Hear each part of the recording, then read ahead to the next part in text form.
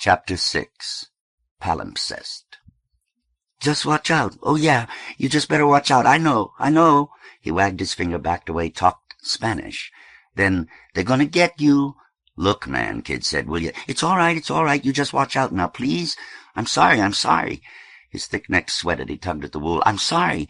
You just let me alone, huh? They're gonna—" Suddenly he looked around, turned, and lumbered into the alley.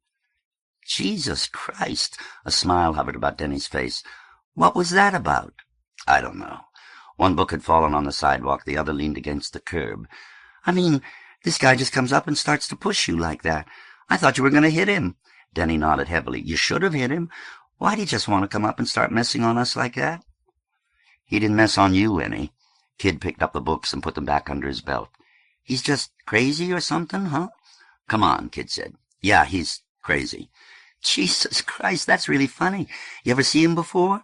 "Yeah." They walked. "What was he doing then?" "Just about the same thing, one time. The others, he was pretty normal."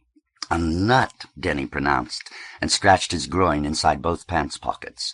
"She lives over there. I thought you knew already. She didn't tell you?" "No." Denny wrinkled his nose. "All this shit in the air, I don't think it's very healthy, you know." "What's the matter?" Kid had stopped to hook up a section of the chain across his stomach. A glass circle distorted the pad of his thumb into a zebra's flank. Dirty troughs whorled the flesh. "She lives right over there," Denny reiterated warily. "All right." In step they angled into the street. "She's got a nice place." Attention held, suspended. Kid wished he could examine it more closely. Diffract, reflect, magnify. They turned the corner and went down the empty street. "Looks like rain, doesn't it?" Denny said. "It always looks like rain." "It doesn't feel like rain." "It never feels like rain." "Yeah, you know, that's right." Denny hopped up the concrete steps holding the aluminum rail. "It never does." Kid followed, surveying the 3-story facade. Denny thumbed the bell. "They live on the top floor. The first 2 floors are empty so people won't think anyone's in the building." "It's a good idea not to attract attention, I guess." Kid contemplated asking who was the rest of they when footsteps clacked on a stairway. "Who is it?" asked a woman. Voice familiar? He wondered from where. "I'm a friend of Lanya's. I'd like to see her." The peephole darkened. "Just a second." The door opened. "You know, I didn't recognize your voice at first," Madame Brown said. "How have you been, Kid?" She took in Denny. "Hello, it's nice to see you again." "Denny, isn't it?" Her neck glittered. "Lanya's living with you?" Kid, shocked, was unsure why. "Mm-hmm. Why don't you come inside?" Somewhere above the first landing, Muriel barked. "Hush!" Madame Brown commanded the air. "Hush, I say." The dog barked 3 times more. Come in. Pull the door behind you. It locks itself." They followed her up the steps. "I think," she let fall behind, "Lanya's asleep. Even with her school, we've both been having an incredible time keeping to any sort of schedule.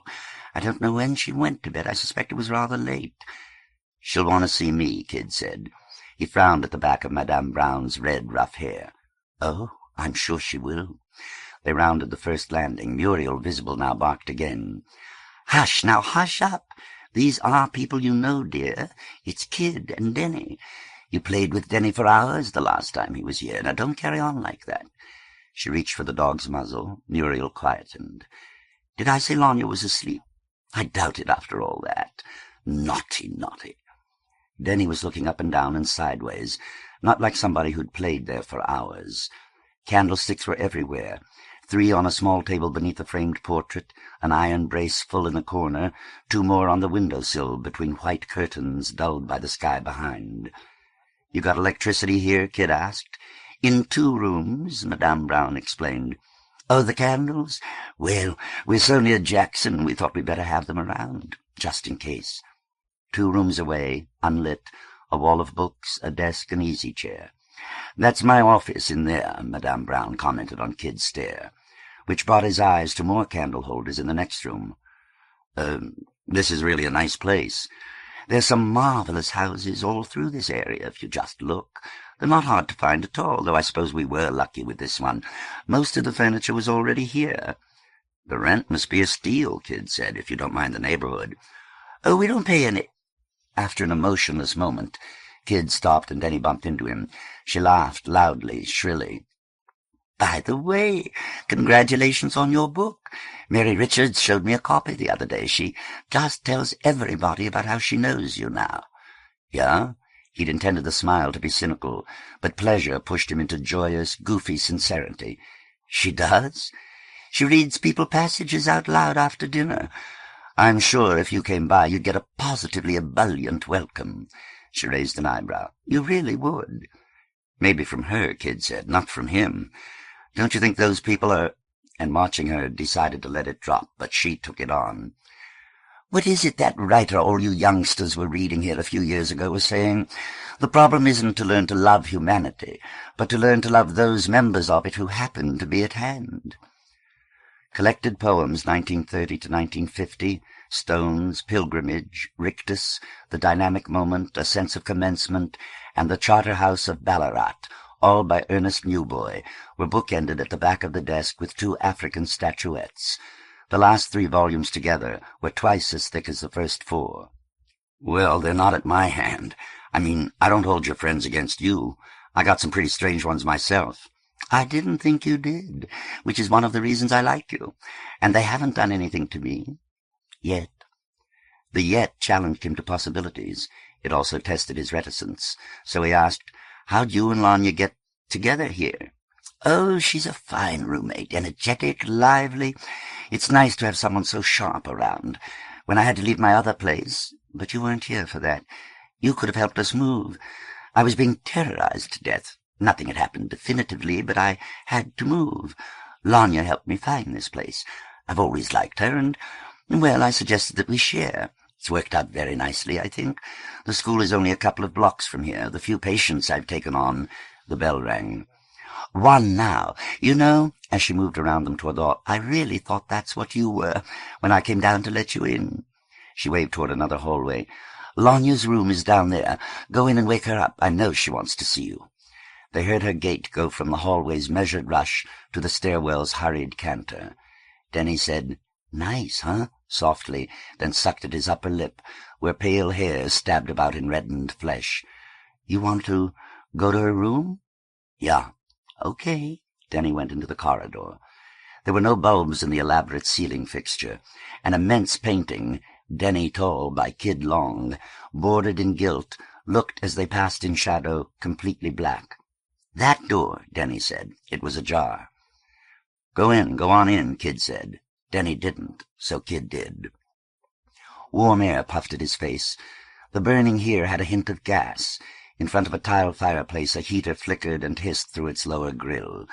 She slept on a daybed under a pink blanket. Before a huge canvas with violent colors and no frame, arms of vegetation, white and purple, bent over her from a dozen pots, spidered in the bay window or hung from the mantel. "Christ, it's hot," Denny said. "How's she sleeping here?" "Go on," Kid said. "Wake her up." Denny frowned at him. "I want to watch," Kid said. Denny's tongue pushed out his lower lip a moment. He stepped forward. Her cheek was flat on the pillow, and both bare shoulders touched the sheet. Her hand near her face bent sharply at the wrist. One heel, grayed at the rim, stuck out, toes turned in. Put one knee on the mattress. She went, turned her face down, and her heel pulled under the cover, swung the other over to straddle her, and grabbed her head. "Hey!" One arm shot out and waved. "God damn, let go of my—" She got over on her back. "What are you doing, huh?" "Oh, hey." The arm came back and locked around Denny's thigh. "Look, babes, I'm sound asleep, huh?" Denny shook her head again. "Oh, come on," and laughed. "Kid said I should wake you up." "Huh?" "He wanted to watch." "With binoculars from the roof across the street?" "He's right here." "Where?" She pushed herself up and looked around Denny's leg. "Hey!" Then a smile poured into her face, mixing with the sleep like milk poured into water, while her eyes cleared like jade. "I brought you something," Kid said. "Him?" She laid her head on Denny's hip. "I like him. He's great, and it's very sweet of you. But I'm awfully sleepy." "Not that." Kid pulled out the books. "These." He sat down on the bed. Her T-shirt was torn at the side, and he could see the place her breast started, and then the nipple under cloth. He contemplated the difference in the two colors, for which even he could only think of the word white. What are— Then she let go of Denny, who sat down, shaking the bed. Oh, she took them from him, grinning. What are those, anyway? Denny asked. Kids' poems, Lanya said. I guess one of those can be for you. Yeah? Denny asked. Why didn't you give it to me before, then? Lanya gave Denny his book and opened hers. It really looks nice. I think you sat on this one a while, though. You're not mad at me now? Kid asked. Was I ever? Sometimes I think you're stranger than I am. Women's liberation has really lost us the prerogative of changing our minds, huh? She sighed. Enough people will be glad to see it go. Hey, Kid asked, are you bawling Madame Brown? No. Lanya looked up from the book, surprised. What gave you that idea? I don't know, Kid shrugged. She likes chicks, and, well, you're here.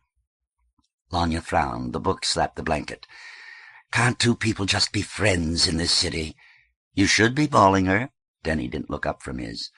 Why? Lanya demanded. 'Cause she's your friend, Denny said. Lanya's frown lingered a moment, then she laughed. What are you, the counterculture Dale Carnegie? Hey, move off my foot, huh? Denny moved. You write all this stuff? He turned another page, turned back to the cover, opened it again. He turned another page, closed it, opened it. Hey, this is the thing they keep on advertising in the goddamn newspaper, huh? Sure is. Lanya turned another page, too. Oh, you're a doll to bring me this. She glanced at him, looked back. I'm afraid I have a confession, though. What? I've already given away about 12 copies each to practically everybody I know, and I think I have about half the poems down by heart. I knew them before they were published, really. Well, that's all right. Kid tried to discover whether that made him feel bad or good. I was going to ask you to write something in the copy I've been holding on to for myself, but this one's mine now. She held it up to her nose. It smells like you. That's much better than an autograph, I think. Denny closed his book for the 6th time and sniffed it. You like the way the kid smells?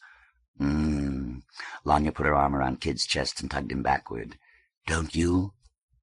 It gives me a hard-on, Denny said. Sometimes, but I don't know whether I like it. Kid lay back. I guess that's nice you've been giving them out. I didn't know you could get hold of it that long. No, you're going to tell me about some more days I missed. How do you get this jungle to grow in here? It's all coleus, she said. They'll grow any place. Creepy, Kid said. You've got it like a fucking jungle. Plants are relaxing. Long as they don't take a bite out your hand when you're trying to water them. Through the variegated purple, he focused on the plaster ceiling, another white than either cloth or flesh. Do I know Wally Efren?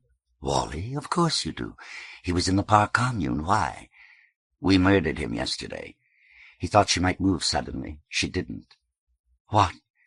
Yesterday one of our more retarded honkies beat in his head with a pipe. To death. You were there. It was happening downstairs in the kitchen while we were out on the balcony. It was Dollar, Denny said. Lord, she whispered, grave with shock. Dollar was the one you were talking to who was so— Denny went on, till she interrupted. I remember Dollar. Wally? Which one was Wally? Kid closed his eyes. He was the boy who was always talking about Hawaii. Oh, Kid opened his eyes again. Yeah, I remember. He's dead? Some stupid fight. I don't know what happened. We were all there and nobody— I know what happened, Denny said. Dollar's a fucking nut. Somebody probably said something he shouldn't have, and Dollar didn't know when to stop. Lanya sucked her teeth. That's Wally. Kid, that's terrible. What's going to happen? He shrugged. Like what? At which point Denny drew in his breath and said, Shit, man, you write some goddamn bloodthirsty poems.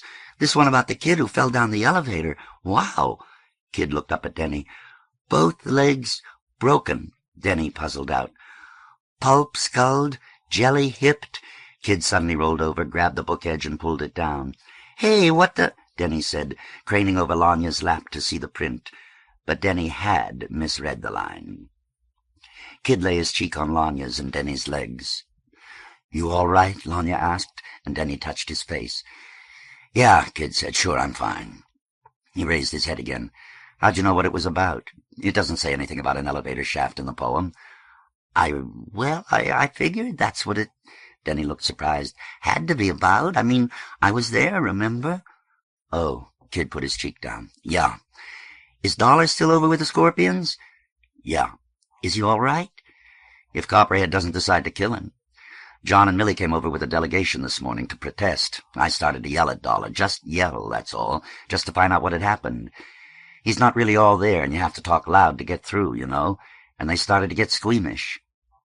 Lanya said, I've never believed in capital punishment either. And Wally wasn't the most popular person around. Rap, rap, rap, rap, rap. He could be annoying. That's not the point. I know, believe me, I know. She rocked him, bending above. I mean, You don't believe in capital punishment as long as there are mental hospitals, right? With violent wards. Well, we don't have any violent wards. We don't have any jails, either. But you have to... Look, Kid pushed himself up and twisted around. I don't believe in capital punishment, period. I think if one person kills somebody else because he gets his rocks off, or he just wants to, that's, well, maybe not right. But a bunch of people getting together and deciding to kill somebody else because it's anything from right to expedient is wrong. Lord, Lanya said again. Donatien Alphonse Francois de... What? Denny said. Never mind. She pushed the covers down. Let's go for a walk or something. I'm not sleepy anymore. Kid suddenly reached across to yank Denny's hair. Hey! Kid pulled the boy down. Denny dropped the book and grabbed at Lanya's arm. What the fuck? You like my smell? Lanya said, Hey, what are you? And backed away, frowning. Denny's arm flapped. Kid caught it with his other hand and forced the head into his lap. Come on, you like it? Shit, Lanya tugged Kid's wrist. Let go of him. Hey! Denny laughed loudly, nervously, and pulled, couldn't get loose, and yelled a little. Come on, let me... You like it, you little bastard. Denny held onto Kid's hip and twisted his face. Yeah, Kid, will you stop that for God's... Kid suddenly let go, held both his hands in the air. See? Denny put his other arm around Kid's other hip. His face against Kid's jeans, he took a breath. It's okay when I do him like that, Kid said to Lanya. He likes it. You like it, don't you? Fuck you, Denny said. Yeah, I like it. You like my smell? Lanya suddenly swung up on her knees. One knee went above Kid. She grabbed him by the ears. He started to say, hey, but let it turn into a roar, and raised his head to muffle it between her legs. She bent and locked her arms behind his head.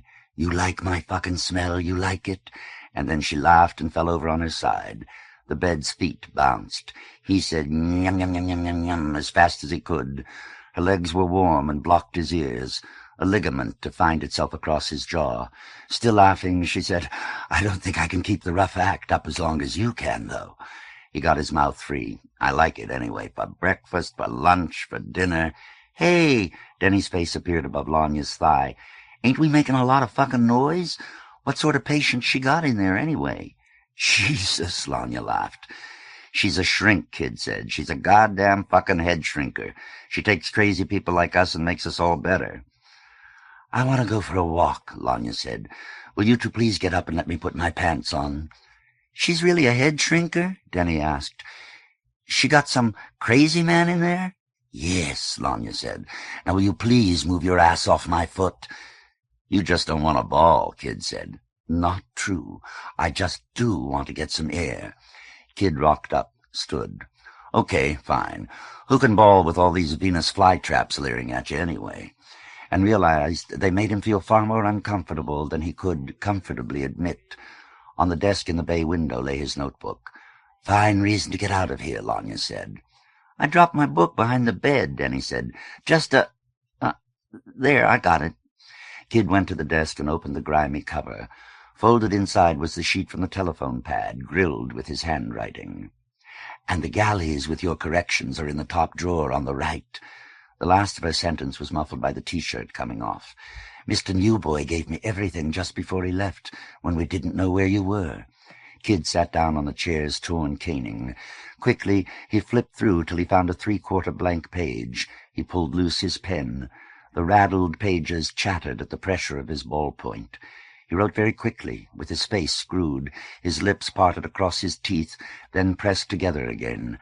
Where his spine settled in the sacrum socket, a suspended tension began to release. Neither he nor it finished when Denny behind him said, Kid? But he closed the notebook cover over the page. Then he turned around. Lanya, sitting on the bed in her jeans and sneakers but no shirt, looked up from the book of poems. Denny stood in the middle of the room, one hand flat on his thigh. You said, I wanted to tell you, kid, that, well, when you go on like that with me and call me names and stuff and push me around, I guess I don't mind it." He looked down and swallowed. "But I don't like it that much."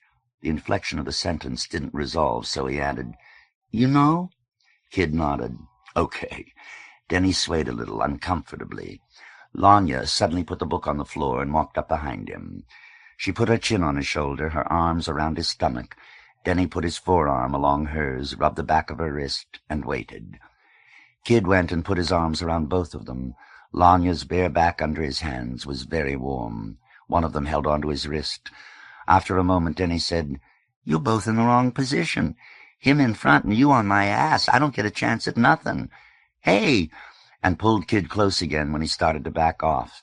Lanya, head bent, hair brushing Kid's nose over Denny's shoulder, looked up with wide, wide eyes, brighter than any leaf about them.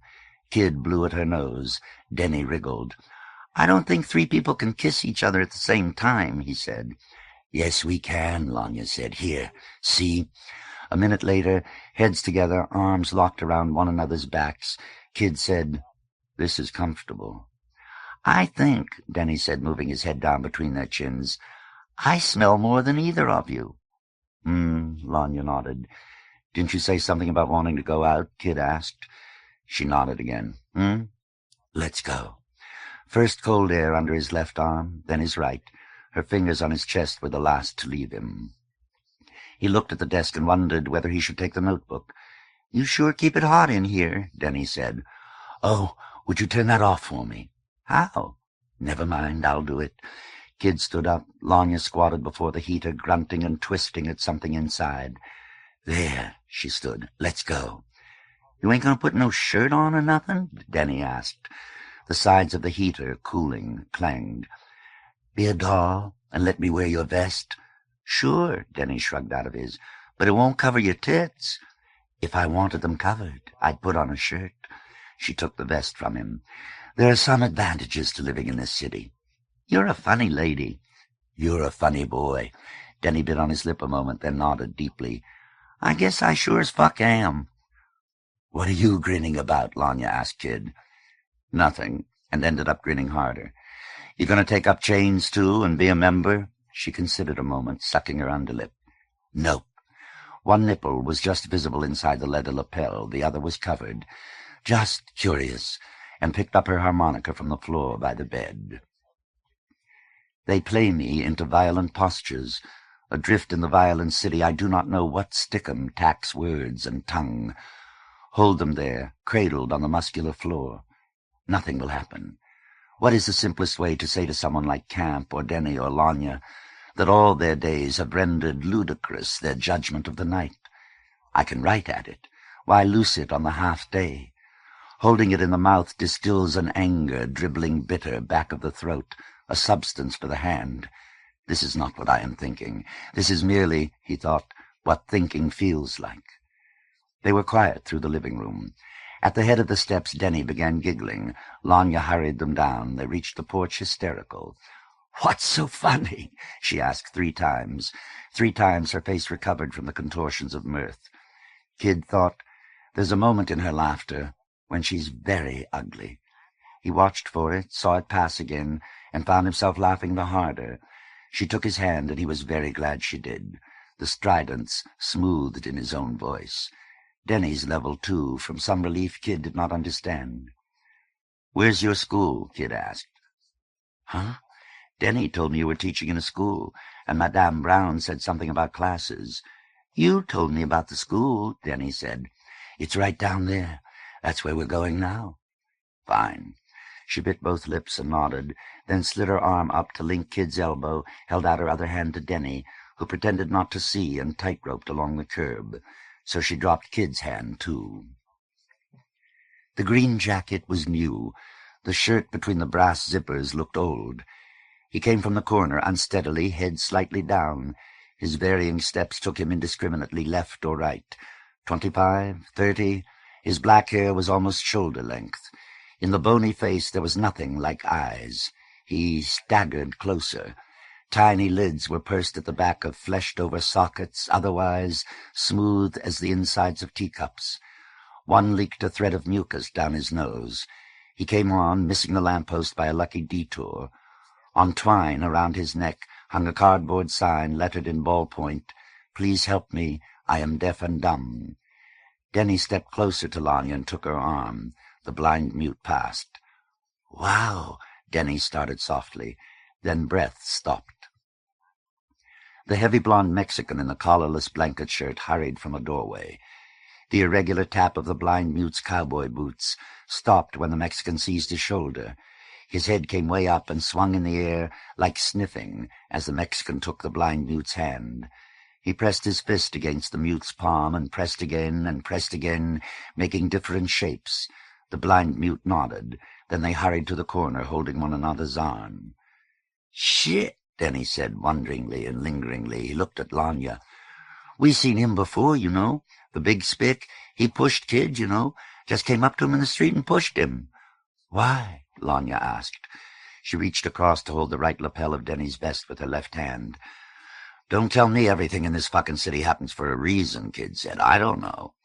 "Well," Lanya said, "usually in Bologna everything happens for—" Then she sucked her teeth.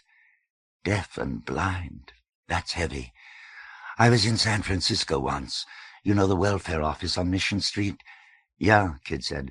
"I tried to get on welfare out there, but they wouldn't let me." She raised an eyebrow. "I was walking by it once, reading the signs on the Page Glass Company. When I looked down, I saw a dumpy woman in a flowered house dress leading this old man who was tapping a cane. But when she got to the steps, she stooped down to feel around, and she was saying, 'Now I know where it is.' 3 more steps, and I realized she was blind too. I watched them till she finally got them through the door. It was fascinating and a little horrifying. But when I went on, I began to think, what a marvelous image for most of human history, not to mention current politics. Practically every relationship I know has something in it of... And then, of course, it struck me, and I began to laugh right there on the street. But the point is, it really hadn't occurred to me all the time I'd watched them, and all I could do was think how lucky I was, and I had decided not to be an artist or a writer or a poet. Because how could you use a perfectly real experience like that in a work of art today, you know?" "I don't get it," Denny said. "What do you mean?" Without Denny's vest, Kid noticed one of the 5 chains Denny wore was copper. His back and shoulders, here and there pricked with pink, looked white as stone. "It's just that—" Lanya frowned. "Well, look, Denny, you've heard the expression—" He hadn't. When they tried to explain for a block and a half, Kid realized that Denny was now between them once more. "But why can't you use something anyway that somebody already said?" Denny demanded once more. "I mean, if you say where you got it from, maybe?" But Kid could not remember switching positions. Gruffly he switched back. "That's the school." Lanya squeezed Kid's arm. "It doesn't look like one, I know, but I guess that's the point." "It looks like a drugstore," Denny said. "I wouldn't want to put a school in no place that looked like a drugstore. I mean, not around here." "It was a clothing store," Lanya said. "Oh," Denny's tongue made a hillock on his cheek. "It sure looks like a drugstore." "I hope not." Lanya actually sounded worried. "I don't think it should look like any sort of store at all," Kid said. "I mean, if you don't want people busting in." "That was the idea," Lanya said. "I didn't think it looked like a store at all. At least, since we took the sign off. Just a house with a large front window. There isn't any writing on it." "I seen drugstores like that." Denny nodded in self-corroboration. "People around here are always busting into drugstores and doctors' offices because they think they can find shit. And they find some, too." Lanya jiggled the handle. "I thought it looked like a coffee shop." The door swung in. Turning inside, Kid saw curtains in front of the window. Light prickled the weave. "I didn't notice those from the outside." "That's because the window's so dirty it really doesn't matter." "It sure is dark," Denny muttered. "You got electricity here, don't you?" "There are lanterns," Lanya said, "but I don't think we'd better use them now." "Put your lights on," Kid told Denny. Denny's hand rattled in chains. Lanya's hand leaped to shadow her face. "That surprised me," she laughed. Shadows from the chairs swung on the linoleum as what had been Denny moved toward a blackboard stand. "It sure looks like a school inside." "Actually, started out just as a daycare center. You have no idea how many children there are in Bologna. We don't either. They don't all come here." "You take care of them while their parents go to work?" Kid asked. "I really don't know what they're—" She glanced at him, closed her lips, moved them across her teeth. "What their parents do. But the kids are better having each other to play with, someplace where it's safe. And we can teach things here, things like reading and arithmetic. Paul Fenster got the thing started. Most of the kids in my section, and all the sections really, are black. But we've got 3 white children who are holed up with their parents over in the Emboriki department store." "Shit," Denny said. "You take those bastards?" "Somebody has to." "I don't think I'd fall in love with any of them." "Yes, you would. They're all as cute as the devil." She picked up a lantern that had dropped from its nail and hung it back. "When Paul suggested that I take over a section, at first I really wondered. I'm not a social crusader, but you wouldn't believe how good these kids are. And quiet. With a bunch of 7, 8, and 9-year-olds, it's a little unnerving just how quiet they can be. They do practically anything I say." "They're all probably scared to death." Lanya made a face. "I'm afraid, really. That's what it is." "Of you?" Denny's great light bobbed. "No," Lanya frowned, "just scared. It was my idea to try actually teaching something, just to pass the time. It works out a lot better than letting them run loose, mainly because they don't run." She blinked. "They just sat around and fidgeted and looked unhappy." She turned to the table. "Well, anyway, here—" The aluminum face of a 4-spool tape recorder, interrupted with a quorum of dials, twin rows of knobs, tabs, and multiple ranks of jack sockets, gleamed above coiled wire, on which lay 3 stand mics and several earphones. "Since you're here," Lanya sat one rod mic upright, "you might as well help. I was going to try something out that I've been working on. Denny, if you're going to keep that thing on, please be still. It's distracting." "Okay." A chair rasped back. Denny's light, quivering, lowered about it and consumed it. "Okay, what do we do?" "You can start off by keeping quiet." She pressed a switch. 2 spools spun. "Then it gets more complicated. This is a great machine. It's 2 free and reversible 4-track recorders on one chassis, with built-in cell sync." She pressed another tab. The spool slowed. She blew a run on the harmonica toward the mic, pressed the off button. Another finger went down on a black tab. The spools halted, reversed. Another finger went down. The spools slowed, stopped. Another finger, they reversed. From under the table, Kid's eyes jerked down to the metallic shot speaker cloth. The harmonica, twice as loud and with echo, rang like a mellophone. Lanya turned a knob. "Level's a little high, but that's the effect I want for the 3rd track." The tape ran back. More tabs, chug, chuck, reversed. Lanya blew another run and replayed it. "Gee," Denny said, "on the tape it sounds just like you playing." "No," Kid thought, "it sounds entirely different." He said, "It sounds pretty good, but different." Lanya said, "It's about okay." She turned one knob a lot and another only a little. "That should do it." She pressed another tab. "Here goes nothing. Be quiet now. I'm recording."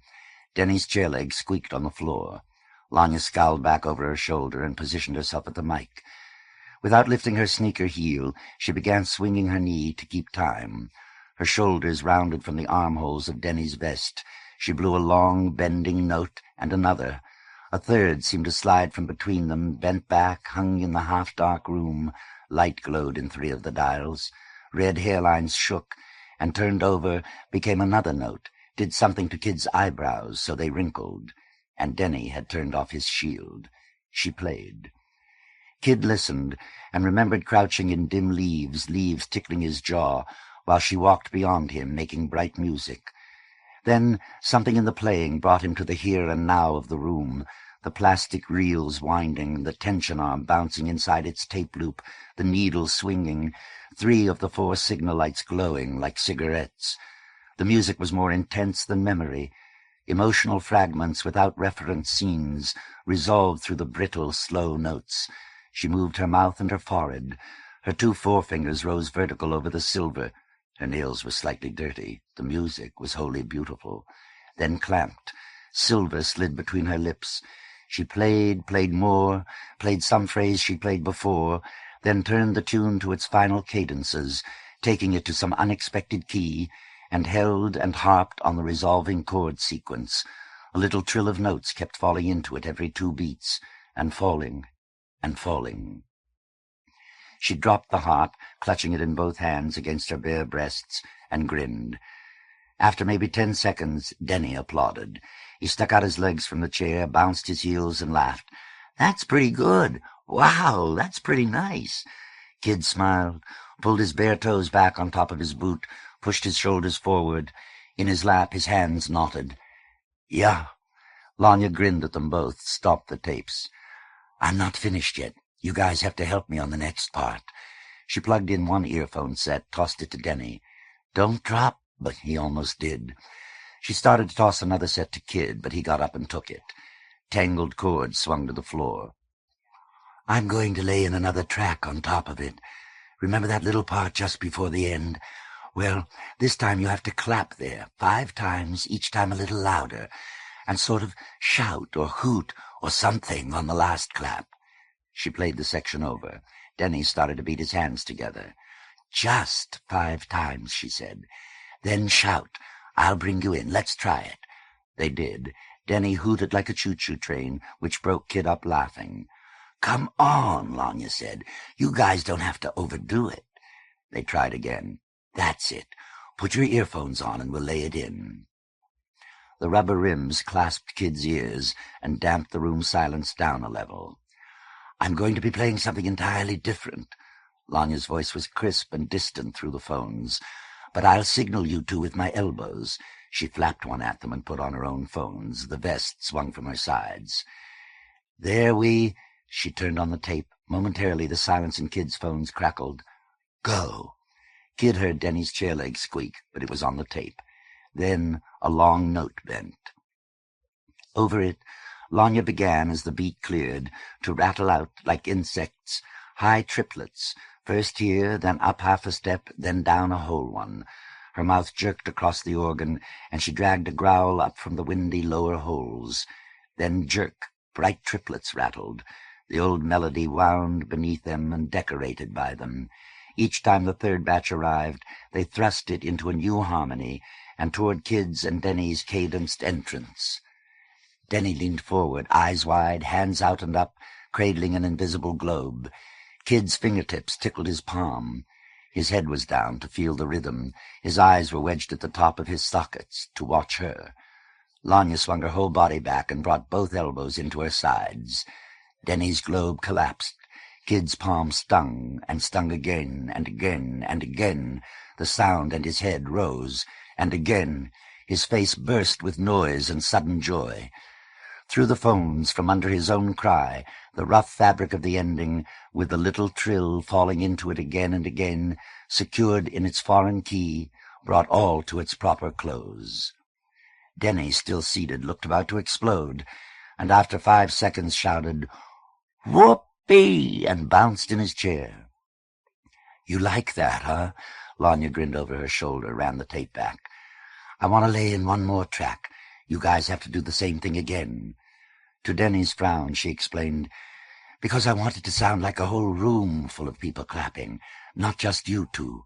See if you can shout on a different note. I mean, if you hooted high before, hoot low, and vice versa." "Sure," Denny said. "Where'd you learn to do this?" "Shh," Lanya said. "Let's just do it.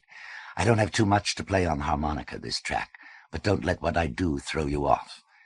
Kid nodded, pulled apart the phones at his ears. 2 rings of perspiration cooled, then let them clamp back. "Here we go." She glanced back. "Ready?" The crackle, the chair squeak, then the long note, bending. Lanya reinforced the first phrase with middle notes, dropped the harp from her mouth, took a step back, and whistled a phrase over the quiet beginning. One of the harmonicas already recorded took it up. Kid suddenly understood the movement between soft and loud built into the 2 tracks already down. Lanya whistled again. Again the harmonicas carried the whistling into their organ-like development. She put the harp to her mouth, gave some bass strength to another section, waited, glanced at Kid, at Denny. Another 30 seconds of music gathered itself together. Suddenly she whistled shrilly, and her elbows came down. Kid and Denny clapped. So did Lanya, taking a large step back from the mic, bobbing her head and whacking the back of her harmonica hand against her palm. They clapped through the ringing 5, and all shouted together with the voices already taped. Once more Lanya was at the mic, harp at her mouth, weaving high shatter notes through the ending tapestry. Then silence. She said softly, breathing hard, "There," and pressed a button. The tapes halted. "Jesus," Denny stood. "That's wild. Where'd you get the tape recorder? I mean, how'd you learn?" "Paul borrowed it from Reverend Taylor for me." "You do a lot of that stuff before?" Denny asked. "Nope." Lanya took off her own earphones, hung them over the mic's jutting bar. "It's just something I wanted to try out. I've worked with tapes before, but—" Kid said, "Let's hear the whole thing." Taking off his earphones, he came up beside her. "What are you going to call it?" Denny clacked his earphones down on the table. "Watch it," Lanya said. "Those are delicate." "Sorry. What's its name?" For a while, she ran her thumb across Kid's chest, "I was thinking of calling it Prism, Mirror, Lens. But then—" Denny disappeared in his ball of light. Lanya squinted, stepped back. "What with that big thing we saw up in the sky? I don't know. Maybe I'll just call it diffraction. I like that."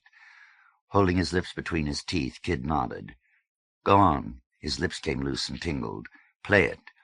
Denny turned on like a frozen node of incandescent gas, moved center floor. Tapes turned. "Here we go." Denny stilled.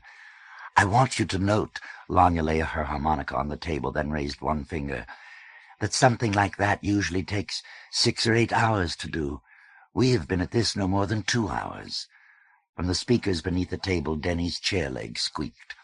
Kid put his own phones down softly and listened, thinking, temporal diffraction, 2 hours? It had seemed perhaps 20 minutes. The long note bent. Somehow, lost in a machine, I have been able to grasp and strip from the body of experience 3 layers of living theme. She inscribed them with her music, laid them over one another, so that thinned by tape and transistors, their transparent silences and oral aggregates, as she, the inventor, conceived them, clear for me, the invented one, at last. On the tape, Lanya whistled and played with her own whistling, the harmonica cradling its brittle upper notes with low, breathy ones. Is that where it goes? Thinking, when it goes? This is melody, and there, the shrill whistle, which Kid realized now was the real musical signal for the clapping to begin, which began. He listened to a room full of people clap in time. One of the tracks was heavily echoed and made the clapping seem to come from dozens. The claps mounted, a final clap, and the dozens shouted. Among them he recognized his own voice and Denny's and Lanya's, but there were many others. Their shouts died over a discord no single harmonica could make, but probably any 3 could. The finale cleared in its higher supporting key. Trills of notes fell into, and trills of notes rose out of, the moaning chord. The sound clutched at him, tightened his stomach. Lanya listened, arms at her sides, head down, frowning with concentration. The white pips of her upper teeth dented one side of her lip. The piece ended. She still listened. Then Denny applauded and laughed. Another Denny on top of him shouted, "Whoopee!" And Denny across the room, encased in light, said, "Hey, you know we got company in here. Look back there." Lanya's head came up suddenly. She turned off the tape. Denny's light was over near the darkened corner. "Back behind the blackboard there." "Huh?" Kid stepped forward. "There's a big old nigger bitch in here, and man, she's about to shit." "Denny!" Lanya exclaimed, and ran through the edge of his light, which turned, laughing, after her. Kid pushed away the blackboard, looked down. The board-stand's wheels stopped creaking. The woman wore a black hat and a black coat. The hem ruffled on the floor around her. She blinked up at them, feeling for the string handles of the shopping bag beside her. Catching the bag up, she breathed the word, all wind. "What do you want?" Long asked. "Are you all right?" The woman's eyes narrowed at the light that was Denny, came to Kid's, and widened. She blinked again. "You got juice and cookies?" "What? This is the school?" Her voice was still breathy. "You got the juice and the cookies for the children?" "Oh, I'm sorry." Her knuckle rose to dent her double chin, a gesture recalling June. "I thought I could get some from here, you know. I live in Cumberland Park, and the store where I go all the time ain't got none no more. I go in there every day, and I get some every day, but I go in there yesterday, and there just ain't nothing at all. Oh, God, from the children. I'm so sorry." Then Lanya said, "Why don't you go to another store?" "Oh, I'm sorry, I really am." "You got juice and cookies?" Denny asked. "Why don't you give her some?" "Because this is—" Lanya's lips worried, the teeth behind them. "You wait here." She walked from the circle of Denny's illumination. Kid heard a door. The woman transferred her bag to the other hand. "Taken from the children? That's just so awful." Her voice was weak. Lanya stepped back into the light. In one arm were 2 No. 10 cans of grapefruit juice. In the other were 2 boxes of Toll House cookies glistening in cellophane. "You take these, but don't come back here. Don't break in here and try and take stuff out. Find another store. There's one 4 blocks up from here that still has things in it, and there's another one a block and a half down, right by the burned-out dry cleaners." The woman, her tongue tipped pink between her lips, blinking, opened her bag. The can and the boxes went chattering in. Lanya walked to the front door and held it open. The woman glanced at Kid, at Denny's light, quite distressed, and stepped unsteadily forward. At the door she hesitated, suddenly turned to Lanya. "You teach little children dressed like that, half naked, with your breasts all hanging out like that? Why, that's terrible. It's a disgrace to God." Then she fled, coat hem swinging above her splayed heels. "Get that!" Denny, lights doused, ran forward. "You want us to take back our goddamn juice and—" "Denny!" Lanya blocked him at the door. "I mean, will you get that shit?" He turned in her restraining arms, shaking his head. "Why'd you give her the damn stuff?" "Oh, come on, let's go." "I mean, goddamn, she didn't even say whether or not she liked your music." Lanya held on to Denny's shoulder. Well, maybe if she was hungry, she didn't really care about the music. Hiding back there for a couple of hours. Then what'd she care that much about your tits for? Denny shrugged her hand away. She could have come out. We wouldn't have done nothing. Shit. "Well, I'm not going to let it bother me," she said, "so don't let it bother you." Kid thought, how did she get in here in the first place? Then thought, what I was just thinking. It was something I wanted to ask. "Yeah, let's go, huh?" He laughed and thought, what was the thought that just slid off the tables of my mind? Kid followed them outside and thought, she is bothered. "Close the door, will you?" Lanya said. "By the way," Kid began, "how did she—" Denny glanced back at him. Lanya didn't. "You know," Kid caught up to her, "I wonder if there are really any children ever in there. I mean, I'm having a harder and harder time believing in anything I don't—" "Huh?" Lanya looked up, deep in thought she hadn't heard. He grinned at her and rubbed the back of her neck. "Diffraction," he said. "I like it." She leaned her head back and shook it. Hair brushed his hand and wrist. "What are you going to do with it?" he asked. She shrugged. "I don't know. What are you going to do with your poems?" He shrugged. "Maybe write some more." She slipped her shoulder under his arm. "Maybe I'll compose some more. Maybe." Suddenly she said, "A disgrace to God. Really." Denny, who walked along the curb, picking at his chest, glanced back and grinned. What she's thinking, Kid thought, is seldom what it looks like she's thinking. Sometimes, as he walked, he catalogued incidents.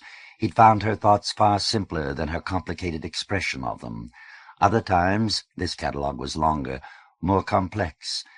Denny, holding his chains with both hands and walking with his head down to examine what was beside his feet, was easier, nastier, duller, and, the attraction beyond the body, predictable. Lanya lifted her harmonica. When, Kid tried to remember, had she snatched it up from the table inside?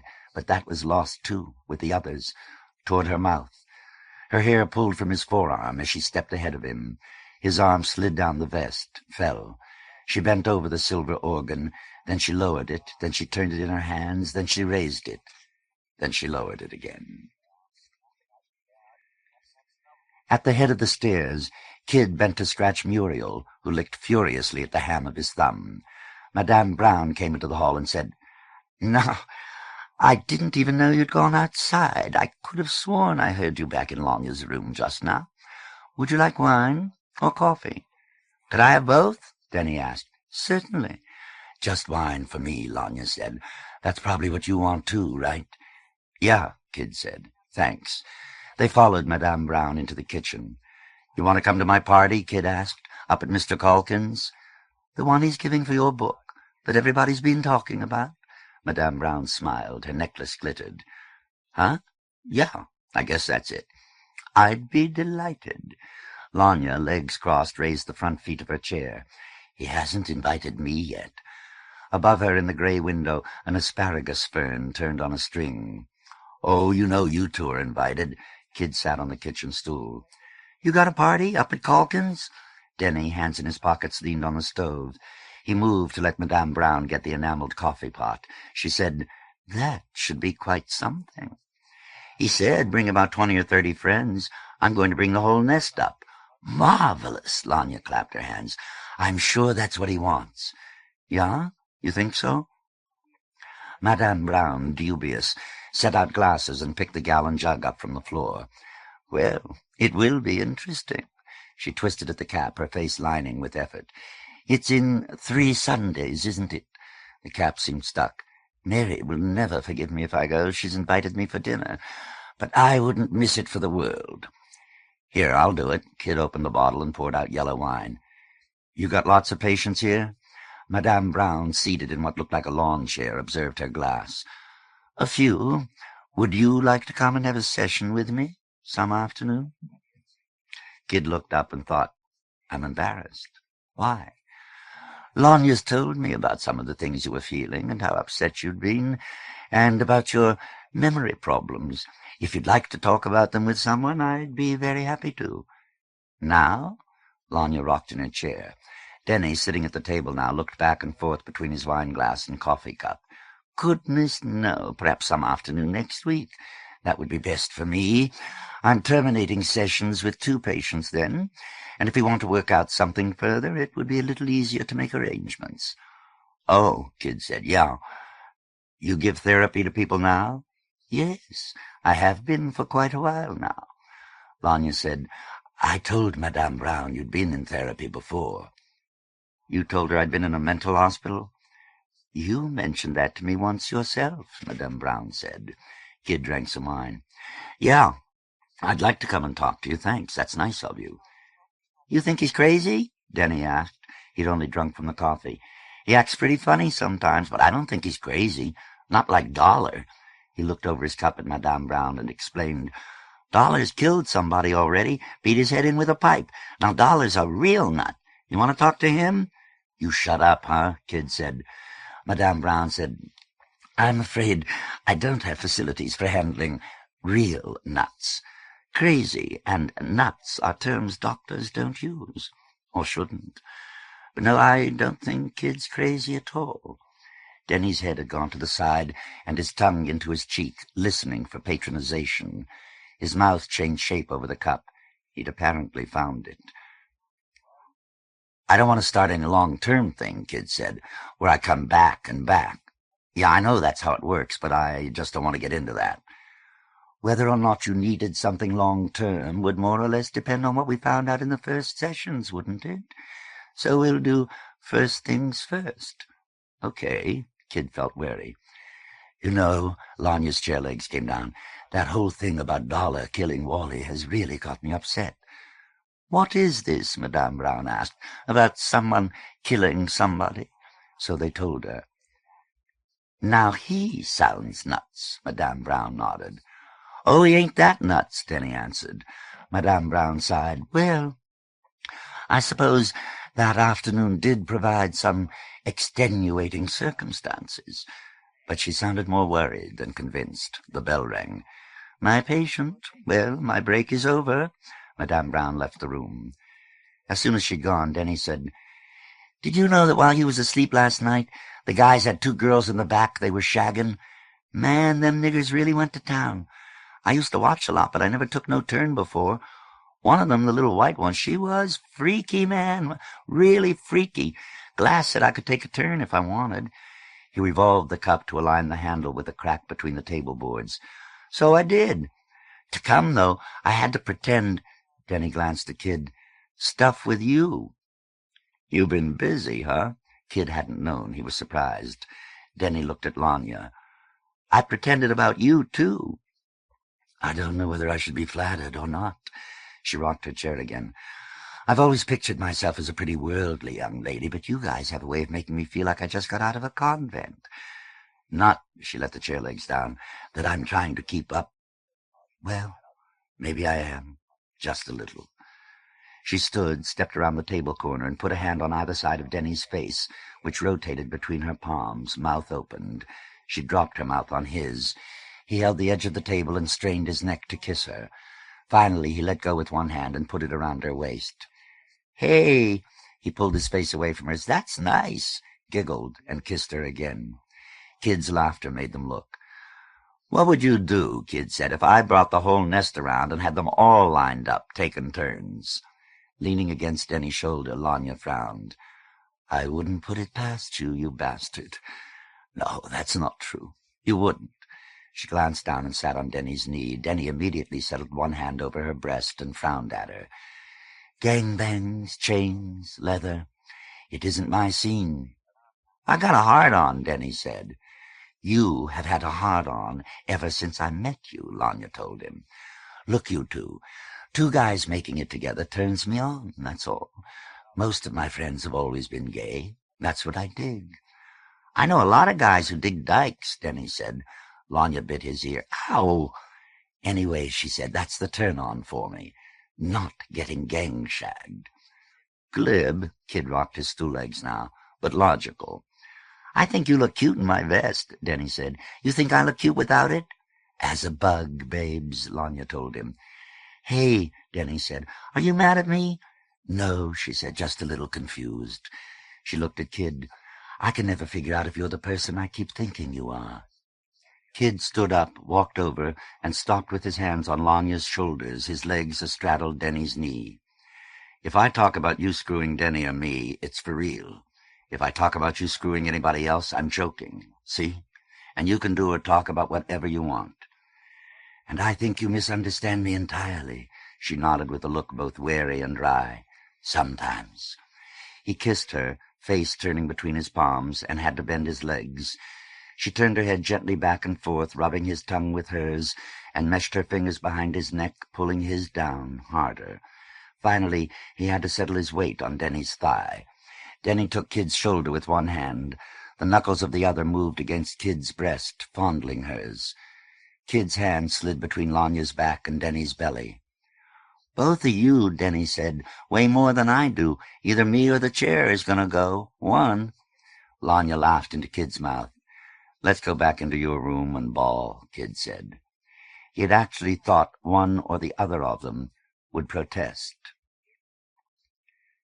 Jeff Rivers, Arthur Pearson, Kit Darkfeather, Earl Rudolph, David Wise, Philip Edwards, Michael Roberts, Virginia Colson, Jerry Schenck, Hank Kaiser, Frank Yoshikami, Gary Dish, Harold Redwing, Alvin Fisher, Madeline Terry, Susan Morgan, Priscilla Meyer, William Dahlgren, George Newman, Peter Weldon, Ann Harrison, Linda Evers, Thomas Sask, Preston Smith.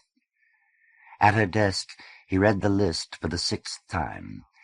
The sky beyond the bay window, dense and low, darkened toward evening. Roberts or Rudolph, Rivers or Evers, fantasize a persona for any. Which, he pondered, would I pick myself? Some permutation. Gary Morgan, Terry Rivers, Thomas Weldon. None was his. Was one perhaps nearer than the other? No. If they are all real people, he reflected, then each is just as important. Hey, Camp, isn't this what that democracy's about that put you up on a moon?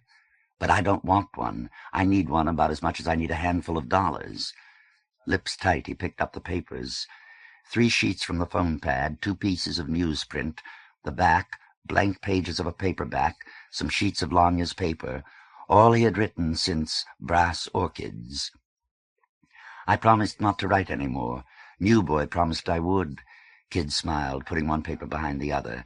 He slipped Brass Orchids from beneath the notebook, opened it, closed it, opened it again. Holding it on his palm too long made his stomach ache. Such a strange, marvelous, and marvelously inadequate object. He was still unable to read it through. He still tried, and tried again, and tried till his throat was constricted, his forearms wet, and his heart hammered down where he'd always thought his liver was. Neither dislike nor discomfort with the work explained that. Rather, the book itself was lodged in some equation where it did not belong, setting off hyper-radicals and differentials through all the chambers of his consciousness. He looked over at the notebook, read what was on the page behind the list. Quote, Lingual synthesis. Wittgenstein, Levi-Strauss, Chomsky. I suspect it is what they were getting at. Attempts to reduce vast fields of philosophy, anthropology, and linguistics to sets of parameters that not so much define as mirror the way in which philosophical, anthropological, and linguistic information respectively fit into, upon, and around the mind itself. Those particularly parametric works, the Tractatus, La Geste d'Asdevol, Syntactic Structures. Though all 3 men have written much longer works, work of this type must be very short. None of these is above 30,000 words. Do not discuss fields of study.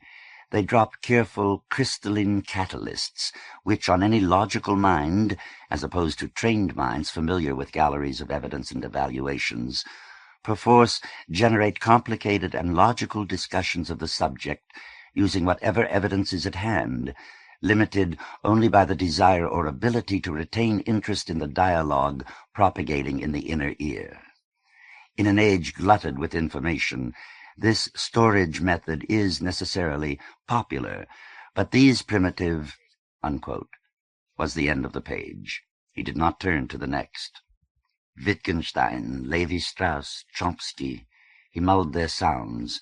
A year and a half ago, he had read everything he could find by one. He had never heard of the other 2. Lingual synthesis, that was nice on the tongue. Particularly parametric works. He picked up Brass Orchids, balanced it on blunt fingers. Careful crystalline catalysts.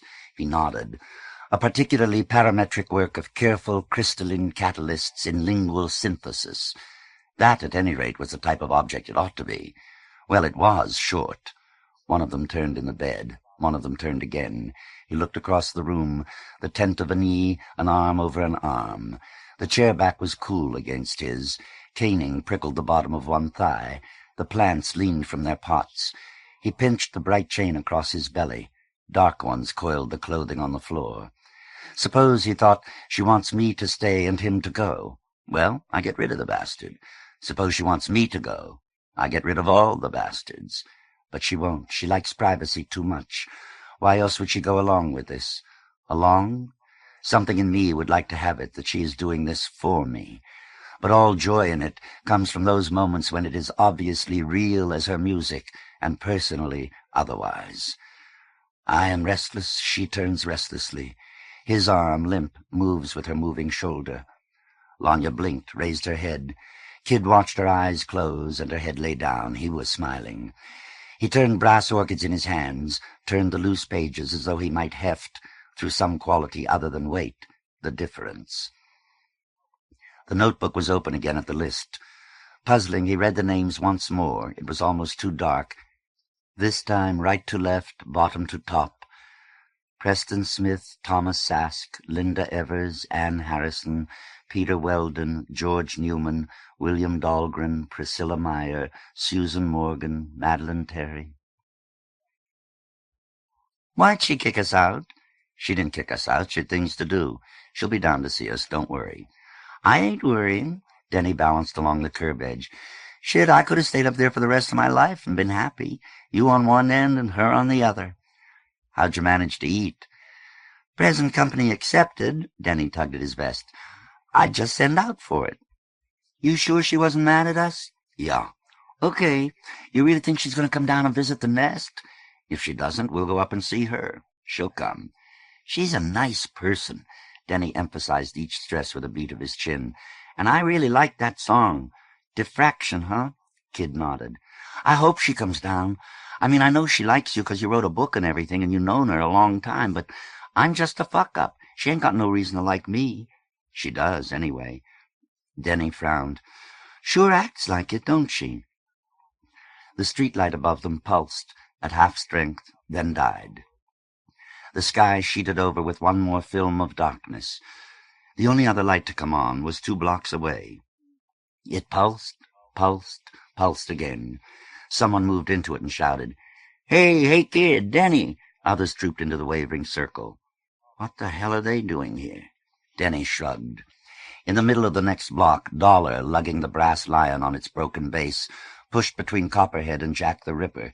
Hey, we gotta move, you know. We're moving again. Dollar was grinning. Copperhead was not. The fucking house burned up on us. How you like that? The fucking house burned up. A knapsack, one green with his fatigues, swung about his shins. He hefted the strap to the other hand. Jesus, Denny said. All my shit?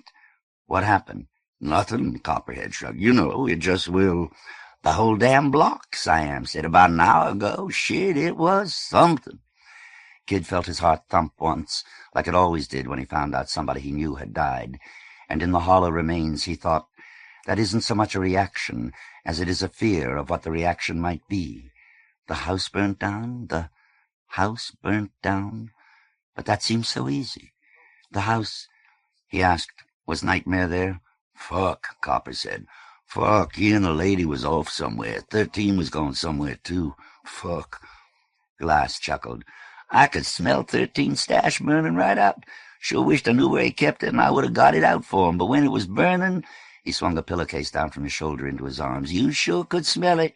You know I've been in 7 goddamn fires. 7 times I had my house burn out from under me. Lost my mother in a goddamn fire. In Bellona? Siam asked. Glass looked at Siam, realization in his face that he had been misunderstood. No, he hugged up the pillowcase. I ain't been in no fire in Bellona except this one. Where are we going to move? Denny said, You want to go back to Lanya's and see if she'll put us... Not on your fucking life, Kid said. I mean, Denny questioned, you said she wasn't mad at us none. You got some place for us to move? Copperhead asked. No, Kid said. Come on, we'll find one. Now, we don't want no place that's going to burn up again before we get in it, Copperhead said, do we? Scorpions mumbled outside the circle of the lamp. Some carried mattresses, some cartons, some shovels and tools. Come on down this street, and the cavalcade practically filled the alley. Trees had been planted and ringed with ornamental fences, but each trunk was charred to a black fork with twisted tines. That wooden house must have gone up like a matchbook. No, Copperhead told him, nobody got hurt. Nobody didn't really lose nothing they didn't want to lose. We all got out in time. I got the line. Kid turned on Dollar's pocked and stubbled grin. Man, I wouldn't have left my line behind for nothing. It's the only fucking thing I own. You got that for me, kid, remember? You got that for me. I wouldn't leave behind nothing like that for anything in the world, you know. Denny? Behind Dollar, she pushed her way forward.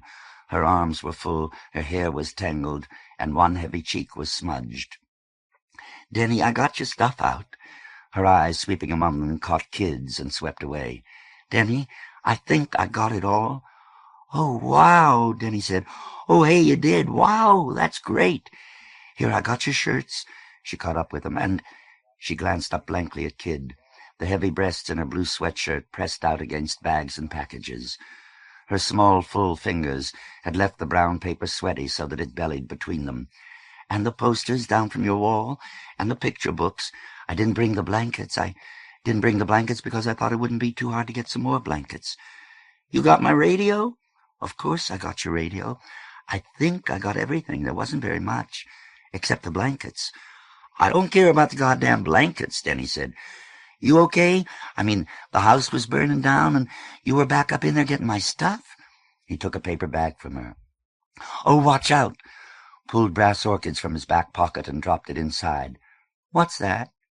Nothing. What are you so curious about? Oh, hey, You got my game in there?" "Uh-huh. Denny, why don't you let me carry the rest of those?" "That's all right. Denny." "What?" "I don't think me and my friend—" She glanced back. Kid did, too. The blonde girl in the pea jacket was just behind them. "Are going to stay with you guys any more? I just wanted to bring you your stuff." "Hey," Denny said, "why not?" "I don't know." She adjusted the other bags. "We just want to go somewhere else. We don't want to be members, and we know some nice people who have a house where we thought we could stay. It's just girls there." "Just girls?" Denny said. "You ain't going to have no fun there." "Boys can visit and stuff like that. Boys just don't live there. I just don't think I want to live with you guys any more.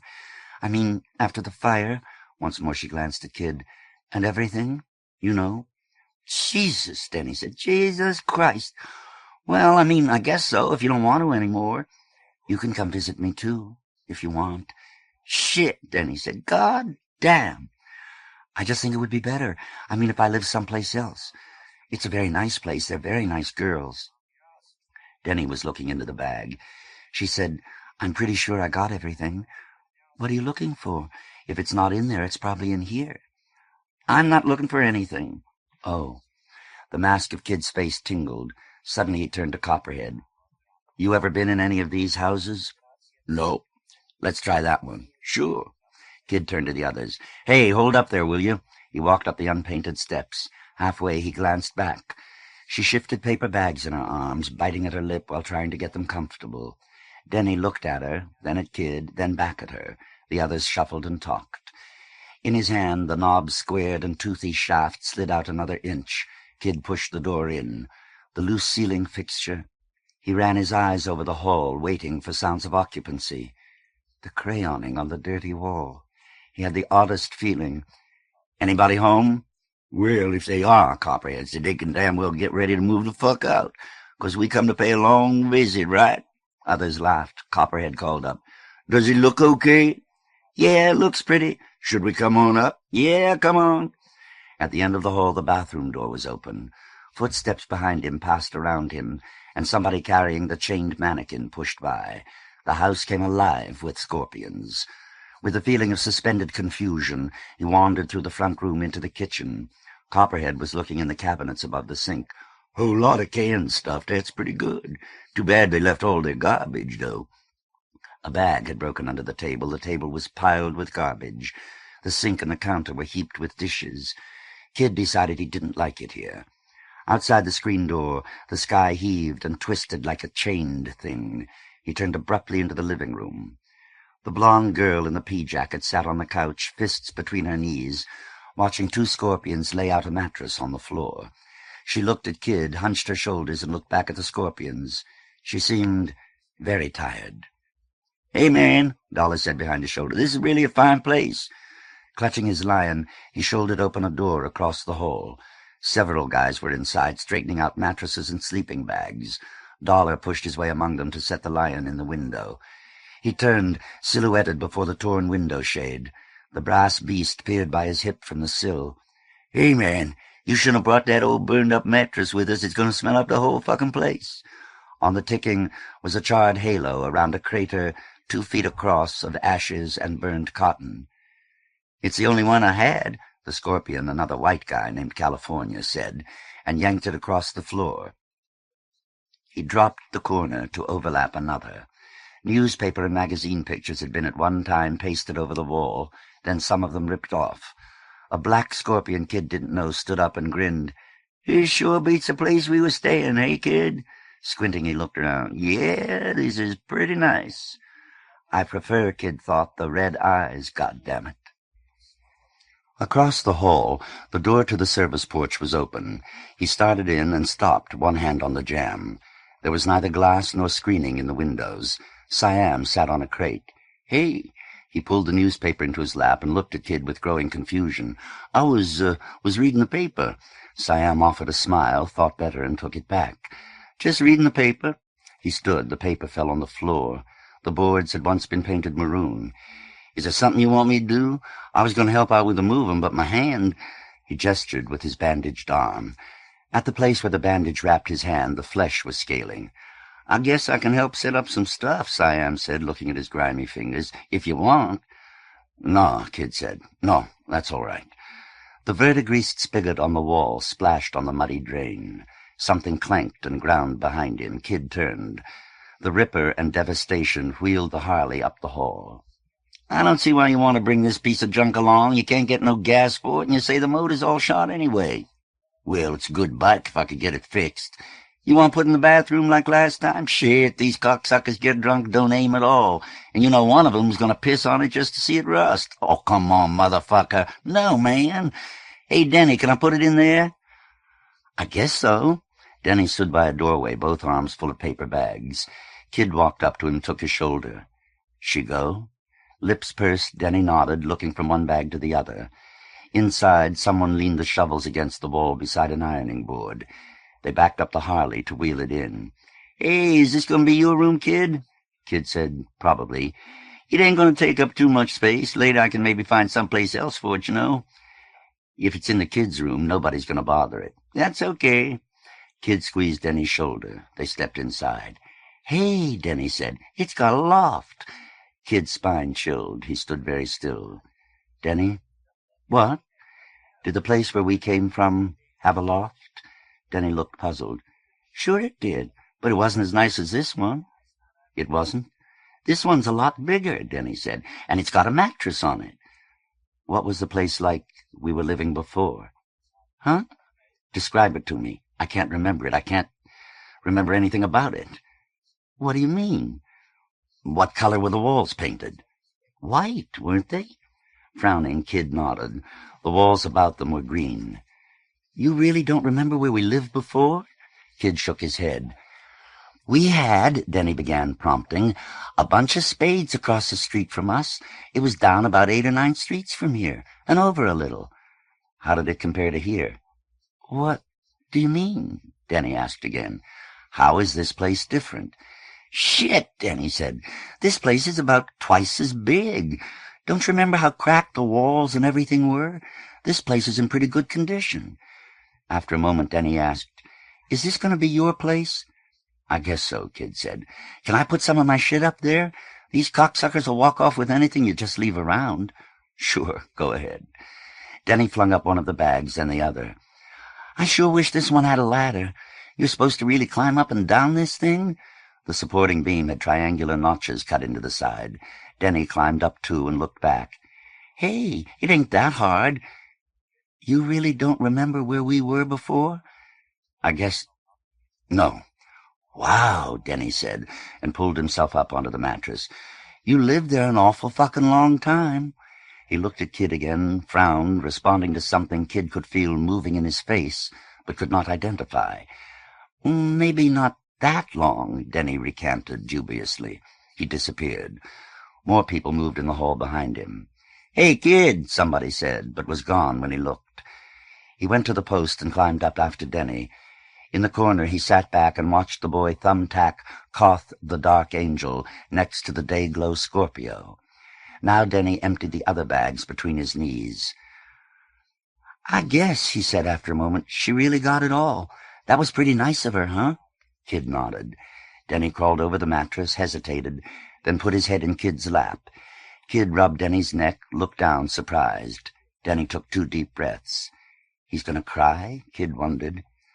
You all right? Denny asked in a perfectly controlled voice. Yeah, Kid said. What about you? I'm fine, Denny said listlessly. After a while he said, I'm going to go down and check things out, huh? Okay. He sat alone, listening to the sounds of the house.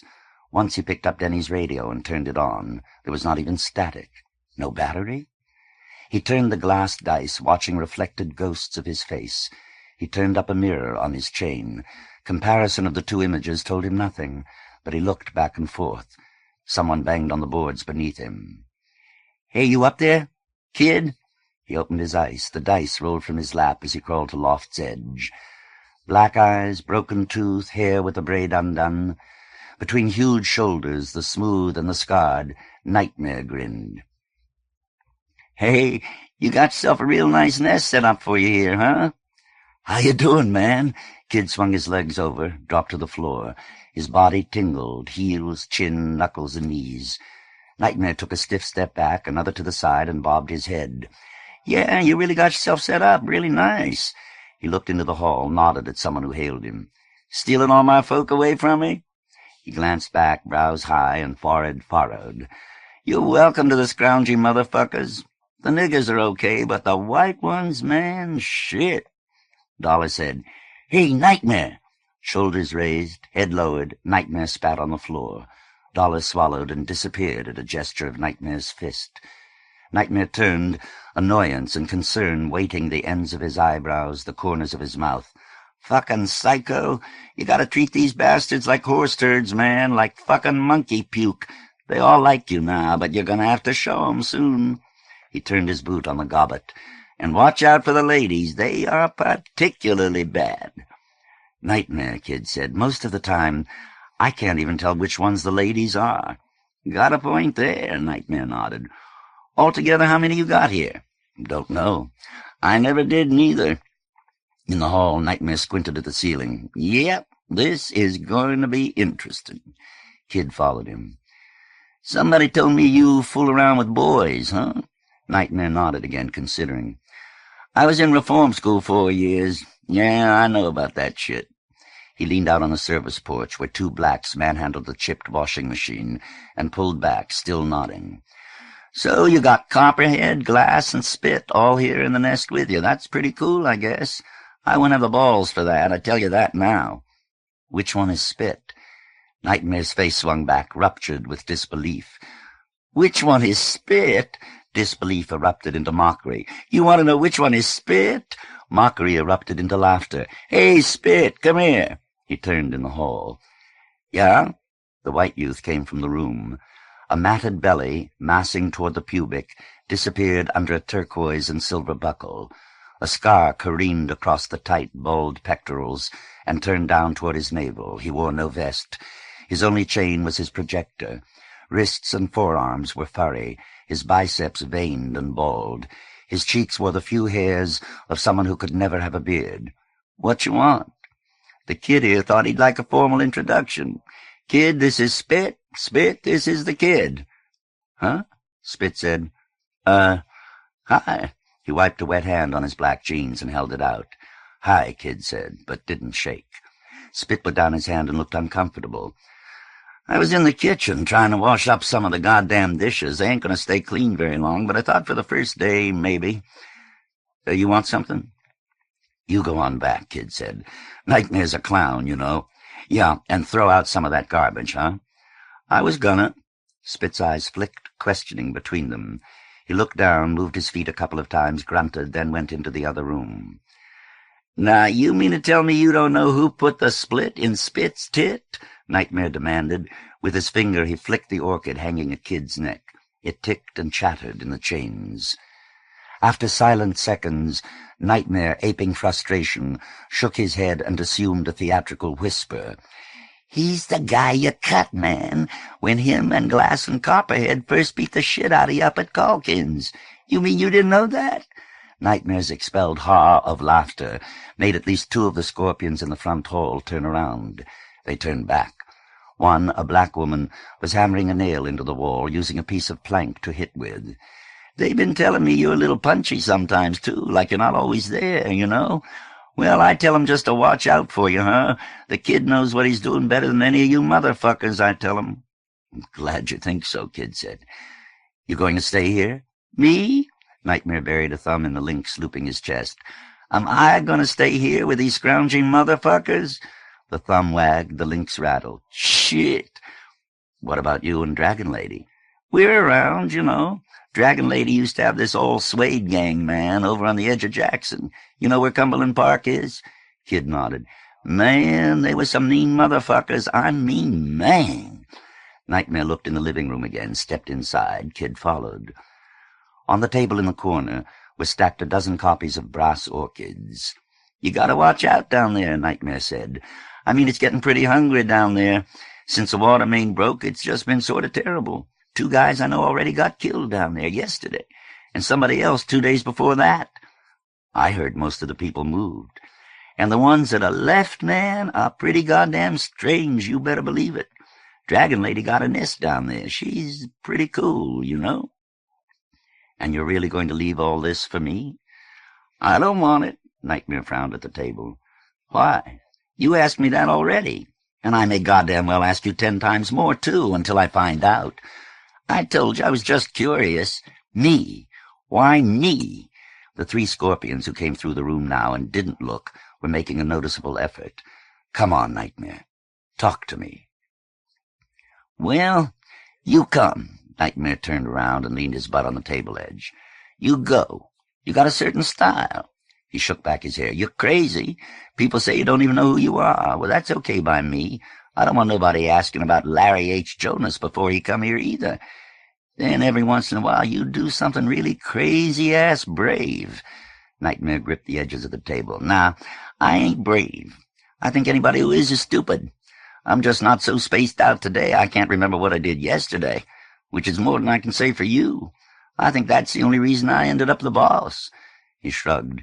Now you got it. You don't want it. You just take off all them chains, ball 'em up in a little ball, throw 'em in Holland Lake, and go on do something else. Somebody else will pick it up. Copperhead, Raven, Lady of Spain, maybe some nigger you don't even know their name yet. Nightmare's face twisted. But I don't see you doing that, you know. He pawed something from his back pocket, brought it up between them. And this shit, a copy of Brass Orchids, folded. You know, I've been actually trying to read this. I don't understand shit like this, man. But every day for a fucking week you got a fucking page or a half page in the fucking newspaper like it was a fucking movie or something. Nightmare turned and with his book knocked the stack. Copies spread the table. 3 fell on the floor. You don't ever talk about it. At least I never heard you. Nightmare turned the folded book. It ain't got no name on it. I mean, I don't even know if it was really you wrote the stuff. I mean, that's what some people are saying. But I'm going to look at it anyway, see? And I'm looking. Then I find that part about me. Kid frowned. Nightmare conducted the next sentence with the folded book. Yeah, you know. Don't tell me you didn't put nothing about me in there. He opened the cover, brushed over the pages. Kid stepped around to see. Here. Nightmare thumped the page with bunched fingers, leaving 4 prints. That ain't me you talking about? The whole page was gray with finger marks, the corners limp. Kid took the book. The next page was clean. So was the page before. Yeah, Kid said. I guess I had you in mind when I was writing that. You did. The question's falling inflection rang with mistrust. Kid nodded, closed the book, and thought how inaccurate a truth he was perpetrating. Oh. Nightmare pulled the book from him. The pages parted automatically at the question passage. Well, reading a fucking book and finding somebody talking about you is some pretty weird shit, you know. I mean, I haven't made up my mind whether I like it. Of course, you didn't say anything bad about me. Once more he nodded, pursed his lips, parted them in a silent shape. You don't say anything good, either. Again he stared at Kid. That is pretty weird. I just wish I understood shit like this better, you know. Suddenly a grin opened around Nightmare's broken tooth. That really is me, huh? And you weren't putting me down or nothing? I told Dragon Lady that was me, and she tried to tell me I was full of shit. You just wait till I tell her. He folded the book, tapped Kid's arm with it, and stabbed at his back pocket a couple of times till it went in. You are a very strange person, and you do some very strange things. Nightmare stood up and walked out of the room. Kid saw Spit and Glass, who had been standing just inside the kitchen door, going toward the table. Nightmare mumbled very loudly, Too much. You want to come to a party? Kid called after Nightmare in the hall. Here? At Roger Culkin's. Nightmare's head went to the side. What am I going to do at a party up there? It's my party. Culkin's is giving it for me at his place. Bring Dragon Lady along. Just your friends? In his place? His friends, too. Oh, Nightmare said. She ain't going to come without her sidelights. Adam and Baby? Yeah, that's all right. All of you come on up. It's in 3 Sundays by the paper date, soon as it gets dark. Calkins' friends, them people you read about in the paper? Probably. That astronaut guy gonna be there? I guess so. Motherfucker, Nightmare said. You know, Baby don't put no clothes on. I mean, he's funny and he just refuses, flat out, you know. And Dragon Lady ain't gonna come if he don't. He can come if he wants to come buck naked. That's all right with me. Yeah? You guys come any way you want. Bring your lights. That's all they probably care about. I don't got nothing to dress up in, Nightmare said. This ain't a party you have to dress up for? I'm coming like this. You know I'm going to tell Baby you said to come on up to that party buck naked.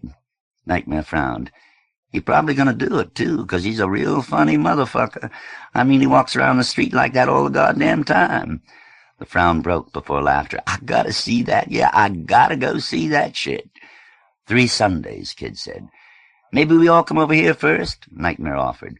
Okay, I'll see you then, if I don't before. From the nail hung the framed photograph with the broken cover glass. Father, mother, the 2 brothers, and the sister gazed reprovingly in their dated dress. With black marker on the glass, someone had drawn across the boy's and the woman's mouth outsized mustaches. Hey there, Pops, Nightmare saluted the bearded gentleman in the photo. Kid, I'm going to split. Thanks for the invitation. I'll tell the lady. We're all waiting to hear about your next run. Nightmare opened the door. Their shadows spilled the steps into night. So long. Nightmare trampled his own down to the sidewalk, waved, and stalked away. Kid looked back down the hall. All 3 light bulbs were working, as well as the one in the bathroom. I guess he thought I picked a good nest. The films of his thought, hanging beyond words, curled and withered, made all the motions of the thinnest tissue caught in blasting flame. I guess. Spitz stepped out of the living room. We gonna eat out back, hey? Nightmare still here? His hand, straying on his chest, concentrated its motions around the scar. Nope. Oh. Behind Kid, the closing door clicked. He could have stayed, Spitz said. We got plenty of food for tonight. Kid wandered down the hall. I am a parasite. I have never made a home. Even here I have not instructed a home to be made. In my whole stay, though I cannot recall looking for food, among these 25 faces, some among them must take that care. I crawled from place to place, watching homes created, or crumbling around me. He wondered what kind of party Calkins expected. Breath bucked from his nose. That was laughter. On the service porch, Kid looked down into the yard, firelight on the ceiling beams, grabbed the sill of the window, reared back, vaulted. Whoopee! Others laughed. Jesus Christ, Raven said, you break your fucking neck. Kid staggered, agonized. 3 hands came to steady him, and 3 voices. Man, that must be 15 feet. It ain't 15 feet. 10, 12. Here, kid, have a drink. You know there's a goddamn liquor store just around the corner and ain't nobody even broken in the window? It's broken now. Shit, we're gonna have to work a week to drink up all that booze. Kid took another step, grinning, between the scorpions who flanked him. Pain shot again from calf to thigh. Did I break my knee, he thought? No, it'll be all right in a minute. You all right, kid? That was one of the black girls with bare breasts, joggling, jingling links. Man, you scared me good when you come leaping out like that. Kid took another breath and grinned. I'm okay. He leaned on the black shoulder while she pulled away from another girl to support him. She laughed, shifted, steadied, and Kid pulled away, took another step, another breath. Yeah, I'm okay. What we got to eat? The Ripper, with a can opener, kneeled over a big, odd-shaped can. One of them canned hams. The tin wept gelatin down its red and blue label. We found 3 of them. The fire crackled on the bottom of a kettle, hung on a pipe propped on cinder blocks. The gas isn't working in the stove. Yeah, Denny said across the fire, but we thought we'd cook out. The first bubble on the stew, gray at the kettle edge, shook its reflection of the porch window frame and burst. Another bubble grew. Kid took his weight off his throbbing leg. Better. He flexed, feeling the tender machinery of knee and ankle jarred from place. It was his booted leg. Perhaps the soft sole had hit a rock. Don't throw your goddamn bottle in the yard, man. Don't you know about pollution? We gotta live here. You shut up or I'll pollute you, a short-haired white woman said. Throw your fucking bottle over in the next yard, will you? Okay. Light snarled in the loops of chain, laid out dull splashes on dark leather, lit the trough beneath a black lip, put wires of light in greasy brass hair, glistened on the puffed rim of a lashless eye, sank in a graphite nap, bushing an ovoid skull. The Ripper laughed and bent and wiped at his mouth with his wrist. The orchid from the chain at his neck spun bright petals. Here! A bottleneck hit Kid's mouth, clicked his teeth, hurting his gum. Christ, man, Kid beat it away. I don't want no goddamn wine. Which was a taste he licked from his lower lip. He rubbed his mouth. Somebody get me something real. You want this? Denny asked. Yeah, what is it? Kid drank and cleared his burning throat. You know, when I was your age, I used to be a fucking booze hound. I don't even like the stuff now. He took another smaller drink and handed the bottle back to Denny. But I was a fucking hound. Guys argued, now what are you going to do with that? Cut it up, cook it over the fire. You can eat it right out of the can like that. Hell no, that's ham, man. You'll get trichinosis. Man, you can't get trichinosis from no canned ham. Well, you're going to cook mine before I eat any. Somebody passed out long-handled kitchen forks. That's all right, I got my hunting knife. Bubbling soup dribbled the kettle's side. Kid's leg felt about okay. He turned, smiling at the dark, as scorpions joggled him to get at the meat. Hey, somebody start open up the other one, will you? Soup hissed and chattered in the flame. The edges of the evening softened with the liquor. He looked for Denny and Denny's bottle. Hey, kid! The smile was a pit of flickering wrought and silver. You really doing nice here, huh? Beautiful, huh? Beautiful. Well, I'll be a motherfucker, Kid announced. I didn't even think you were going to live another 24 hours, much less show up here. Pepper gaped wider. Sort of, hungry. His chin jutted on the syllable. He joggled a wine bottle in his spiky hand. You got a really nice nest here, and I'm all ready for a run. Help yourself. Kid gestured over the heads around him. You just go right on and help yourself. A very blond and square-jawed scorpion pushed from the center of a bunch of blacks, Raven, Jack the Ripper, Thruppence, D.T., Spider, stepped up behind Pepper and said, Jesus Christ, shit! He seized Pepper's scrawny shoulder. What are you doing back here, you sad-assed motherfucker? Why don't you get your ass out of here before I... Hey, now, Pepper said, hey! Others, looking, moved aside. The short-haired woman stepped forward. Copperhead stopped her with a freckled hand on her chained and vested shoulder. Come on and get the fuck out of here, the square-jawed blonde said. Nobody wants you around stinking up the place now. You've been run out twice. Somebody gonna run you out again? Man, I'm hungry, Pepper complained. Kid said I could... And under the thrusting hand stumbled into Kid. Kid stepped back, thought no, with no word on top of it. He swung his hand and caught the back of the blonde head so hard his palm stung. Oh-wee, came unaccountably from Pepper, who scurried to the side. The scorpion Kid had hit turned, his face screwed up. No, Kid thought, this time with the word. I got a bum leg, I'm half drunk, and I'm beating on people? No, this is going to get me in trouble. Leave him alone, Kid said loudly. Scorpions shuffled in the silence. Priest, kneeling over the ham, squinted. He was so close to the fire his dark shoulders sweated. Kid walked toward the scowling blonde and took his shoulder. Now you just go on and get yourself something to eat. He shook the scorpion's shoulder in large motions. There's enough for everybody, see? Am I really getting away with this? Kid began to laugh. Come on, give him a piece of ham. He pushed the scorpion toward the fire. And I'll just turn, walk away, and wait for a fork in my shoulder. Kid turned. Copperhead stood before the others, arms crossed, glass to one side of him, spit to the other. The short-haired woman, shaking her head, was walking away. Kid moved toward them, thinking, I can't tell whether they're about to back me or jump me. Do the others know? Why don't you get yourself something to eat, too? He walked by.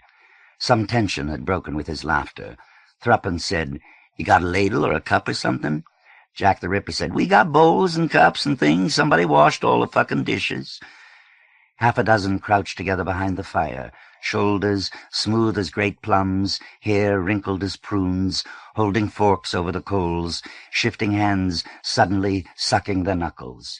He looked at a bottle. You want some? Yeah. He took the bottle and another drink. Thanks, and kept circling. Two were necking under a tree. Momentarily, he thought they were both boys. Dollar lifted his face from the girl's disarrayed hair. Hey, kid! He blinked in the firelight, his stubbly jaw blebbed here and there. Kid stepped over Dollar's boots. You got something to eat yet? Denny asked. Kid shook his head. You take this. I'll get another one. The cup was hot, and soup had run down the sides. Thanks. You won't get trichinosis from that ham if it isn't cooked through, will you? Denny asked. If it comes out of a can, Kid said, it's cooked. That's what I thought, Denny said. He sipped, stinging the roof of his mouth. The sensation took seconds to subside to simple heat. He was looking desultorily for either Pepper or the scorpion who'd harassed him. He could spot neither around the fire, and people were going in and out of the house again. Glass, Spit, and Copperhead, less formally posed, but still together, stood to the side of the yard eating ham and soup. Kid doffed his cap. "Can you hear that?" Glass asked. "Hear what?" "Listen," Spit said. Kid bent over the soup while it steamed his chin. The yard was filled with voices. "What?" "There," Spit said. Perhaps 2 blocks away, a man screamed. The sound went on, died at the length of a long breath, and began again, this time shaking and breaking. "You want to go check it out?" Copperhead took another bite of ham. A line of grease glistened from the corner of his mouth into his beard. "No," Kid said. "You the big hero man," Copperhead said. "Don't you want to go help a gentleman in distress?" Copperhead laughed. "No, The man screamed again. Momentarily, Kid pictured the 4 of them, foraging beyond the firelight through darkened streets, the ululation filling the night about them. "No, I don't wanna. I got Pepper fed. That's my heroics for the night."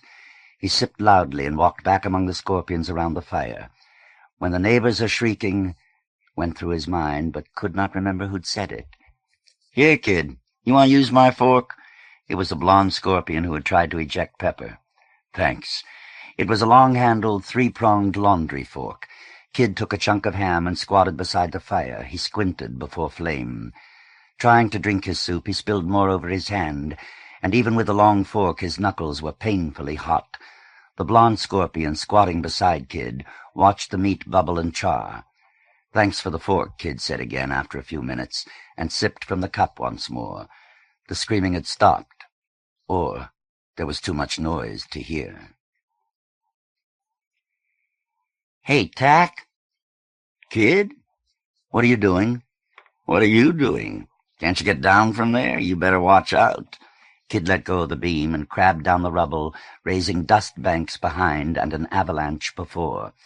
"That was impressive," Tack said. "You're still going around with one shoe?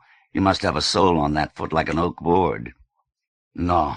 Kid beat his foot against his black jeans, both legs gray to the knee. "Not really." "You exploring in there?" Tack pushed up his cap to watch the smoke curl back through the girders.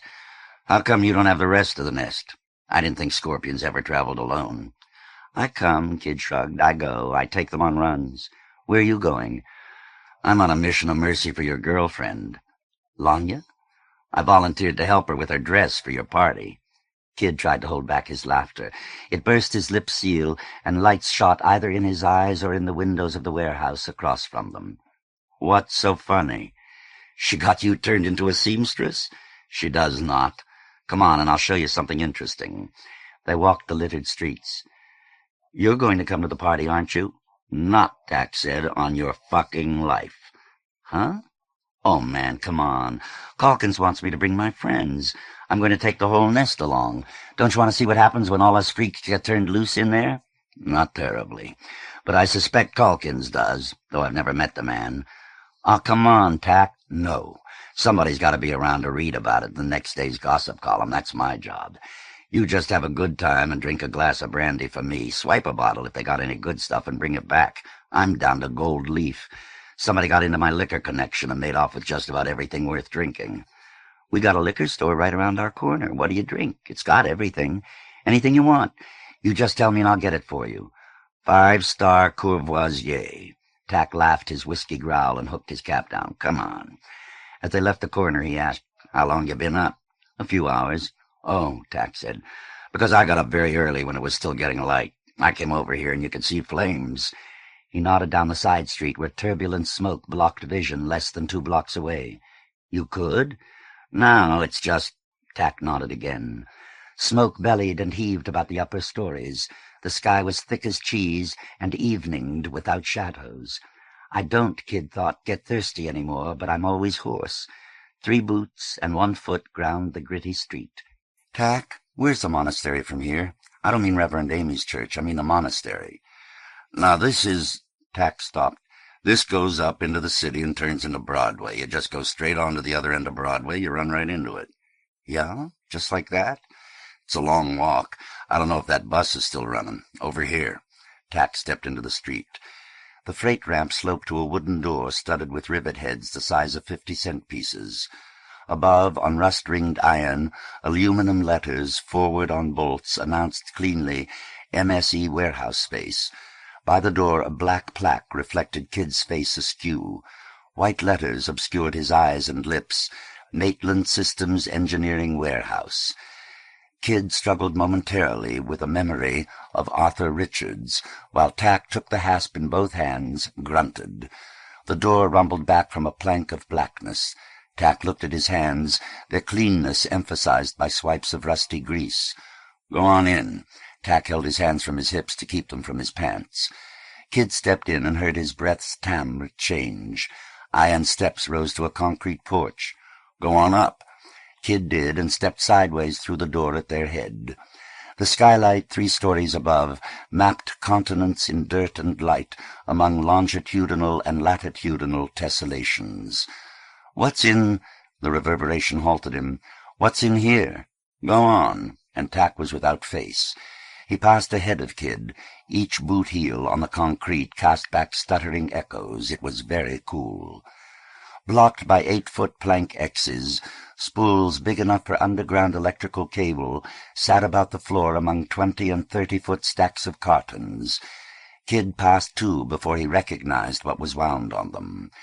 Later, he tried to figure out what the process of recognition had been.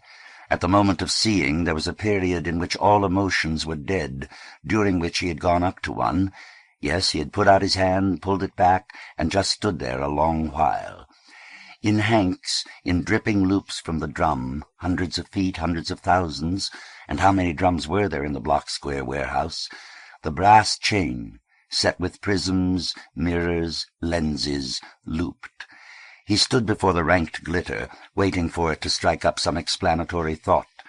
The end of the chain hung to the floor, where a few feet formed a full, circa 300 stars, Pleiades. There was an open cardboard carton beside the spool. Kid bent down, pushed back the flap. They looked like copper beetles. He pushed his hand into the metal tabs, picked out one— there was a hole at one end— and tried to read what was embossed on it. The light was too dim, and the corners of his eyes were stinging. On the carton, however, stenciled in white, was Producto do Brasil. Kid stood. Tack had wandered some 40 feet down an avenue of cartons. Kid's eyes had cleared to the dim light enough to make out the stenciling on the boxes piled around him. Fabriqué Française. Made in Japan. The initial smudge must have been an M. Made in Greece. Kid turned back to the chain. He had begun his observations in curiosity, but what generated had so little to do with answers that even curiosity blanked. Tack! What? Hey, come over here. You seen these? Kid sprinted up the aisle between the piled cartons. Tack kicked back a board cover. Nails squeaked, and the echo rolled among pyramided crates. This is where you come to get 'em if you need any more. The holders inside the slats reminded Kid of the square cardboards on which eggs were racked. Some dozen had been removed. The ones remaining, the size of golf balls and the color of gunmetal, were blistered with lenses. The switch pips all pointed to the left side of the crate. To the right were the metal loops to link them. Kid picked up his own projector and watched it swing on its chain. They don't have any batteries inside them, Tack said. You have to get those from stores in the city. Stenciled across the inside of the crate top, it said, Spider. On the crates piled around, Kid read, Dragon, Lizard, Frog, Bird of Paradise, Scorpion, Mantis, Manticore, Griffin. Kid lifted the corner of the holder. The layer beneath was full. There must be, he frowned at Tack, thousands of them here. I gotta get some stuff from upstairs, Tack said. Come on. Tack. He looked at the myriad crates labyrinthed around. There must be thousands of these things here, millions maybe.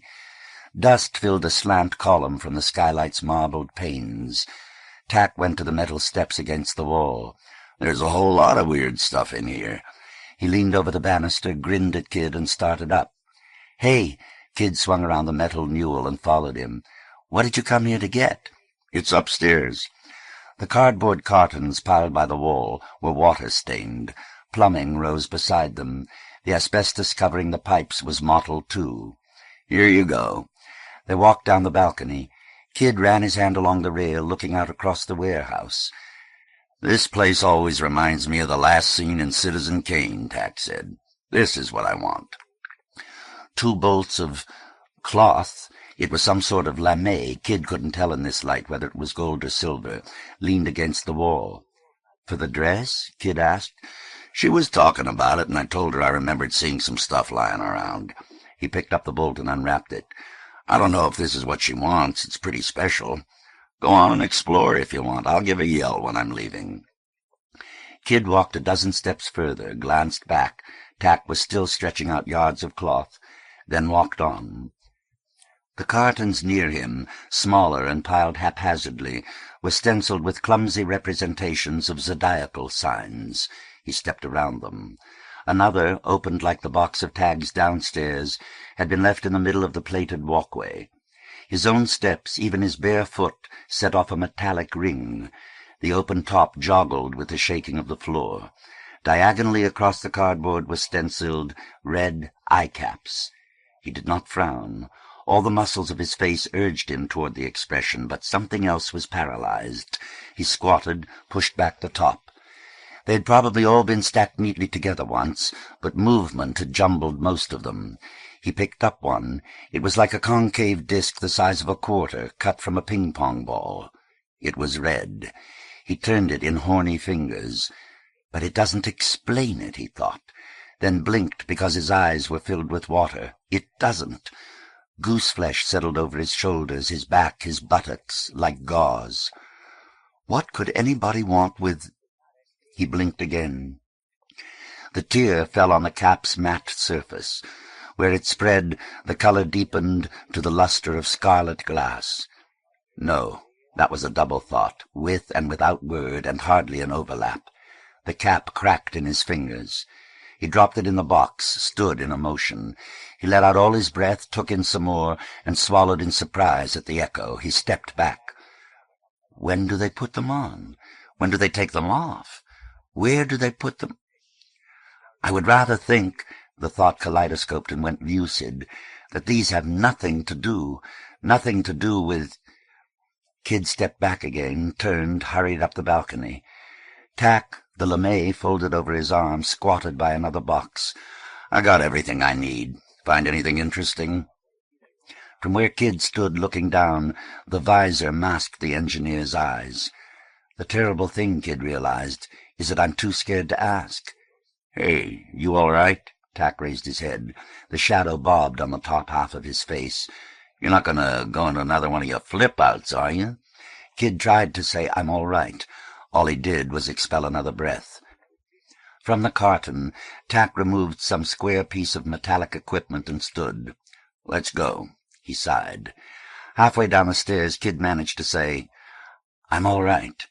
It hung detached in dusty light, blunted by echoes. Tack gave him a sarcastic glance. Is this, Kid thought, one of the things that, a minute hence, will slip from the register of my memory to take some inaccessible address beside my name? He closed his mouth, and the roar he had moved through for the last minutes ceased. More likely, it is one of those things that I will never be able to speak of, and never forget.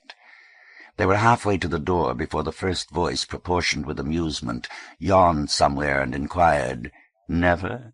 Then giggled, turned over, and went to sleep. Well, not for a hell of a long time, but he felt a little bit better. "Did you see those?" Tack nodded down another aisle of crates. "What?" Kit's heart still beat very fast. He felt lightheaded. "Come on." Tack led him along. The orchids hung on wooden racks pegged over with dowels. Kid walked to one stand. "This is the fancy kind." He looked back. "Like you have, isn't it?" "Plain ones are over there." Tack stepped beside him. "I really thought you'd probably been in here before." To Kid's questioning glance, Tack took down the nearest. Beneath it was lettered, "Brass Orchids." Kid laughed. It made a weak sound in his throat, but echo lent it body. "Here, let me see that." Kid took the scrolled contrivance and turned it around and around. "I guess it would be okay if I took this one, wouldn't it?" Tag shrugged. "Why not?" Kid folded his fingers together and pushed them through the wristband.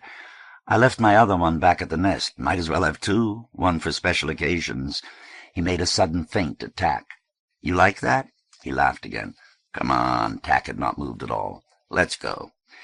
They were in sight of the door when Kid got another attack of gooseflesh, but this one just made him grin.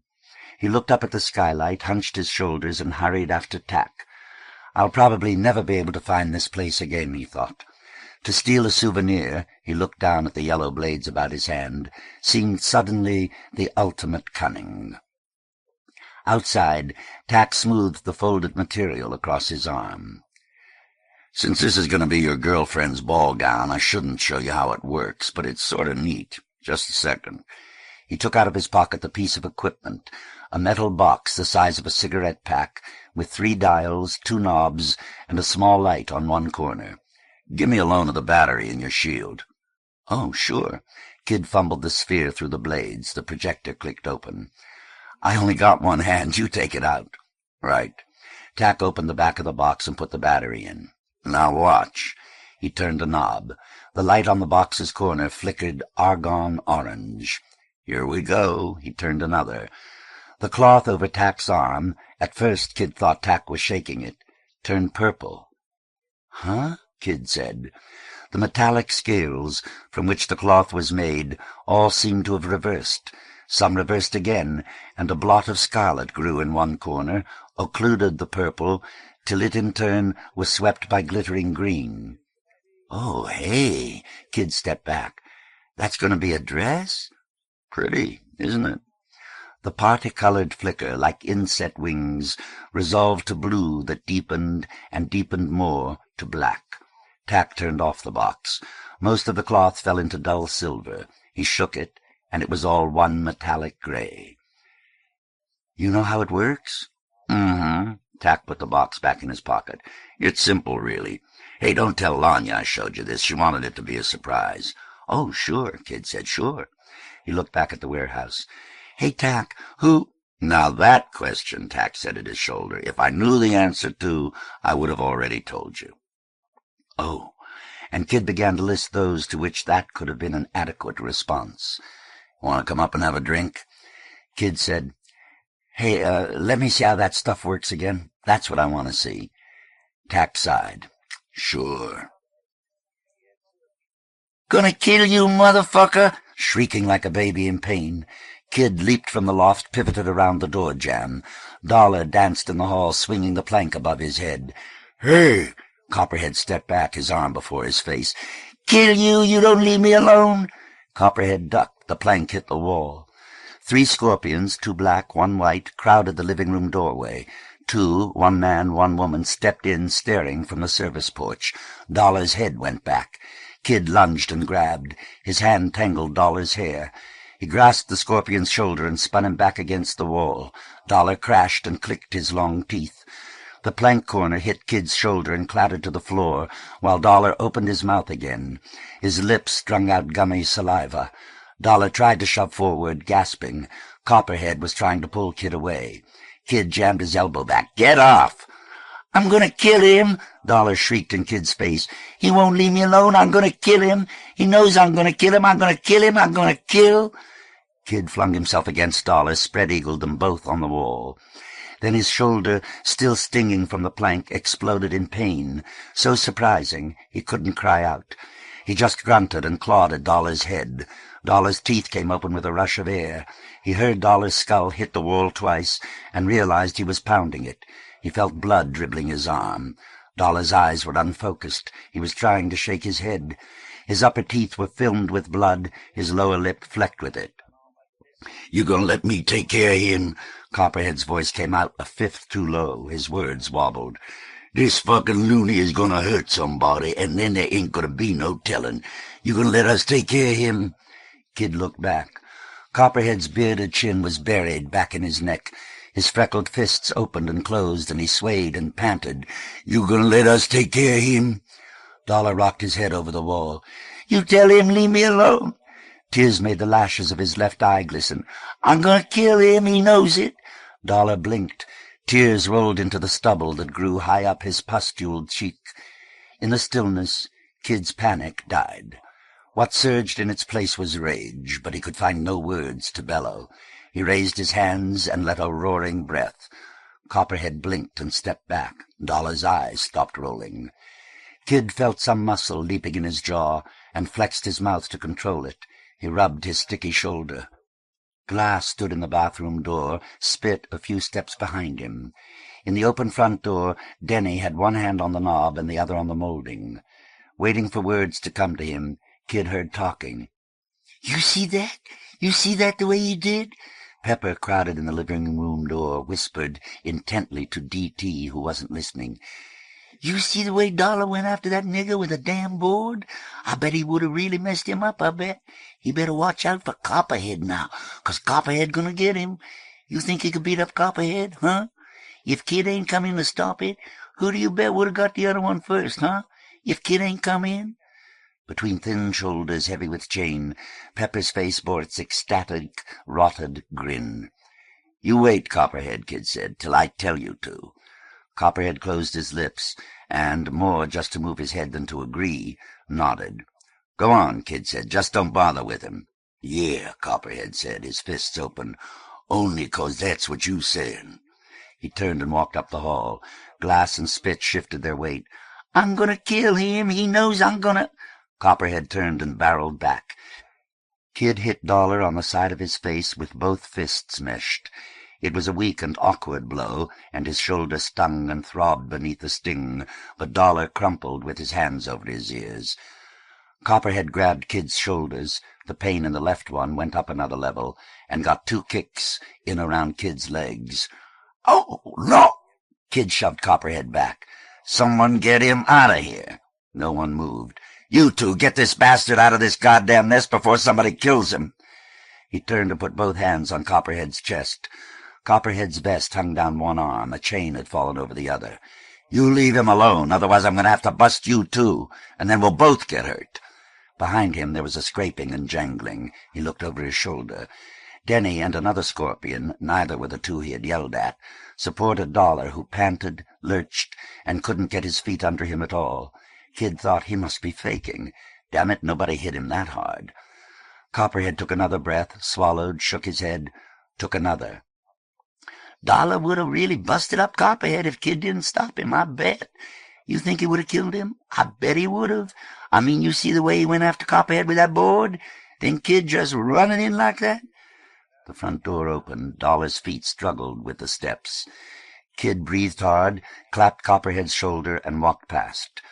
He tried to atomize the fragments of the action. He felt terribly clear-headed, but for all his clarity, he could trace no motivations through the memories of blows and pain. He stood on the service porch, kneading his shoulder, listening to people moving again in other rooms. Kid? The girl Dollar had been necking with last night. From her clothes, Kid saw she wasn't a scorpion. Tucked under one arm, Copperhead, still breathing hard, stepped onto the porch. Spit and Glass were wedged behind him. "What?" Kid squeezed his shoulder again. "What do you want?" The scrape from the plank had done more harm than Dollar's bite. Rabies, he thought. I'm going to get rabies from the bastard. "You let us go out and take care of him, okay? He's hanging around the house. He's just going to try and make trouble. We work him over, and he'll be all quiet and nice again once he gets better. I don't know what you're trying to do," Copperhead said, "but it won't work no other way." "I don't care," Kid said, mainly because his shoulder hurt, "what you do with him, as long as you do it outside." Copperhead looked back at the other 2 scorpions. "Okay," he said thickly. "Come on." The girl stood in the doorway alone, fingering the waist of her maroon jeans.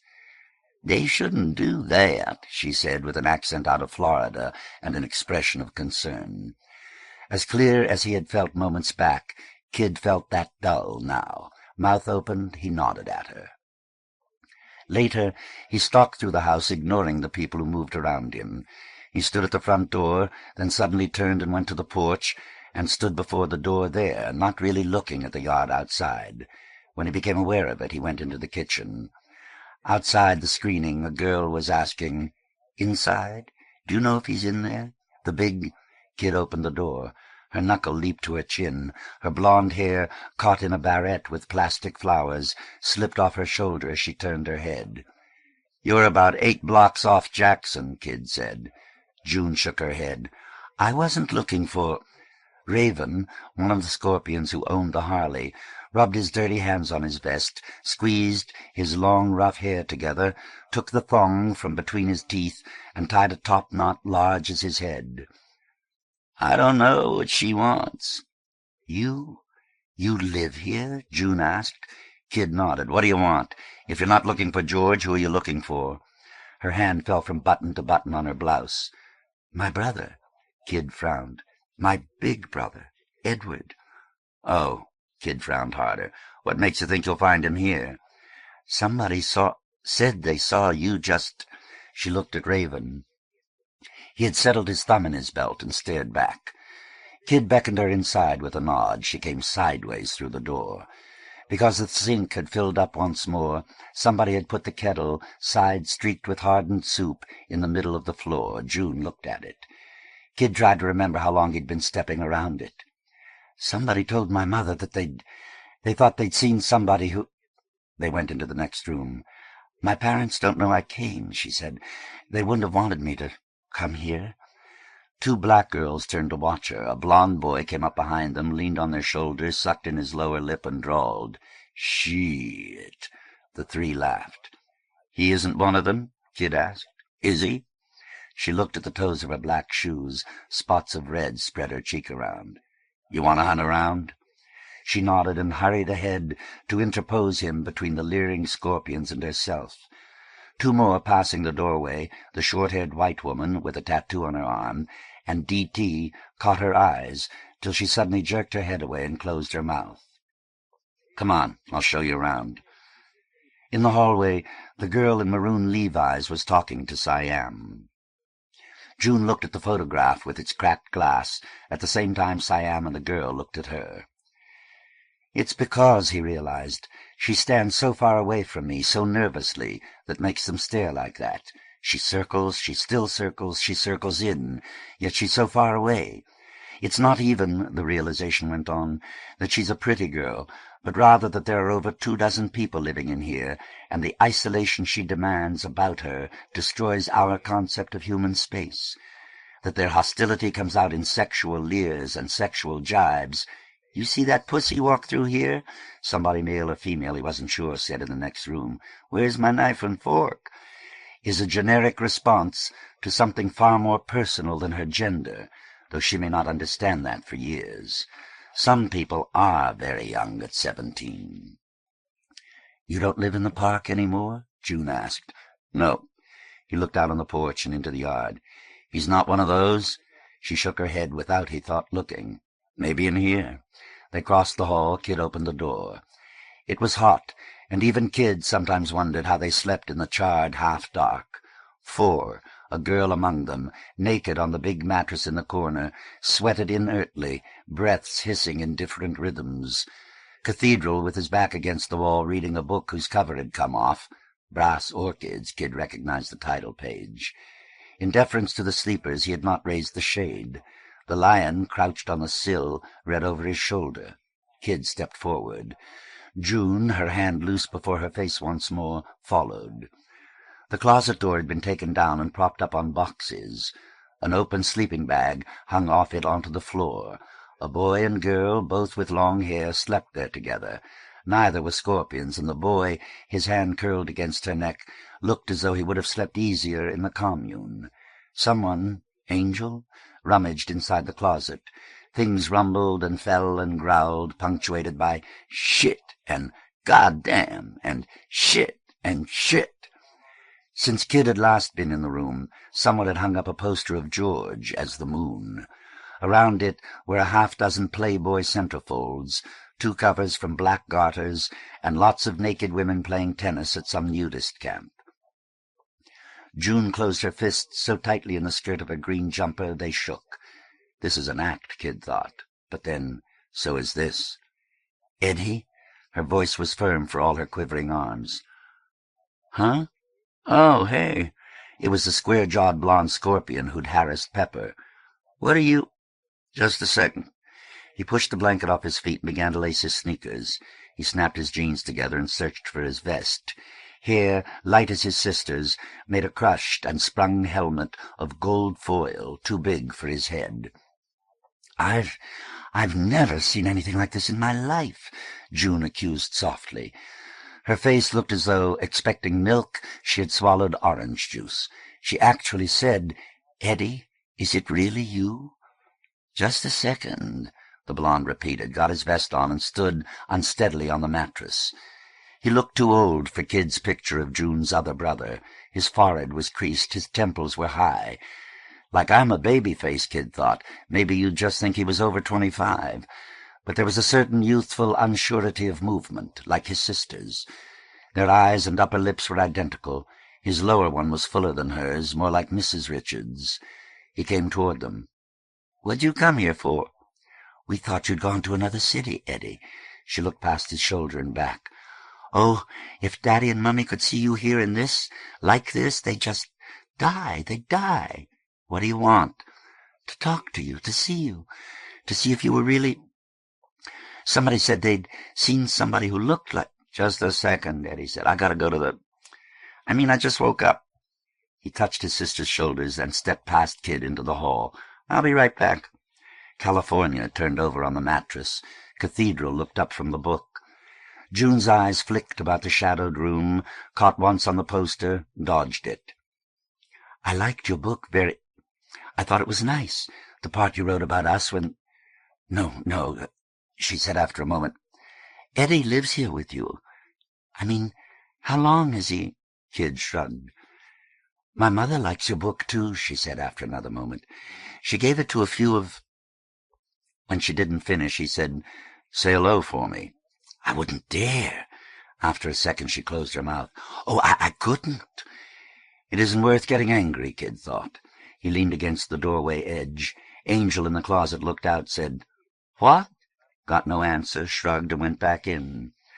"I don't answer because there's nothing to say."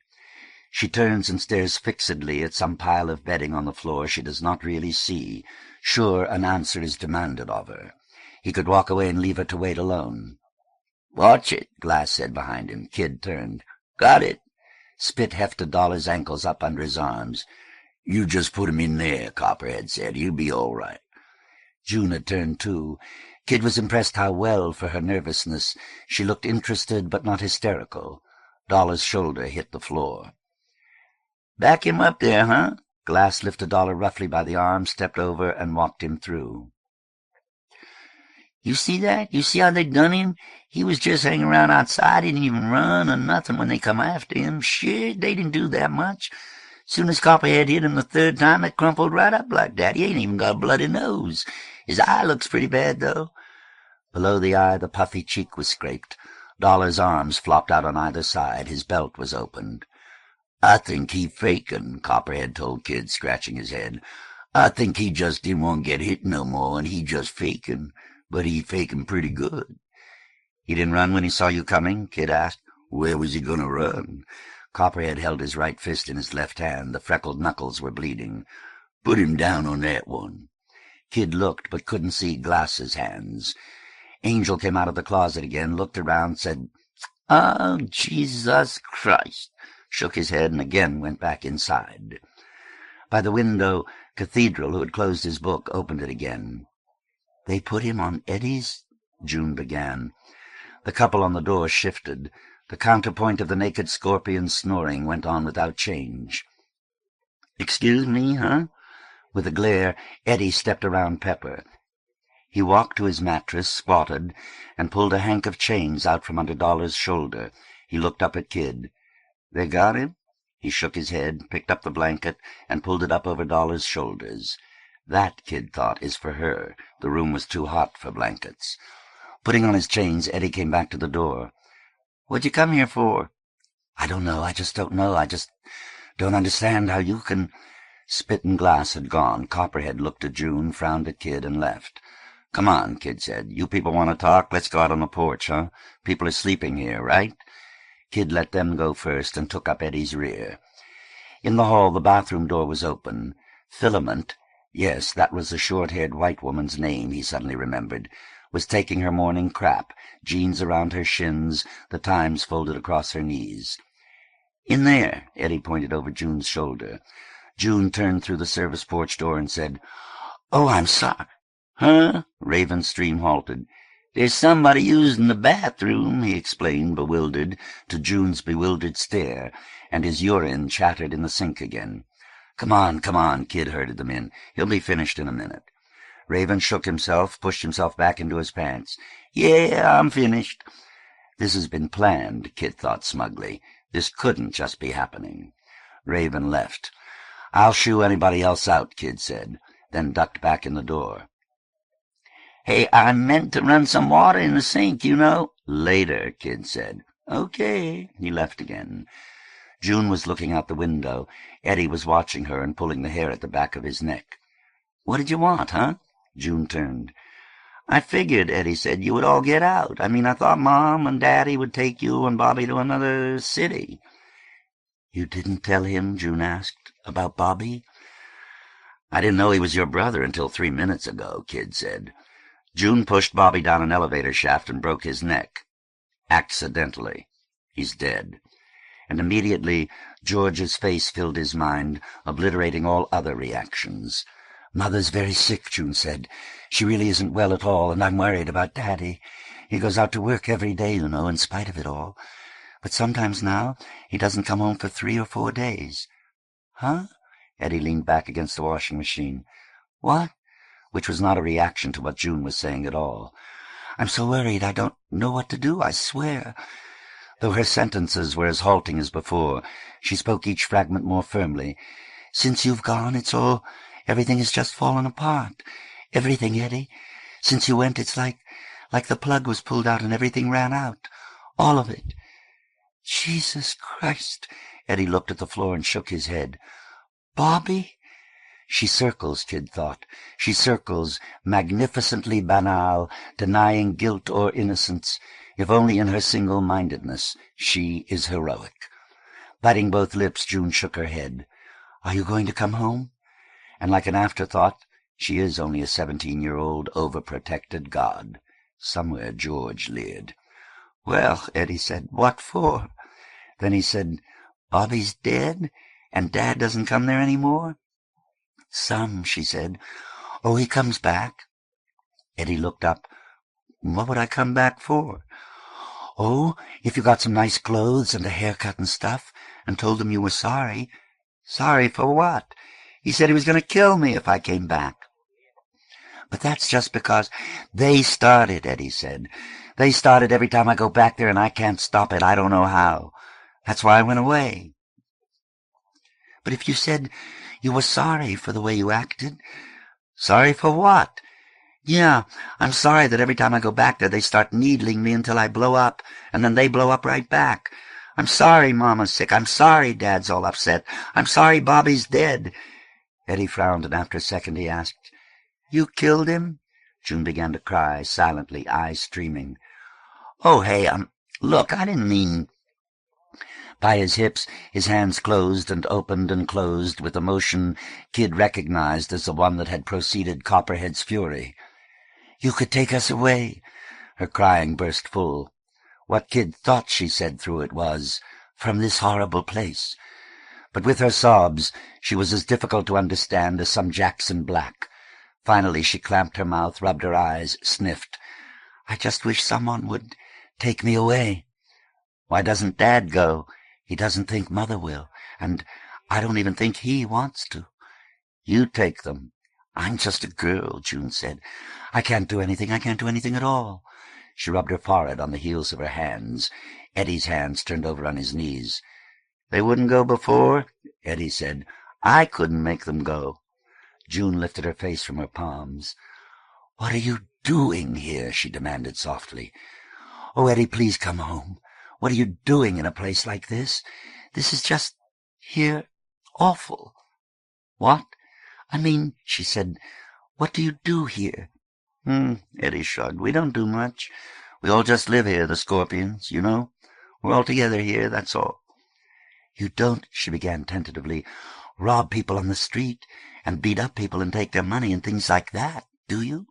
No, Eddie said, indignation.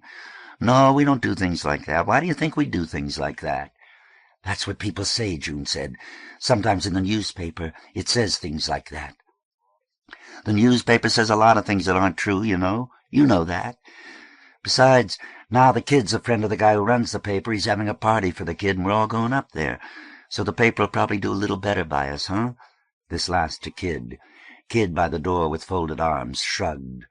What do you do, then? I don't know, Eddie said. We make runs. What's that? You know, Eddie looked at Kid. Kid is the boss here. He takes us out on runs. What do you do on a run? The guys all get together and we go someplace, check it out, get stuff we want, stuff we'd like to have. Like food? Not food. You don't make food runs if you're a Scorpion, unless things have really gotten uptight. You go for other things. Like what? Stuff. And bring it back here, if it's something we want. You don't look like you have very much here, June said. We don't need much. Then what do you do on these runs? Well, Eddie shrugged. We break things, Kid said, mainly, and if there are people around who don't like it, we rough them up. Is that what you do? June asked Eddie. Sometimes, yeah, sometimes we do that, but most of the places we go there isn't anybody there. The people you do find, they're so scared they usually split. He looked as though he was trying to remember something. Oh, yeah, we keep things quiet if somebody has a problem and comes to us. That doesn't happen too much. People are scared of us, so they don't act up. That's what other people call our protection business, Kid explained. Only we don't protect anybody. Yeah, Eddie attested. But why? We'd do something else, Kid said, if there was something else to do. 'Cause it's, Eddie began. Look, I'm a Scorpion and I like being a Scorpion. It's better than anything else I've done. It's a tough, dangerous world out there and we gotta survive, you know? People are scared of us and maybe they shouldn't be, but it makes it easier to survive. The reason I'm a Scorpion is because when a bunch of us walk down the street and somebody sees us, they think— Eddie snapped his fingers. Yeah, we come along and we get the first pick of whatever's there. And if anybody tries to keep it from us, they better watch out. We're together, you see, for one another. If one Scorpion gets in trouble, then the nest comes down and swarm. If something comes at the nest, then you'll have Scorpions from all over. The guys here don't care who you are, where you come from, or what you do. They're for you, like a family. When you're a Scorpion, you know you're part of something that's important, that means something, that makes people stop and then think. You know? In the silence, June looked confused. Is that why you're a Scorpion? Kid stood in the doorway and shook his head. Shit. Hey, her eyes snapped at him. You haven't found George yet? And widened. Her head vibrated, rather than shook in negation. Keep looking. Kid tried to smile, succeeded, and found the effort honest. You will. Walking down the hall, Kid pondered the probability that Eddie would leave with June. That would be pretty good. He looked in the back room to check Dollar. He was in the same position, as was everyone else, breathing roughly and evenly. In the loft room, Kid, with his bare toes, nudged Raven's knee. Raven was sitting cross-legged before a pile of bolts and screws. You can go run the water in the sink now. Huh? Raven looked up. Oh, yeah, in a second. Kid kicked the knee again with his boot toe. Will you go wash out the fucking sink?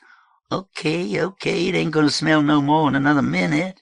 I'm not worried about the fucking smell, just go on. Which was true. Okay. Raven got up and left the room.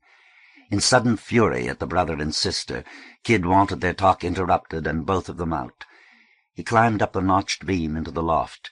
Denny, his feet up on the wall, glanced from the Escher propped on his chest, then turned another page. Kid sat with his back against the wall. Hey. What? Have I taken you guys on any runs yet? You forgetting things again? You tell me if I have or not, and I'll tell you. Just that one. When? You don't remember? Tell me, cocksucker. When the sun came up and you ran everybody over to that house, Where Dollar killed Wally? That's the only run you made so far.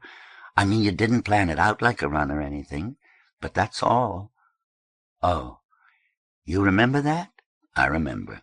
Denny nodded and went back to his book. I guess I'm going to have to make another one soon. Denny said again, but did not look up. Why do we make runs, Kid thought. Because if we didn't, we'd be a little more crazy than we are now. Eddie passed the door. Hey, Eddie. Eddie stopped. What? She gone? Eddie let out a breath. Yeah. And you're going to stay here? Man, Eddie said, I can't do anything for them. And well, I know, Kid said. Hey, Eddie, don't make any more speeches. You're a really bad press agent. Huh? Eddie stepped into the room. Oh, yeah. Kid? Kid heard bolts roll across the floor. Yeah? Well, Eddie, see, that's what my sister and family call me, but the guys around here, they all call me Tarzan. Tarzan. It was a question, but with a lowering, not a rising inflection. Yeah. Okay. Eddie turned to leave. Hey, Tarzan. What? Sorry about your family. Eddie smiled briefly and weakly. Thanks. He left. Raven came in and said, Oh, shit, somebody kicked my fucking screws all over the goddamn floor. He sucked his teeth, squatted, and out of sight from the edge of the loft began to roll them back together. I come, I go. Rather than going, though, I'll stay. This cage seems too easy to flee. Is that what keeps us here? To leave the city, that is the thought that makes me weak in the small of the back and watery in the mind, so much so that it is easier not to remember it once the thought is past. Waiting for a word to push on these walls with its bass hiss, there is no way to begin. Adjusting the frame to accommodate the day, I am swollen with terror at my inability to distinguish at any action what differentiates time after from time before. Hi, what are you putting together? She asked. Just a piece of junk, Raven said. Denny clapped Escher closed and rolled to lean over the edge. Hey, Lanya. Hi, babes. Is Kid up there? Yeah, he's right here. Room for me? Then her head came over the loft's edge and frowned. This one is harder to climb than the ladder on the other one. Kid pushed up to his knees to grab her shoulder. Denny was already at the edge to help. Hey, I think I can do it more easily myself. Let's see. She scrunched her features. No, please. I'll get it. She pushed over the edge, almost slipping once. There. She took a breath. Now all I have to worry about is getting down. You came down to see us. Sure, she told Denny, who now put both hands on her knee. I told you I would, didn't I? She took Kid's hand and one of Denny's. Tack told me you saw what's going to be my dress. She was wearing jeans and a tan blouse. Just as well if it isn't too much of a surprise. Have you decided which shirt you're going to wear, Denny? I thought, Denny said, I could bring all three and sort of change every once in a while. What are you wearing? What I have on, Kid said. Lanya thought a minute. Wash the pants first. Give them to me, and I'll run them through the machine. We have one that works in the basement of our building. I only have one pair, Kid said. Lanya laughed, let go of their hands, and crawled to the back of the bed. I'll shave, though. I thought you decided to grow a beard. Raven from the floor called up. I got a razor if you want to use it. Everybody else does. I probably already have, Kid said. Thanks. I taught all morning and afternoon, Lanya said. What did you do? Denny shrugged. Nothing. We haven't been doing too much of anything. We don't ever do nothing around here. Denny got his boot out from under him and sat back very close to the edge. Dollar tried to break open Copperhead's skull with a plank, and Kid jumped in and broke it up. Little bastard, Kid flexed his shoulder, which still hurt, tried to chew my arm off. And so we put him out, but Copperhead and Glass and Spit went out and got him anyway. He's inside, pretty beat up. We don't do too much here, Kid said. Never guess who came to visit. She left just before you got here. Who? June Richards. What on earth for? Her brother's here. I thought he fell down an elevator shaft and broke his neck. Denny said, Was that her brother? Her other brother, Kid said. Then to Denny, This brother's Tarzan. Yeah, I was just here, remember? Oh, what did she want? Family problems. I thought you'd had enough of that family's problems. So did I. Kid leaned forward and put his head in Lanya's lap. What did you think of our new nest here? Shall I be brutal? You don't like it, huh? Denny moved over to sit next to her. I think it's pretty neat. It's a lot better than the other one. On my way from the front door to the bathroom and then back to here, I must have wondered 7 distinct times how you could stand it. God damn, Kid said. We roughed it for how long? That was outdoors in the open air, and we spent most of our time by ourselves, away from other people anyway. I don't think she likes it here, Denny said, letting his shoulders drop. Don't you think it's nicer than the other place? We got a mattress. You have 50 people in a space that won't hold 20, Kid said. Maybe 25. 28 that I counted just now, between the front steps, the kitchen, the living room, the service porch, the 2 back rooms, in a space that would be crowded with 5 or 6. There is a pile of shit, human, I assume, by the side of the back steps, which is understandable considering you only have 1 bathroom, which I was in, by the way, and that's pretty unbelievable. How do you get these people fed? I mean, I was in the kitchen. We eat pretty well, Denny said. I think we eat pretty well. The lack of privacy would drive me up the wall. You know, Kid said, that's a funny thing about privacy. If there are 2 or 3 people in a room, it's really hard to be by yourself. If there are 9 or 10, especially if you're all living together, if you want to be alone, all you have to do is think, I want to be alone, and everybody else has somebody to pay attention to, and you're alone. I had 2 roommates in an apartment my first year at Columbia. We had 4 rooms, and it was really impossible. A couple of years later, I spent December, January, February, and March in 3 rooms on East 2nd Street in New York with about 10 guys and 10 chicks, cold as a motherfucker, and we were in there all day. All we did is eat, ball, and deal dope. Nicest time of my life. Really? Then she said, if it was, how did it compare to this? This is not the nicest time in my life, but there have been others a hell of a lot worse. We got all sorts of good stuff to eat, Denny said. You hungry? I bet I can fix some stuff up for you. Thanks, babes, but I just finished lunch. We were a lot cleaner there, Kid said, maybe because there were a few more girls around. Male chauvinist pig, Lanya said dryly. Import a lot of slave labor to wash the dishes, and I'm not a male chauvinist pig, Kid said. I'm a commie faggot pervert. There's nothing to stop you from being both. Everybody cleaned, just like here. We made people take their shoes off when they came in the door. New York slush. It's just nicer with more girls. You're preaching. That all may be, but it's not here. I can just manage to resist inviting you to come live with me and be my loves.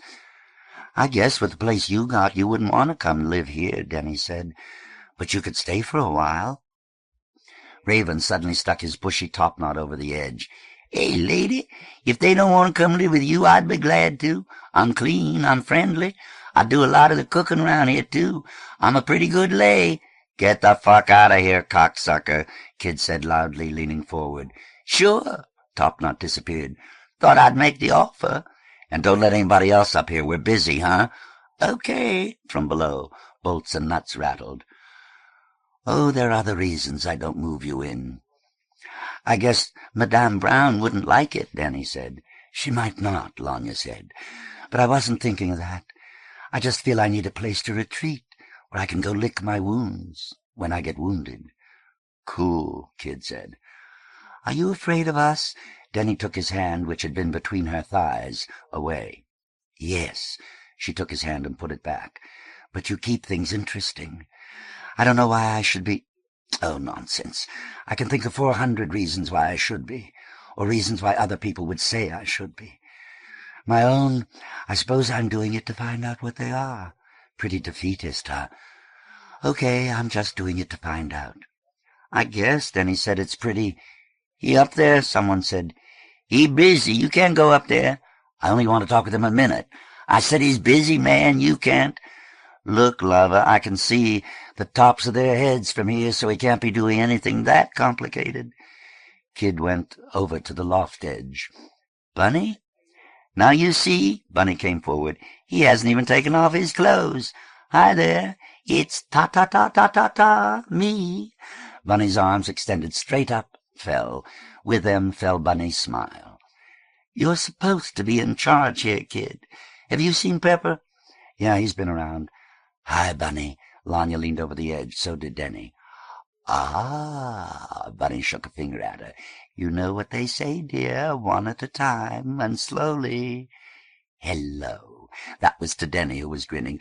"What a charming overbite you have." And looked back at Kid. "I approve. You all can't be about to do what I thought you were. Can I come up and sit a spell?" "We probably were," Lanya said, "but come on." Bunny raised a platinum brow, forehead wrinkling or crumpling. "I don't understand these modern relationships. Beneath my glittering exterior, I'm just a sweet, old-fashioned girl. No offense, dear," and nodded at Lanya. "Now, how am I supposed to negotiate this?" Bunny grasped the supporting beam. "Oh, it isn't that hard." Head and scrawny throat in a black jersey turtleneck gone limp cleared the mattress. "Now how do I get the rest of the way?" "Here." Denny kneeled up and grabbed Bunny's shoulders. "Oh, watch it, watch it, watch it now. Oh." Bunny settled on the loft edge, black jeans bunched a little at the waist. "Thank you. Well, I must say this is rather cozy. You said Pepper was around? I can't tell you what a load that lifts from my frazzled and distorted little brain. You know he was staying at my place. A few days ago he disappeared. Again? Well, you know I worried. He's managed to take care of himself one way or the other these past 29 years without spending too much of that time in jail. Did you know he told me he was once arrested for displaying himself in public? Isn't that too quaint? But I heard you were running a nest, and so I thought I'd take a look-see before I made up my mind whether or not to go frantic with grief."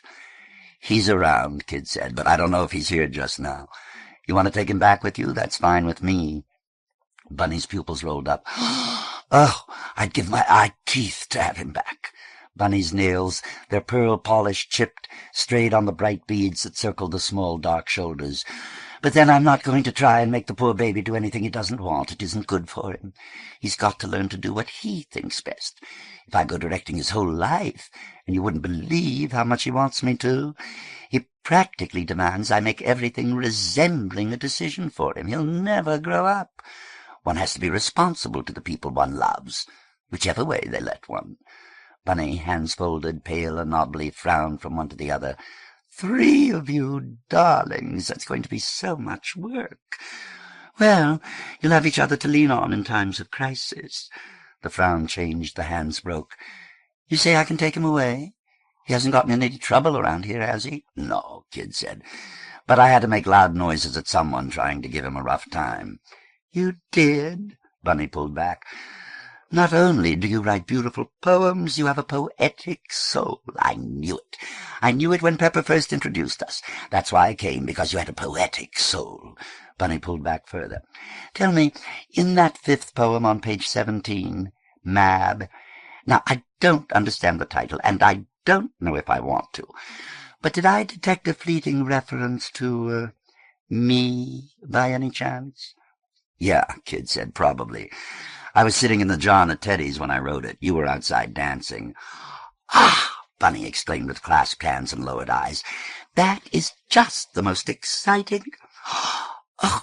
Suddenly Bunny's hand swirled up and overhead. "Of course, that's nothing to you, dear." It landed on Lanya's knee. "I mean, you're practically the Dark Lady of the Sonnets." Now Bunny leaned forward. "Darling, don't make him miserable." Bunny's hand moved on to brush Denny's shoulder. Denny frowned at it. "You too. Be kind to him." Bunny turned once more to Kid. "You're doomed to tragedy, you know. The ones of us like you and I with the Ipana smile. We always are. I mean, who could possibly love us? And just because our half of the class brushed with crest, tragedy begins from such tiny things. But that's why all of us, with the ultra-bright grimaces, have to be content to end up in Hollywood, as movie stars, hideously famous, fabulously rich, trailing behind us all the heartaches, the broken romances, divorce after divorce. Look at you. Fame and fortune are already glittering up there on South Brisbane, you see. It's begun already, you poor thing. Far, Denny said with gravity, fucking out. Lanya said, if Bunny's in your book, you should invite him to the party. Yeah, Kid said. You want to come? Most of the guys in the nest are going up, so Pepper will probably be along. Oh, I couldn't. Bunny's head dropped with a small shake. I couldn't possibly. Then looked up. I'd just love to. I really would. But I can't. Why not? Principles? How do you mean? Well, the space between Bunny's nose and upper lip got longer. That astronaut person, Captain Camp, he's going to be there, isn't he? He's Calkin's guest. I guess he will. That's why. Denny said, is that the guy you met who's been on the moon? Mm-hmm, Kid nodded. Lanya said, I don't understand, Bunny. Were you there the night the captain came to the bar? I was, Kid said. Then you know what happened to me and George. No, Kid said, I don't. Bunny took a preparatory breath. As soon as Teddy realized who that glorified fishbait was, and don't you know someone had to tell her, she came over to me and suggested that considering the clientele that evening, it might be better if I didn't dance. No, Lanya said, you're not serious, are you? Why? He didn't want to offend the tender sensibilities of our Scotch and water-sipping national hero. They do not presumably have go-go boys on the moon. Teddy figured the shock might be too much. When I came in, Kid said, everybody was sitting around having a Chamber of Commerce meeting. That, Bunny said, had not begun when Teddy made his pronouncement to me. And when it did, George happened to be there. They were all sitting around asking questions, and George was very interested. So George asked some. One of them, I was watching from my cage, was whether or not Captain Camp had ever been to George's moon. Some people snickered, but George was serious, and I'll say this for the captain, he answered it perfectly seriously. I mean, considering the afternoon, it was pretty presumptuous to think any question was that silly. But after a couple more from George, Teddy went over and said something to him. A minute later, George shoved back his chair and walked out. What did he say? Denny asked. I couldn't hear, Bunny said, but I certainly could see the effect, and I know what he said to me. George had just left when I came in, Kid said. Tack told me. That sounds so silly, Lanya exclaimed. Teddy was always a little formal, but you make him sound like a member of the Rotary Club. Daughter of the American Revolution, that nog-hide rimmer of rusty Chevrolet 1952 exhaust pipes. I hope the next time she sucks off a number she rips his foreskin in her bridge work, which collapsed Denny on his back with hysterics. There are two reasons, beside the free hooch, that anyone comes into that roach-infested, crab-breeding, collapsed douchebag. One is George. The other is me. Oh, yes. A few have wandered by, hoping they might be lucky enough to get a look at the kid. But don't worry, just give that neo-Nazi time, and he'll start asking you to wear a tie next time you come. Mark Mother's wise, wise words. That's too silly, Lanya said, and made an ugly face. If I saw George, Kid said, I was going to invite him. I guess he won't want to go now either? Well, Bunny said, George is a slightly larger luminary in our local skies. He can perhaps afford to be more generous than I. I'm afraid, must guard my honor more jealously. After all, dear, it's all I have. Next time I saw Camp, Kid said, he was down at the blowout George gave for the Reverend Taylor in Jackson. Bunny, Lanya said, you are being silly. About the party, I mean. Kid didn't invite Teddy, he invited you. And for all you know, Camp came down precisely to see you do your act. Teddy was being stupid and presumptuous. That shouldn't stop you from having a good time. I will not, Bunny said, go up there and perform for those people. Nobody's asking you to dance. You don't understand, dear heart. Once more Bunny touched Kid's knee. As far as Calkins is concerned, or any of them up there, you, me, or anybody you know just going up to make an appearance is putting on a performance. Calkins sets up that bar, put Teddy in charge of it. The whole place exists only for his amusement, or the amusement of his guests, the once a month they should feel like coming down to slum. And while I don't believe for an instant he gave Teddy orders that I wasn't to be exhibited to his new young man from Mars, or whatever, it's an attitude inevitable in such a chain, whether there's money involved or not. I simply cannot be a part of it. Negroes and homosexuals, dear. Negroes and homosexuals. Having been lumped together in so many clichés for so long, we are beginning to learn. With women and children, Bunny nodded toward Lanya and Denny, it's taking a little longer. Well, you have a few more clichés to overcome. You mustn't think I'm trying to throw a wet Afghan over the festivities. You've written a beautiful book, though I don't understand a line, and you should go up there and have your party, and I hope it's perfectly too fabulous. I really do. I shall just drool over the accounts in the society page next day, but I have to live with myself. You're a dear, dear boy to ask me, and I'm just too crushed that I cannot accept. You're not going to dance at Teddy's no more? Denny asked. That, Bunny's hands refolded, is another thing. No, I still dance there. Every night, 3 shows, matinees on Saturdays and Sundays as soon as brunch is cleared. Oh, we creative types must put up with just so much to do, as it were, our thing. Misery, pure misery, shame and humiliation. Bunny regarded Kid. Oh, you're going to suffer so much it makes me want to weep, but that's the price of having a poetic soul. If Teddy is that big a bastard, Denny asked, why don't you just stop dancing for him? Bunny raised an upturned palm. If I don't dance there, where else can I? I mean, here in Bologna? But we must stop all this. All I'm doing is making me feel sorry for myself, and you're snickering. You said that Pepper was here. Where? Bunny's voice dropped. Do you think I should look? Come on, Kid said. I'll give you the grand tour. Oh, now you don't have to do... Kid pushed himself out between Lanya and Denny and dropped to the floor. Let me see, how do I get down from here? My, this is complicated. Don't you think oh, dear, ladder would be much easier than... There. I'll be back in a second, Kid said to the 2 faces regarding him over the edge. He stepped around Raven, who glanced up from tinkering on the floor, and, followed by Bunny, went into the hall. You know, Bunny came abreast of Kid, I can't tell you how relieved you've made me feel, just to know he's here and all right. What I see in him I'm sure I'll never know, but sometimes he smiles and I go all cream custard inside, or calf's foot aspic. Yes, much more like calf's foot aspic. I mean, it's all clear and quivery and cool. Not like an eclair? Kid felt quieted and pensive from Bunny's tale. Exactly not like an eclair. Bunny smiled a white smile. You do know. He isn't in the yard. Kid leaned out onto the porch, then pulled back. I didn't see him with any of those boys on the front steps, Bunny said, and he wasn't in the kitchen or the front room. Let's try in here. Kid pushed open the door. Among the sleeping scorpions, Dollar had turned over on his stomach.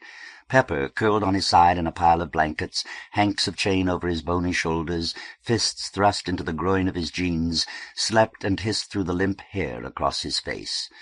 He always sleeps like that, Bunny said quietly. You want to wake him up and... No, Bunny whispered, and raised a wrist before pursed lips. No, I just wanted to, well, you know... Bunny's smile was worked through with concern. That's fine, really, just to know he's all right. That's all I wanted. One has to be responsible for them, but in ways they can understand. Bunny's head shook. And understanding, as I'm sure you know, is not Pepper's strong point. Come, there's no need to wake anyone. Black Spider had rolled over and raised his head. At Bunny's gesture, Kid closed the door. Thank you a million times, thank you. I've got to run along to greet my audience with... Bunny thrust out a hip and closed an eye. The real thing. You're a perfect love. Ta-ta. Halfway up the hall, Bunny turned back and flung out one hand, while the other wound among the optic beads. And have a fabulous time at your party. You are too good to ask me. Thank you, you really are too good. Drink a glass of champagne for old Bun-Buns, and remember, whatever happens, give 'em hell. California and Revelation had stopped to stare. Lady of Spain came out of the front room behind them, leaned on their shoulders and grinned. Bunny blew all 3 kisses, fled to the front door, opened it, turned, sang out with flourishing arms, "The shadow of your smile," in an astonishing bass, then shrilled "Bye-bye," and was gone. Pondering, Kid went back to the loft. Seated Raven had a loop of wire and 2 screws in his mouth. "Who was that?" he asked, voice mangled by metal. Kid just laughed and climbed up the post. "God damn," he said. "Couldn't you wait for 5 minutes to get started?" Denny, naked, lay on top. Lanya still wore her blouse. "We haven't started very seriously," Lanya said around Denny's forearm. "Yeah?" Kid climbed up and pushed his hand between their hips. Denny rocked up. Lanya pulled down. "Oh, yeah." He took off his vest. They made love, breathing softly with wide mouths. For a while, with his belt and pants open, Kid refused to take his pants off. "I'm sorry, lady, you can't go up there. Kid's busy." "He ballin'?" "Yeah, come back later." But after a while they tickled him, and while he lay laughing, pulled them down. Huddled with their heads together, Denny whispered, "That was nice, huh? Let me fuck you in the pussy, and you can fuck me in the ass again while I'm doing it." "Marvelous," Lanya said, and buried her laughter on Kid's shoulder. "Sure," Kid said, "if you want, sure." But with knees uncomfortably wide, elbows bent, and the boy's dry back brushing his belly, Kid's penis, pulling along the flexing crevice, lay limp. He started to say something, thought better, and kissed Denny's shoulder, kissed him again. Lanya opened her eyes, and through her catching and catching breath, frowned. She worked one hand free and licked her fingers. Then she reached around Denny's back. First just the side of her thumb touched his cock. Then his movement in her fist's tunnel made the thing that was not a muscle tighten, and whole webs above and around his pubis that were relax. His penis filled through her grip. "I like that," Denny panted when Kid was inside him. "It's pretty good." Kid got out, shifted his weight, and decided that Lanya had the right idea. Talking was silly. He didn't come in Denny's ass, but in hers. They lay on their sides, Lanya sandwiched between them. "I can feel him," Denny whispered, "moving. Inside your cunt, on my dick, I can feel him." "So," she whispered, "can I?" and shh him. Both Kid's hands were around her chest. Someone held his thumb. He thought it was her because she always used to, but it was Denny. Once he rose from a half-sleep to hear them giggling together. He shifted his fingers on the live warmth of her breast. Someone squeezed his thumb again. He woke suddenly and fully. They were both still. His cock was erect, but as he raised his head to look down at himself, he felt it soften. He had rolled slightly to the side, his penis lowered toward Lanya's thigh. It is not touching her, he thought. Then the slightest warmth and pressure. It is touching her. Eyes wide, he rolled back, trying to understand by blunt reason that terrifying and marvelous transition. I am limited, finite, and fixed. I am in terror of the infinity before me, having come through the one behind, bringing no knowledge I can take on. I commend myself up to what is greater than I, and try to be good. That is wrestling with what I have been given. Do I rage at what I have not? Is infinity some illusion generated by the way in which time is perceived? I try to end this pride and rage, and commend myself to what is there, instead of illusion. But the veil is the juncture of the perceived and perception, and what in life can rip that? Is the only prayer, then, to live steadily and dully, doing and doubting what the mind demands? I am limited, finite, and fixed. I rage for reasons, cry for pity. Do with me what way you will. He woke. As Kid sat, Denny's hand fell from his. Lanya rolled back a little to press against him again. Kid's side cooled. He thought of her side cooling. He watched Denny, in sleep, rub his stomach where she had just lain. Kid's pants were wedged against the wall. Hanging his feet over the edge, he shook out the rumpled legs. He lifted one knee and set his heel on the board. His ankle was very dirty, to stare at the circling chain. What circled his mind, what had been running there since sleep, was Susan Morgan, William Dhalgren, Peter Weldon, Susan Morgan, William Dhalgren, Peter Weldon. Pondering, he shook it out. He pushed his feet out the cuff, got his boot, his vest, his chains, and swung around to the post and climbed down. Raven was gone. He noticed the silence just as it ended with voices in the other rooms. He could not decide whether it had been a few coincident seconds or a protracted hush begun before his waking, ending. Restless, he walked into the hall, and recognized her blue sweatshirt as she turned into the service porch. When he reached the door, she was going down the steps into the yard. He followed. Halfway into evening, the sky above the littered and trampled dirt was without feature. Angel, Filament, and Thruppence, under Copperhead's supervision, were trying to start a fire. Raven, Spider, D.T., and Jack the Ripper, with Tarzan, the one white among them, sat on crates or stood at the back of the yard, passing 2-gallon jugs, both half empty, and arguing. She looked up, saw him at the head of the steps, and, he thought, started. "Hi," she said with a very puzzled look, and brushed a feathering of hair back from her face. "Hey." He came down the steps. She looked at his foot. It had been a long time since he had even been around anyone who noticed his half-shod eccentricity. He thought about the coming party, found his mind rummaging again through Bunny's Tale of the Afternoon, and pushed away the discomfort with laughter. She looked more uncomfortable.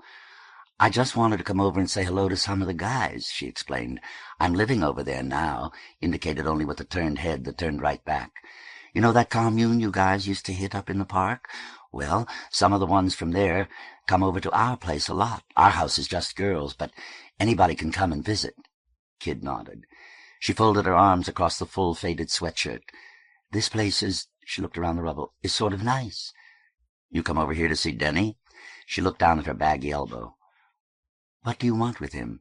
I mean, what are you," she tightened her arms, "going to do with him?" "I want him back." Jack the Ripper glanced across the fireplace, glanced away. Kid thought, she has learned, when she lived like this, to hold such converse in a space full of people. "I want him. What do you need him for?" He thought she was going to cry, but she just coughed. "He just isn't that smart. Those poems you wrote, I read them, all of them. When I was in school, we read poetry and stuff, and I liked it. I was the smartest person in my class. One of them, anyway. Denny won't read them because he can't even say the words. You ever hear him try to read the newspaper? But I read them. The part about me bringing you the whiskey when you were in the bathtub washing off the blood, and saying goodbye. I read about that, and I understood it. But the stuff in there about him, if he read it, he wouldn't even get it, I bet. What do you want him for, huh? Why don't you give him back?" She began to look to either side. "I'm sorry." "I don't keep him from seeing you." "I know," she said. "I'm sorry. I'm going to go." She dropped her arms and went around him to go up the stairs. Lanya, in jeans and blouse, stood in the doorway. The two girls looked at one another. Then the one in the blue sweatshirt sighed. Lanya glanced after her, then looked back at Kid. Kid frowned. Jack the Ripper, by the fire now, looked over, his smile between sympathy and complicity, and shook his head. Kid walked up the steps. "You just get up?" "Only seconds, I'm sure, after you did. I heard you talking to her when we came out of the porch, so I decided I'd come out and listen. She seems like a nice kid." He shrugged. "Denny still asleep?" "Nope." Kid sat on the step below her. They both had to move legs when Devastation came down to wander over to the fire, to stand with his hands in his back pockets. "He got up with me," Lanya explained. "We were going to come out and surprise you while you were wandering around looking preoccupied. I told him we couldn't do it if you were anywhere near a pencil and paper, but then, when we got to the porch, we saw you talking to her." "Where's Denny?" "He saw her, covered his mouth with both hands. I thought he was going to blurt out something, God knows what. Ducked behind me and ran. I'm not sure if he's locked himself in the bathroom or just split. No, the bathroom doesn't have a lock, does it?" She didn't see him. He made enough noise. She rested her chin on her fist. "The poor girl. I feel sorry for her." "Mean little bastard, isn't he?" "You think so?" "He is to her. He is to you. To me. I can take it." Kid shrugged. "What are you going to do when he decides one day when you come to see him he doesn't want to see you?" "Take it, I suppose," she sighed. He really should have talked to her. "How old is he?" 15, and she's 17. "You should tell him to talk to her, if they were really all that close." "Shit," Kid said. "I never argue with people I screw. She seems to think there isn't anything to say. I don't blame her for wishing there was." "Maybe," Lanya sounded doubtful. "I sort of took a liking to her, just listening. She lives in the girls' house. Now that is a strange bunch. I've been there a few times." "Dykes?" "No more than here. Do you think she'd be interested in helping with the school?" "You're just going to get yourself in trouble." Lanya laughed. "It's so nice to know there are one or two things about which I am more worldly than you are. I think it's fine to have an occasional knockdown, drag-out. discussion with people you're screwing. I never quarrel with the people. The people I'm screwing are screwing, or were screwing. I make a point of being on the best terms possible. Even if you have a knack for it, sometimes it takes a lot of work. But the trouble you avoid," she turned down her mouth and tapped her knee 3 times, "is not to be believed." Then she tugged his ear. "Let's go look for him." But Denny had left the house. Back in the yard, the fire had been completed. Lanya volunteered to go with Priest, Thruppence, and Angel to the liquor store. When they came back, Kid had taken the door out of the back room and set it up on some boxes for a table in the yard. Others had begun food. "Come on, I want to go back up in the loft." "Sure." She squeezed his hand and followed.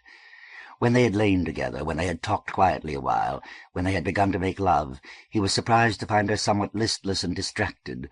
Small movements she made silently angered him, till she said, "Hey, what's the matter? You seem so far away. Come on back," which returned the whole thing to the realm of the humorous. After that, it was very good. After coming, while he lay there and held her, the smell woke him. His waking woke her.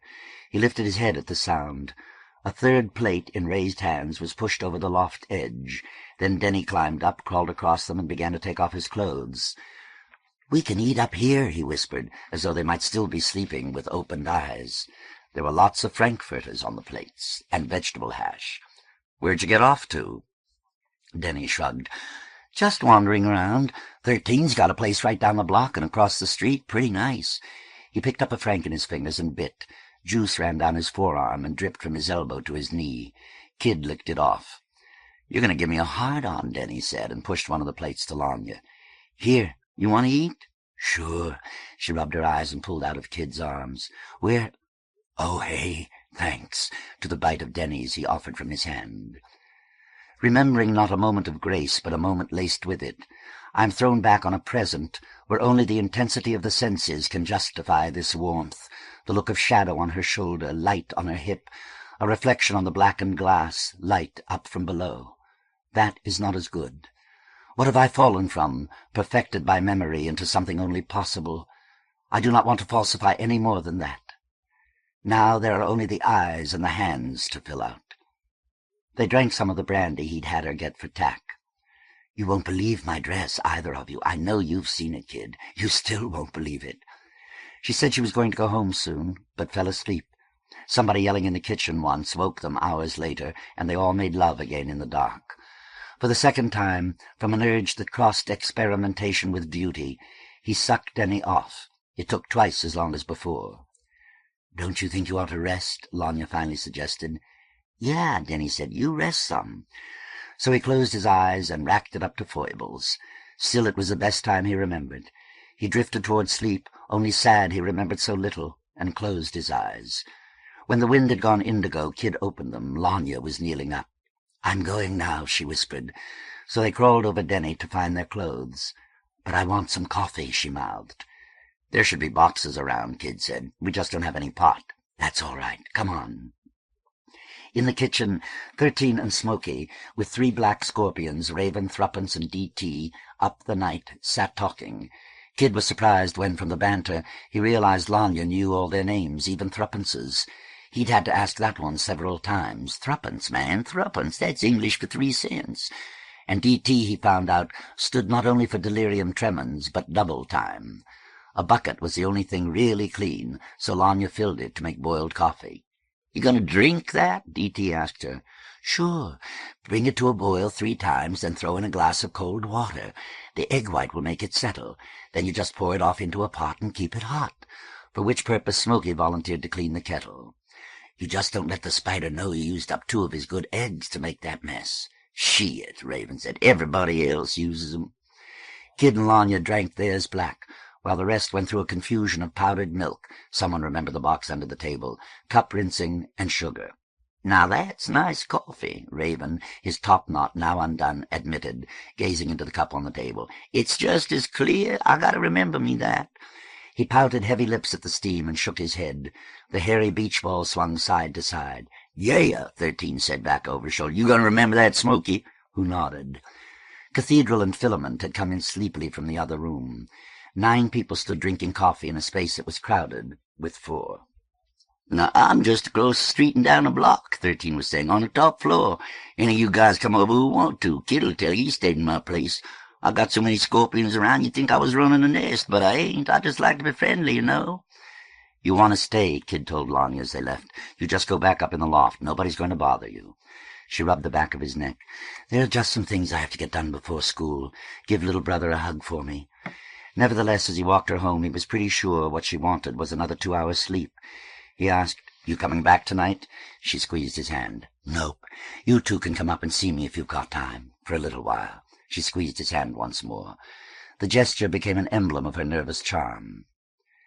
The paper that day said Sunday, July 14th, 1776.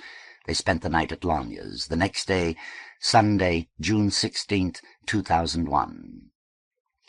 That afternoon, tire-colored Jack the Ripper, crouching before the open icebox whose light had just blown, whose insides were crammed, and whose enamel was streaked and stained, looked up and asked, "Say, when you gonna run?"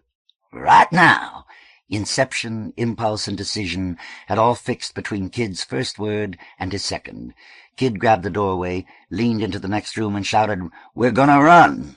D.T., Spider, Angel, Priest crowded in from the hallway. California shucked quickly from the sleeping bag beside the couch. Raven and Glass and Lady of Spain came into the kitchen. Spit pushed in through the scorpions, crowding the doorway. They swayed and moved their feet and looked uncomfortably serious. "Come on," Denny was saying as the others clattered down the front steps. "Hey, you gonna come? Get on out here." Within the house, they had almost been able to imagine a lucid city. Now, catatonic windows watched them stalk. Their boots crunched and thudded on the pavement. They hurried with lowered brows, staring out from under, looking left and right on the neutral avenues. Kid remembered, later, breaking the plate window of the Second City Bank building. Jack the Ripper danced on broken glass and cackled, "Man, we gonna bust up Nigger Town now." They didn't. They shuffled and poked in papers and files and adding machines. Copperhead turned over a desk and stood looking at it, breathing hard, a full minute. They found neither money nor locked boxes. The only things in the money drawers were paper clips, gummed reinforcements, rubber bands. Kid climbed back over the brass bars of a teller's cage. The top was a strip of greasy filth. A lot was on his hands now.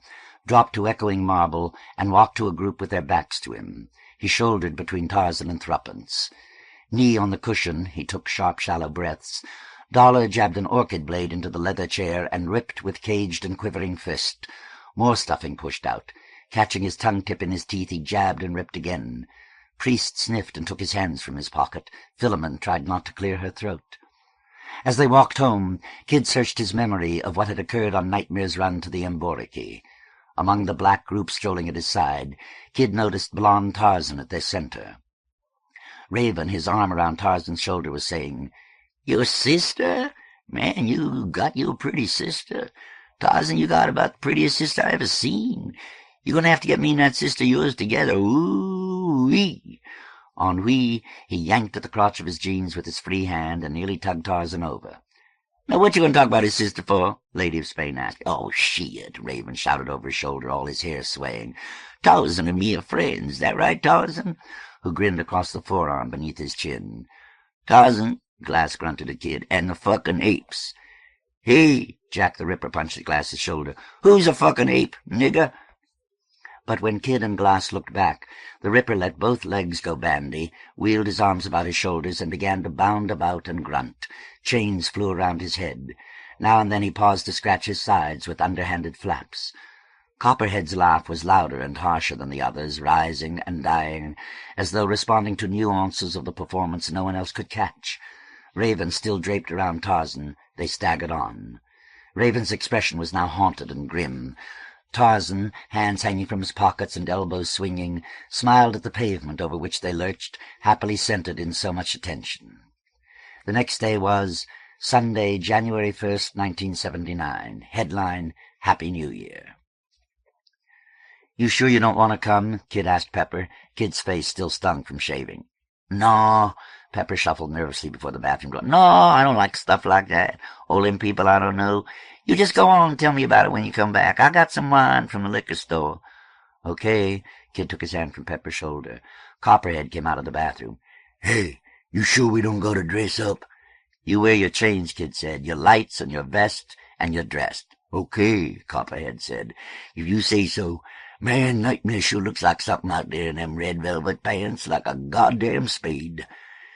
Kid's concession to festive dress, beside washing and shaving, had been to hang his brass orchid from a neck-chain. As he walked up the hall, a water drop ran his bare ankle. The Ripper stopped him to whisper, "You really gonna let that boy go up there like that?"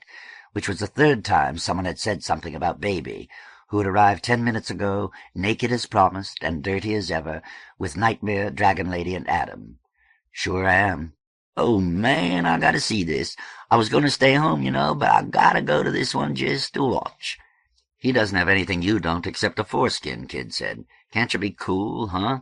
"Oh, sure." The Ripper beat down the doubt with his wide black hand. "Sure." He laughed and went on.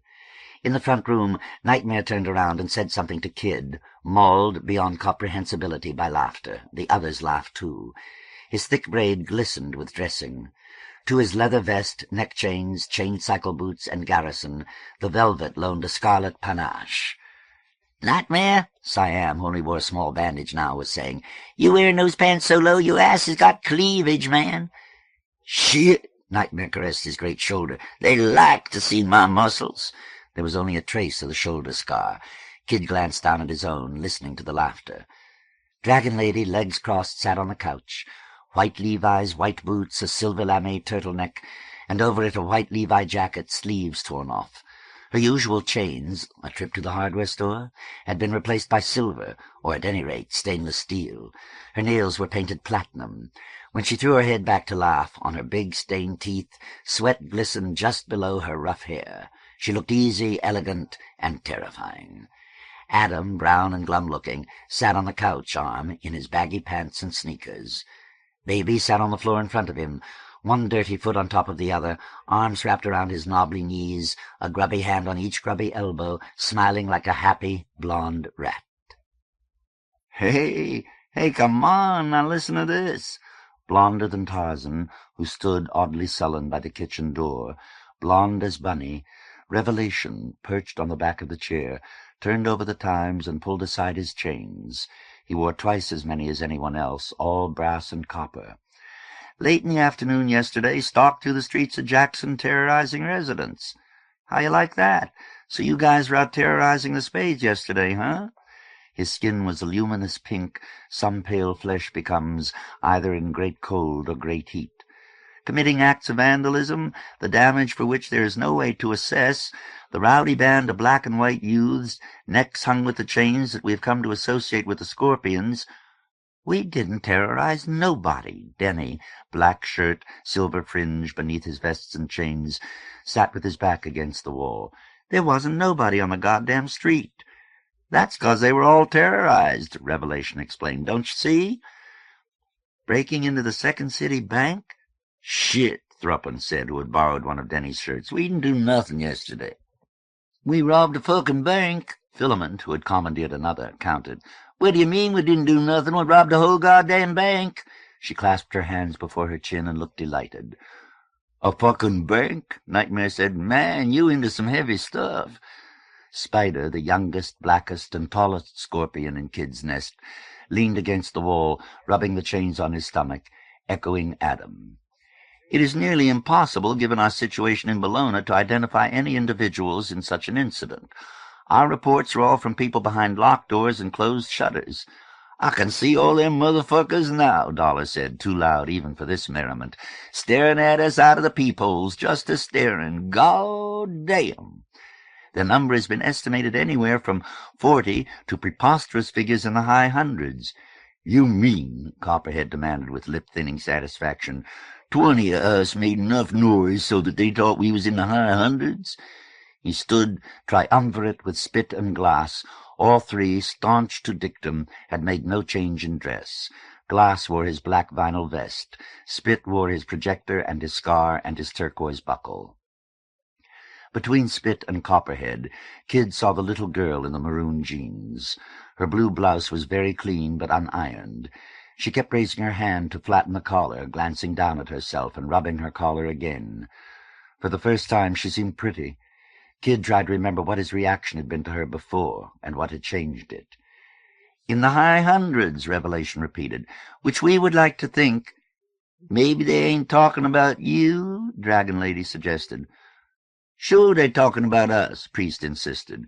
We're the only ones who robbed a bank yesterday, I goddamn guess. To think preposterous, which made Revelation laugh so hard he crumpled the paper. We gonna go to this fucking party tonight? Cathedral demanded, catching both door jambs and swinging his bulk into the room. He swung back. The optic strand glittered around his brown neck, creased twice with fat. What are we waiting for? Kid grinned, nodded, was astonished at the silence. Come on. They poured after him, laughing and shouting once more, out the front door and down the steps. Pepper moved aside quickly. Change your mind yet? Kid asked. Pepper grinned his ruined grin. No, I just don't feel like it, I don't go for that stuff. His eyes flicked from Kid's. Kid looked, too. From the bottom of the steps among the milling scorpions, Tarzan watched. With a look of disgust, he shook his head, turned away. Hey, don't let Tarzan stop you from coming, Kid said, suddenly angry.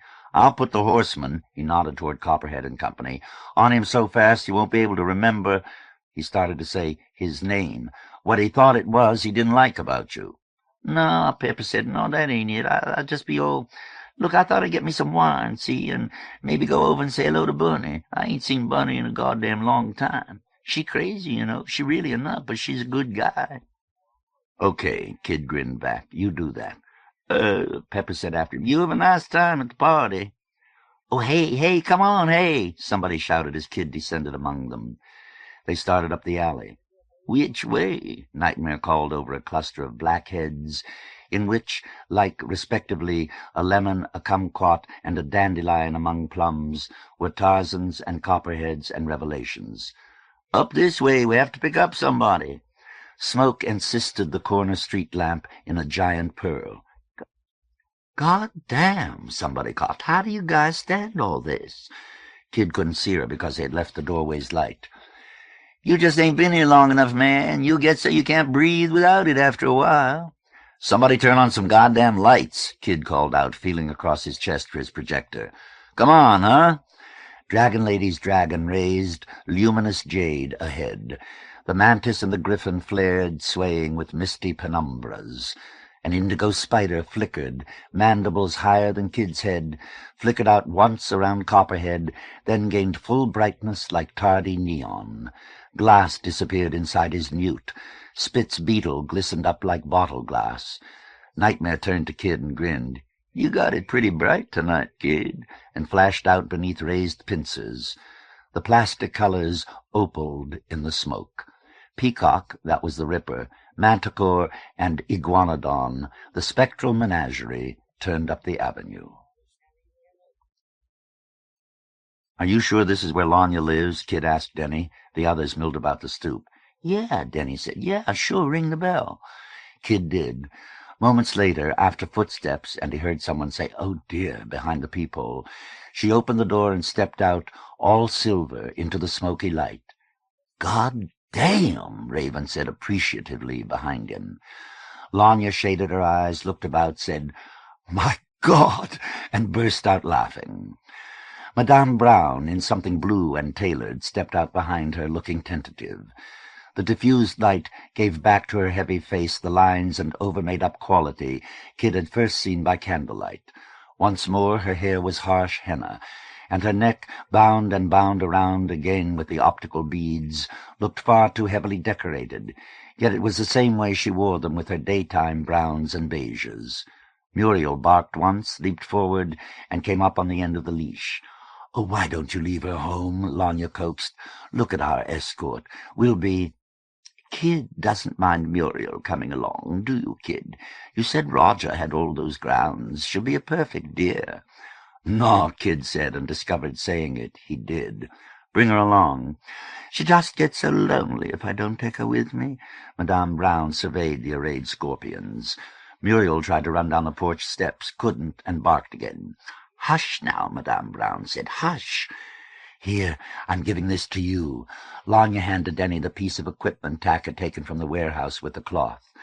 Put it in your shirt pocket for me. The silver fringe on Denny's sleeve shook in curtains of light as he put the control box away. Lanya took Kid's hand. Her dress was sleeveless, scoop-necked, and reached the ground. She leaned to whisper, "I've got something for you, too," and handed him her harmonica. "Put this in your pants pocket for me." "Sure." Feeling the metal on his thigh through the dime-sized tear, Kid stepped down among the others. Lanya, Muriel, and Madame Brown came behind. As they started, he heard Madame Brown, "Your arm looks a lot better. It hasn't been giving you any trouble?"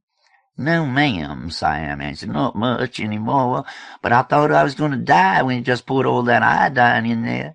He laughed. They crossed the street. "That was the only way I could think to keep it from getting infected. You were very, very brave." "Shit," Siam said. "I hollered like a motherfucker. Pardon, ma'am, but you remember how they were holding me down?" "Yes, and I still think you were brave." "It's nice you say so, but if one of them niggers had let go of me, I'd have probably killed you." He laughed again. They spread the sidewalk, the street, each beast sailing on a pool of light. Windows dripped with molten reflections, those with panes. Perhaps half had their shields lit any one time. A boisterous black in silhouette would turn on a bright hippogriff, a manticore.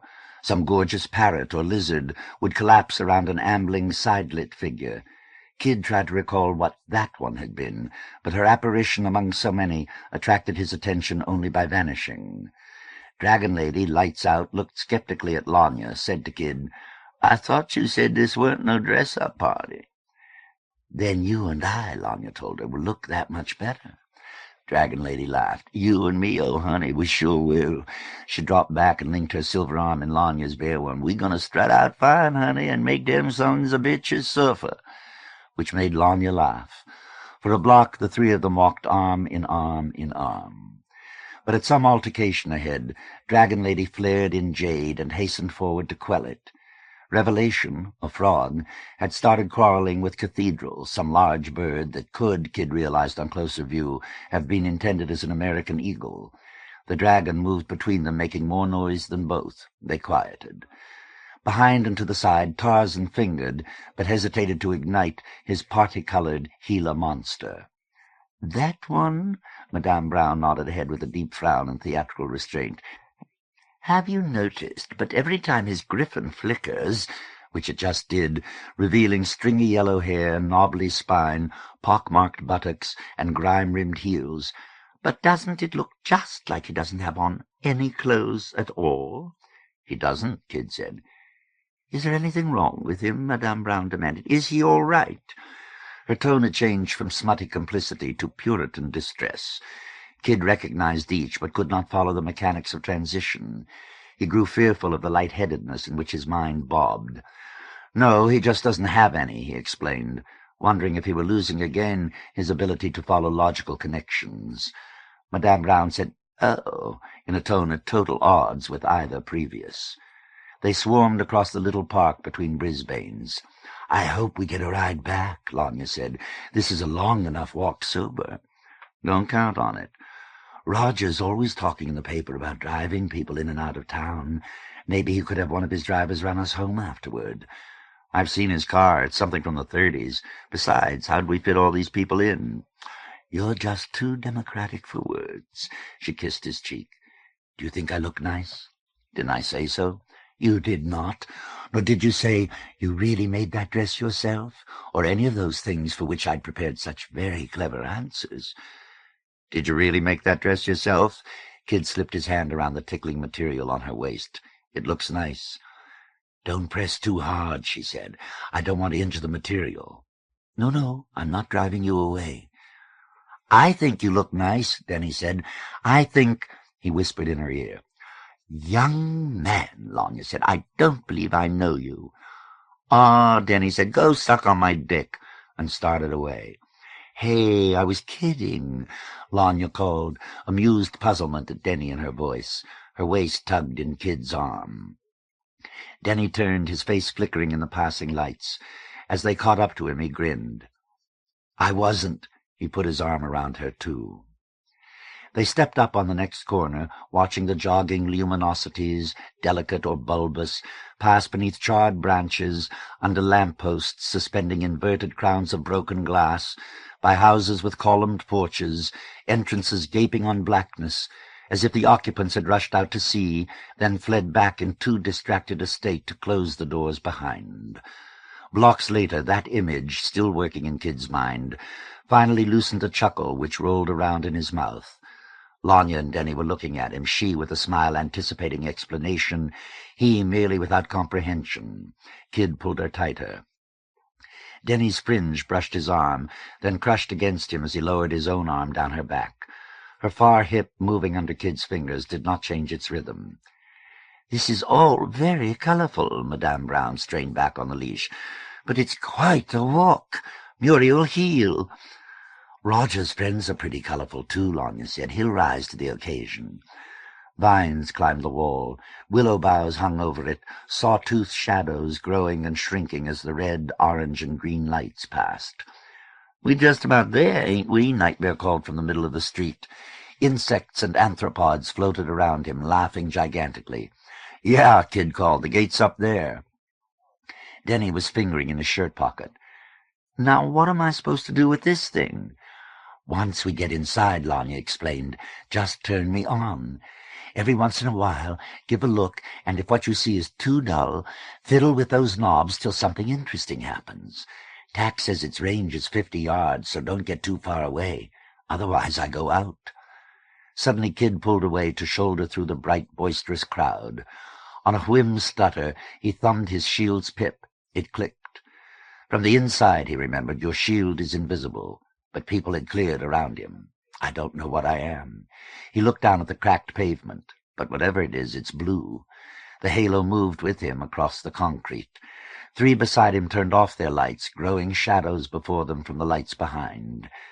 "It's like a game," there were the stone mules, not knowing who or what you are. He wondered how long before he would finally get someone aside and ask, and flipped his pip to kill the temptation. Stepping ahead of the crowd, he grabbed the bars, the others massed loudly around. He wondered, as he stared in at the pines, lit clumsily and shiftingly by his bright entourage, what to call out. "Hello?" A young Filipino, probably, in a green turtleneck and sports jacket, stepped up. "You're the Kid? I thought so. I'm Barry Lansang. I'm on the gate tonight. Just a second, I'll let you all in." "Hey, we're here." "How are we going to get in?" "Shut up, he's letting us in now." "You see where we're going?" Lansing stepped aside. The gate went clang, and the noise level around Kid cut by 2/3. Lansing swung back the bars. Kid stepped forward, aware that the others had not. "Go on up," Lansing smiled. "They're all expecting you. Is this your whole party?" "Yeah, I think so." "If you expect anybody else to come by later, just leave their names with me and I'll make a note." "No, this is it." Lansing smiled again. "Well, if stragglers come along later and do have an identification problem, I can always go up and find you. Come on in." This last over Kid's shoulder, accompanied by a gesture. Kid looked back. The gateway crowded with silent, familiar faces. "Come on," Kid said. Then they came. Dragon Lady was among the first. "This is something, huh?" "Yeah," Kid said, "and this is just the trees." "Follow the driveway up," Lansing instructed. He was, Kid saw, enjoying himself. Lanya joined Kid, her gown blushed pink. As they walked together, robin's egg droplets grew into puddles which swelled to oceans. "Am I doing this right?" Denny reached under his vest into his shirt pocket with a black and glittering arm. Lanya looked down at herself. "I think the other knob, the one on the front, is for color intensity. Leave it like this for now. We don't want to shoot it all on the entrance." Floodlights between the huge pines lit the gravel, and after the night journey made them squint. "Here we are," Madame Brown said, looking off between two trees where one light was not working. "All safe and sound." Muriel walked close to her. "Where's everybody likely to be?" Kid asked Lanya, whose dress dribbled a metallic green across her left breast. "Out on the terrace gardens, where we were that afternoon with Mr. Newboy." Kid did not remember the driveway as this long. "How come they have all this electricity?" "When it's all working, they can get this whole grounds practically bright as day," Lanya said. They passed the last trees. The house was bright as day against the night. You boys said something about lanterns. It doesn't all work inside, Lanya said. There was one whole wing where there wasn't a socket functioning. Some dozens of men and women along the stone terrace turned to look. But whenever Roger lights the whole place up like this, I get the feeling I'm watching some really banal son et lumière. The Scorpions quieted as they saw the other guests. Suit, shirt, and tie of different blues, one pushed from among them. Short blonde hair, a serious expression. He was followed by two women, the older also in blue, hair rinsed the same shade as his shirt. The younger, in a floor-length brocade, looked unhappy. Calkins, Kid thought, starting forward, but anticipation had betrayed him. It was Captain Camp. "Kid," called out affably enough, "you got here, and these are your friends. Well, we've had a little—" Initial affability spent, Camp looked confused. "Now, Roger hasn't gotten back yet. He told us he might be late and to tell you how sorry he was. He asked me and Thelma," he nodded at the woman in brocade, "and Ernestine," and at the woman in blue, "to say hello for him when you got here. Since I met you," his eyes kept moving to the people behind Kid, "to introduce you around and things. Now, Ernestine, this is the Kid, and this is Thelma." Ernestine, who seemed much less nervous than Camp, said, "I'm Ernestine Throckmorton. How wonderful to have all you young people here. Hi, love," which was a special nod to Lanya, who grinned back. "Now, I think the only thing to do is plunge in and go over how everything is laid out. Why don't you all come with us, and we'll show you where to get something to eat and drink. Come on now." She turned and motioned them up the steps onto the terrace. As the other guests stepped back, staring, she went for the two nearest and brightest Scorpions. "And what are your names?" "Nightmare," Nightmare said, rather like a question. "And your friend?" "Oh, yeah, I'm sorry. This here's Dragon Lady." "Very pleased to meet you both. You know, I've heard your names before. Well, read them, actually, in the paper. Really, I'm quite terrified." Kid glanced over. Ernestine, who did not look terrified one bit, strolled by the staring, some smiled, guests, Nightmare on one arm, Dragon Lady on the other. "Bill," she cried out. Bill was smiling. "Come here, dear." Bill, a tall, handsome man, perhaps 38, in a black turtleneck, a can of beer in one hand, the only guest there already, without a jacket, fell in beside them. "Bill, this is Nightmare and Dragon Lady. You mentioned them in that article you did for Roger a little while ago. Now, have you ever met them?" "I'm afraid I haven't." "Well, here they are." "Hello," and "hello," Nightmare and Dragon Lady said, just out of sync. "I'm glad to meet you, but I'm not sure that you're glad to meet me, after some of the things I said." "You wrote an article?" Nightmare asked. "In the paper?" "I didn't read no article," Dragon Lady said. "Probably just as well, considering some of what I put down. I hear we're all heading for the beer wagon down at the end." Bill gestured with his can. "I'm really surprised to meet you here with the Kid. I was under the impression that the various gangs, nests, kept at each other's throats." "No," Nightmare said. "No, it ain't like that." While Nightmare explained how it was, Kid looked over again. Bill had replaced Ernestine, who had drifted back to other Scorpions. "I'm Ernestine Throckmorton, and you're—" Lanya smiled and whispered, "This is going to be work." Concern underlay the smile. "Huh?" "Since Roger's not here, to get people mixing. I mean, if he's got one, that's his single overwhelming talent. Ernestine's competent. I've seen her work before. I guess you know her." "I recognize about 5 people here, I think, thank God. Roger usually keeps a pretty inspired group.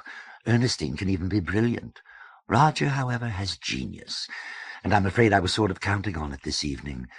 Don't be mad if I abandon you for a little while. You can take care of yourself. Why don't you start by introducing me to the captain?" "Oh," Kid said, "sure, I know him. Glass and I walked him up here one night." "Glass," she considered, and her consideration made him pause till she nodded.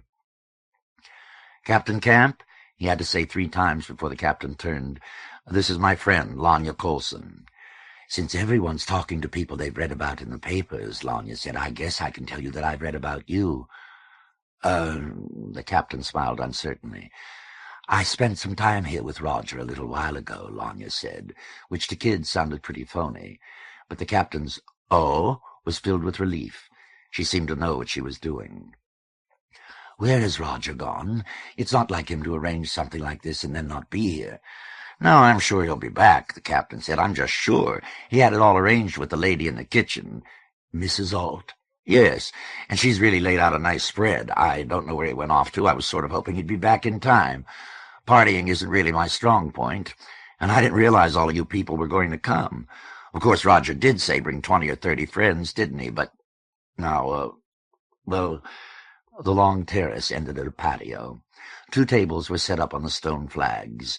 Flame blued the copper bottoms of a half-dozen chafing dishes. There were paper plates, there were plastic forks, the napkins were linen.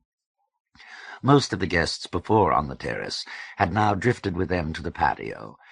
You just help yourselves to anything you'd like to eat. Ernestine's arms rose like a conductor's. That's the bar over there. Either of these gentlemen, one young black bartender, one elderly white one, both in double-breasted blue, will get you a drink. Those 2 kegs over there are beer, if you want it in the can. The cooler here, she thumbed at it, 2 people laughed, is chock full. In more modulated tones to whoever happened to be beside her, would you like something to eat? Sure, Revelation said. Yes, ma'am, from Spider. No full meal had been cooked in the nest that day. Captain Camp, Lanya was saying. This is Glass. Glass, this is Captain Camp. Oh, yes, we've met now. You have. Lanya's surprise sounded perfectly delighted and perfectly sincere. If I wrote her words down, Kid thought, what she's saying would vanish into something meaningless as the literal record of the sounds June or George makes. Then I can leave the 2 of you alone and get something to eat, and turned away. And now, Camp said, well, what have you been doing since I saw you last? Glass said, nothing. You been doing anything? Camp said, no, not really. Lanya shouldered through Tarzan and the apes. Hey, come on with me. I want you to meet someone. No, really, come on. And emerged with Jack the Ripper and Raven, herding before them the diminutive black Angel. Dr. Wellman, you're from Chicago. I'd like you to meet Angel, the Ripper, and Raven. She stayed a little longer with them. Kid listened to the conversation start, halt, and finally settle into even exchanges, between Angel and Dr. Wellman at any rate, about community centers in Chicago, which Angel seemed to think were, all right, man, yeah, I really like that, while Dr. Wellman held out affably that they weren't very well organized, at least not the ones we did our reports on. Hey, Kid. Kid turned. Paul Fenstered off the paper plate at him. Oh, hi. Kid grinned, astonished how happy he was to see someone he knew. Get yourself something to eat, why don't you? Fenster said, and stepped away between 2 others, while Kid held the words he'd been about to say clumsily in his mouth. He wished the tack had come and that Fenster had not. Lanya passed close enough to smile at him, and he was close enough to hear her coax Madame Brown, work, work, work, in a whisper. Wrapping herself in her leash, Madame Brown turned and said, Siam, this is a terribly good friend of mine, Everett Forrest. Siam was my patient, Everett. Everett was the man Kid usually saw at Teddy's in purple Angora. He now wore a navy blazer and gray-knitted pants. Somewhere across the patio, Lanya was holding paper plates in both hands, about to give them away. Turquoise billowed about her silver hem, trying and failing to rise like a lazy lava lamp. He started to go take a plate, but suddenly thought of Denny, looked around for him. I asked Roger if I could be on, Kid turned, on your welcoming committee, unhappy Thelma of the floor-length brocade, because I didn't think I could possibly get to speak to you otherwise. I wanted to tell you how much pleasure Brass Orchids gave me, only now I find that it's— Her dark eyes, still unhappy, fell and rose. Just very difficult to do. Thank you, Kid offered. It's hard to compliment a poet. If you say his work seems skillful, he turns around and explains that all he's interested in is vigor and spontaneity. If you say the work has life and immediacy, it turns out he was basically concerned with overcoming some technical problem. She sighed. I really enjoyed them, and outside a few polite phrases, there just isn't the vocabulary to describe that sort of enjoyment in a way that sounds real. She paused. And your poems are one of the realest things that's happened to me in a long time. Damn, Kid said. Thank you. Would you like something to drink? She suggested in the silence. Yeah, sure, let's get something to drink. They walked to the table. I've written and published 2 novels, Thelma went on. Nothing you're likely to have heard of, but the effect of your poems on me, especially the first 4, the elegy, and the last 2 before the long conversational one in meter, is rather the effect I'd always hoped my books would have on people. She actually laughed. In a way, your book was discouraging, because watching your poems gain that effect showed me some of the reasons why my prose often doesn't. That condensed and clear descriptive insight is something I envy you, and you wield it as naturally as speech, turning it on this and that and the other. She shook her head. She smiled. All I can do is find a lot of adjectives that you've got to fill up with meaning for yourself. Beautiful, perhaps marvelous, or wonderful. Kid decided they all applied. To her, anyway. His delight was awesome, but holding it, the black bartender poured him a bourbon, was an entrancing irritation as pleasurable in building as a sneeze in relief. Denny stepped up to the table, fingering inside his shirt pocket. Hey, you want to see something? Kid and Thelma watched. And across the patio, Lanya's dress splashed around with orange and gold. The people she was talking with stepped back in surprise. She looked down at herself, laughed, searched about, till she saw Kid and Denny and blew them a kiss. Thelma smiled and did not seem to understand. Kid introduced Thelma to Denny. She introduced them to someone else. Bill, the reporter, joined them. Thelma left. Kid watched laddering relational torques and tensions, already interpreting them as likes, dislikes, ease, and unease. Lanya brought Budgie Goldstein to meet him. Budgie, immense in green chiffon, explained how frightened she'd always been of scorpions, but now how nice they all seemed, punctuating her explanation with sharp, short laughs. They had wandered from the terrace onto the— These? I believe there are— Toby, what are these? The September Gardens, Roxanne. September, remember. And who is this young man? You wouldn't be the Kid. And he was handed on. He liked it. It took half an hour to realize he'd been kept entirely away from the other scorpions.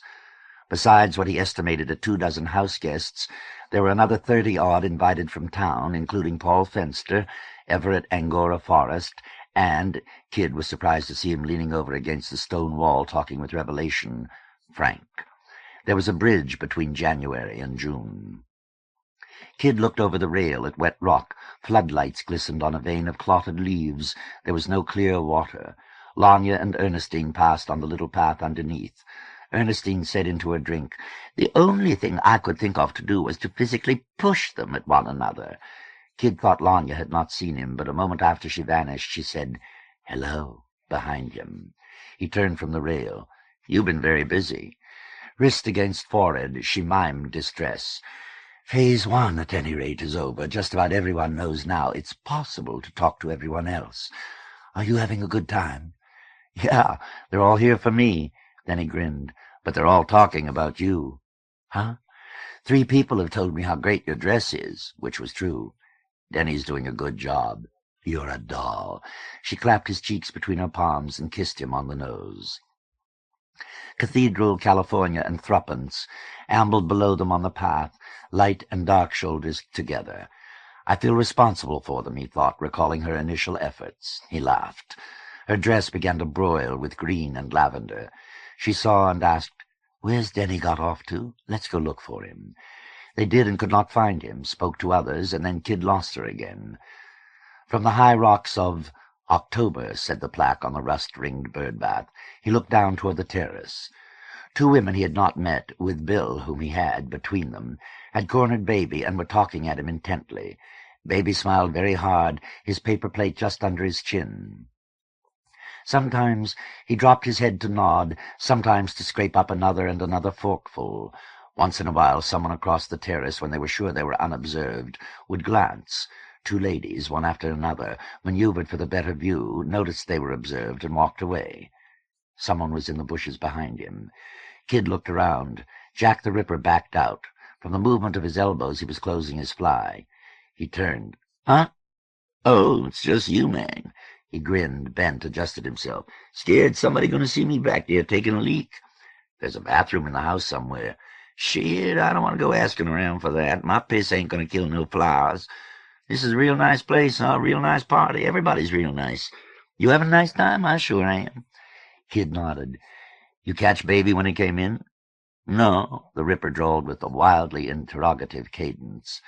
You said you wanted to see what the reaction was. I missed it. I was wondering if you caught it. God damn, the Ripper snapped his fingers. You know I wasn't even looking. There he is. Where? Kid nodded toward the terrace. The Ripper stuck his hands in the back of his pants. What they talking about? Kid shrugged. Hey, man. The Ripper's hands came loose again. I gotta go down and hear this. He grinned at Kid, who started to say something, but the Ripper was off along the rocks. At the 4-foot terrace wall, the Ripper straight-armed up, scrambled over, half a dozen looked, and jumped. A bopping lope took him to the bar. The white bartender gave him 2 drinks. He came to the corner, thrust 1 glass at Baby, and said loud enough for Kid to hear, "Now, I know you want a drink, Baby, 'cause you're going to need something to keep you warm." Several people laughed. Baby took the drink in both hands. He had put his plate down on the wall, and looked as though he were about to dive into it. But Bill and the 2 women merely made room and continued. Seconds later, the Ripper, all weight on one leg, heavy lower lip sucked in and long head quizzically cocked, stood rapt, nodding in unison with Baby. Curious at their low converse, Kid walked away from it into March. Only one light worked here, anchored high and harsh on an elm. Captain Camp stood silhouetted at the vertex of his shadow. "Hello, now. I was just coming back this way. You enjoying yourself?" Backlight made him ominous. His voice was cheerful. "I was just over there taking a—" Kid expected him to say leak. "A look in the August Gardens. There's no light there, so I guess people are staying clear, but you can see down into the city. A few streetlights are still on. I'm not too good at this ersatz host business, and this party takes some hosting." Camp stepped up. Kid turned to walk with him. "Now, I sure wish Roger would get here. Doesn't look like anyone's missed him too much." "I have. I'm just not used to all this, well, sort of thing. I mean, trying to be in charge of it." "I guess I'd like to meet him." "Sure, of course you would." Camp nodded as they came nearer the house. "I mean, he's giving this party for you, for your book. You'd think he'd— But now I'm pretty sure he'll get here. You don't worry now." "I'm not, and don't mean to start. You know, I was thinking," they walked up the stone steps, "about some of the things we were talking about when I first met you.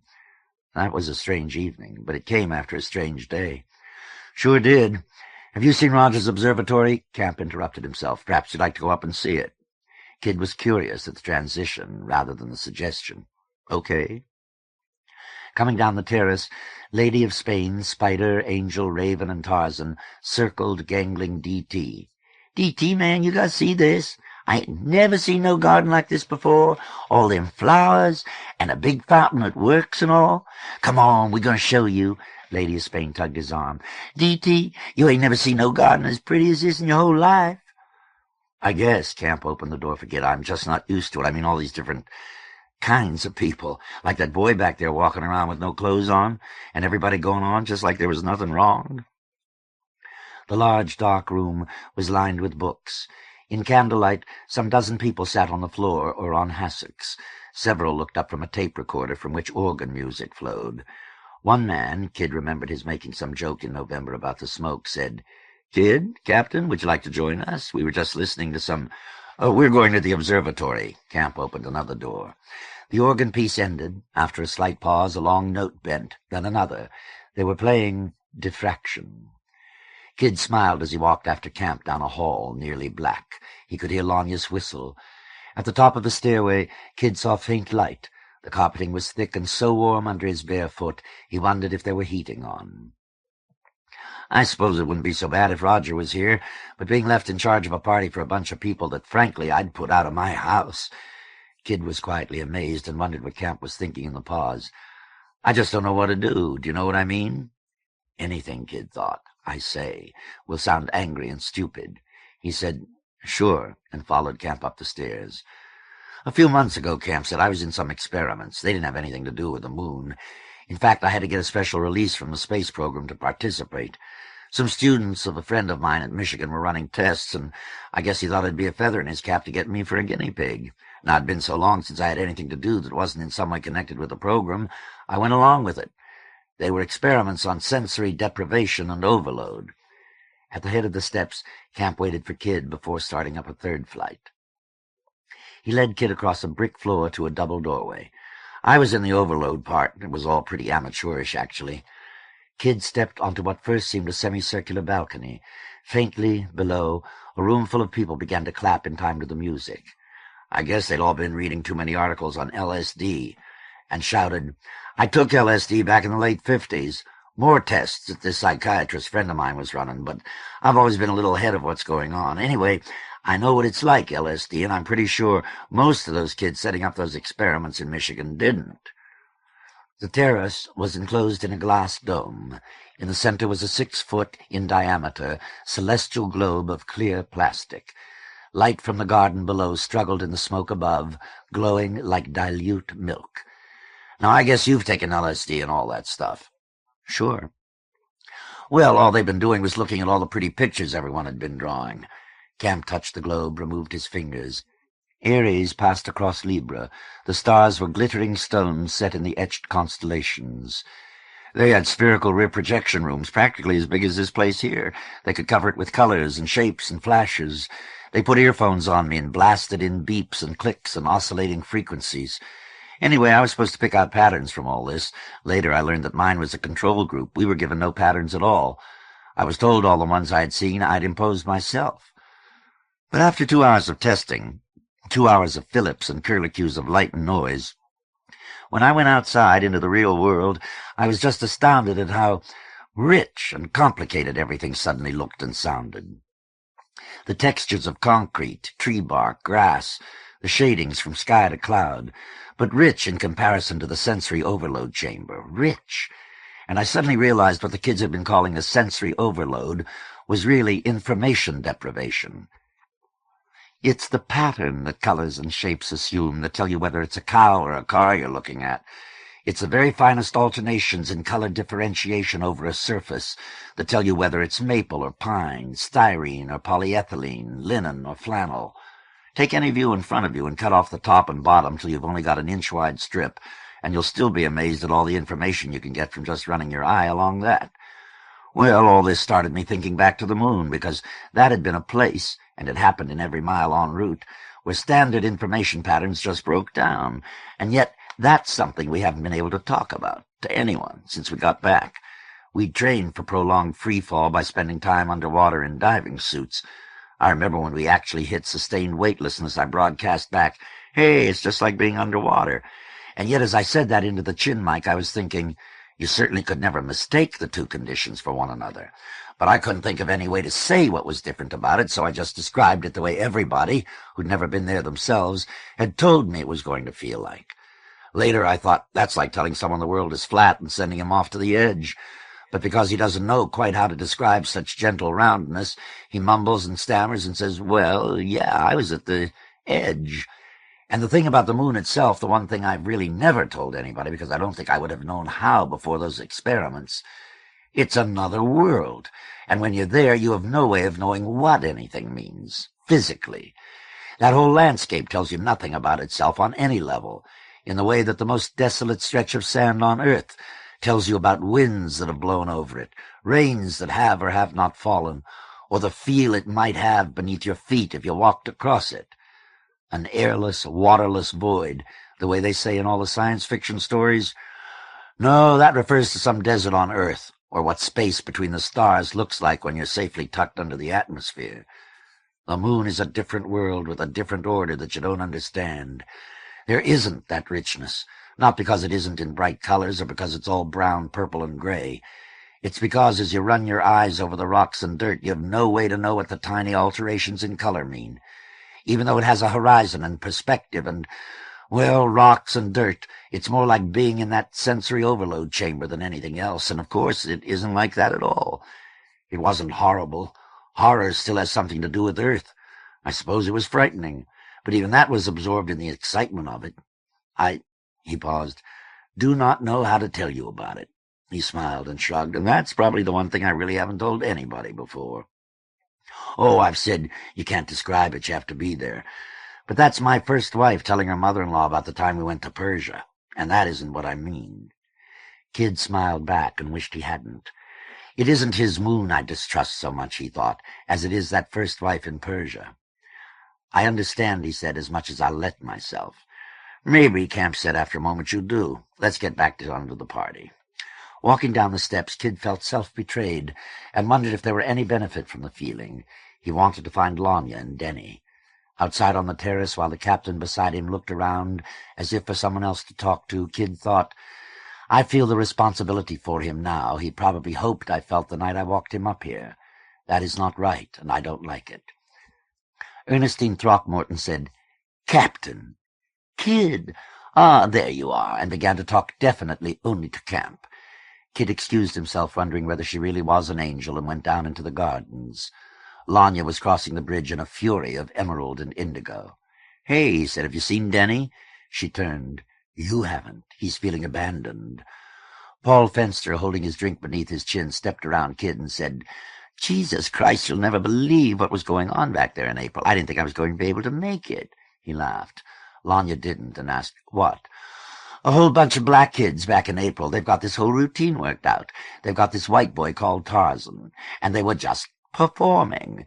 And, of course, Roger's nice old colonel from Alabama was there, the one I was telling you about who gave me so much trouble when I was visiting. And, of course, he was laughing harder than anybody else. I kid you not, they were swinging from the goddamn trees. What did you do? Lanya had begun to laugh. Sweated a lot, and tried to think of some way to leave.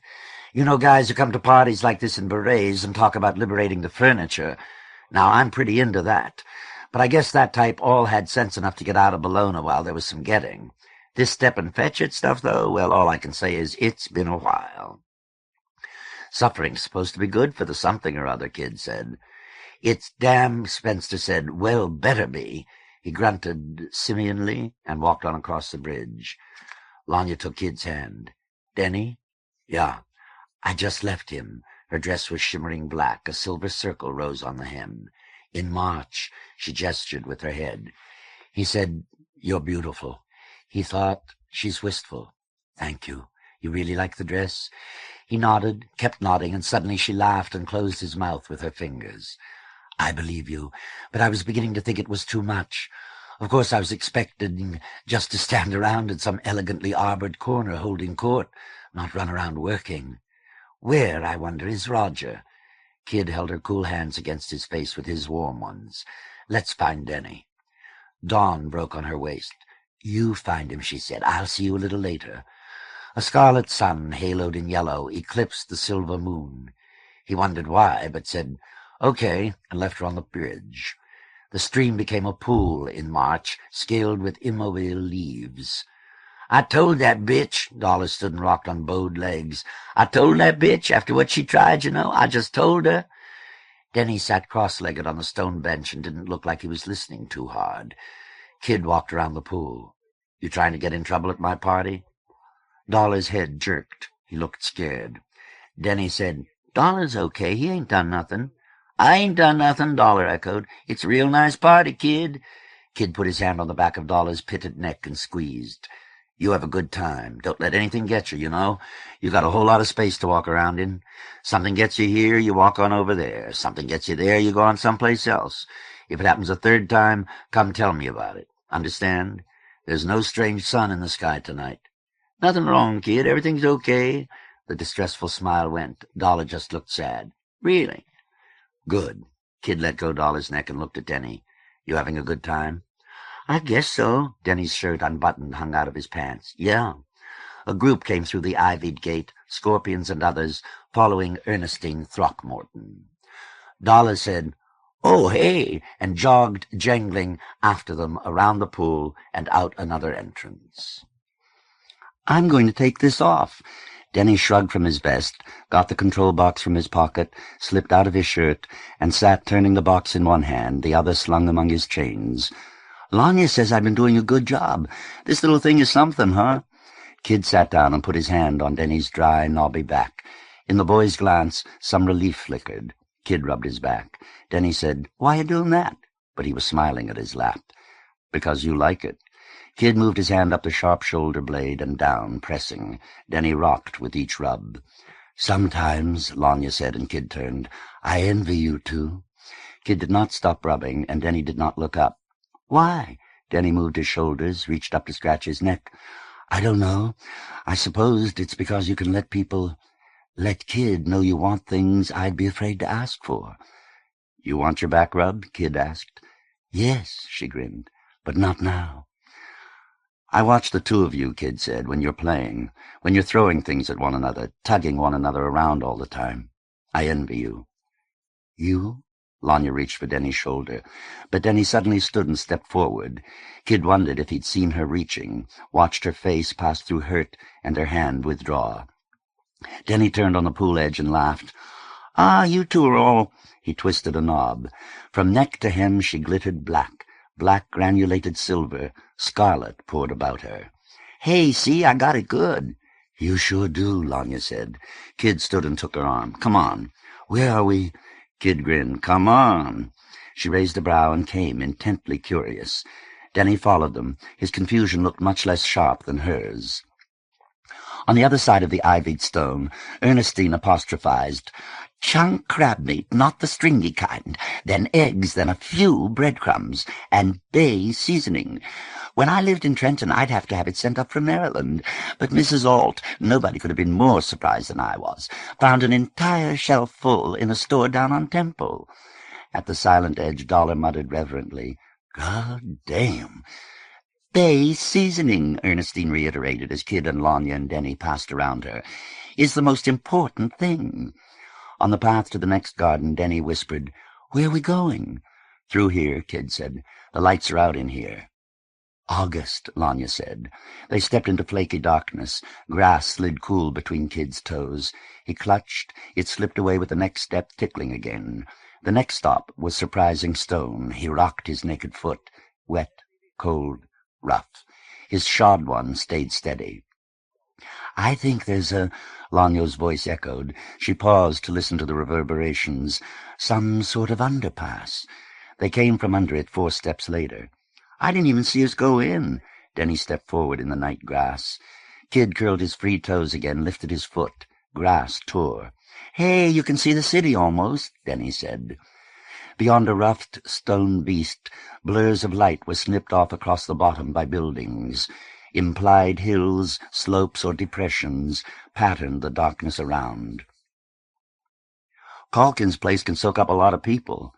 The high trees, like small cypresses, were carbon dark against the muzzy night. Kid tried to see down into Bellona. One tall building, it had perhaps a dozen windows lit. How odd, Lanya said. All the limits go, and you can't believe there's really any more to it. We're used to objects like icebergs or oil wells, where you know most of it is underground or water, but something like a city at night with great stretches of it blotted or obscured, that's a very different— You guys, Denny interrupted, I don't envy you, I guess. But you two can talk about things that, are just so far beyond me, I don't even know how to ask questions sometimes.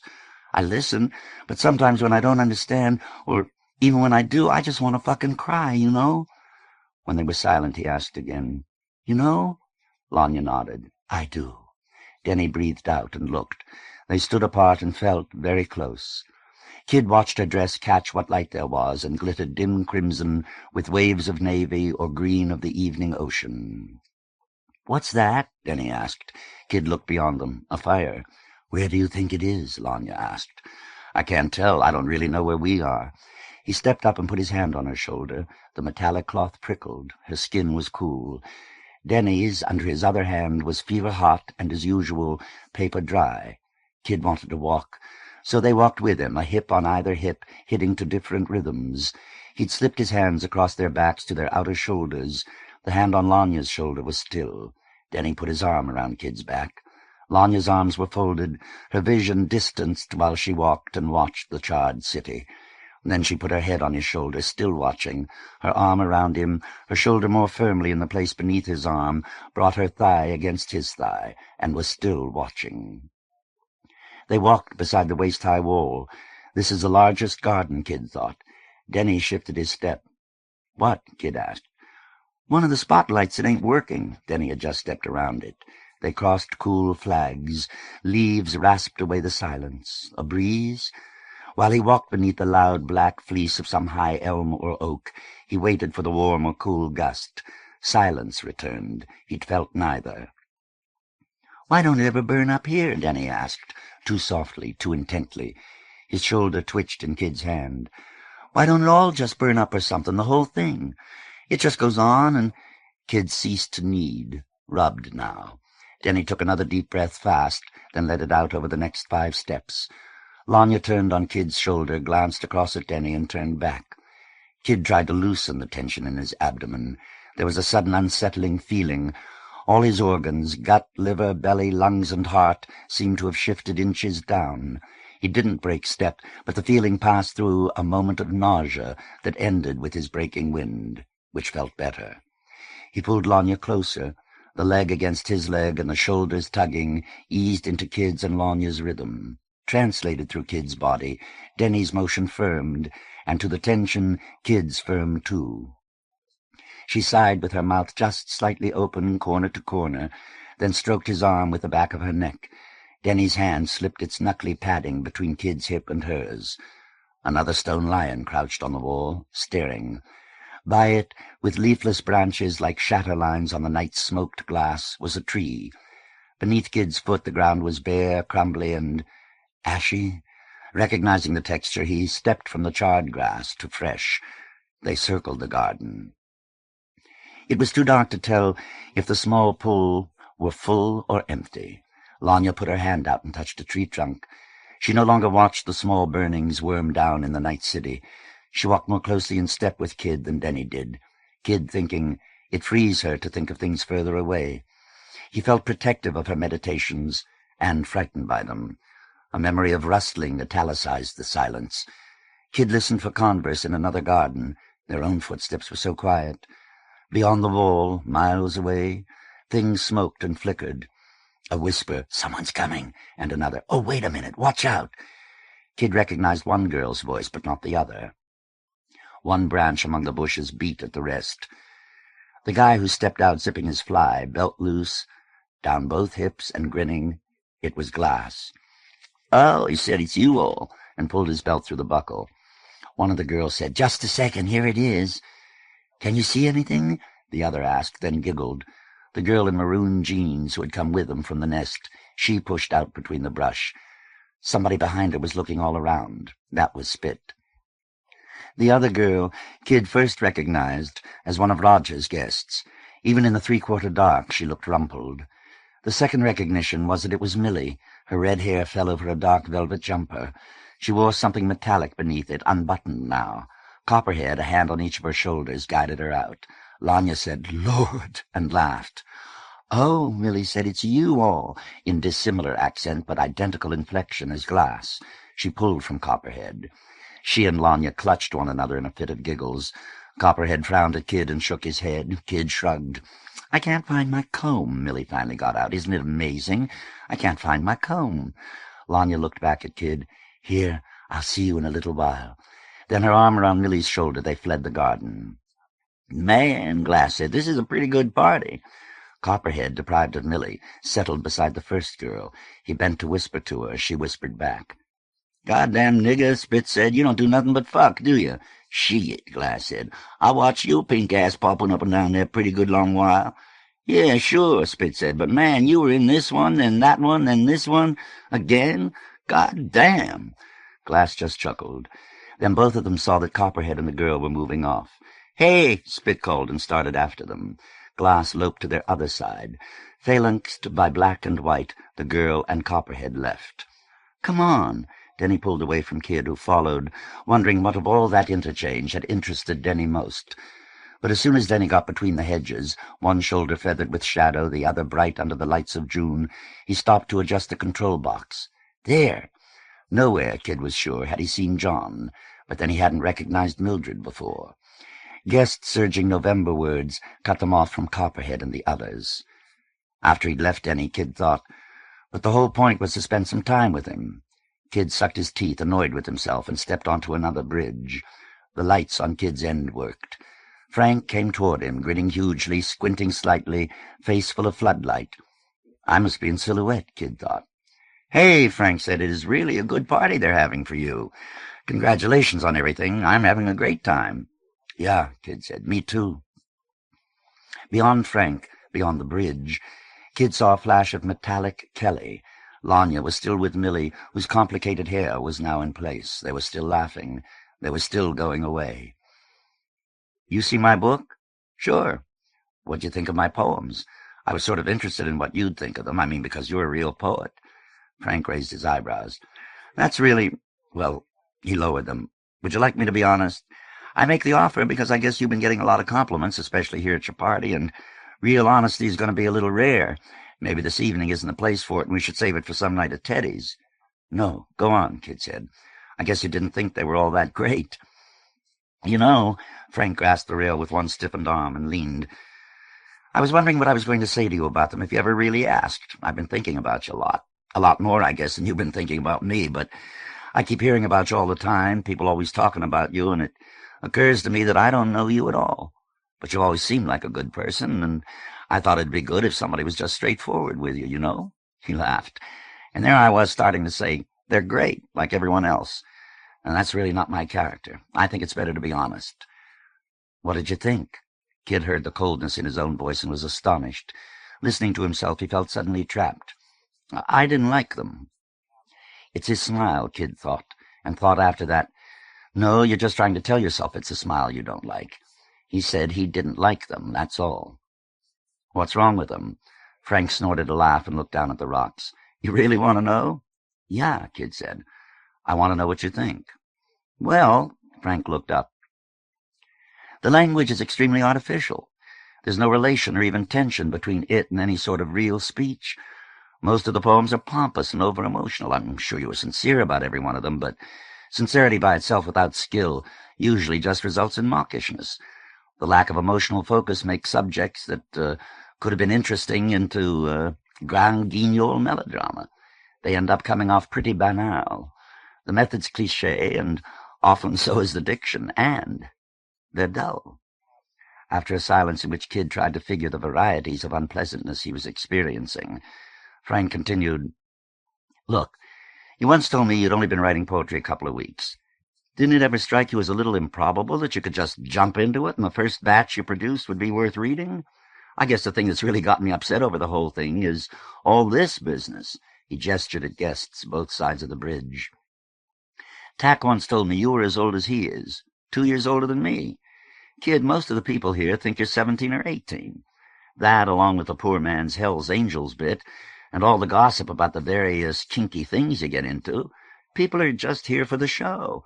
As far as most of them are concerned, Brass Orchids is like a performance by a talking dog. They find it so cunning that he speaks at all, they couldn't care less what he actually said. Kid had intended that to be an oh. And you, which wasn't what he wanted to say either, but he went on because he had to make sure. You think the poems aren't very good. Frank said, I think they're very bad.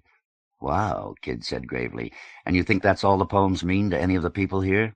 To most people. Frank put his hand stiff-armed on the rail again. Poetry doesn't mean anything at all.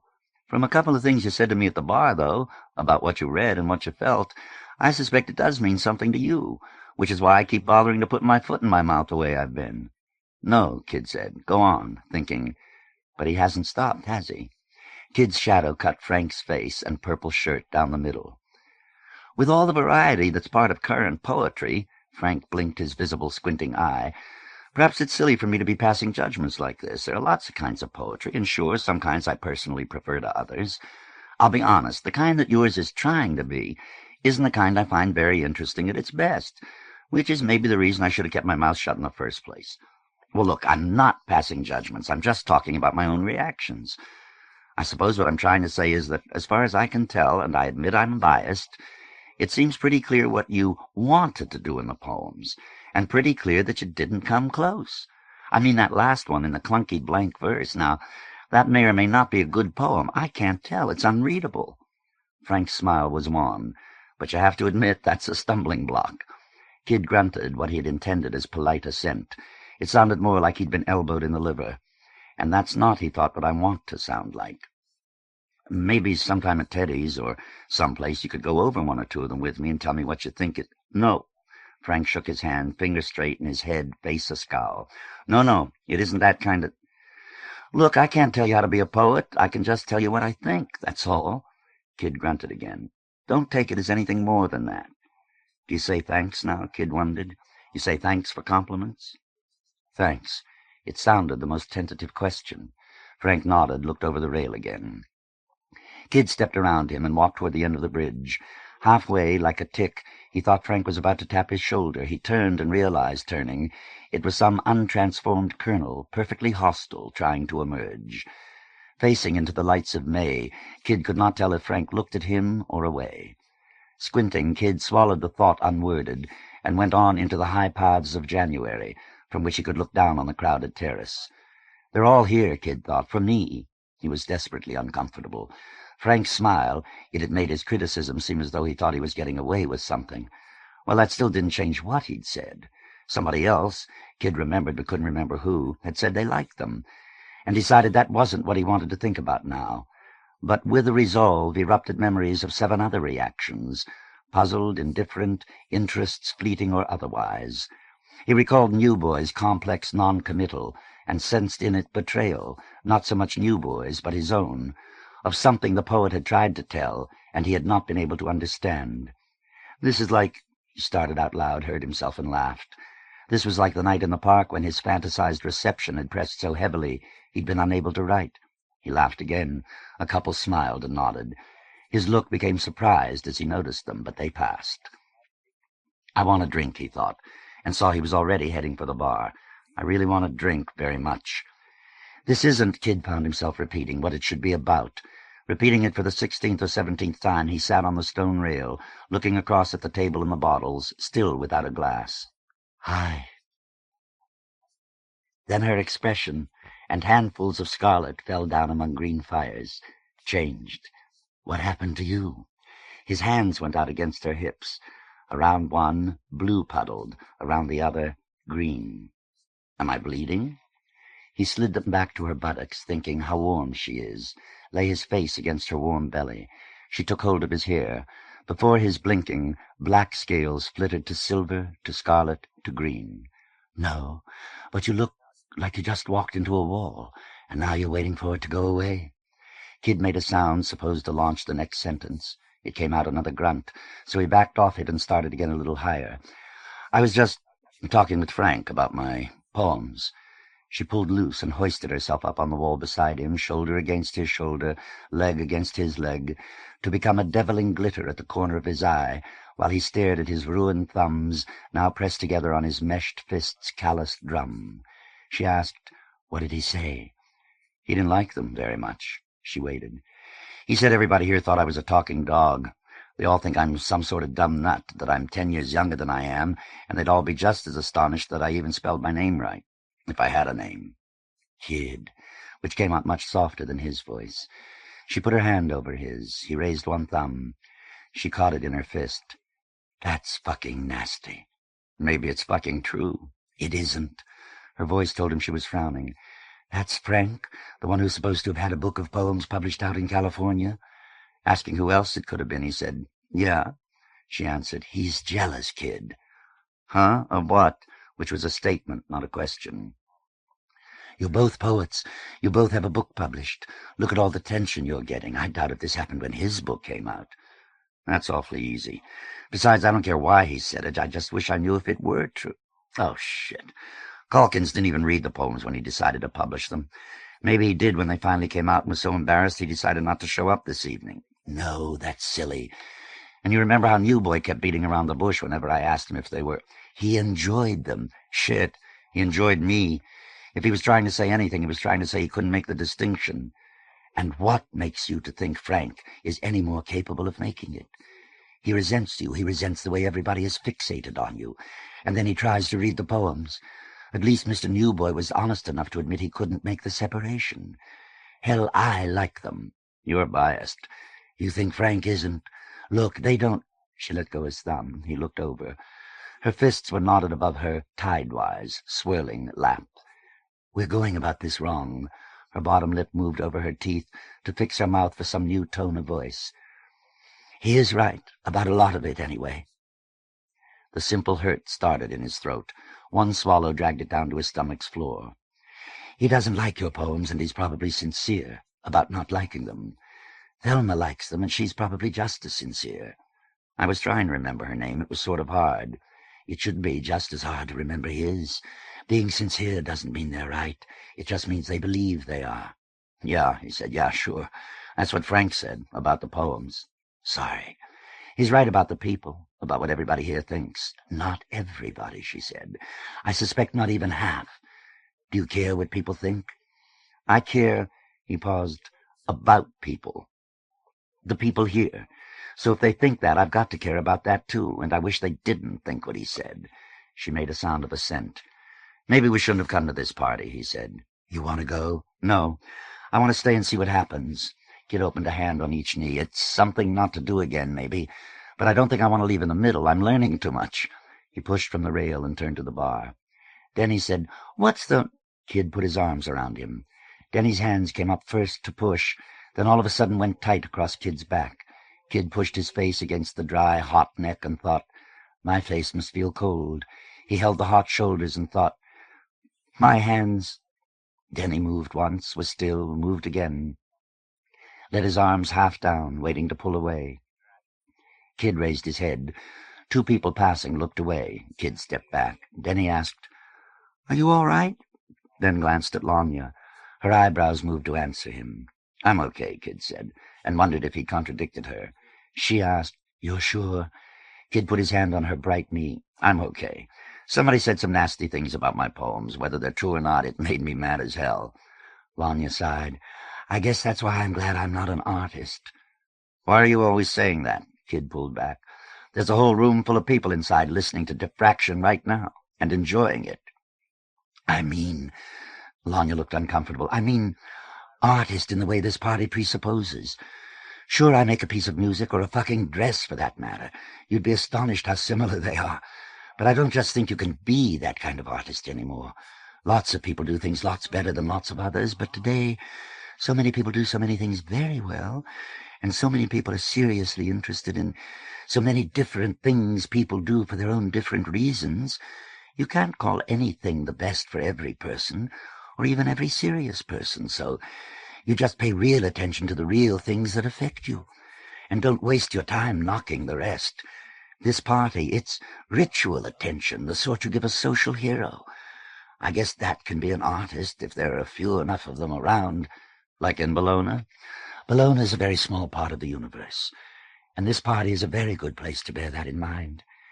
Kid, all the criticism you're going to get here, good or bad, is going to be a ritual kind. She glanced down under his brows. Maybe that's what Mr. Newboy was trying to tell you? Maybe, Kid said, and put his face against her shoulder. And maybe he was just too chicken shit to say what Frank did. I don't think so. Lanya rubbed his hair again, but that's just my personal reaction. Frank said that too. Then be generous and believe him. She pulled back. You know, someday I'm going to shock you all and produce a philosophical treatise thick as the Critique of Pure Reason, the Phenomenology of Mind, and Being and Time put together. It'll be in neatly numbered, cross-referenced paragraphs, a third of it mathematical symbols. I'll call it— She drew a thumb and forefinger across the air, top and bottom of an imaginary signboard. Preliminary Notes toward a calculus of attentional and intentional perception with an analytics of modular— I guess modular is the adjective from modal— feedback. Then you'll see, all of you. You could always call it Lanya Looks at Life, Kid suggested. Poets, Lanya exclaimed, mocking despair. Artists, God! And put her hot, pale hands around his, to cave the beasts his fingers were. He pulled them from the cave to rest them on the brass blades, turning tick-tick-tick on his chest. She stood, shedding turquoise to the hem, and moved by Denny. The boy's hip pocket stuck out with corners from the control box. Take a walk, Lanya said. You'll feel better. Kid nodded, started away from them, realized he was fleeing, and slowed. Dragon Lady swung around the mule at the bottom of the steps and said to Baby, Now what you want to go say that to that woman for, huh? Huh? 'Cause she said, Now why you want to go say something like that? 3 steps behind them, Adam walked with Nightmare. Nightmare doubled with laughter, held his stomach, and staggered up the stairs. From knee to cuff, one scarlet pants leg was smeared from a fall. Adam's eyes were very wide behind loose, rough hair. His grin split, brown over yellow teeth. God damn, Dragon Lady said. You don't go around saying things like that? Shit. Baby's hands were locked before his groin. His head was down and his blonde hair swayed as though he worried something in his teeth. If she hadn't said— shit. Nightmare's hand fell on Kid's shoulder. His face came forward, fighting to explain, but exploded in laughter. He smelled very drunk. At last Nightmare just shook his head helplessly and staggered loudly away. Kid took a breath and went on down, pondering Madness's constituents. Later, he could not recall where his thoughts had gone from there, and he pondered that loss more than days or names. Below, Frank said, "Wait a minute, wait!" Kid held the bridge's black metal rail and looked down at the path. They came laughing along the shortcut from March to October. The rocks were covered with moss and slicked with floodlight. "Look, now I know something that's sort of funny." "All right." Black-sweatered Bill stopped, still laughing. "What?" Thelma stood to the side. "You mustn't say anything nasty about him, Frank," Ernestine said. "I think they've all been perfectly charming, everything considered." "He's a nice guy," Frank said. "He really is. But I've met him a couple of times before, that's all, and I just—" "Well," drawled a man whose freckled skull was ringed with white hair, "I haven't yet, but his friends are the funniest children I've ever seen. Oh, they put on quite a show. Gibbons, I tell you, a real bunch of little black gibbons." Bill said, "Most of them aren't that little." "I just wonder," Frank repeated, "whether he actually wrote them or not." "Why would you think he didn't?" Bill asked, turning. "I met him," Frank said, "once down in that place, Teddy's, a long time ago. I'd lost a notebook a few weeks back, and I was telling him about it. Suddenly he got very excited, very upset, and called the bartender over to bring him this notebook that he told me he'd found in the park. He told me he'd found it already filled up with writing. I'm very sure of that.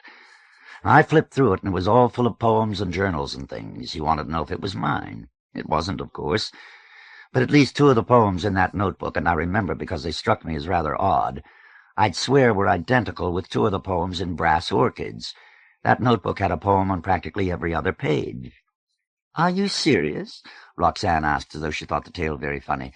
"Well, you mustn't ever tell Roger. He would feel quite had." Bill let out a loud "ha" at the sky. "If it is true, that's the funniest thing I've heard all night. I wouldn't make it up." "It's a perfectly awful thing to say," Ernestine said. "Do you really think he would do a thing like that?" "Well, you've met him," Frank said. "He's not what I would call the literary type." "Oh, everybody and their brother writes poems," Bill tossed away.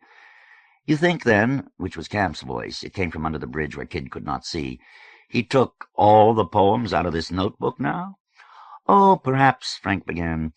"I'm not accusing him of anything. Maybe he only took those two. I don't know.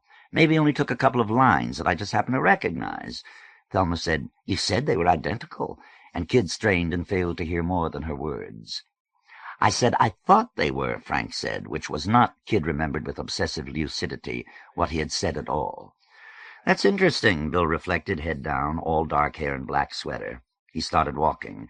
The others followed him under the bridge. Frank said, "He told me that night he'd only been a poet for, I think he put it, a couple of weeks. And then there was this notebook he'd found, all filled up with poems that, well, the two I looked at closely are awfully similar to two in his book." The voices echoed beneath. "What would you think?" Thelma, he could not see her face, was the last to go under. "Well, you obviously think he took them." The voice's identity was obscured by echo. "I think," someone's voice came back, "he's just a nice, I wouldn't say dumb, just non-verbal guy that probably isn't too concerned with the significance of that sort of thing. Hell, I like him. With all those guys and the chains he's got running around for bodyguards, I sort of hope he likes us, too." "He didn't sign his name to the book," the Southerner said. "Oh, Frank, I think you're just—" Kid had to rattle his throat, so missed Ernestine's last words in the rattle. Run to the other rail, hear what they said as they emerged. He looked along the empty path. In an Oregon forest, back during that winter on his day off, a log, loosed from the pile he'd been climbing, had crashed his leg, bloodying his right calf and tearing his jeans. He'd thought his shin was broken, but finally he'd been able to hobble back to the bunkhouse a quarter of a mile away. It took 40 minutes. The whole time he kept thinking, "This hurts more than anything I've ever felt before in my life. This hurts more than anything I've ever—" He reached the empty cabin with the thought repeating like a melody now, rather than an idea.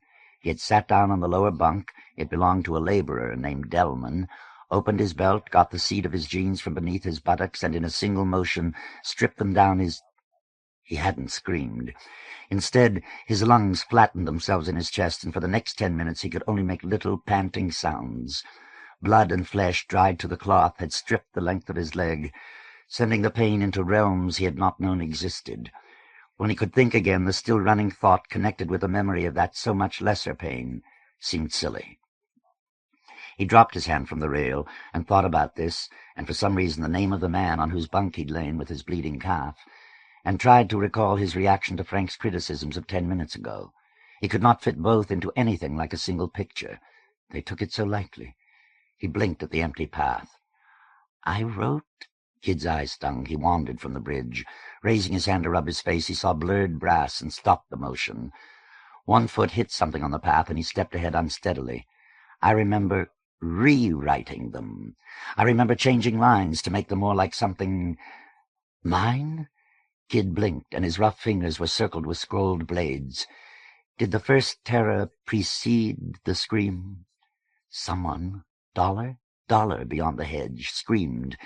Kid flung back his hands and ran toward the sound, because what was behind him was too frightening. As he sprinted into the garden, a low branch struck his face. He grasped away leaves with his bladed hand, came up short, and heard, though he could not see, Dollar scream again, thinking, "My God, the rest of them are so quiet." Black and brown arms waved and spun, and among them was Tarzan's yellow hair and dough-colored shoulder, caught against someone buried in the brawl. Somebody grunted. Thelma, watching, sucked in her breath, rasping the silence. From out the fray, "Hey, watch it! Watch out for the—" Their scrabbling boots were louder than their caught breaths and voices. Kid lunged, grabbed, pulled, and only just remembered to get his orchid up out of the way. "Hey, what you—" Cathedral hit him as he pulled threepence off. Priest's head struck his flank hard enough to hurt. Kid swung his hand out and around, and Spider didn't shriek, but hissed. "Goddamn motherfucker!" A filament of blood widened on Spider's belly. "Get off him!" Kid pulled the Ripper back. "God damn it, get off him!" Raven, Tarzan, then Lady of Spain, still pummeling, got yanked back. As they recognized him one by one, they fell away among the guests who ringed the garden. More were edging in. Siam, in the central tussle, looked up, then ducked under Kid's arm. Kid stumbled forward, lunged between the last two, Angel and Jack the Ripper, who sprinted aside. He grabbed the back of Dollar's vest, his orchid still high. Dollar screamed once more and then went into fetal collapse on the flags. "Don't kill me, please, don't kill me, Kid, please don't kill me. I'm sorry, Kid, don't kill me." Dollar's right cheek was bruised and bleeding, his left eye was puffy, and his mouth looked like it had dandruff. Trying to get him up, Kid almost slipped. Swiveling his head, he saw his blades flash. Leaves like green scales of the night fell from his opening fingers. He saw the ring of scorpions and guests. Ernestine Throckmorton had jabbed both fists beneath her chin. Lanya, Nightmare, Denny, and Dragon Lady crowded the garden entrance. Baby and Adam pushed around them. Captain Camp, on the other side of the fountain, water dribbled a rust-rimmed stain down a marble breast and across a cornucopia, looked angry and was about to step up. The Southern colonel, with the ring of white hair at his side, was about to restrain him. "I didn't do nothing. I really didn't mean to do nothing. I didn't mean nothing by it. I swear, Kid, I swear I didn't do it." Kid looked down. "Will you get the fuck up?" He lowered his orchid. Dollar ducked his head. "Get on up, will you?" He jerked the back of Dollar's vest again. Glass grabbed Dollar under one arm and helped Kid pull him to his feet. Kid and Glass exchanged frustrated looks. "You okay?" Glass asked. "Can you stand up?" "Is it all right now?" Ernestine Throckmorton asked. Kid turned to tell her just to go away, but she was 10 feet off and talking to Nightmare, who said, "Yeah, it's okay. Just forget it, huh? Yeah, it's all right." And the other people were walking.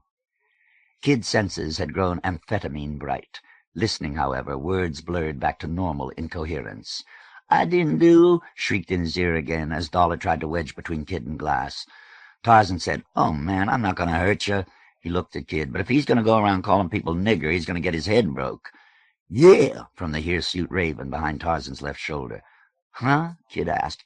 And, "Yeah, I'm going to break his fucking head," from the Ripper behind his right. "I didn't do nothing." Dollar pulled on Kid's arm and stumbled back against Glass, who caught him up. "You all do it all the time. You all say it. Why can't I say it?" "Oh, come on, man," Kid said. "You all must be putting me on." "He's going to call the wrong nigger nigger, and he's going to have to pick his head up off the ground and screw it back on," D.T. said. "All right," Kid told Dollar. "Who you calling names?" "Me, goddammit," Tarzan said. "And if that psycho little bastard's gonna—" "Oh, shit," D.T. said. "What are you going to call you nigger for? He was bad-mouthing the Ripper, and the Ripper don't like it. I don't like it either." "Oh," Tarzan said. "I thought he was talking to me. He was looking at me when he said it." D.T. grunted. "God damn, nigger, the Ripper was standing just behind your shoulder." He pointed across the garden. Several people stepped aside from the line, his finger projected over the lawn. Tarzan said, "Oh." "I told him to say he was sorry," the Ripper said. "I didn't want to start no trouble here at the goddamn party. If he'd have said he was sorry, I wouldn't have done nothing." "Okay," Kid told Dollar. "Tell him you're sorry." "No!" Dollar lurched in Glass's grip. Glass's vinyl vest swung back from the crossed scar poking over his belt, then flapped to again. "You say you're sorry." Kid held the back of Dollar's neck with one hand and put the orchid points against the lower right quadrant of his belly. The dirty flesh jerked. Dollar's chains jingled. "Say you're sorry, or I'll take your appendix out right here, and we'll spread everything you got all over the goddamn ground." "No," Dollar whined and twisted. "Please don't kill me." Talk had stopped again. "Say you're sorry." "I'm sorry." "Okay." Kid let his bladed hand drop and looked at the Ripper. "He said he's sorry, okay?" "He didn't have to say it." The Ripper looked sullenly around the circle. "I already got my licks in." But other guests had begun to talk once more. "Okay," Kid said, "then let's break it up. Will you please break it up, goddammit?" He pushed Dollar forward by the head. Glass came with him. Nightmare said, "Come on, you guys, will you? You heard the kid. Break it up. Get out of here. Go on." Somebody asked, "What happened?" Somebody else, "What did he do?" "I didn't see. Did you see what happened? Is it all right now?" "No, I just came in. I guess it's all right." "Hey, Kid." That was Bill. "When you got a chance, can I—" But somebody moved between them, which was just as well. Kid held Dollar by one arm. Glass held him by the other. Kid dug a finger into Dollar's armpit. "Didn't I tell you if something went wrong, you come to me?" "I didn't get no chance," Dollar said. I told him just like you said. If they messed with me, I was going to tell the kid, just like you said." He looked over his smudged shoulder at Glass. "Were you there? Did you hear me tell him?" Glass's headshake showed more frustration than anything else. "But I didn't get no chance to, you know. Them colored guys was all over me." Frank leaned over the rail and called down, "Hey, Kid, is everything all—" Glass glanced up. Kid didn't. "I just don't think them guys—" Dollar's voice took on an echo beneath the bridge. "Like me too much. I guess, some people just don't like other people." "I don't exactly love you," Kid said. "I just wish—" Dollar rolled his head forward and spoke down at his chest. "Somebody would tell me what to do." "You don't have it too easy, huh?" Glass said, and didn't even bother to glance at Kid. "Oh, man," Dollar said. "Oh, man, I just don't know sometimes, I'm half sick all the goddamn time. I can hardly eat the fucking food 'cause of my stomach, I can't drink nothing except wine or I get sick. I don't get drunk, I just get sick. Unless it's wine. I mean, half them goddamn niggers are—" He looked at Glass. "The colored guys—" Then he looked at Kid. "Well, that's what they say. I mean—" "Say a thing," Glass said. "Half the goddamn colored guys are drunk already. That's why they jumped me, I bet. They wouldn't have jumped me if they wasn't drunk. They're nice guys, even the girls. I was just kidding, anyway. I wasn't drunk. I didn't drink nothing here except some wine, 'cause I didn't want to get sick at your party. I just wish somebody would tell me what to do." They came from beneath the bridge. The path went like a boomerang into the rocks. If somebody would just tell me. "Why don't you just keep from bothering people who are going to beat you up?" Glass said. "Now that's what I mean," Dollar said. "Everybody's always telling me what not to do. Keep away from this. Get out of that. Don't bother the other. If somebody would just tell me what I should do, I'd work my fucking ass off." "Right now you would," Glass said, "'cause somebody just scared the shit out of you." "I would," Dollar said. "I really would." "You just come on with me," Glass said. "All right?" By the edge of a black railing above, among small trees, Copperhead, Spit, and the girl in maroon Levi's waited. Dollar blinked at Kid and rubbed at the flaking corner of his mouth with his thumb. He looked sad and scared. "We ain't gonna hurt you," Glass said. "We already got our licks in, too. All we're gonna do is make sure you don't get in no more trouble here at the kid's party." Kid, doubting, let go of Dollar's arm. "I just wish somebody'd tell me what I was supposed to do." "Go on with them," Kid said. Glass and Dollar climbed up the slope among the brush and saplings. Kid turned before Dollar reached the top.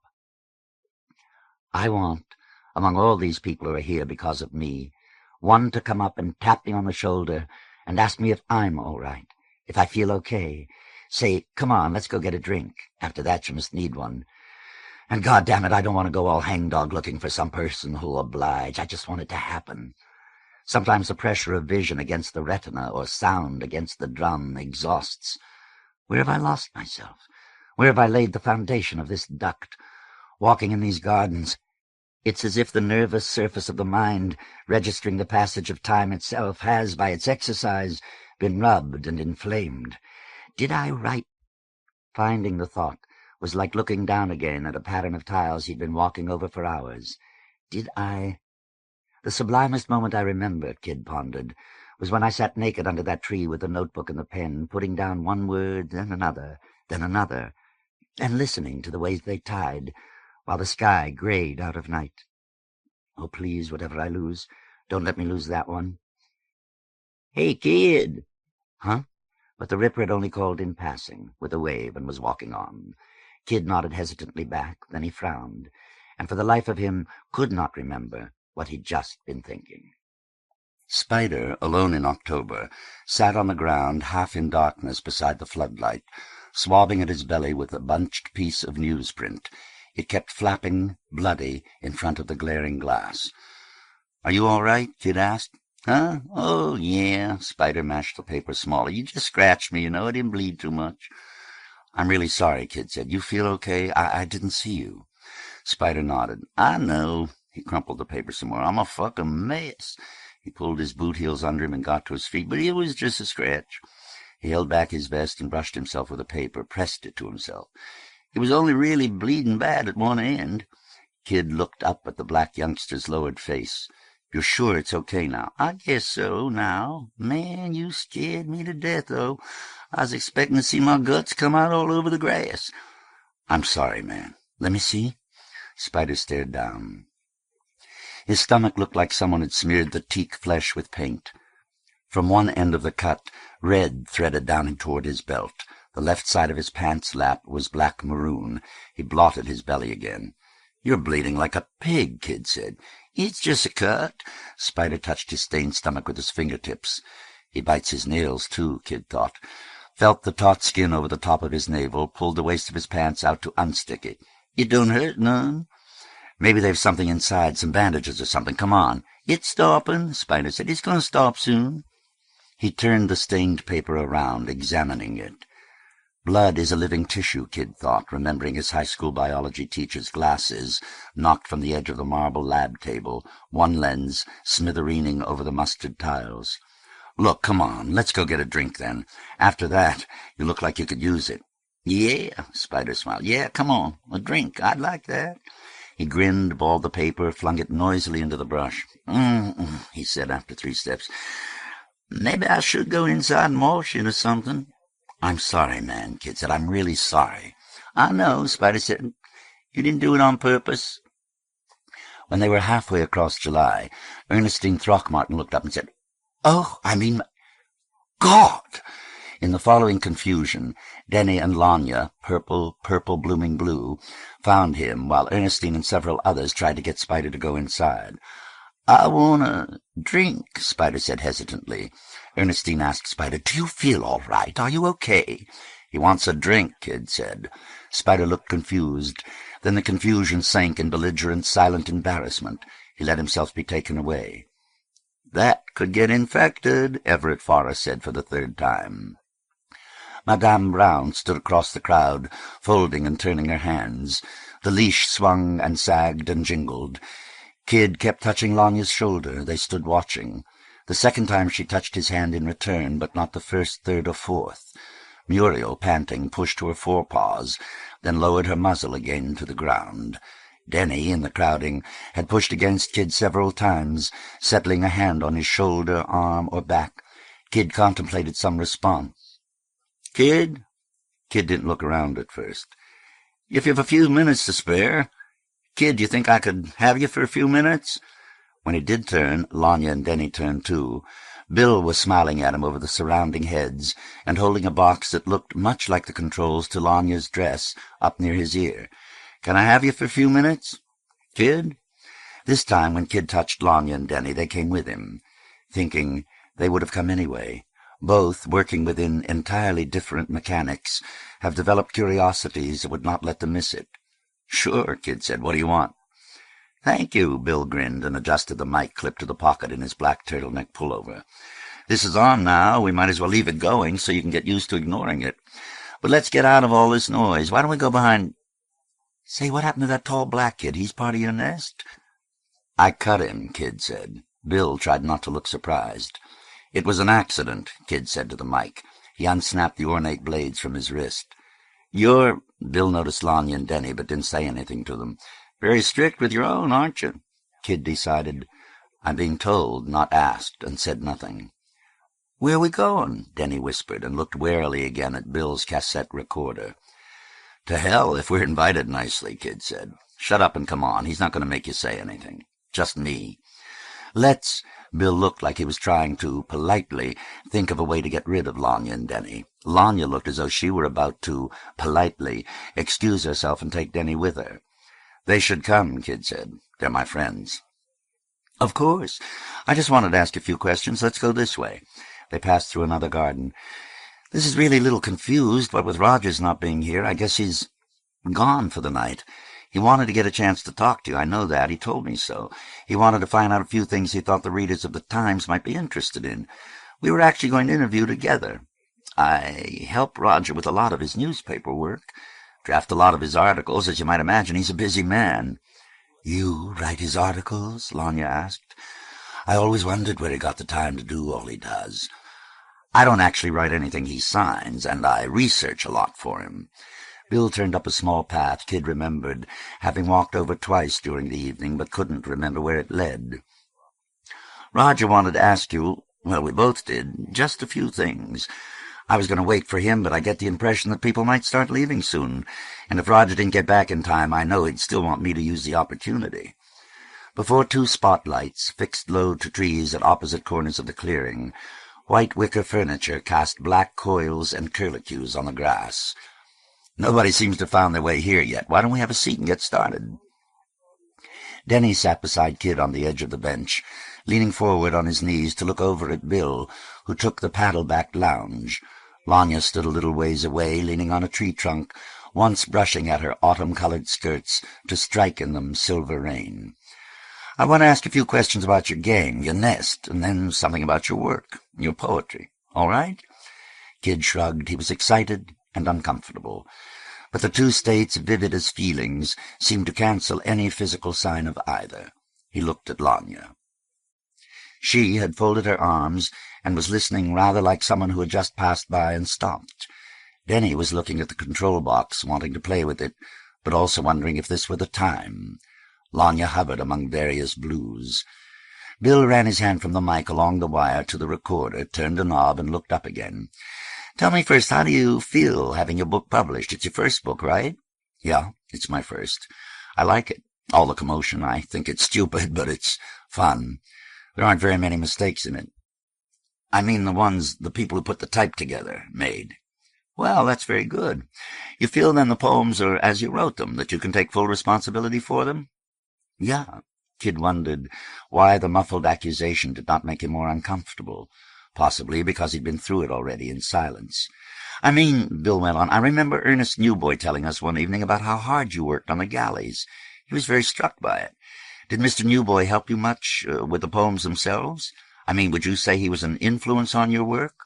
No. He does think, Kid thought, that I'm 17.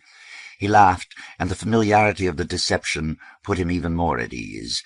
He moved back on the lounge and let his knees fall apart. So far it wasn't so bad. Something moved at the corner of Kid's eye. Bill looked up, too. Revelation stood behind them with Millie, who he had not seen since they had surprised her in the bushes. Denny went, shh, took his finger from his lips and pointed to the recorder. Can you tell me— Kid looked back. Bill coughed. Tell me something about the scorpions, about the way you live and why you live that way? What do you want to know? Do you like it? Sure. Do you feel that this way of life offers you some protection, or makes it easier for you to survive in Bologna?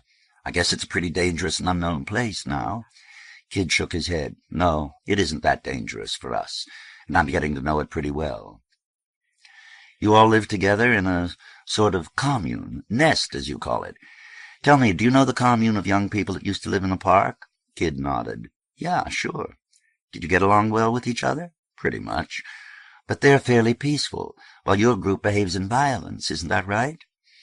Well, violence, Kid grinned, that isn't something you believe in. That's something that happens. But I guess it happens more around us than around them. Someone told me that for a while you were a member of this other commune, but apparently you preferred the scorpions. Yeah, Kid pressed his lips and nodded. Well, no, actually. I was never a member of the other commune. I hung around. They fed me, but they never made me a part of it. The Scorpions now, as soon as I got with them, they took me right in, made me a part. It's probably why I like it better. We had a couple of kids hanging around our place who should probably have ended up with the park people, but we fed them too, and then they drifted on. That's what you have to do. Bill nodded, his own lips pursed. There's been talk that some of the things you guys indulge in get pretty rough.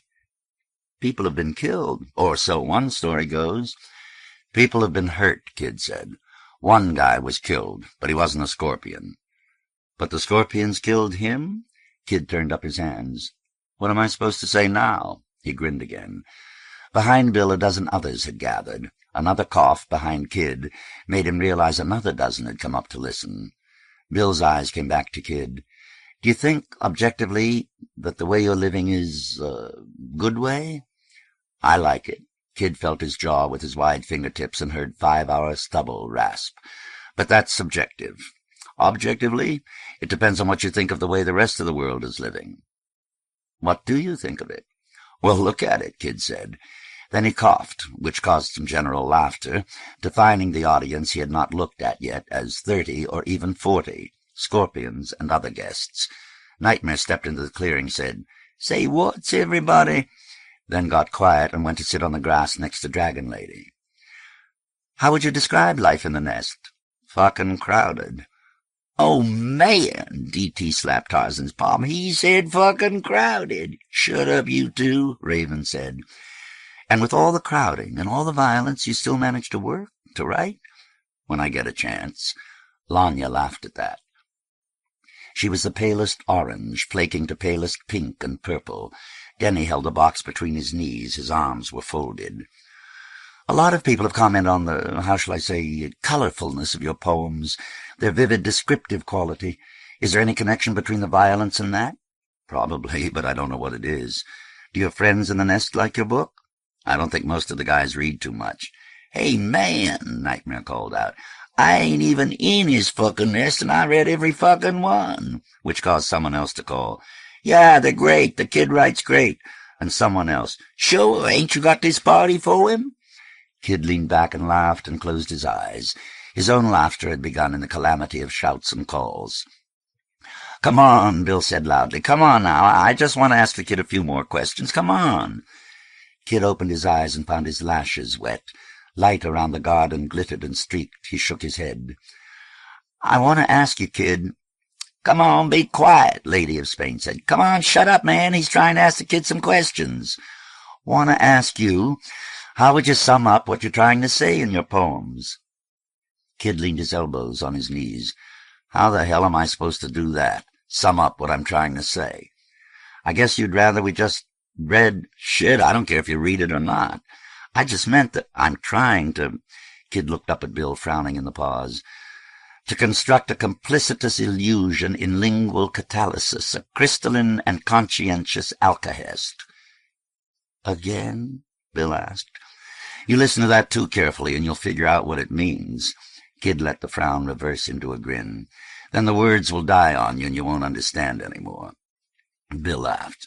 Well, do you feel that your work accomplishes whatever you set out to do? How am I supposed to decide that? Kid sat back again. I mean, suppose one person liked something I'd wrote. I'd want to make what I say here mean something to him. Suppose somebody else didn't like it. I'm a snob. I'd like to be able to talk to him, too. But somebody you've had a good time with and somebody you've had a bad time with, you talk to in different ways. There isn't much overlap in what you can say to both. Maybe just, I did it. Kid sat back. And maybe, other people can think of reasons not to even insist on that too much. Look, the guys are getting fidgety. I've made too much noise already. He looked around at the gathered nest. I guess Mr. C just isn't going to make it this evening. Ernestine Throckmorton, Spider stood beside her, his belly lashed with gauze and adhesive, said, I guess he isn't. He'll be absolutely mortified he missed you. I just don't know where. You think something happened to him? Raven looked around with swaying topknot. You want us to go out and look for him? Oh, no, Ernestine said. No, that's not necessary. When he left, he said he might be late. That's why he put the captain and myself in charge. Neither the captain nor Frank were present. Paul Fenster, with a beer can at his hip, stood directly opposite. "Look, we've got most of my guys here, just about." Kid stood, feeling among his neck chains. "It's getting time for me to split. Any of you guys want to come along with me? Come on." He caught his shield, nicked his thumb-knuckle on an orchid prong, and thought the price of dramatic exits, and flipped the pip. The scorpions on the grass squinted in blue light. Denny did something with the box and laughed, and Lanya stood up, a swirl in crimson and indigo. Where Dragon Lady had been, her dragon rose. Thank you," Bill looked about. Thank you an awful lot. I'm sure Roger will have what he... I mean, you gave some very interesting... People got to their feet amidst the glowing, growing menagerie. The 3D Rorschach that was Denny turned and moved through the crush. Kid doused long enough for Lanya to see him. She caught his hand. Branches cut through the insubstantial luminosities wheeling the garden. "How'd I do?" "Lord," she said, "this has been a party. Roger doesn't know what he missed. Then again, maybe he does." In another garden beyond some dozen guests, Camp and Fenster had become deeply embroiled in animated agreement. Heavy Cathedral, with white California, greasy hair swinging long as his chains, was very drunk in the corner. "We going? Oh, shit, I can't go. What we going for? I think we gotta go, you know. We gotta go already?" 3 others went splashing through the pool in May.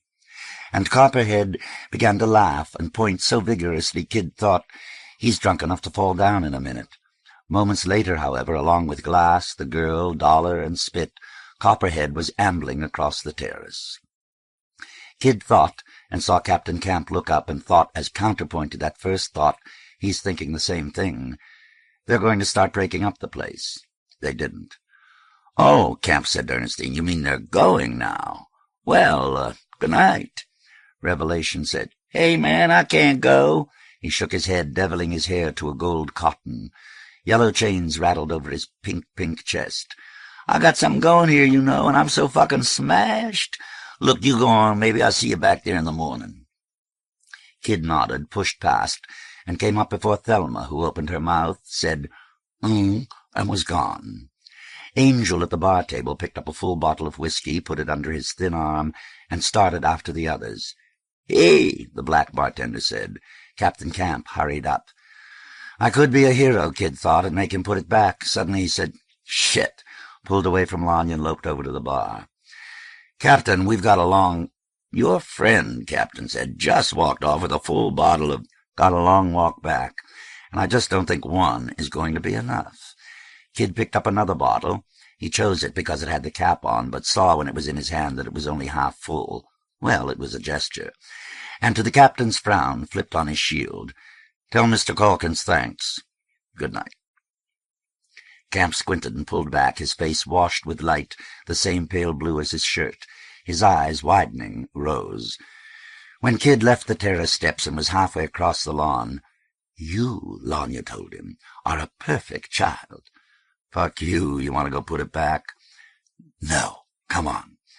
"Hey," Angel was saying to the young Filipino gatekeeper, "you want fucking drink? How come they don't let you up to the party?" "Thank you, no. That's all right."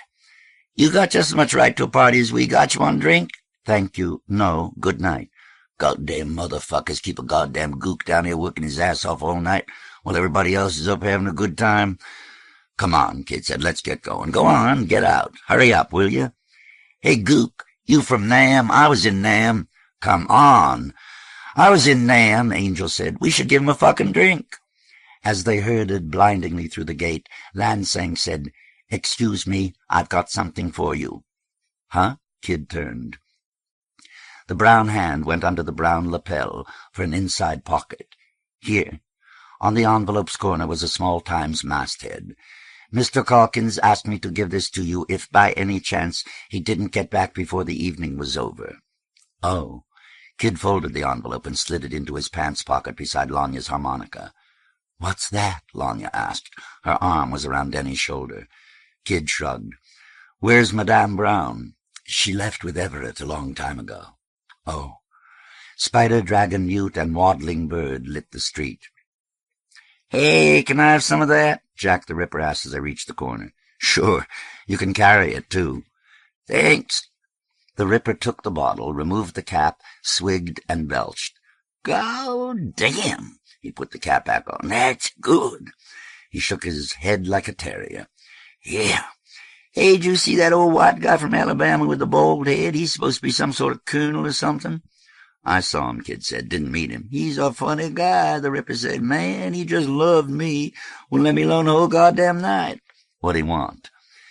In the glow of shifting beasts, the Ripper smiled down at the bottle. "To suck on my big black dick." Kid laughed. "You let him?" "Shit." The Ripper wiped the bottle neck with the paler heel of his hand, then put the cap back on. "If I was in Atlanta, I could have got $10-20 out of that old guy, you know.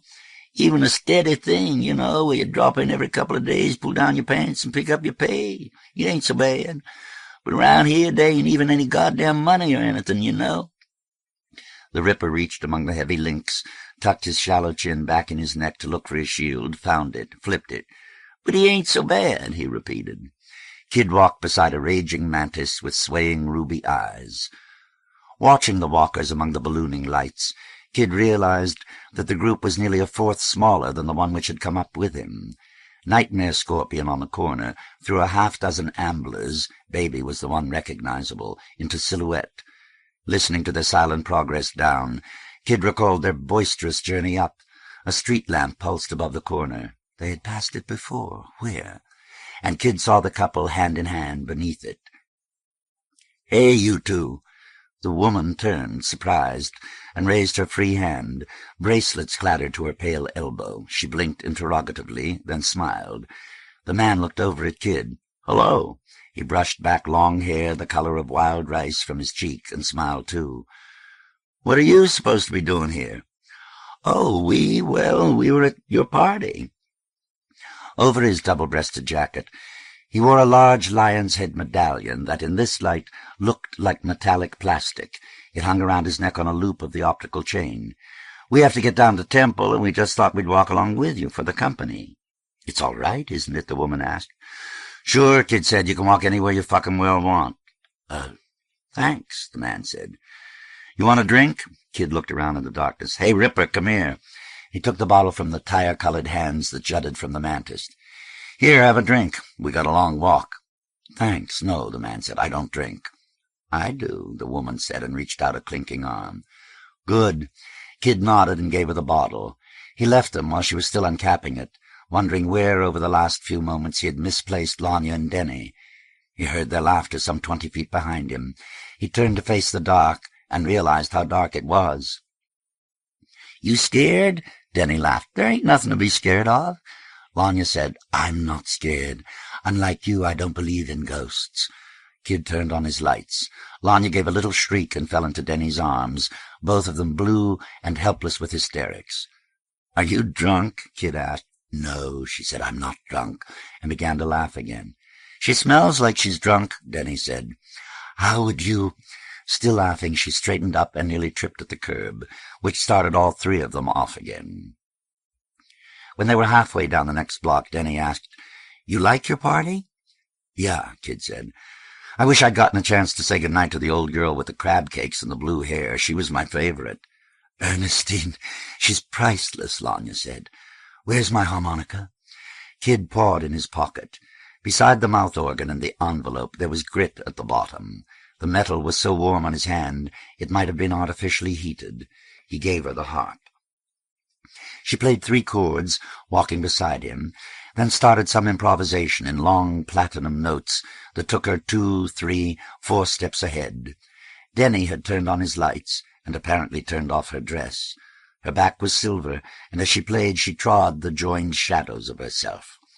Between 2 notes, something crackled at Kid's hip. The envelope. He pushed thick fingertips into his pocket to feel the folded edge. Copperhead, the girl in maroon jeans tucked tightly under his arm, bobbed into the dim penumbra. "Hey, Kid!" He grinned, broad-nosed, freckle-lipped, and bobbed out. Kid fantasized a conversation. "Copperhead, did Mr. Calkins ever hire you to keep people away from his place? I mean, were you working for him that first day you guys beat me up?" No, he didn't want to know. Behind Kid, Angel, Glass, and Priest were in altercation. "No," Glass interrupted himself at some request from Dollar. "What do you want any for? You just got through telling us how it makes you sick." "What I want to know," Angel said thickly, "no weak man, let him have it. Let the dumb white motherfucker get sick if he want to. Now what I want to know is where do all these niggers come from?" "Louisiana," Priest said, "mostly. But there's a lot of guys here from Chicago, like you. Illinois, anyway." I just don't like, Kid thought, the idea of not wanting to know anything. He looked around luminous dark. "Hey, Copperhead." But Copperhead's arachnid, scales bright as the undersides of submerged rose leaves sheened with air, ballooned ahead, drifted away. The legs, rigorous and hirsute, with a faint indigo after-image, deviled Kid's eyes behind sliding striations. What he'd expected most from this evening, information about Calkins, the whole overdetermined matrix seemed bent on denying him. A gorgeous bird collapsed near him. Ahead, among a dozen others, a scorpion flickered. Harmonica music was drowned in breaking glass and laughter. Someone had dropped the bottle. The bird ignited again. Kid glanced around to see the pavement glisten. "They exhaust my eyes. My ears are on fire. There's nothing left to watch but fire and the night. Circle within circle, light within light. Messages arrive in the net where discrete pulses cross. Pyramidal engines of joy and disaster give them wave and motion. We interpret and defeat their terms by terminus. The night? What of it? It is filled with bestial watchmen trammeling the extremities and the interstices of the timeless city. Portents fallen, constellated deities plummeting in ash and smoke, roaming the apocryphal cities, the cities of speculation and reconstituted disorder, of insemination and incipience, swept round with the dark. Lights doused, scorpions crowded up the nest stairs. He stood on the street while she laughed sadly. "Hell, then, I might as well have gone back with Madame Brown." He said, "I just want to check out that place we saw down the street that was on fire. I'll be right back." Gangling D.T. hooked one brown arm around Denny's neck, rested two brown fingers on Lanya's silver, and said, "I'll take care of 'em for you, kid. Now you don't worry." Denny, looking even sadder, said, "If you go down there, you better be careful." And Kid walked for 15 minutes, turned one corner, turned another, and thought, if the wind changes, I'll die. He squinted in the heat. The smoke will be enough to kill me. How did I— White fire, aflap with yellow and orange, engulfed the upper stories. Night roared in the street. He heard something huge fall behind one of the facades and edged along the brick, thinking it could jump the street. A flicker between the cobbles. As his bare foot touched one, he saw that water, running between the humped stones, had made all the alley a web of light. He sprinted to the left. Smoke rolled to his right, pulled away from more fire beating up about the high masonry. This was what he had seen between the Lions of August. This is what they had watched from Calkins Gardens. Not this gorge aflame. It couldn't be this big. Cold puffed against his cheek. More heat, then cold again. His sweaty jaw dried. Cool air ran around his bare foot, but the stones under it were warm. A hot gust flapped his vest out. A cold one pushed it back. Ahead 50 feet stood a figure, black with the fire behind it, dim with the smoke before. Oh, Christ, he thought, I can hear them calling me and the crackling around. Kid spun. The blind mute sockets were the perfect hollows of Spalding balls pressed into dough. The gaunt, brick-haired woman pulled her coat together and blinked. The heavy blonde Mexican, one hand around her shoulder, the other touching the shoulder of the blind mute, breathed loud as the Holocaust. Their faces were slathered in raging copper. The eyes of the Mexican and the woman were scarlet blanks. Kid felt his features wrinkle on the bone. His shoulders pulled so tight the flesh creased between them. The ball of his foot, working the whetstone, stung. No, he thought. He was trying to think. Why? He remembered the warehouse and wondered, is this terror habit? Their lids slipped on the glass in lazy blinks. The woman and the Mexican were watching him. The blind mute's mouth was open, his face turned, tilting and tasting the smoke. The three reached the sidewalk. Now they turned away, huddled. Flames, or a dog, barked. A smoky tarpaulin rolled between them. Kid stepped back, expecting fumes. But some gust shredded the billow, tossing off dark fluff, and they were gone, down some burning alley. Kid turned and hurried forward. "Hey!" a familiarly mauled voice ahead called. "Is that you, Kid?" Kid slowed closer. Shifting bronzes slicked the black face. Uncertain light made it look, Kid had never thought this before, like there was gray in the snarled wool. The temples were hollow as on a very thin man, Kid thought, but not like somebody with that jaw, those arms. One sleeve had been cut from the shoulder of the green shirt, leaving a frayed rim. The other was just rolled up tight so the veins lay on the blocked flesh like black twine. "What you doing out here, boy? Ain't this—" and made no gesture, but swayed, the orange construction boots wide in the wet net, so that his whole body indicated the Holocaust. "Something?" George got his thumbs under his belt to tug at his canvas pants and laughed. "We all been down at the Reverend's prayer meeting. Ah, look at it." Black fingers hit Kid's shoulder, clamped. "Look at it, will you?" Kid turned, staring. "They burned the whole damn thing up tonight." "What in the— how did it—" George tugged Kid's shoulder. A few feet ahead, the paving sank under a puddle like a hole in hell roof. "Niggers done set the whole of Jackson to burnin', don't it look like?" They walked. "Ain't got no water now when the pipe broke." "Shit." Kid's bare foot struck a tepid pool. It shook like gold leaf. "You scared?" George's fingers were hard, hot, and tight. "Nothing gonna hurt you. Look at that burn up like a motherfucker. It's beautiful, huh? Like walking on the sun." He looked at Kid, his arms straightening and bending each step. "The moon get its light from the sun." He smiled on big yellow teeth, in gums mottled pink and gray like a dog's. "Get its light from the sun and shine all night." His lids narrowed on eyes, blood-webbed and tan. "It burn, and it don't ever stop. It send the folk all down running through the city of the sun." Or at least that's what Kid thought he said. "Nobody's here." George looked around. "The niggers all gonna starve to death. Shit, everybody gonna starve." Kid's lips were hot. He closed his mouth, his teeth, closed his lips again because they had come open. "There was this old black woman," Kid said. They passed a smoking, or was it steaming, grate. "She broke into the school to steal food. She said there wasn't any more food in—" The street sign said Cumberland Park. They passed around. The other extension of the L-shaped sign said Jackson Avenue. George nodded heavily. 20 yards ahead, a ton of fire fell onto the sidewalk. "What—" Kid began. "What are you doing here?" While he tried again to reconstruct the steps coming. D.T. had said, "There may—" George's face lined over, straining at reason. "There may be people in there. We gotta go help them." "Oh," Kid said with the thought, "he's crazy," which is like, with the afterthought, the pot calling the kettle a rusty son of a bitch. They walked through the sun. George was still laughing. "What?" Kid asked, expecting no answer. George said, "You ain't scared?" "I think," Kid said, "if somebody jumped out right now and went boo, I'd shit." "Watch it." George pushed Kid away, but Kid wasn't sure from which piece of rubbish about them. "I just may live to be an old man, and live through the process called dying. Then I won't be living any more, no matter what revelations I do or do not go through here," Kid thought, and grew cold. He looked up. Fire ripsawed the night. "You think we gonna get out of this alive?" George still grinned.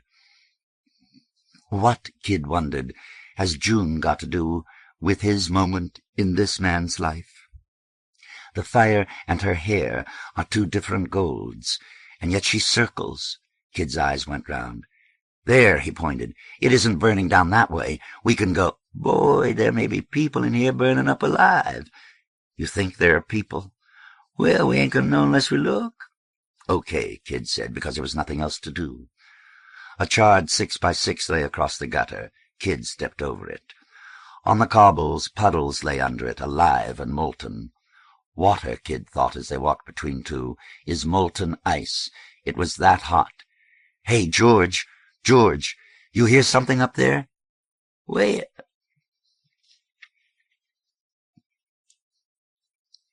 Chapter 7 The Anathemata, a plague journal.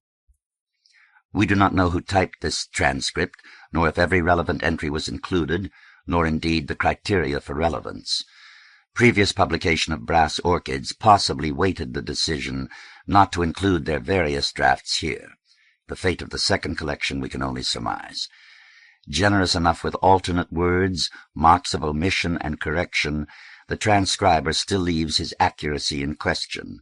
Nowhere in the transcript is there a formal key. It into her shoulder and tore it out. Dragon Lady let go all her breath in some way, still not a scream. Nightmare danced back across the kitchen, twisting his orchid, jerking a little. I think he was trying to understand what he'd done. Dragon Lady threw herself, cutting for his face and kicking, thinking, there's an art to these weapons I don't begin to understand. He fought himself away, bleeding from the jaw and neck. She flung herself again. I thought she would be impaled. Her white jeans were bloodied to the knee. A good deal of the blood was his. Copperhead, in delayed reaction, said, "Hey!" with a voice I'd never heard. He was scared to death. Raven, Thruppence, and D.T. hit the doorway, and one another, peering over one another's shoulders, thinking, I used to break up dollar scuffles, but I would no more get into this than chop off my thumb. Nightmare flailed backward out the screen door, his forearm going crack on the jamb. Everybody poured after them. Somebody knocked something off the sink. I heard a garbage bag fall and tear under someone's boots.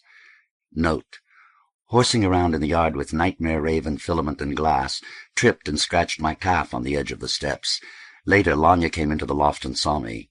"Hey," she said, "you should put something on that. Don't play with it that way. You've practically rubbed it raw. You don't want to get it infected." End of note. Two of the little boys, Woodard and Stevie, were holding hands and butting their shoulders against each other. Rose, the youngest, 7, and brightest, was right up there, up trying to see with everybody else. She went through the door with me. Dragon Lady snapped her own bladed fist back and forth as though her arm were a whip. Her elbow dripped. Nightmare spun away. Gravel chattered against the bottom step. Drops splattered the ground. The sky gleamed dull as zinc. I looked up the alley, thinking, you can't even see the end, when 13 came hurrying out of the mist. He stopped 20 feet away, Smoky and Lady of Spain behind him. Dragon Lady staggered, swayed. I thought she tripped, but she shook her head hard, gave a tiny cry, turned, and fled up the street. Smoky collided with 13. Lady of Spain stepped back. Nightmare stood, panting, both arms going wide and around, getting back his breath. Among his chains, the optical one caught light. At first I thought it was lengthening. Broken, it slipped across his stomach, and coiled, tinkling, against his boot where the sole had pulled off the upper. Not seeing, he lurched away. The chain slipped half over the curb. 13 caught him. "You all right?" and staggered with him. Behind me the door creaked. 2 people had gone back in. "You come on with me," 13 said. "Now you just come on." Back in the living room, California was looking at the wall by the door.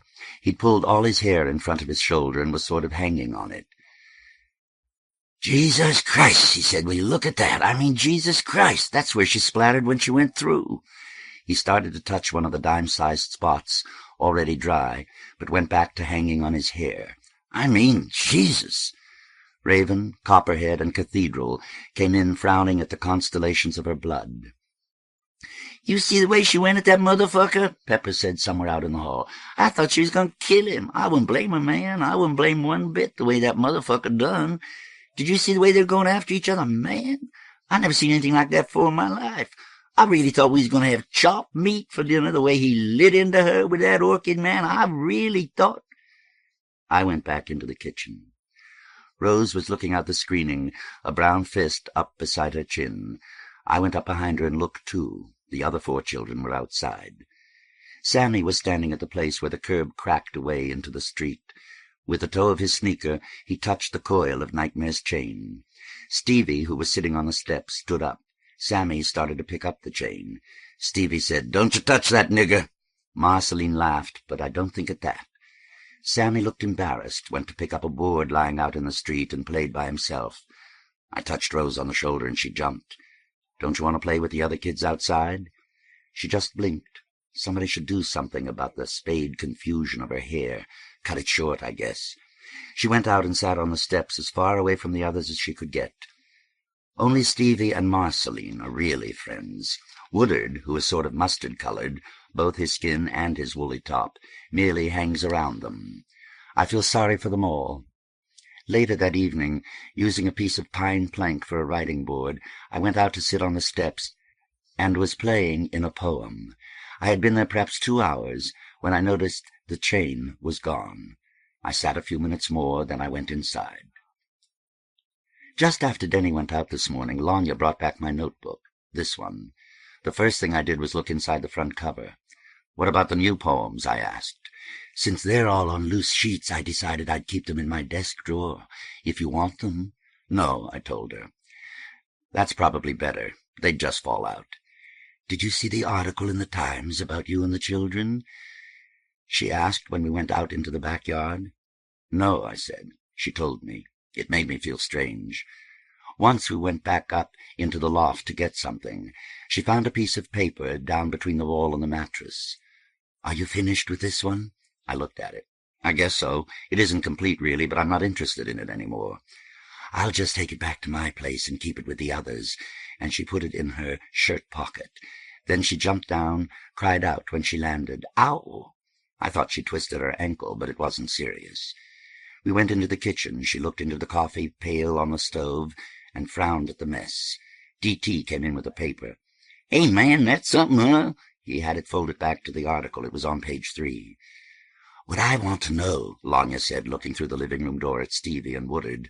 Tarzan was trying to ride them across the floor like a horsey, "is what you're going to do with them." I was leaning against the refrigerator door with my fingers hooking at the rubber flange that goes around the inside.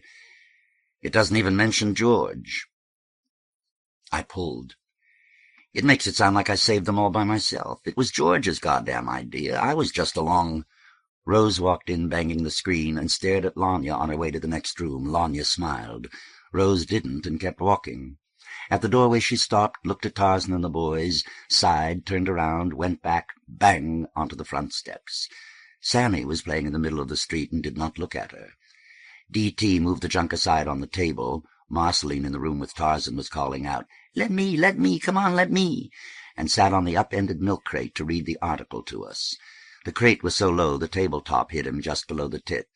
He read the part about, quote, "During the Holocaust, broke into a wooden frame house adjoining a grocery store already in flames and let out 5 youngsters trapped in the second-floor rear bedroom. It is reported the bedroom door had been clumsily secured by the back of a chair beneath the doorknob," unquote. "It wasn't a chair," I said. "Somebody had taken a fucking piano bench and turned it on its end. The goddamn music had fallen out all over the hall rug." "Why doesn't it mention George?" "Sounds like you had a reporter standing right there watching you," D.T. said. "There wasn't anybody," I said. A piece of rubber pulled free, only I dropped it and couldn't see where it had fallen between the refrigerator and the sink. Just George. "Then how did they know how to write about it?" Lanya asked. "I don't know," I said. "George actually got the door open. All I did was yank at the legs. The bench came open and all the music fell out on the rug. The top of the bench was still jammed up in there." "Maybe George met a reporter later that evening," Lanya said. "He could have told the papers, kid." "The children are reported to be safe, but we do not know." "Of course, it doesn't sound like George to cut himself out." Lanya sighed and made a funny movement with her hand, grinding her palm on the gray formica. "Oh, kid." Tarzan neighed loudly, and Woodard's hiccupy laugh shrilled above it, covered in turn by Marceline's squeal. "The real question," Lanya looked up, "is what are you going to do with them? Are you going to keep them here?" "You're out of your fucking head," I said. D.T. said, "The guys like them." "How many days ago was it?" I said. "How many days ago Nightmare and Dragon Lady almost murdered each other? Look." I went to the living-room door. "There's blood all over the fucking goddamn wall." Fist against his chin, Stevie was looking at me. Tarzan had sat back on his heels and, concertedly, wasn't. "Ride me," Marceline said. "You rode Woodard before, now you ride me." "Yeah," Woodard said. "You ride her now." I stepped back into the kitchen. "What are you going to do with them?" I told her, "I don't know." Tarzan neighed again. 3 staples on the bottom of the above page hold a creased rectangle of newsprint. The end of the column has either been ripped off, or the bottom is torn on a second crease, handled so frequently it had come away. Quote, "Brass orchids bloom beneath a clouded sky." This handsome book, or rather booklet, has already become a Bologna commonplace on night tables by the reading lamp, in the back pockets of youngsters in the park, or tucked, along with the Times, under the arms of people going about the city. This reviewer only wonders how our anonymous author achieved such vivid visualizations with such simple language. Before subject matter so violent and so personal, yet so clearly and wittily voiced, few familiar with Bologna's landscape will be able to avoid strong reactions, negative or positive. If the poet's own emotions seem disjointed or strange, they are still expressed pointedly, incisively, and in an intensely human mode. True anonymity in a situation such as we have here is, of course, impossible. Since the interview with the author we published a while back, many have simply held it an open secret that the cultivator of these brazen blooms is actual... Unquote. This morning I climbed out of the loft soon as I woke up. When I'd gone to bed, they'd been laid out neatly on Raven's sleeping bag he'd opened up full for them by the couch. Woodard was curled on his side a yard off the edge. Rose had 2 fingers through a tear in the plaid lining. A tuft of stuffing that had come out shook with her sleeping breath. Sammy, Marceline, and Stevie were banked against Copperhead's back. For some reason, he had gone to sleep on the floor beside them. I got the kids up noisily. When we were ready to leave, Copperhead had rolled the bag around himself, head out one end, boots out the other, and wedged under the couch, there was a tuft of stuffing caught on his beard, and took them to the school. I pushed the door open and herded them inside. Lanya was doing something with the tape recorder and looked up, more startled than I thought she'd be. "Nobody else here yet?" I asked. "Christ, you surprised me." She pushed the fast, forward, reverse, button. Things clacked, crackled, and spun. I brought the kids. Rose went and immediately sat on a chair in the corner. Woodard wandered toward the table. Marceline said to Stevie, "You cut that out," only I wasn't sure what he'd done. "The other kids will be in soon," Lanya said. I said, "Good. What you have to do is when the parents come for the kids in the afternoon, you have to farm these here out to them." Lanya stood up fully and faced me. "God damn!" "I can't keep them," I said. "I told you that." She pulled her lips thin and looked angry. I was surprised that I had been expecting her to be just that way about it. "What am I going to do with—" "Yeah, I know what you said." Stevie said sharply, "You better keep your hands off that nigger." Woodard turned from the tape recorder, holding a spool of tape gingerly, blinking apple-green eyes below his brush of mustard wool. He smiled uncertainly. Rose began to cry. The knuckles of her fist pressed together. Her chin bobbed, sobbing, and tears tracked from the inner and outer corners of both eyes. Sammy, standing by the far wall, turned the toe of his sneaker on the floor and blinked. The following letter is paper-clipped to the top and side of the page on which the next entry begins. The envelope stuck beneath has left its outline on the stationery. Quote, "How absurd to apologize for an uncommitted injury. But I shall not have been at your party tonight if Lansing delivers this. There is nothing less sympathetic than the vulgar pleading extenuating circumstances for their vulgarity. There is nothing more distressing to a man who admires formal honesty than to discover he can only offer personal reasons as honest explanation for his breach of form. But for personal reasons, I will not have attended your party when you read this. I am distressed. I have been rude. And I have often imagined that to be the most terrible admission I might ever have to make. Forgive me. It is not much consolation that the powerful are most successful as patrons when least in evidence. I am concerned with what I presumptuously consider my city. I have always felt every society must have its art, and for that art to have ultimate use, it must be free of intimidation from the centers of power. Therefore I have not read your poems, nor will I.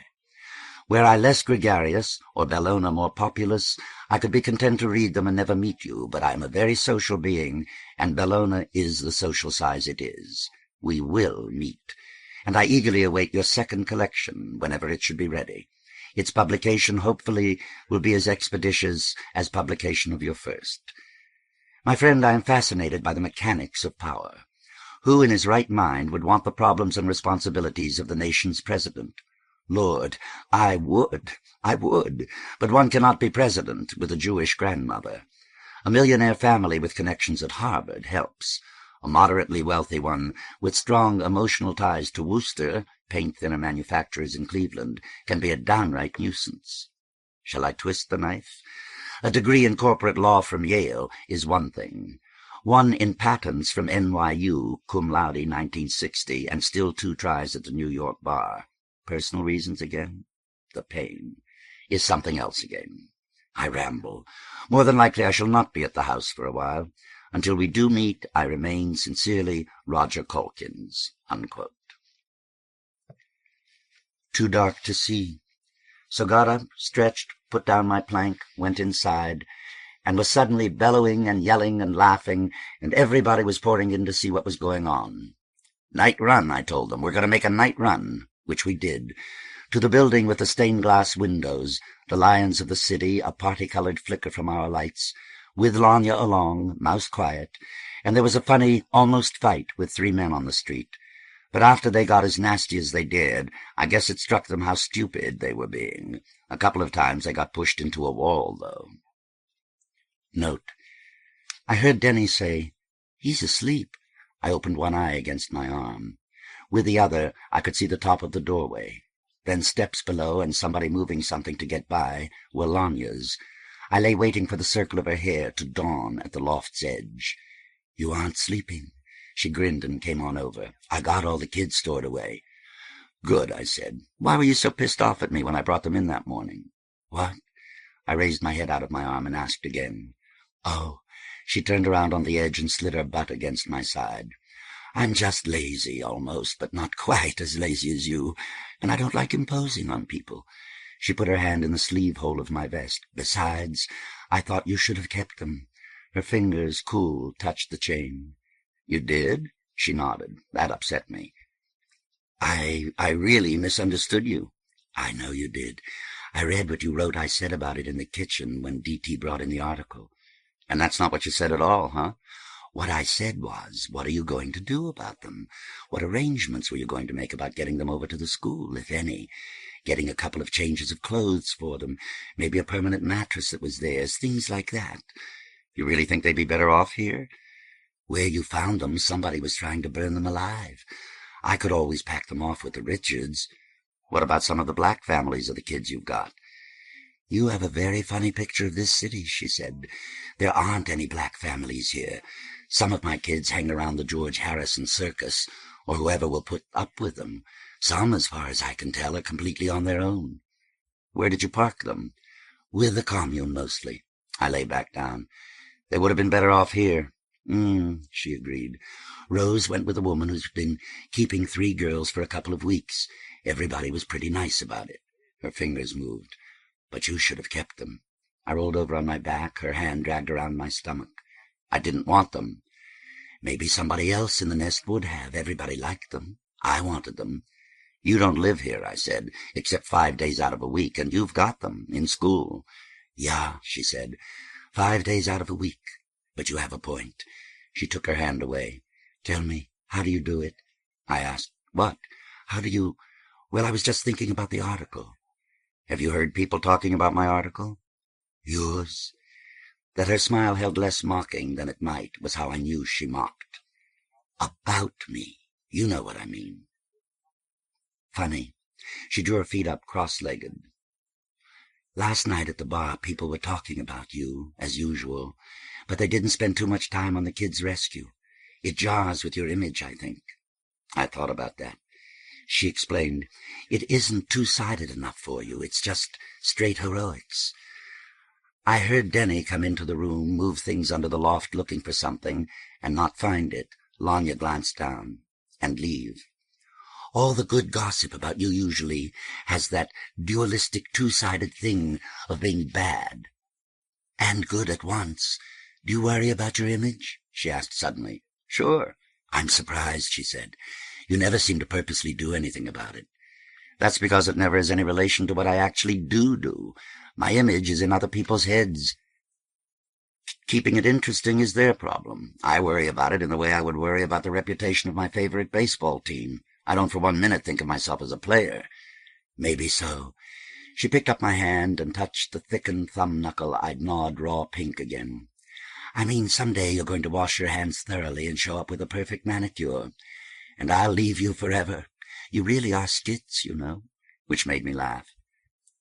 I just wish the article had mentioned George. I don't think leaving him out is, I'd started to say fair, good for my image, which made me laugh again.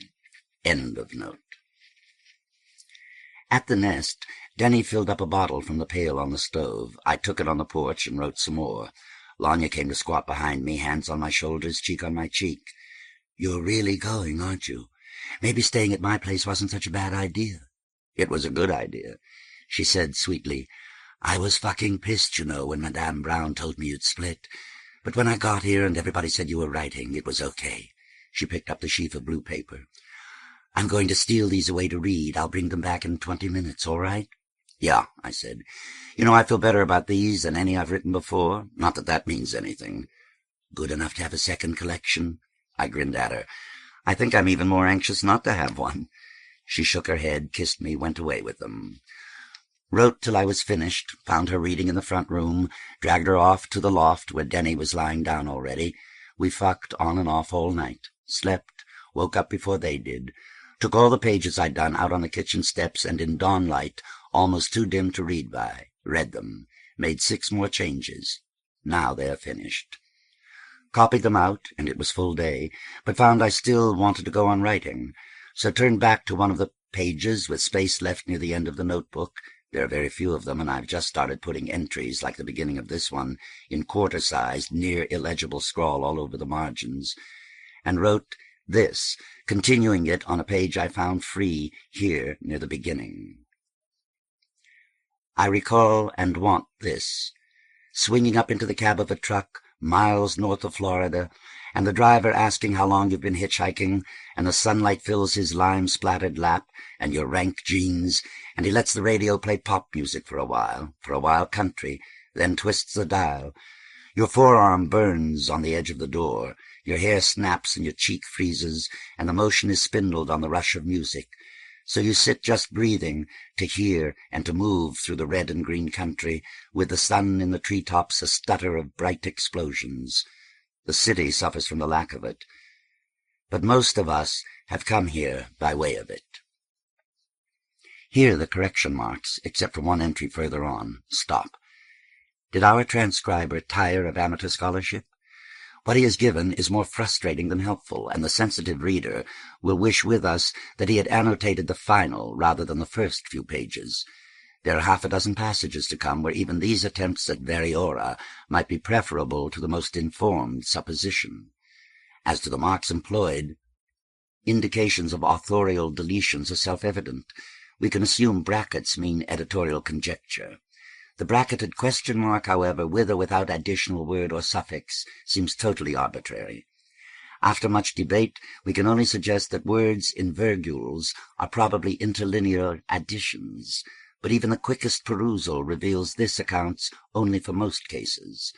While he plies us with quaint descriptions of paperclips and staples, he fails to record date and letterhead material in the Calkins letter.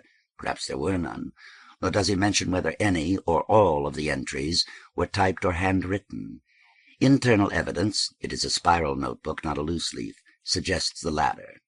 Corrections, however, bray out for the former. Also, a few pages later, suggest the first draft of a fabulist who, having found the sharp descript for one invented character, forgets he has already used it and sticks it to a second.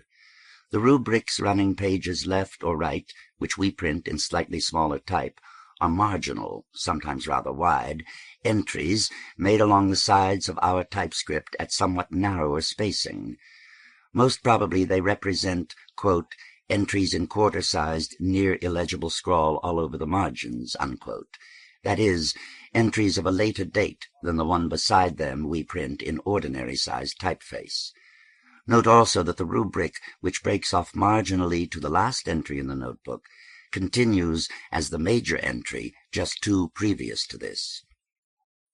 Considering the lacunae that pass without comment, our transcriber's additional adieu, here 1 page, possibly 2, is missing, can only make us wonder what maddeningly special knowledge convinced him that indeed the ultimate and penultimate fragments once formed a breakless, breathless whole. Of course, we do not know under what pressure the transcript was made. Even if the description of conditions in the closing pages is only half true, and our transcriber were, say, the enthusiastic E. Forrest working within the city, we can easily see his abandoning that tedious opening method to the simple necessity of completion. We must count ourselves lucky to have any document at all. For all we know, however, we have here a copy of a transcript made from the original handwritten notebook, or even a typescript made from a manuscript copy. Both mistakes or correction marks might have come in or fallen out at any generation. Still, it tempers our trust of all he has done to note that on 1 page he has committed all of the following. Quote, "Sounds like you had a reporter standing. Then how did they know? Grinding her palm on the gray formica. Are you going to keep them here?" He then has the pedantic gall to impose his solitary sick, nightmare and dragon, sick, S-I-C, lady almost murdered each other for the mere lack of an uppercase D. We coagulate and dissolve around, not inside the house, gathering on the front steps, dispersing for booze to the store with a busted plate glass window 2 blocks away, convening again outside the kitchen door, drifting away to reconnoiter in the yard, piling up the bottles, with maybe a stop in the front room, which Lanya, when she comes around, says smells like a locker room. Curious if she's ever been in a locker room or just picked up the phrase. I can't smell it. This afternoon when I came out into the yard, Gladys, very black and very pregnant, she wears a basketball-sized natural, sandals, and bright-colored sacks, and her friend Riza, who I wished looked like something other than a chocolate cow, were there for the 3rd day. The guys' jokes are foul, their attitude maniacally protective. Jack the Ripper. "Little girl, you must have been fucking on a goddamn elephant to get yourself a belly that big," at which Denny, perched on the table's edge, laughs the shrillest. Gladys, under Spider's arm, wriggles back against the tree where they sit. The Ripper's laughter stops for the wine jug, and continues when he drops it from his mouth to pass it to Thruppence and Raven, knee to knee on the bench below Denny. I propped the board with a cinder block yesterday. Gladys leers and says, "Fuck you." She's 15, 16. "You big cocksucker," with the inappropriateness with which women usually appropriate homosexual vocabulary, or whites use nigger other than in rage. Thruppence came back over the laughter with good-natured illogic. "You don't get no belly like that sucking a cock." "Well, Jesus Christ," Spider shouted. "Well, Jesus Christ, if I'd have known that," making much to get his fly open and his free hand inside. Gladys squealed to her feet and lurched away. I sat down on the steps next to Risa, who closed her copy of Orchids, leaned on the faded knee of her jeans, and didn't look at me. Tarzan was going by with a wine jug and handed it to one of the other white guys, an occurrence notable enough to note. I reached way down till my knees were higher than my shoulders and snagged it up into my lap. "You like that?" I asked Risa. When she looked up, I put my arm around her shoulder and offered her some wine. She made her first scared smile. She looks a few years older than Gladys, anyway, 18, maybe 20, and drank. Inside the upended jug, wine splashed like a small plum sea. "Uh-oh," from the Ripper. "What's your girlfriend going to say when she come round?" "Fuck her," I said. "What's his boyfriend going to say?" Dollar asked from somewhere else. I said, "Fuck him, too." Denny leaned across the table to pull the other jug over. Gladys, turning and turning in her loose green, they regard her as their personal catastrophe, an awesome delight. She looks as if she will fold now, claims, however, it's months away, settled giggling again beside Spider. Then Spit came in with glass, some argument about where a building was, and we broke up from our backyard loafing and reconvened on the front steps. Standing beside Copperhead, I looked down the street. 13 was coming up. "Hey," called with the desperate goodwill of the seriously bored. "Any of you guys want to come on over? Hey, kid, you ain't even seen my new place. You want to come over and meet some of the guys there? In this city, where nothing happens, it is worth your sanity to refuse anything new. Somehow, with the wrangling and wine and lethargy, me, the National Guard, Copperhead, Spit and Glass, and Denny went with him. Up a lot of dark stairs with Glass saying, "Man, I didn't know you were this close. You're just round the goddamn corner." And 13 saying, "I told you I was just round the goddamn corner. Why ain't you guys never come over to see us?" And I looked up. Smoky stood at the head. When we broke around her, she turned with 13 to follow, at his shoulder, breathing as though she'd held her breath since he'd left. Note: it isn't that the heroic incidents about me, cullable from the Times, are untrue, well, some of them, nor the villainous ones on the gossip round, that distorted, well, ditto. But the 6 minutes here, the 20 seconds there, the 45 minutes how many weeks later, the real time it takes to commit the heroic or villainous act, are such a microscopic presentage of my life. Even what can be synopsized from this journal, snatches gun from looter's hands, help save children from flaming death, lead victorious attack, they were scared crazy, unarmed citadel, hobbles half-shod shrieking in the street, rescues old Faust from collapsing ruin, and once tried to write poems, are things that have happened to me, not that I have done.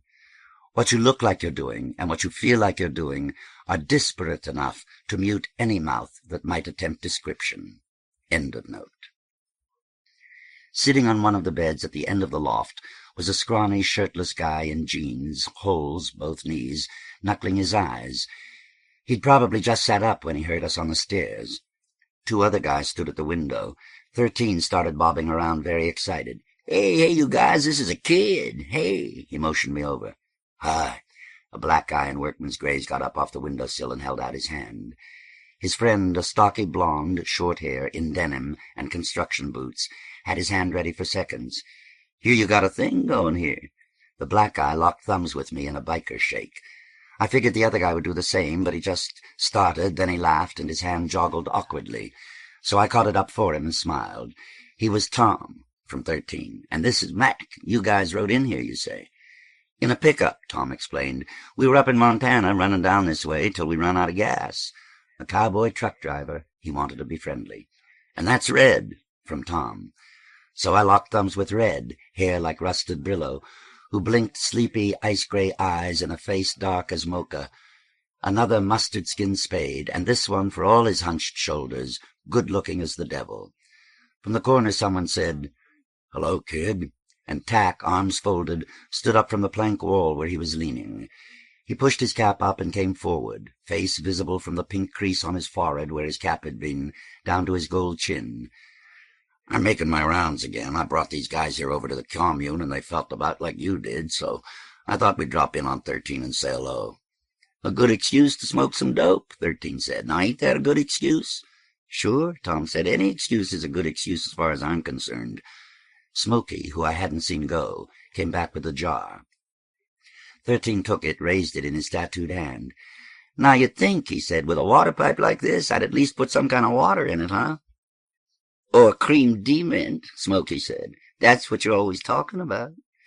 "Yeah. You ever smoke hash through a water pipe filled with cream de-mint?" 13 asked. "That's really something." Mac, still at the window, gestured toward the bed. "You got a bottle of... what's that, Mountain Red?" "No," 13 said. "That ain't the same thing." 13's cheeks hollowed, the jar filled with smoke. "You got any speed?" Tom asked. "Oh, man!" 13 coughed and handed Red the jar. "You can't keep anything like that around here more than 5 minutes. We don't get much anyway. Once somebody brought in a whole pillowcase full, man. A whole pillowcase with a plastic lining full of all sorts of speed. This Mexican guy." "Was he Mexican?" Smoky said. "He was thick-set, blonde." "He talked like a Mexican," 13 said. "I mean, that was a Mexican accent he was speaking. It wasn't no Spanish from Spain accent or Puerto Rican. They sound different." I nodded. "Anyway," 13 said, "it was gone like that." He grinned back across his shoulder. "She was maybe 5 pounds lighter, but that's the only way you'd have known it was here. How he went through all that shit so fast? Man, you must have every kind of... Oh, thanks." Mac took the pipe from Red, sucked, and said, "It's out." "Here, just a minute." 13 struck another match. You must have every kind of junkie in this city, Mac said. Smokey, with the jar now, was handing it to Copperhead, who said, I don't think I ever seen a skaghead in Bologna, you know. I have, I said. Glass laughed. Tack said, We don't have much dope here. No money, no dope. To speak of, I mean. I think, 13 said, wouldn't you say, kid? I mean, you could say this about most of your guys, huh? Most people here have taken a lot of dope, but we don't get too many people here who need it, if you know what I mean. That sounds pretty good, Mac said. I mean, if you need it, 13 said, there just ain't no place to get it. I've put everything in my arm or up my nose or down my belly I could just about one time or another, and liked all of it, too. But I don't need anything, you know. Of course, he reached over and took the jar from me. I do enjoy my toke. Everybody laughed, me too, and all the smoke loosed out my nose and stung. Now, did you ever think what a specialized city Bologna is? Tack was saying. He had come in front of the bed, fists in his scuffed pockets, holding the leather off his hairy stomach. The red quilt lining was torn in 2 places. I mean, Bologna's got a lot of some things and none of a lot of others. I used to know a guy who could not go to sleep unless he had a radio playing. He can't live in Bologna. There are people who have to have movies to go to, or they get twitchy. They can't live in Bologna. Some people must have chewing gum to survive. I found stale candy bars, lifesavers, Tums, but all the chewing gum is gone from all the candy stores' racks. Gum chewers can't live in Bologna, not to mention cigarettes, cigars, pipes. The tobacco in the vending machines went stale a couple of weeks after we got cut off, and I guess the cartons and packaged shag was the first thing the scavengers cleared out. You never see a smoker in Bologna. Some people need sun, clear nights, cool breezes, warm days, I said. They can't live in Bologna, Tack went on. In Helmsford, I knew people who never walked further than from the front door to the car. They can't live in Bologna. Oh, we have a pretty complicated social structure, aristocrats, beggars, bourgeoisie, I said, and bohemians, but we have no economy. The illusion of an ordered social matrix is complete, but it's spitted through on all these cross-cultural atellates. It is a vulnerable city. It is a saprophytic city. It's about the pleasantest place I've ever lived. He grinned around at Tom, Red, Matt. I'm curious to see whether you guys are like it enough to settle down, make it your home, become part of the community. The jar circled Tack for the 3rd time. He swayed at the center. Here, Tom, still leaning on the sill, held it out. You didn't get any. Never touch the stuff. Tack waved the sides of his jacket. No, I'm a poor antisocial juicehead, not a man of my times at all. Gets me in trouble, too. Somebody suggested we go back to the nest. Tack, his 3 discoveries pretty well parked at 13's curb, decided to drift. After 13, in a flurry of patriarchal politesse, broke out his jug. Same as ours, he must be rifling the same busted plate glass window on the street, sometimes marked Lafayette, sometimes marked Jesse. The late afternoon got lost in the day's momentum. Why don't we go back to the nest, somebody suggested again, which again everybody thought was a good idea. Where Lady of Spain, with Raven, I guess it was, had gotten a big fire going in the yard, and all sorts of canned shit, scallop tops bent back, bubbling on the cinder blocks, their labels blacked and bronzed by the flames. The tree trunks glimmered, and the fence, and the triangle of glass in the 2nd-floor window of the house beyond. We stood around, listening to the fire. Red, still barefoot and shirtless, squatted, staring at the coals, the back of his jeans tugged way the hell down his ass. Circling his hips 3 times, he wore it down below the waist of his jeans so you couldn't see it normally, was the optic chain. Just then, he glanced back at me over his shoulder, surprised. Maybe he thought I was staring at his crack. God damn, I burned fucking hell out of myself. Jack the Ripper shook his hand furiously on the other side of the fire, hopped and whirled. Fire glistened in his mud and sputum eyes. I looked down at the beads across my chest, my stomach, around my arm, could feel them around my leg. I looked up and saw Red was looking too. Then his eyes went down to the place below his hip's blade, pushing above the beltless loops, and up at me again. His hands, out for balance, were bloated the way some winos get. He started to speak. I said, I don't want to hear it. I don't want to know where you got it. I don't want you to ask me where I got mine. Fuck you, man, I just don't want to hear. Catching my voice lowering and a fury rising neither he nor I understood. Black Mac watched me frowning. White Tom dug in a can of beans, hot on one side and cold on the other, with his fingers. Red swallowed. Sure I eat pussy, California shouts and shoves Tarzan backward. Hey, man, hey! D.T. moves along with him. You goddamn right I eat pussy, and shoves again. Come on now, man, I'd eat your fucking pussy if you had one. And Tarzan crashes back into the fence. Now come on! D.T., a hand on either of California's shoulders, moves him away, and Tarzan, abandoned, suddenly starts to... But Gladys's laugh turns shriek, letting me hear, remember, a second crash's echo. Among all the concerned whats and whos and unconcerned laughter, mostly Dollars, bright and insistent, it got figured out that somebody had hurled a hot can at Gladys, which tipped her shoulder and splattered on the steps. Red wasn't at the fire anymore, and a moment past the rage, I felt that surge of good feeling to rival those acid moments of unbearable friendship when the gates will not shut. Later I went up behind Dollar and caught him across the back of the head, hard. "What'd you do that for?" he whined, lids crimped around eyes gone orange under the fire. "For throwing that goddamn can." His eyes crimped more, and his mouth opened on that slate-chip laughter, clear, a little shrill, like a boy's on the short side of puberty, and he said, "Oh, man, did you see the way she hollered? I bet she was scared enough to drop it right here," and wheeled away laughing, while D.T. shook his head watching and said gravely, "Shit, man." Tom and Thruppence were arguing about geography, which took us from the yard to the kitchen, from the kitchen to the front steps, from the front steps to the yard. Everybody was staggering and bending and belly-clutching with laughter. Then this altercation with Denny. "Man, I don't like to go to bed with you when you're drunk," he explained 3 times sadly. Only I knew if Lanya was there, he would have come. He did, anyway. Woke up later to find him gone. Woke again even later lying on my side, with his small hot butt pressed against my belly, the continent of his back, muscular and vertebral, going away in the gray. No hangover when I got up, but my gut was a little loose, so that I knew the first coffee or even water I drank would make me shit like hell. I'd gone to sleep in my pants. Getting them back together, I stepped into the hall. Red came from the bathroom, gave me a funny look, and went out on the service porch, while I went on up the hall, trying to figure what had changed about him. Glanced out at him when I passed the door. There was a projector chain hanging around his neck. Figured he'd gotten it off the mannequin in the bathroom. I opened the bathroom door. Check.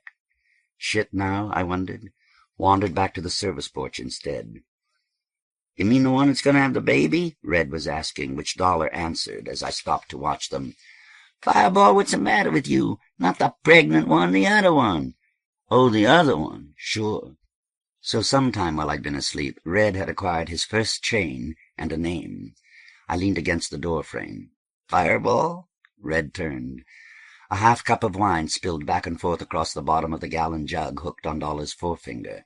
He lifted it to his mouth with both hands, dropped it again, and looked at me with eyes bright, wet, and pink. "Me and Fireball are going to go get us some pussy. She's still putting it out, you know. You coming?" I said to Red Fireball, "Where are your friends, Tom and Mac?" "They split." "We scared 'em off, huh?" "You know, they're pretty." He gestured with his hand. It meant finicky, normal, unimaginative. The same hand joggle one patient in a mental hospital will use to another to describe a third who's particularly out of touch that morning. Palm down, fingers wide and waggling. "They're nice guys, though. They gave me a ride all the way down here. They treated me nice. Then when the truck broke down, they didn't seem to mind if we hung out together, you know." "Come on," Dollar said. The jug clicked the doorframe as he stepped out. We went with him up the hall. I opened the door to the back room and went in first, Dollar and Fireball right behind me. It was very warm. California, squatting in the half-dark, stood up beside us and chuckled. "God damn! Copperhead and Glass are having themselves a fucking contest." Heard himself and decided to change the emphasis. "A fucking contest, man." He chuckled again, swaying so close the hair over his shoulder brushed my arm. Note. Gladys and Mike, sleeping, knee to knee, forehead to forehead, his hair, long and light, lay over hers, tight and black, his arm over her brown collar, her arm above her belly. She snored. Conceit. They curled, facing, like single quote marks enclosing an ellipsis paired to a unit point. End of note. Before the lion, rampant on the sill, Scorpion slept or sat. Jack the Ripper, wandering around, stepped over sleeping Gladys, and one of the non-members who occasionally crashes here.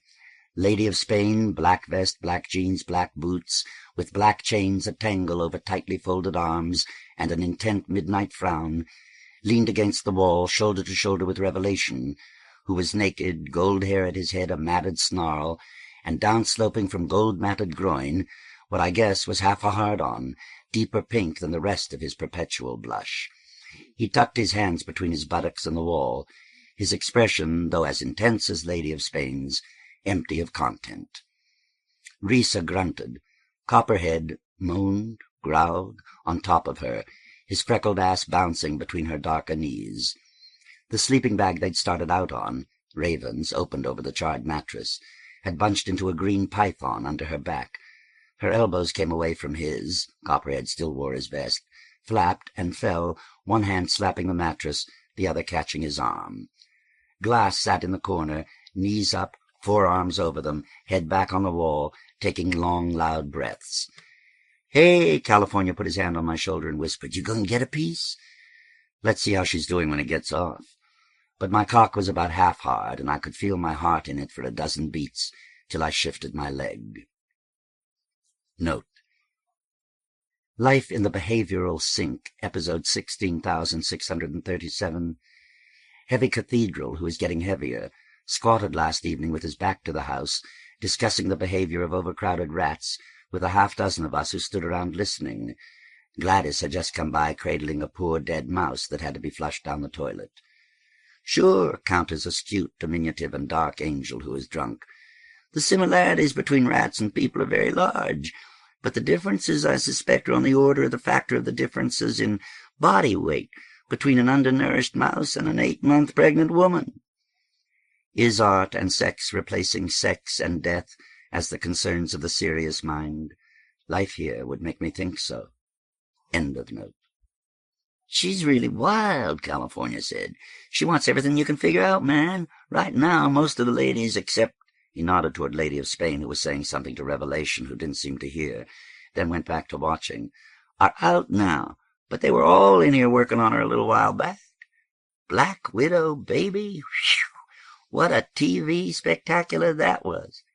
"Hey," Lady of Spain said from her place on the wall.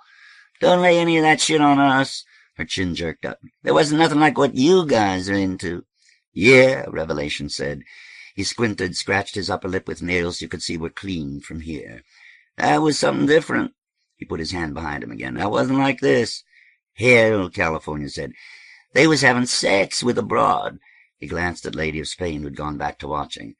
"Well, they was playing with the broad in a sexual way. Anyway, it turned me on." Suddenly he grinned, leaned closer. "Only this pig likes to get her pussy poked with a pecker. So naturally, she called in the shock troops. Well, man, there ain't nothing I like to eat out better than pecker-poked pig pussy." California's grin grew huge. He began to shake my shoulder. "Shit, am I glad to see you, kid. You get in there and there'll be something between her legs that won't turn my stomach when I get down there eating it out, you know?" I raised an eyebrow. The huge grin became silent laughter. "I mean, some of these motherfuckers are animals, man." "Animals?" Jack the Ripper came up, intense and soft. "You're a fucking hog. Every other time some nigger pulls his dick out of that hole, this Jew bastard's down there on his hands and knees." And the Ripper stuck out his tongue and scrunched up his face, snorting and grunting, which made California laugh out full-voiced. "Shit," the Ripper said, on the traditional 2 beats, and went out the door. "You want to do her both at the same time?" Dollar was saying, head together with Fireball. "See, I'll get it in her pussy, man, and you can work on her head. Of course, if you want to do it the other way around." "Oh, man," California turned. "The bitch is tired. She'd been going all night." "She was doing them freaky things before," Dollar said, "taking on 2 guys at once." "Sure," California said, "but that was back—" "Oh, never mind."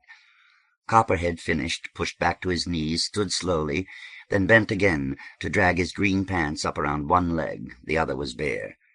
"Your turn?" he asked across the room to Revelation. Copperhead was breathing hard. "You better get your ass over here." "I already been once." Revelation glanced at me. "Glass wants to go again, and the kid's here." "You go on," Glass said from the floor. "It's going to take me another 5 minutes to get my breath." "Then fuck it." Revelation came forward when I didn't move, leaving Lady of Spain by the wall. "It ain't going to take me no 5 minutes." Chuckling, he stepped over Devastation, who turned over and dragged his forearm over his face. "Like I said, I'm an in-and-out man, you know." "Well, yeah," Copperhead said. "That's what you want seconds for, ain't it? Come on, white boy." He stepped back, laughing. "You can fuck her. She ain't prejudiced." Riza made a sort of hoarse and gravelly sound that went on, while her mouth opened and closed. Her hand slapped the mattress, her head came up. She looked around. Her hair was stiff and long, like a spray of dark water that had shot from her head and frozen, still making that sound. It gave me chills. My cock went from half to full hard. I had to move it over with my thumb. "Man," California said, watching me. "Okay, sweetheart." Revelation stepped over DT, who looked solid out. "Okay, I'm coming. Some of the guys laughed. "Shit!" Lady of Spain peeled forward from the wall and walked toward us, arms still folded, head shaking. Her frown had become a tough, ironic smile, in which was a lot of disgust. She passed. I put a hand on her shoulder. "Hey, you ever go after it like that?" Copperhead. "Get your tongue in her mouth, man. It ain't no fun if you don't tongue her. Yeah, like that." Glass. "She nearly chewed mine off," and laughed. Lady of Spain looked at my hand, looked at me, and without breaking expression said, "Get off my ass, cocksucker." "Now, hey," California frowned. "The kid asked you a civil question. You don't have to go calling him no—" Looking at me straight, Lady of Spain said, "Now, have I just called you anything that ain't true, or asked you to do anything in what is it, an uncivil tone of voice?" I nodded. "Right on," and dropped her shoulder. Lady of Spain shook her head, sucked her teeth. "God damn," California said. "These bitches are always going around trying to cut a guy's balls off." "Oh, fuck off," I said. "What does it take to cut yours off anyway? A dull spoon?" "Look, first, I've sucked my quota of dick, and enjoyed it. Second, my nuts are strung up there with 2-inch steel cable. It takes a lot more hatchet work than that to make them even feel loose," which California thought was pretty funny again, and started laughing all over. "Your thing," I said, "just isn't some other people's, and there's nothing you can do about it." Lady of Spain shook her head again and pushed out between Dollar and Fireball. I guess Revelation did come pretty fast. He was getting back up on his knees already, face still blank, cock still half-hard. Risa held his arms with both her hands. Revelation shook his head, sort of sheepishly. "Like I say, sweetheart, I guess I don't take that much." But Glass was already down on his hands and knees, pushing Revelation aside, pants open, buckle dangling, cock flapping at his belly like a shy foot of oversized garden hose. Copperhead, holding his pants up with one hand, with the other helped Revelation stand. "You see," Revelation said, "even the second time I go pretty—" "A load is a load," Copperhead said. "How you want to time it is your problem." Revelation took an unsteady step that pulled him away from Copperhead's grip, said, "God damn," then started to the wall. Halfway, he glanced at me again, suddenly got a big pink grin. "You better get some of that while there's still some left." At the wall, he turned to lean, hands once more tucked behind him, genitals still engorged, slick with common juice. I stood watching, wondering when I could maneuver to see pussy. With one hand, Risa held Glass's shoulder. Her knees splayed, sagged, recovered. His hips were going side to side as much as up and down. She was doing something with her other hand, trying to get his pants further down his legs, I realized. Finally, he paused long enough to let her push them to his knees, and before she twisted back up beneath him, he began to hump and flatten. She lifted one foot, dropped it, and for a moment her face turned from him to us, eyes and mouth wide, tongue crawling around her teeth, till it snapped back, then lapped at Glass's neck. Copperhead squatted by them. To watch? But he leaned forward, said something. Glass slowed. Risa said something I couldn't hear, put her hand on Copperhead's naked knee, raised her head a moment, said something else.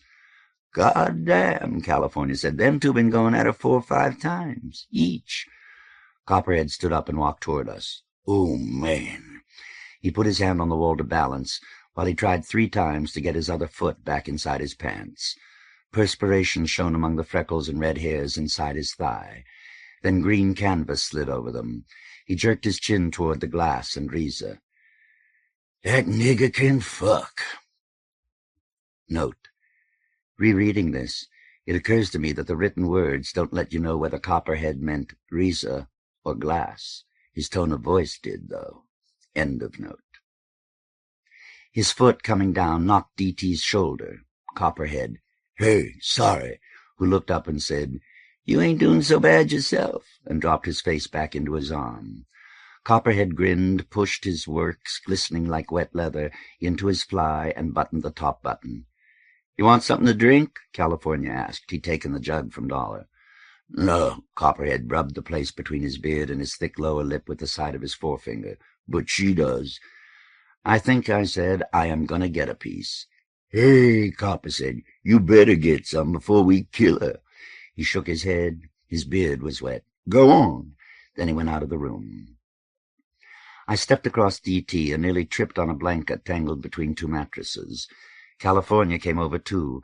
He stuck his forefinger in the lion's brass mouth, wiggled it there, then suddenly grinned at me as though he'd made a joke. I just leaned against the wall to watch. Once Glass threw up his head, face bright with sweat, teeth and eyes minstrel white. Riza's head and shoulders shook like somebody was hammering the soles of her feet. She kept saying, "Ah, ah, ah," and sometimes closing her mouth.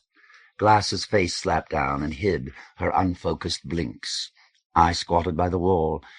Glass's hips, smacking hers, made her thighs shake.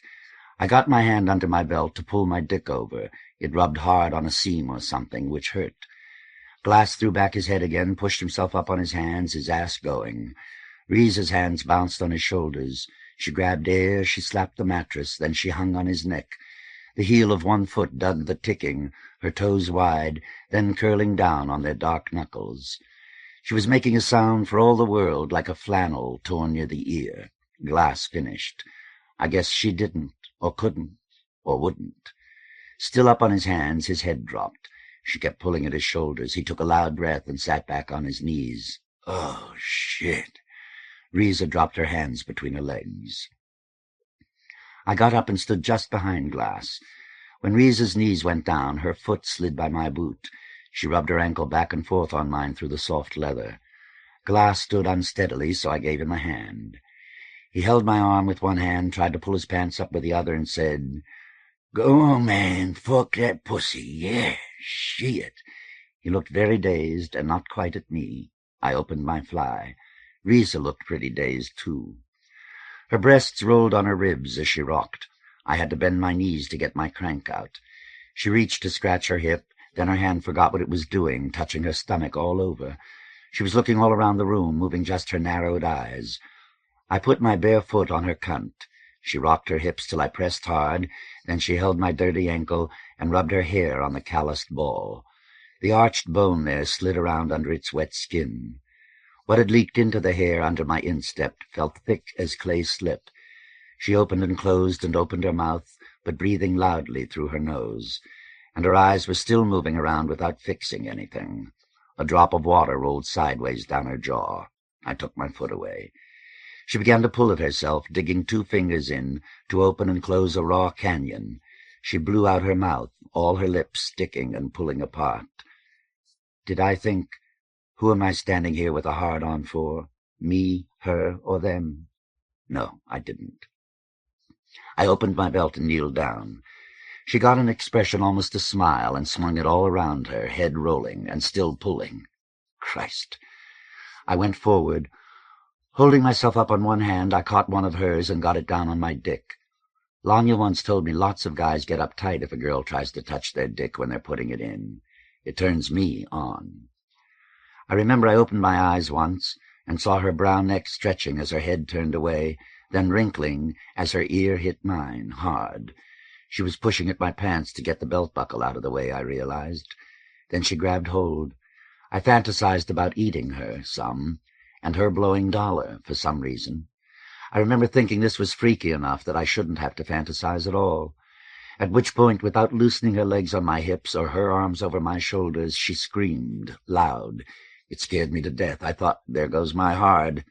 It didn't, but that was the first time I thought about the rest of the people in the room.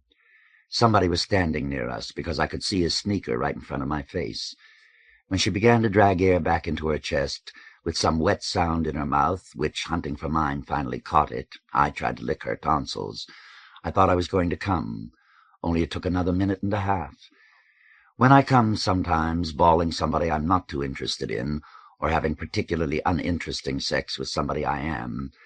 I get some picture or words that stays a few seconds until it hazes to something hard to recall as a dream. This time it was an image of myself holding hands with someone, Lanya, Risa, Denny, and running among leafless trees laced with moonlight, while the person behind me kept repeating, "Grendel, Grendel, Grendel," which, while I rocked my face in her hot neck and the stinging in my thighs, chest, and belly went on, seemed very funny, specific and primitive. I raised my face out of the moonlight branches into a room lathered with the smell of smoke and scorpions, and grinning, man, like a tiger. I sat back, dragging chains over her. She bit one, held it in her teeth so it tugged on my neck. I pulled till it came out of her mouth, kneeled back, and bumped into someone, Dollar, who said, "Hey, man, pretty good, huh?" "Watch it," California said, trying to crowd in. "Come on, huh?" Copperhead, holding a gallon jug, stooped down beside Risa. Glass stood just behind his shoulder. Copperhead got one hand under her neck. She held on to the knee of his fatigues. I stood up while California clambered over her ankles. "Hey, Copperhead, man, she's drunk enough already. She's going to be sick if you—" "Get out of here," Copper said. "This is water. She asked me for a fucking drink of water before, that's all." "Oh." California slid his hands up Risa's legs. A tendon in her thigh shook. California bent. "Oh, come on," Glass said and punched at California's head. "Can't you wait till she has a fucking drink of water?" But Risa grabbed California's hair, grunting, and pulled him down. Glass sucked in his breath and watched her drink till Copperhead lowered the jug. Water ran down Risa's cheek. She got out, "Thank you." "You're welcome," California said, muffled in her crotch, which Copperhead must have thought was the funniest thing he ever heard. He just broke up and spilled water all over the floor. "You can take her in the mouth," Dollar was saying to Fireball. "If you want, you can take her mouth and I'll take her pussy. Or you can take her pussy and I'll—" I walked to the door. Halfway there I realized I was going to shit within 30 seconds. Siam walked in. "She's still working out?" "Party's still going," I said, and pushed by him. In the hall, Spit was rubbing the scar on his chest. "Them guys still messing around in there? Jesus Christ." He looked unhappy. I asked, "You get you a turn?" "Yeah, before. But they just go on, and fucking on. They're gonna kill her or something." "You're just scared it'll all be used up by the time you're fit for seconds." I grinned. "Why don't you go in there and see if you can finish her off?" Then I went in the bathroom, got my pants down fast, and sat. My buttocks got wet from the splash, and there was 6 seconds of gut cramp that started in my ankles. Then it eased. My crank hung down against the porcelain, so cold I had to slide my hand over it to hold it away. Cold knuckles, better than a cold cock. Through the bathroom door I watched Spit, still standing in the hall. After a while he went into the room. Grendel, Grendel, Grendel, Grendel, Grendel, Gren still ran through my head. Suddenly I realized I hadn't been listening carefully enough. I'd stuck the brake in the wrong place. The actual word I'd heard at orgasm, and that for the last few minutes had been repeating in my head, was Dhalgren. I wiped myself with part of the second page of the Bellona Times, January 22nd, 1776. Note: power is all. Another falsification. I do not tell how I gain or maintain it.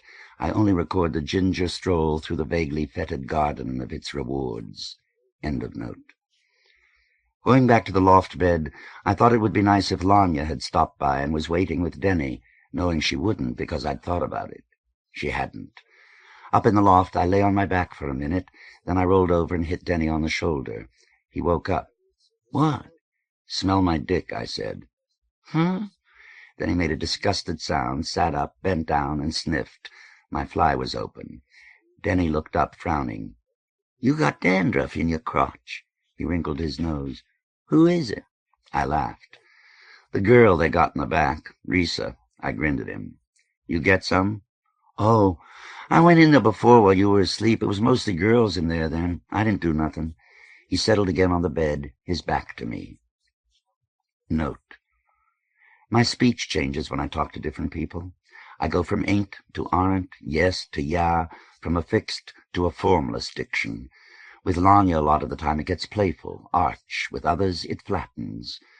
When I'm upset, it punctures with dozens of noise nodes, you knows, I means, and sort-ofs. I left behind me a whole vocabulary and syntax at the colleges I passed through, which began to come back with New Boy, camp, that interview, and with Calkins at the retreat. It's lability, not affectation, a true and common trait. But if I tried to write down what I say as I move from speech context to speech context, it would read like lack of character, not a characteristic. I note all the eccentric words around me. Glass used the word radically this morning, and several times I've heard Lady of Spain refer to an entity, while among the others I've heard sententious, caravan, and conspicuous go by. But when I transcribe the conversation around me, I find myself purposely playing down the verbal range of it so that it does not read like post-literate affectation, which it isn't.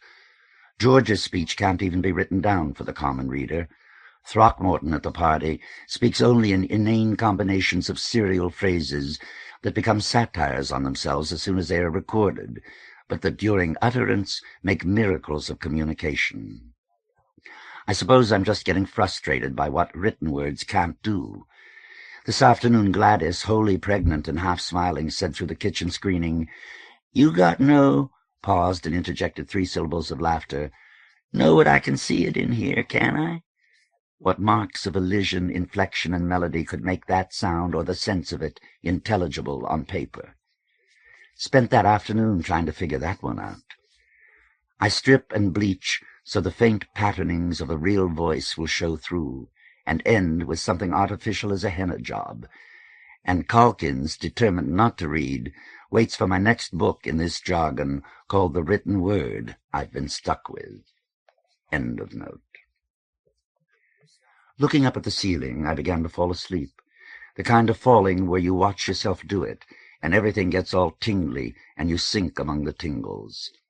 And woke up with Denny on top of me, my arms across his back. He was breathing in short gasps, face against my neck, rubbing off on my belly. Wondered why I'd bothered to wake him up before, with that routine which was pretty much calculated to turn him on. I didn't stop him, but I was annoyed.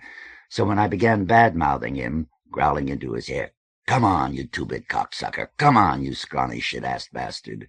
It was real. He shot pretty quick. But by then I had a hard-on again. I was actually sort of digging him just lying there on top of it, but he got down to suck me off. I guess I'd wanted him to do that when I first woke him up.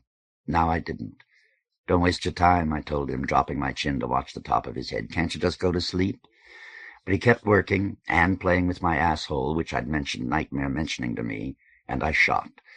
He crawled back up beside me, and I held him around his belly with his back to me like a warm dog, while he occasionally squirmed like he'd be more comfortable on the other side of the bed. Yeah, like trying to sleep with a dog. While I wondered, if I'm starting to have to fantasize girls in order to come with guys, maybe I'm not as bisexual as I keep telling myself. I know. I'm a closet monosexual. Oh, yeah. While he was blowing me, I stopped him in the middle and asked him what he was thinking about. To be a bastard. Very honest and very surprised. He told me dollar. I flashed on the moment with Riza when our pet murderer went through my mind, which got me a little mad. But that's what I get. I note here, because sex does have something to do with love, Denny's said he loves me 6 times now, admitted it almost under his breath with this hung expression, as though he was daring himself to say it. It always comes off the wall when we're busy doing something else, moving the couch across to the other side of the front room, chucking junk into the yard across the fence, or when I was trying to help Cathedral bend the motorcycle's kickstand back into shape. I don't really know what I feel about him, but I'm glad as hell one of them stays here. I guess I wish it was Lanya. She's more interesting in or out of bed, which isn't really the point. Really, I just wish she was here. When I woke up, he had wriggled out of my arms and was curled up in the corner against the walls. Note. Walking with Lanya today, I told her that. She beamed. "Yes, he said it to me 6 times, too. It's charming." "I don't know," I said. "I don't think so. I don't understand it. He loves you, he loves me. What the hell does that mean?" She looked surprised, even hurt. Finally she said, Well, when somebody uses strange words to you that you just do not understand, you have to listen for the feeling and get at the meaning that way. I think, I said after a moment, it may mean when he says it, he's going to leave me before you do, who say it so much less frequently. You think he'll leave us? Me, us, it struck like that. Give him a reason to stay. I've tried. That's a hard one, even in much simpler situations. I wonder if it just has to do with the kinds of people we're familiar with. To you, I'm replaceable. I'm a nice ape who even happens to be more interesting inside than out. I think one of the most interesting things to you is the way the machinery jerks around by stops and starts. Like you say, though, you've known geniuses before. It's nothing new. Well, Denny, I think, is the first Denny you've ever known. For you, he's unique. Whereas for me, everything from the foster homes he's lived in to the rhythm he bucks his ass at, the protective brutality, and even that well of playful sweetness you can never touch bottom in, the hard-headedness, good and bad, sweet and fucked up as he is, there are many, many, many a him floating around. We turned the corner. Now for me, you are the irreplaceable one. I've never seen you up so close before, and I do not understand you at all. You say sometimes I act like I don't see you. I don't even know where to look. Living with you around is like living with a permanent dazzle. The fact that you even like me or look at me or brush by me or hug me or hold me is so surprising that after it's over I have to go back through it a dozen times in my head to savor it and try and figure out what it was like because I was too busy being astounded while it was happening. Really? That's marvelous. She was silent the next quarter of a block. Then she said, He's not going to leave, at least not for a while, though you may be right about who leaves first whenever that happens, if ever. What do you see? That you are a whole lot of real person, and so for that matter am I. Someone who's had as little of that as Denny has just isn't going to run out before he's had a lot more. Sounds good, I said. I hope it works. I like you two. I want you with me. Just don't let me start taking either one of you for granted. Not, dear heart, if I can help it. End of note. When I got up and went into the living room, most of them were still asleep. Fireball sat on the edge of the couch eating something out of a cup with a spoon. He stood up when I came in. Filament, with oddly devastation, were tucked together on the couch behind him. The pale black widow with the dark lady of Spain curled against her slept on the floor among Tarzan and most of the apes, as though he wanted to speak to me. I nodded. He nodded back. He didn't seem able to start, so he ate another spoonful. Come here, I told him. Still shoeless, he stepped over a confusion of feet, the widow's dull black Wellingtons, Cathedral's floppy brown suedes. I put my hand on his shoulder. You like Dollar, don't you? Fireball said. He's a pretty funny little guy, but he's really okay, huh? The scrawny, rusty-haired coon had a sleepy half-smile. His eyes looked like circles cut from our sky, tossed into the evenly milky coffee of his face. Good, I told him. You look out for him. You make sure he doesn't get in any trouble around here, you hear? The smile wavered. Somebody's got to, and I'm tired of it, so you do it now, you hear me? And fell. He nodded. Good. With both hands I took off one of my chains, put it over his head, and hung my fists on his chest. I pulled one down while the other raised, my knuckles sliding on his skin. Then I ran it the other way. This'll go with the one you already took for yourself, right? Fireball blinked at me. It's yours. I let go. That mean I'm a member? Raven on the floor propped his head on his elbow. That's the way we play, sweetheart. He laughed, rolled over into Cathedral, who just grunted, and closed his eyes. Fireball looked back at me. The sleepy smile returned. Okay, he said. Hey, thanks, kid, okay. You look out for that crazy pimple-faced white bastard. Okay, he repeated, I will. Then he ate another spoonful out of his cup. I went onto the porch. Risa was sitting outside on a crate under a tree reading. Brass orchids? I craned to see. Yeah. Rubbing two fingers in the dusty corner of the screenless frame, I watched her, wondering if I should go down and ask her about what I was thinking. Finally decided, fuck it. If you're going to do it, do it. I went down the steps, the door clacked behind me, and crossed the yard. Hey, I squatted beside her, elbows and hands, wondering how they can get that dirty in just a day. A double bridge, knee to knee.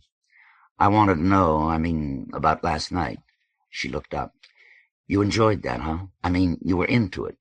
Because one of the women seemed a little upset by it, so I wanted to know." She'd slapped her hand over the page like she didn't want me to see it, which was odd. Her heavy legs shifted. She looked uncomfortable. I waited, thinking, well, she's probably just not a very verbal person, or maybe she just can't get answers to questions like that together, just like that. Or maybe it's a stupid question, or just an embarrassing one. I mean, she could have always said, "Look, asshole, why do you think I was doing it if I didn't like it?" Also, I felt silly pretending even to myself I was speaking for Lady of Spain, when, of course, I was speaking for me. "I mean," I said, "I was curious if you felt anyone had, well, forced you." The top 2 buttons of her blue shirt were open. Her brown skin was creased between her neck and shoulder. Last night, her eyes half closed, had seemed so large. Now, wide, they looked small. What she said, a lot more together than I'd expected, was, "It was mine," and opened and closed her mouth to say something else, but ended up repeating, "That was all mine. You just can't have any part of that. That's all. It was mine." I mean, I was surprised, but I just shrugged. "I just want to know if you enjoyed it." She said, "You go find out yourself if you want it." Then, like she was jerking from an anticipated blow, her eyes slipped back to the page. Her fist slipped back to her lap. I stood up, my mind jutting off on, do I want to get gangbanged myself? Well, all right, consider. Considering, I walked across the yard. 1. I don't like to take it up the ass, because when I've tried, it's almost always hurt like hell. Maybe half a dozen times it turned out not to be painful, just indifferent. One of these was 2 days ago with Denny and Lanya, and the emotional thing there, anyway, was nice. But 2. I've had my own dick up the asses of enough guys who were obviously feeling no pain and a lot of pleasure. And I've been in line and taken my turn in a guy's ass, like with Riza's cunt last night. So, 3. If Riza's right, maybe there's something wrong with me that almost every time a cat has tried to shove his dick into me, it fucking stings. Anyway, if nothing else, she had said something that had made me think, which is one way I decided if people are intelligent. As I went up the steps, Copperhead's head came out of the door, passed by me, went over, squatted by her, like he'd seen me do, presumably not, and put his freckled hand on the knee of her jeans. They bent close, conferring. She said something that made him laugh. She didn't look too happy, though. I stepped through the screen door onto the porch, glanced out the window again. As Copperhead stood, Lady of Spain, with Filament just behind her, passed now on the other side of the fence, stopped with 3 fingers hooked over the chipped boards, and asked, I could hear her chains click the wood, but not really what she said, Riza something like, how was she feeling? Riza twisted a little, frowned, and said, "My back is sore." Spit was on the porch, standing by the sink, his arms folded. "She's something, huh?" He looked resentful as hell. I glanced out at Riza, looked back at Spit. He was shaking his head. "How many times she get fucked? 60, 75 times? "Oh, man," I told him, "you crazy. Would you believe 16, 17, maybe 20? "Huh? There were only 7, 8 of us doing anything, and half of us only went once." Spit thought a few seconds. "But Jesus Christ, look at her. She's just sitting there reading your damn book like that." "Spit," I said, "bawling a couple of dozen people in one night is merely a prerequisite for understanding anything worth knowing. I mean, I have done that. That's just the way it is." Spit didn't seem to think that was funny, so I went back into the kitchen and left him looking. Somebody, Spit, had washed a lot of the dishes. This is the last full page left. Rereading, I note the entries only ghost chronological order. Not only have I filled up all the 3 pages, but all the half and quarter pages left around the poems or at the ends of other entries. A few places where my handwriting is fairly large, I can write between lines. I'll have to do a lot more writing in the margins. Maybe I'll try writing crossways over pages filled up already. Sometimes I cannot tell who wrote what. That is upsetting. With some sections I can remember the place and time I wrote them, but have no memory of the incidents described. Similarly, other sections refer to things I recall happening to me, but know just as well I never wrote out. Then there are pages that today I interpret one way with the clear recollection of having interpreted them another at the last rereading. Most annoying is when I recall an entry, go hunting through, and find it, or half of it, not there. I've read some pages so many times they've pulled loose from the wire spiral. Some of these I've caught before they ripped completely, folded them up, and put them inside the front cover. Carrying the book around, though, I must have let them slip out. The first pages, poems and journal notes, are all gone, as well as pages here and there through the rest. More will go, too. I work the paper strips, edged with torn perforations, out of the spiral with my pencil point, and write more. Looking at the last page, I can't tell if it's the same one that was there a month ago or not. Was nearly too bizarre for comment. Stopped into Teddy's. It was so early I wondered why it was open. Maybe 5 people there, among them Jack. He sat on the last stool, hands, skin-gray, cuticles wedged with black, crown scimitared with it, half-moons shadowed under cracked skin, flat on the counter. His hair feathered the rim of his ear. In the twisted cartilage, white flakes, on the trumpet's floor, dry amber, and went without change into sideburns that join around his chin in scrubby beard. His neck was gray, with one clean smear where he'd been rubbing himself. His lids were thickened, coral-rimmed and lashless, the short sleeve of his shirt torn on the seam over white flesh. Above the backs of his shoes, his socks, both heels torn, curled from ridged black callus. The fly-flap on his slacks was broken. The brass teeth roller-coasted over his lap and under his belt. The buckle tongue had snapped. He tied the belt ends together. "You want to buy me a beer?" he asked. "First night I got to town, I brought you and your girlfriend a beer." "Just ask for what you want," I said. The bartender glanced over, pushed a rolled sleeve higher. From under his thick fingers, the tattooed leopard stalked the jungle of his arm. "I'd buy it myself," Jack said, "but I've been pretty down and out. You buy me a beer, man, and I'll do the same for you as soon as I get myself back on my feet." I said to the bartender, "How come you won't serve him?" The bartender put his knuckles on the counter and swayed.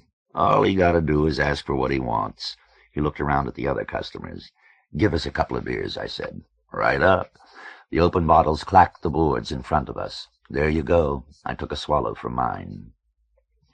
Jack's bottle sat between his thumbs. He looked at it, then moved his fingers a little to the left. What he'd done was adjust the spaces so that the bottle was centered between his hands. The bartender glanced again, pursed his lips, about as close as he would let himself get to shaking his head, and moved away fist over fist. "You don't have to pay here," I said. "If I could pay," Jack said, "I really would. If I had it, I'd buy it myself. I'm not a skinflint man. I'm really generous when I got it." I considered a moment. Then I said, "Just a second." I reached in my pants pocket. The dollar bill, in a moist knot, came up between my third and fourth finger. It was so crumpled, at first I thought I'd just found some dirty paper I'd stuck there. A discarded poem? I spread it on the counter. One corner, from sweat and rubbing, was worn away down to the frame of the one. While Jack looked at it, I wondered what Lanya would do with hers, or Denny with his. Jack raised his head slowly. The corner of his mouth was cracked and sore. "You can have a pretty rough time in this city, His hands were still flat. Foam bubbled up his bottle neck and over, puddling at the base. "I just don't understand it, man, I don't. I've done everything I could think of, but it just don't look like I can make it here, nohow. Since I've been here—" He turned to me. Bubbles banked and broke against his fingers. "I've been nice to people. They got all different kinds of people here, too. I ain't never seen all kinds of different people like this here before.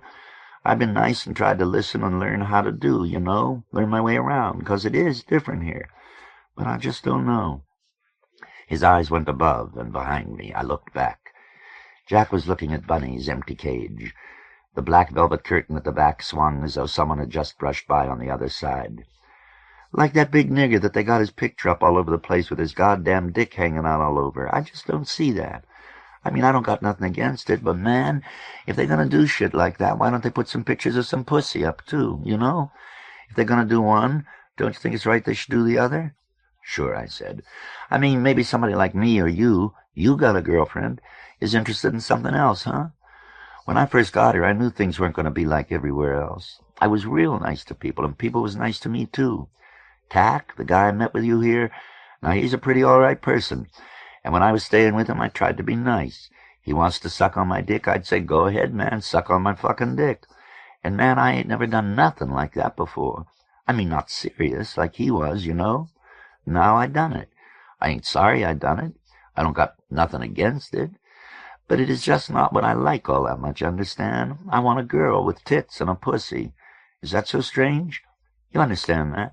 Sure, I said, I understand. Jack pushed the corner of his mouth out with his tongue, trying to break the scab. I guess he understood, too. Tack, I mean. He's still nice to me. He talks to me when he sees me, you know. He asks me how I'm doing, stuff like that. Man, I just wish I'd see some pictures of some nice pussy up there beside all that dick. I mean, that's what I'm interested in. It would just make me feel better. I drank some beer. Make me feel better, too. You been to that commune place, you know, in the park? Jack looked at the wrinkled bill. Tack took me down there, and I guess it was pretty nice, you know. I was talking to this one girl who's one of the ones who runs it. Millie? Yeah, Mildred. And she's gone on and on about my deserting from the army and all about how good they all feel about deserters. And I guess she's trying to be nice, too, but after a while, after a couple of fucking hours of that, I had to say, lady, how you sitting there telling me how bad the fucking army is when you ain't never been in the fucking army and I just been there for a goddamn year and a half? She don't know nothing about where I run out of the fucking army, and she don't even care. His eyes wandered to his hands, the bottle, the puddled counter, the bill, his hands. She didn't know a thing. He drew breath and looked up at me. I met Frank at the commune, the guy who's supposed to be a poet. He'd been in the army, and he deserted. He knew what I was trying to tell her. For a while there, him and me, we were pretty close. I can't talk as good as he can, and he knows all about a lot of stuff I don't, but we went around a lot together. He took me to that house where all the girls live. You been there? No. Well, it's really something, man. Some of them girls are pretty nice. Some are pretty strange, too. And the guys that come around there, well, some of those girls go for some pretty freaky guys. I guess some of them, the girls, even liked me. But only the freaky ones that I just wasn't interested in.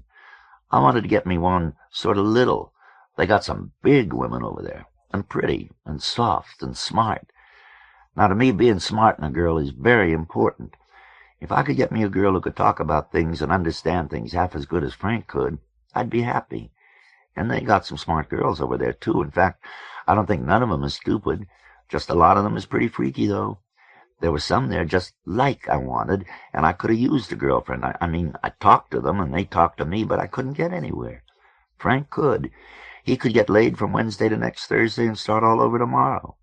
I wanted to get laid, but I wanted more than that, too. Now, I know people around here is different from me, but that means I'm different from them, too. Only I guess if you're too different, nobody wants anything to do with you. They don't care shit. His hands jerked in the puddle to the bottle's base. He frowned for a while, and I thought he was finished, but he said, You hear about the nigger? This black guy who used to come in here, the one who got shot off top of the Second City Bank building? I nodded. You know what they think? Jack turned on his stool, one hand going to spread across the chest of his shirt. John, Mildred, all them people over in the commune in the park, that I was the one who done it. And they tellin' all sorts of other people, too. They tellin' that to all them girls who live in that house together. 'Cause I'm white and I'm from the South, and I don't know how to argue good and explain that they're fucking crazy. They're fucking crazy if they think I done something like that. He looked as surprised in the telling as I was in the hearing. I had a gun, you know.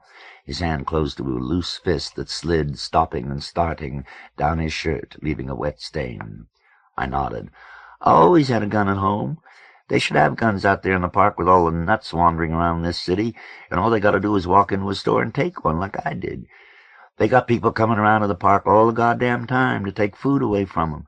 And some of the people who come got guns. Get up on a damn building and shoot a damn nigger? His hand loosed in his lap, twitched. Jesus Christ, I wouldn't do nothing like that. But I go around the park, man, and I hear them talking. I heard people talking.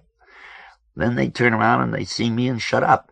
Frank won't have nothing to do with me no more. He'd say hello or something when I'd first speak and then walk away to do something else. But 5 times I'd start over to find out just what in the hell was going on, and he walks away as soon as he sees me coming. It's like they're afraid of me. Only they got me so scared I'm afraid to go back. Shit, I don't even believe Frank thinks I'd done it. Frank's a nice guy. He just don't want the others to think he's having anything to do with me, and I don't know what to do with that. I just don't know. I thought for a while right after I first met him, Frank was like Tack. I know he goes after girls, but he writes that poetry and stuff and sort of, well, if he liked me, I guess maybe that was part of it, 'cause I damn well couldn't see no other reason. He's smarter than me, older than me, and he's got about everything he wants. When all this stuff started, I thought maybe because I'd never done anything with him, like with Tack, that was why he was being so damn mean. That's pretty stupid, huh? But this place puts ideas like that into your head. I told him outright, I said, anything you want to do, anything at all. I wished he'd been gay, man. I wished he'd liked me like that, because then, after being with Tack and all, even though I ain't, I'd kind of known what to do, you know? He looked at me, shook his head, looked at the bottle. You know what I mean? He took his hand out his lap and put it back in the puddle. Go on, I said. You've got it too simple, but go on. His jaw moved a few times, but he didn't speak. How come you don't come down to see us? I asked. You get hungry, come on down to the nest. Tack will bring you there if you ask him.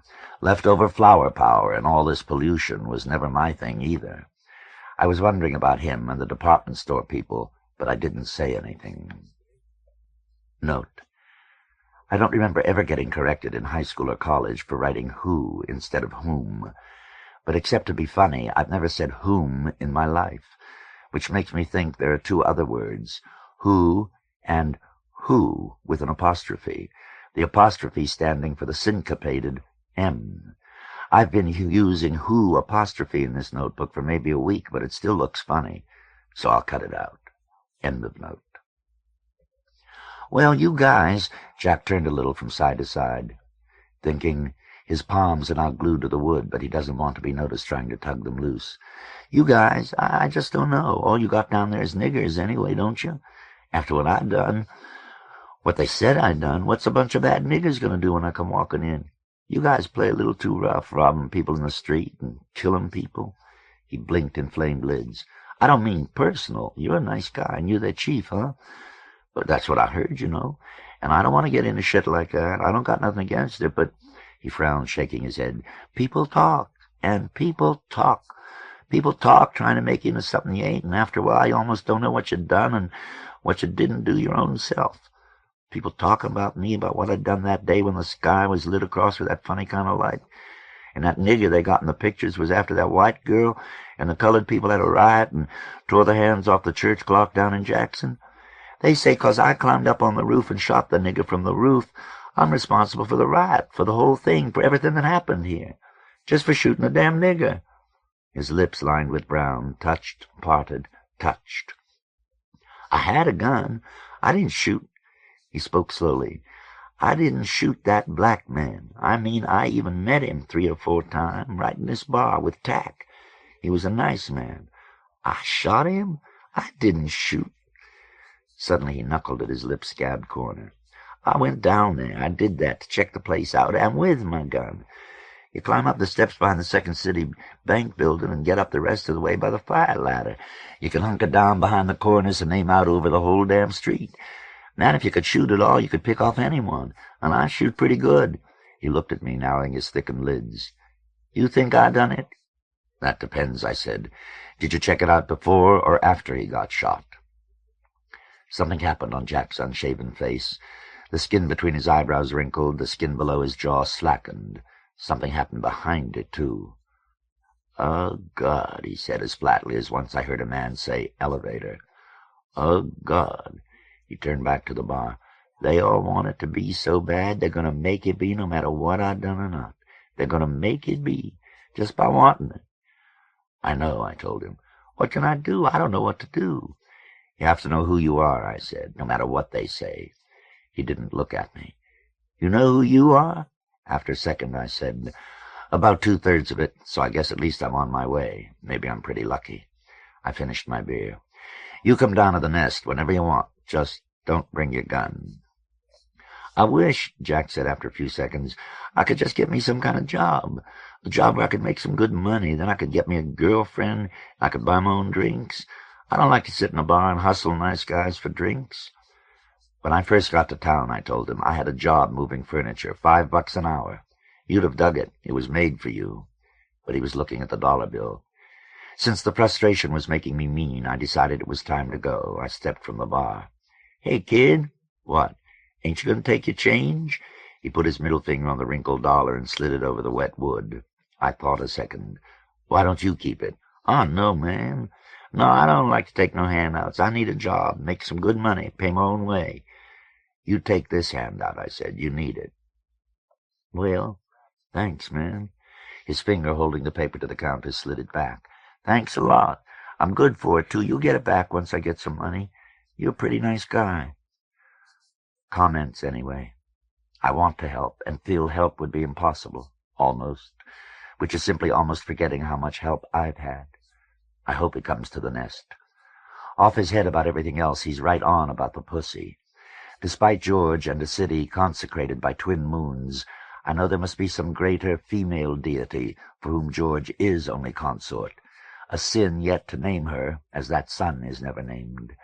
We have all glimpsed her, sulking in the forest of her knowledge, every tree a tree of that knowledge, and there is nothing but to praise.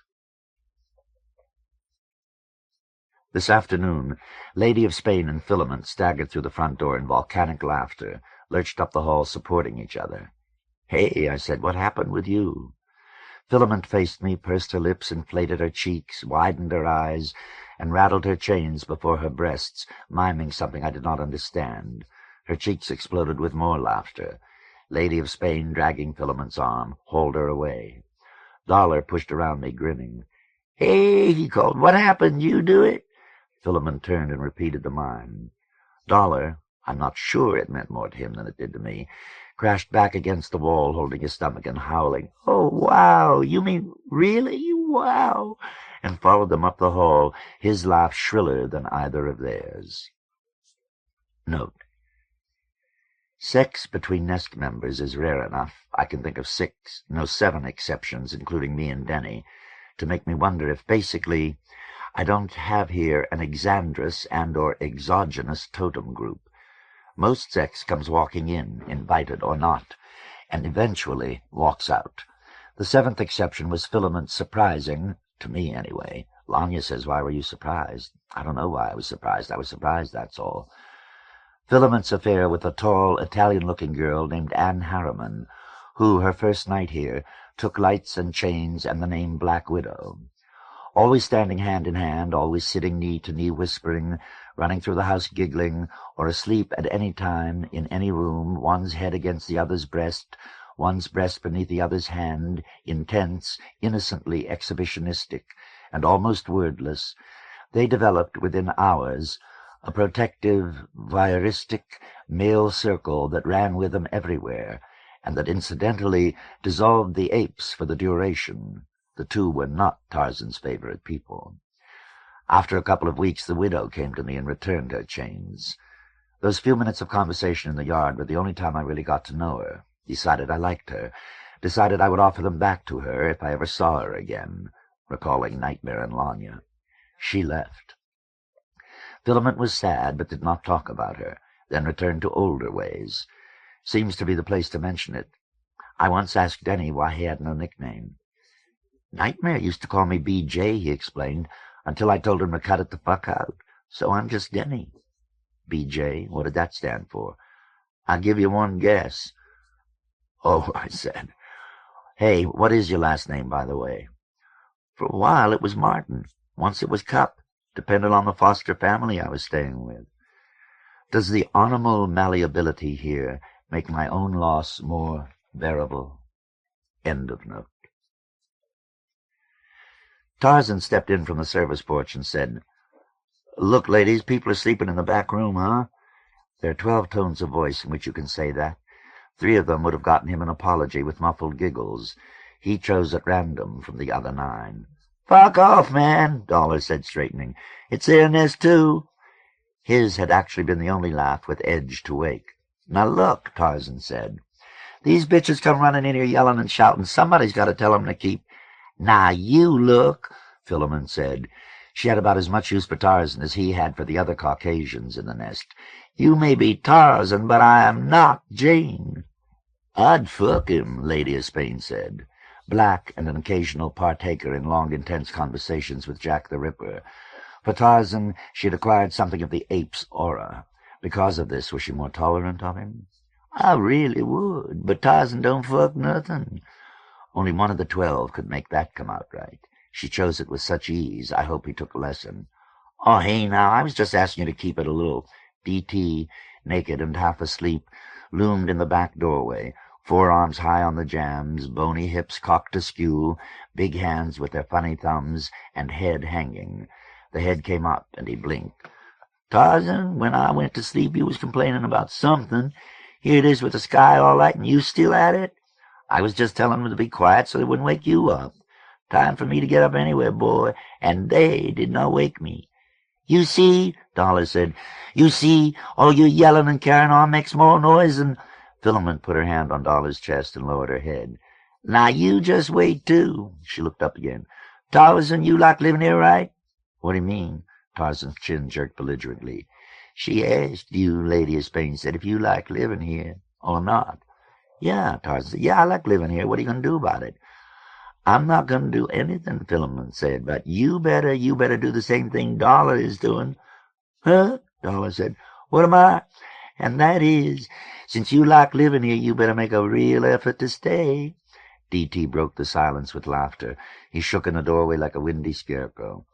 Man, Tarzan said, now what are you laughing at?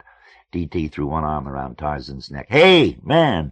And still laughing, dragged him down the hall, occasionally rubbing his knuckles on Tarzan's head. Hard.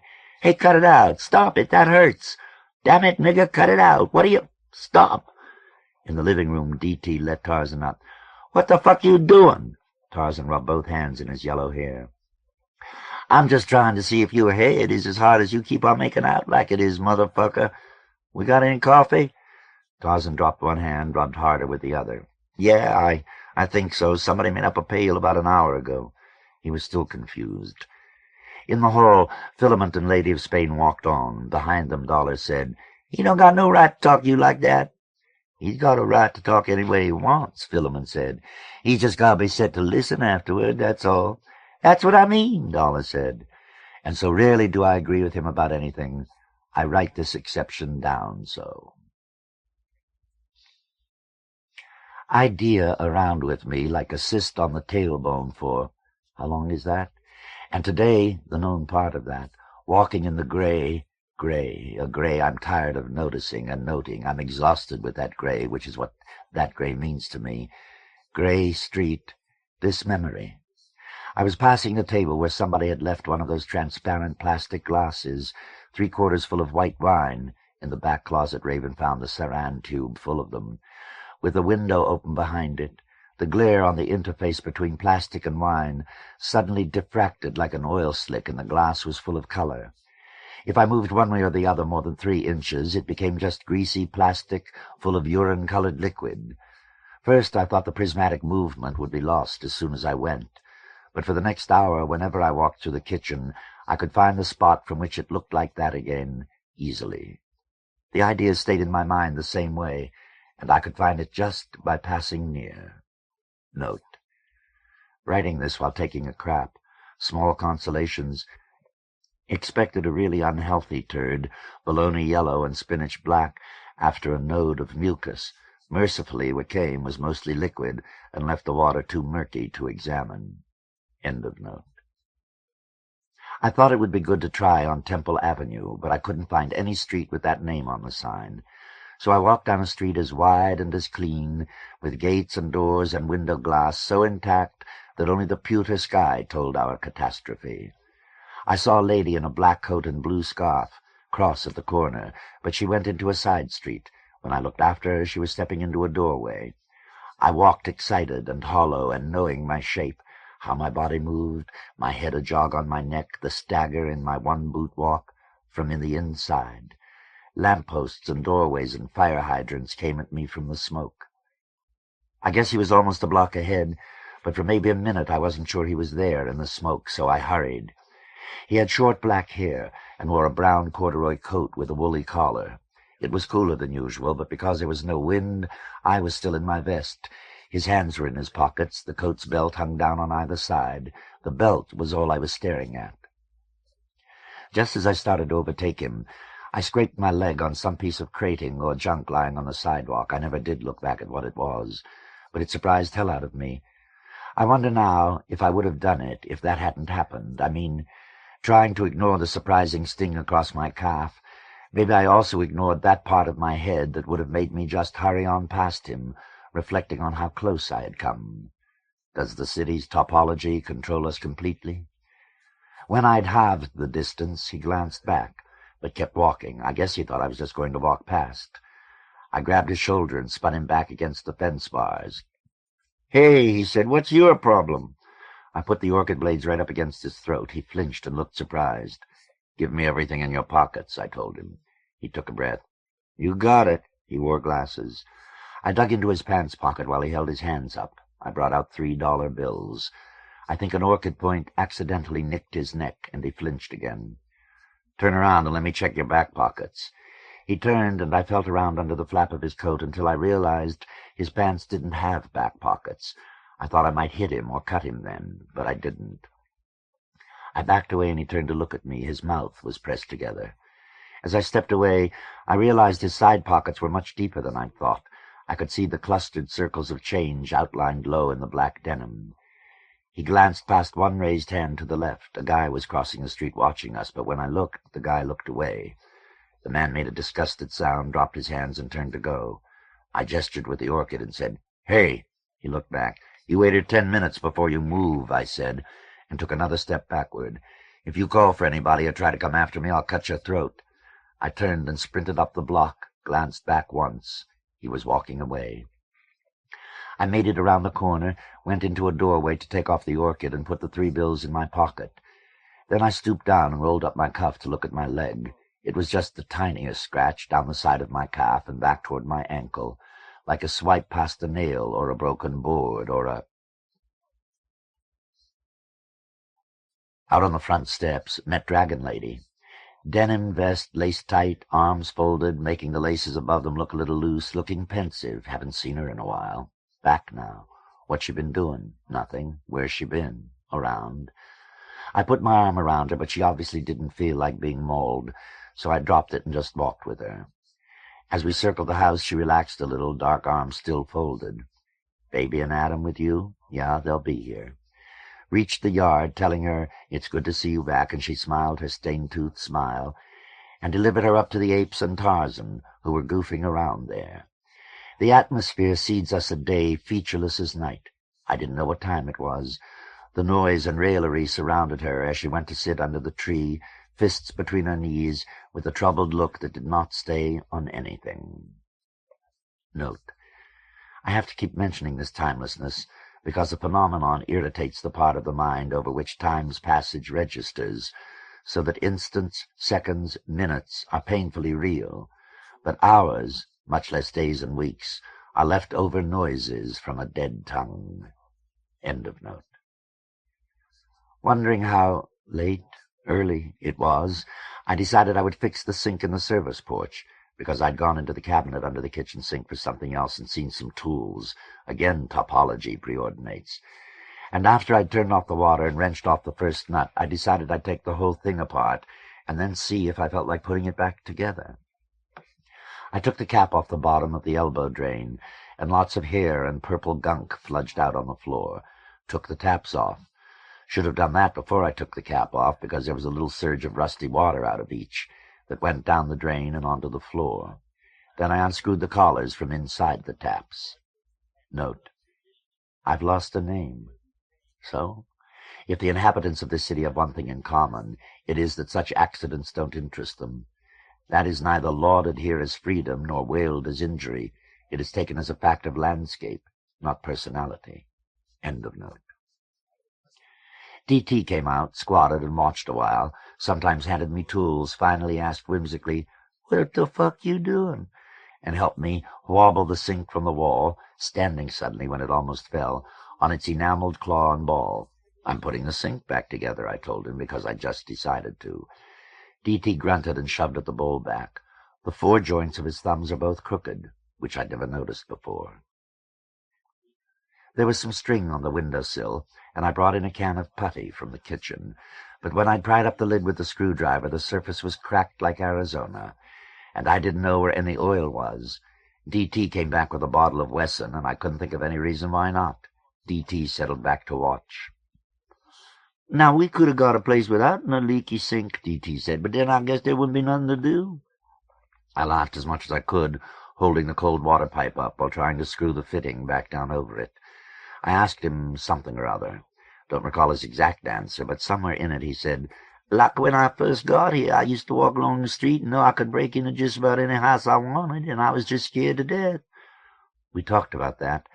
I remembered my first walks in these streets. D.T. said, "But I broke in anyway." While we talked, I recall thinking, it is not that I have no future. Rather, it continually fragments on the insubstantial and indistinct ephemera of then. In the summer country, stitched with lightning somehow, there is no way to conclude, but here conclusion itself is superfluous. I said something to D.T. about what this place needs is a good wind or a lightning storm to clean it out, or thunder. "Oh, man," D.T. said, "oh, man, no, I don't think I could take that, not here," and chuckled, like I suspect someone under sentence. We really got into some talk, in that quiet way where you're into the feeling, if not the information. Once he asked me how long I thought I could keep it up here, and I said, "I don't know, how long can you?" And he laughed too. I was wrapping string around the joint and fastening on the other end of the cold water pipe, when someone in the doorway said, "Hi, kid." I looked up.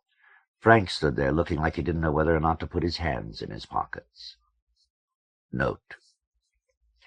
Reading over my journal, I find it difficult to decide even which incidents occurred first. I have hysterical moments when I think finding that out is my only possible hope, salvation. Also wonder at some of the things I have not written down. The day with Lanya when she took me to the City Museum and we spent from before dawn to after dark sitting around in the reconstructed 18th century rooms.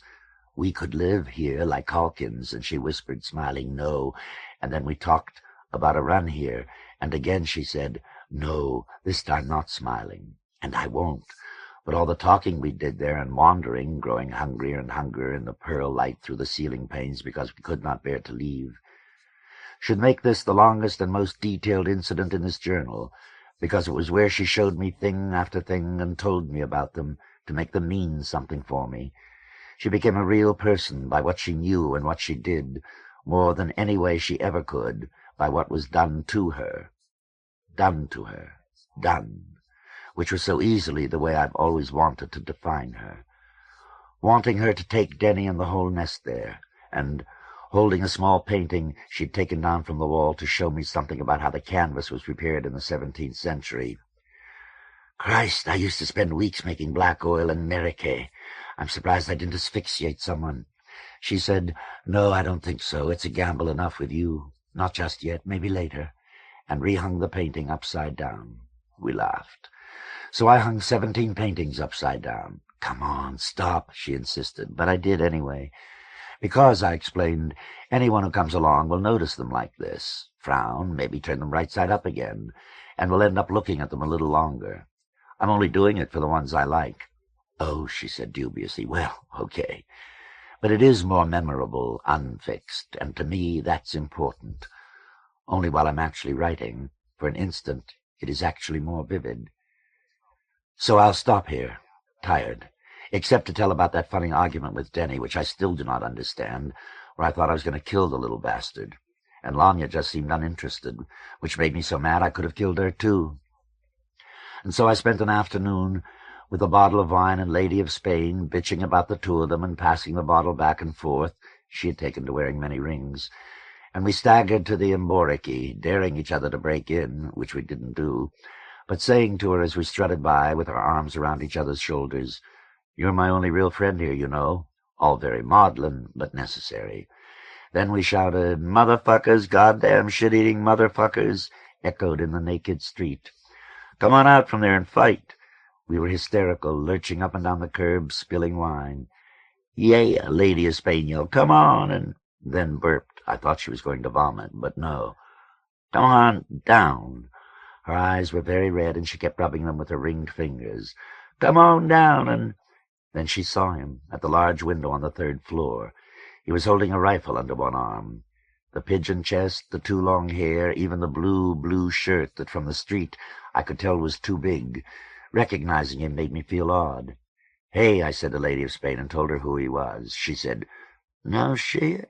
I laughed. Then she said, "Wait a minute, does he recognize you?"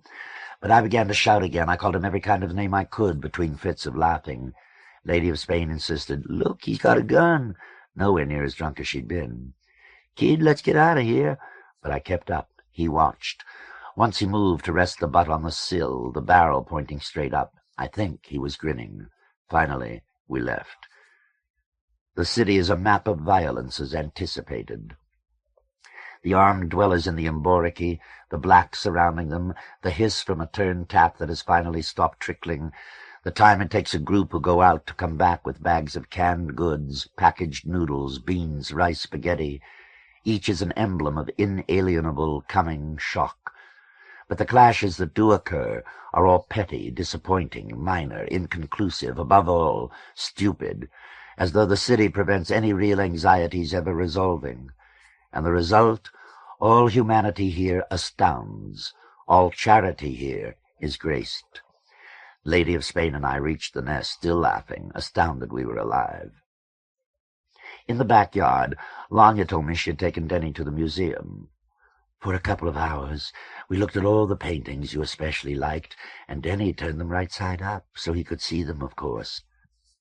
"Smug bitch," I said. She said, "Who, me?" And Denny began to laugh as though somehow the joke were really on the two of us, which had us both wondering.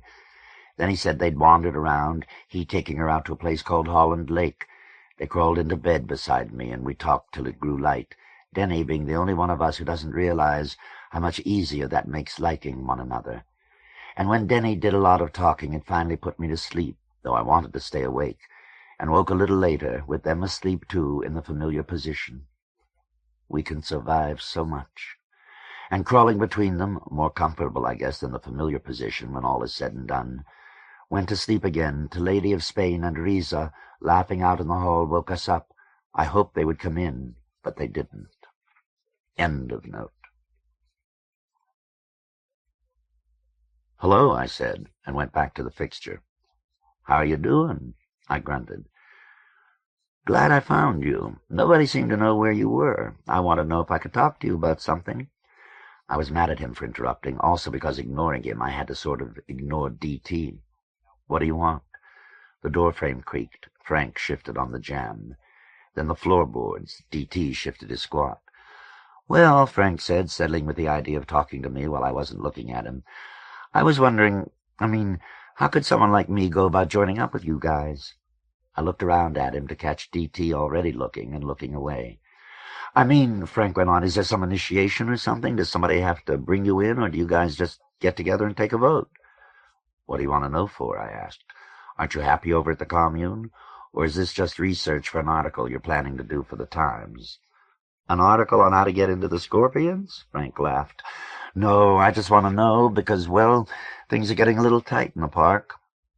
He glanced back out in the hall. "We got some real funny people around, although it looks a little crowded here, too."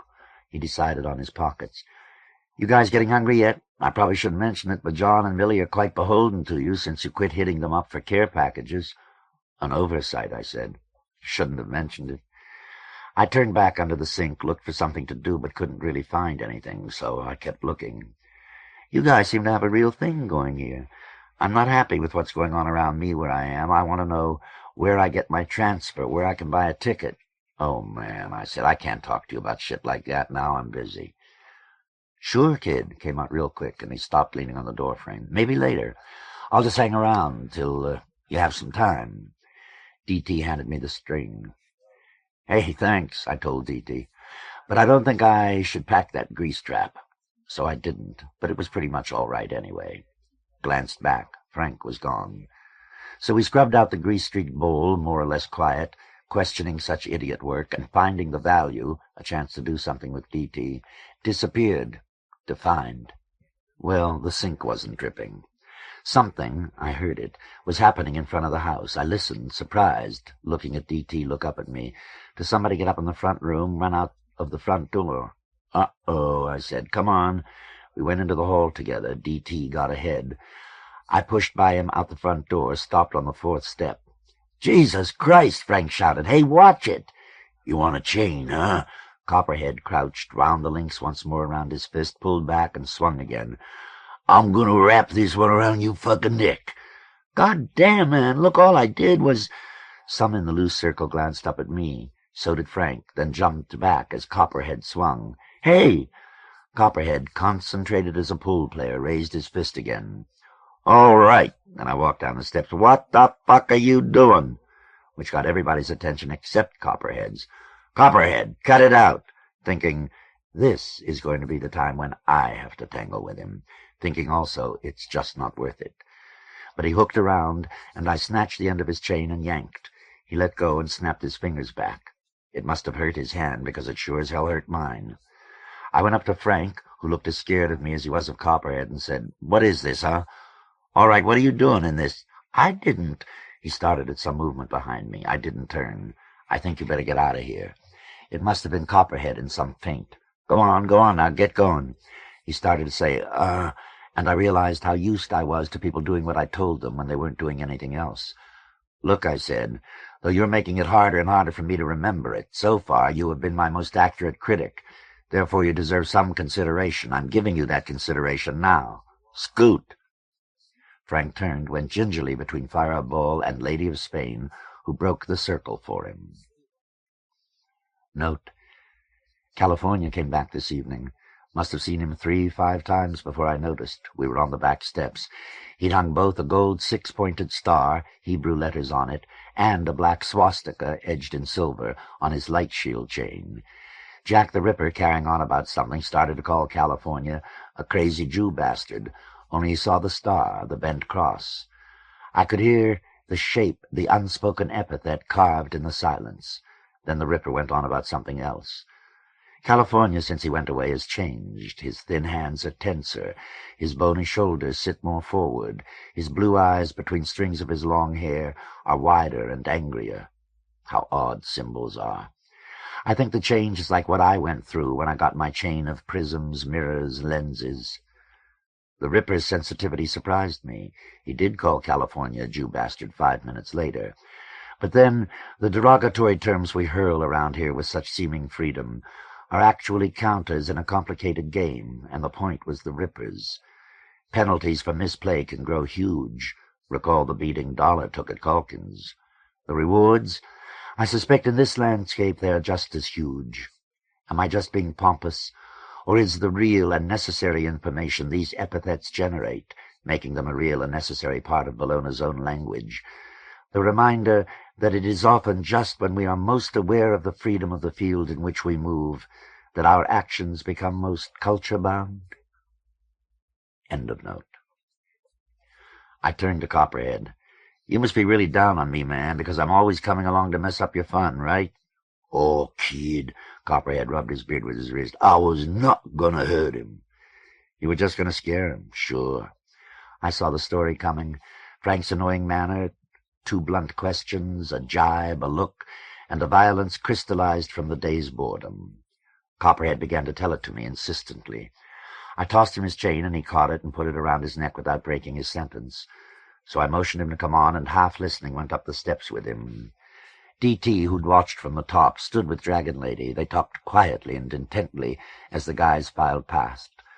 Passing her, Copperhead tried to broaden his anecdote to include her, maybe because of the small look she gave him, or maybe because her eyes didn't really meet his at all. He finally went on by, just dropping his hand on her shoulder, and she nodded, and went on talking to D.T., which is a good introduction to why. Over the charred grass stopped conversation. A climb across rocks and among green brush jarred it loose again. Cathedral told priest the black stone building in the smoke was the weather tower. I still don't see any vanes, aerials, or anemometers. We came around a corner, left hips brushing head-sized stones, right hips, elbows up, scratched by bushes. The man in the middle of the court was bent over a tripod. As we came toward him, he looked up, Captain Camp, who still didn't recognize me until we were on top of him. "Kid?" "Hello, Captain." He laughed now. "Now you fellas look pretty ominous coming across there." He debated whether to give his hand for shaking, which Angel solved by giving his. They hooked thumbs. "Angel," Angel said. The pink and brown fists locked, shook. Camp looked like he'd been expecting the biker shake. Later he told me that was the first time he'd seen it. "Michael Camp," Camp said. "Cathedral," Cathedral said. "Shake." "California," California said. "Shake." "Priest, you're the astronaut, huh?" "Shake." "That's right." "Spain." "That's Lady of Spain," Priest amended. "Shake." Camp got a sort of funny smile, but figured he'd best not say anything, which was best. "Tarzan." "Shake." "Kid." We shook, and Camp said, "Sure, I haven't forgotten you now," and everybody laughed, because it had been so formal. "What are you going to do with that?" Priest went to sit on the chipped steps. He'd been complaining about the sore on his foot. "That's telescope," Lady of Spain said. "The kind with the mirror, right?" "That's right." Camp stepped to the other side. "See?" Lady of Spain said. "The telescope reminds me of a conversation with Lanya and a whole bunch at the nest I wanted to put down." "What are you going to do with it?" Priest asked, leaning forward to bend the toe of his sneaker up and down. His chain swung against his brown sunken chest and out, clinking. Camp squinted at the clouds. "Probably not much of anything. Occasionally I've seen a few breaks in the overcast. It occurred to me now, perhaps I might get a look at your sky here, after all those stories about double moons and giant suns." In the quiet, I thought about all the times people had not said anything about them. After all, you hear about voices breaking the silence. I learned how strong that silence had been from the way his "after all" snapped in my head. I saw some of it. How long now had that silence gone on? "I thought I'd bring the telescope down here to the park. They said the hill here was one of the highest points in the city, and perhaps see if I could just check whether any planets were where they're supposed to be. I found an ephemeris in the library up at Rogers. Only my watch hasn't been working all week. None of you guys happen to know what the date is now, do you?" When none of us answered, he sucked his teeth, turned back to the white aluminum cylinder, black rings around the middle, and looked down the open end.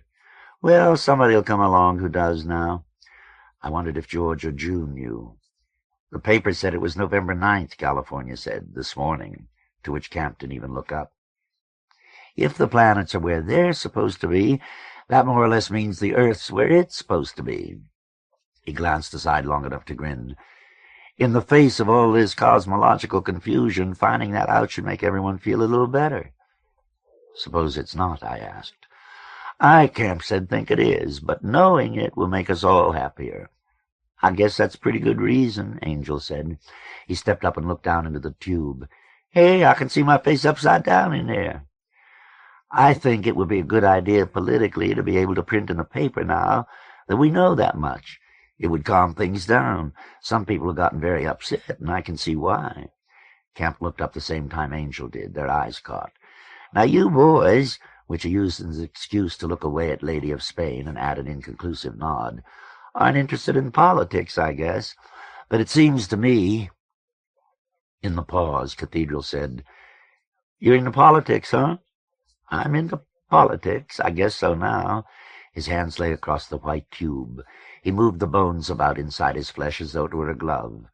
"But I think your Mr. Calkins is a pretty conservative politician, now don't you?" Cathedral, with dark thumb and forefinger, moiled his thick earlobe.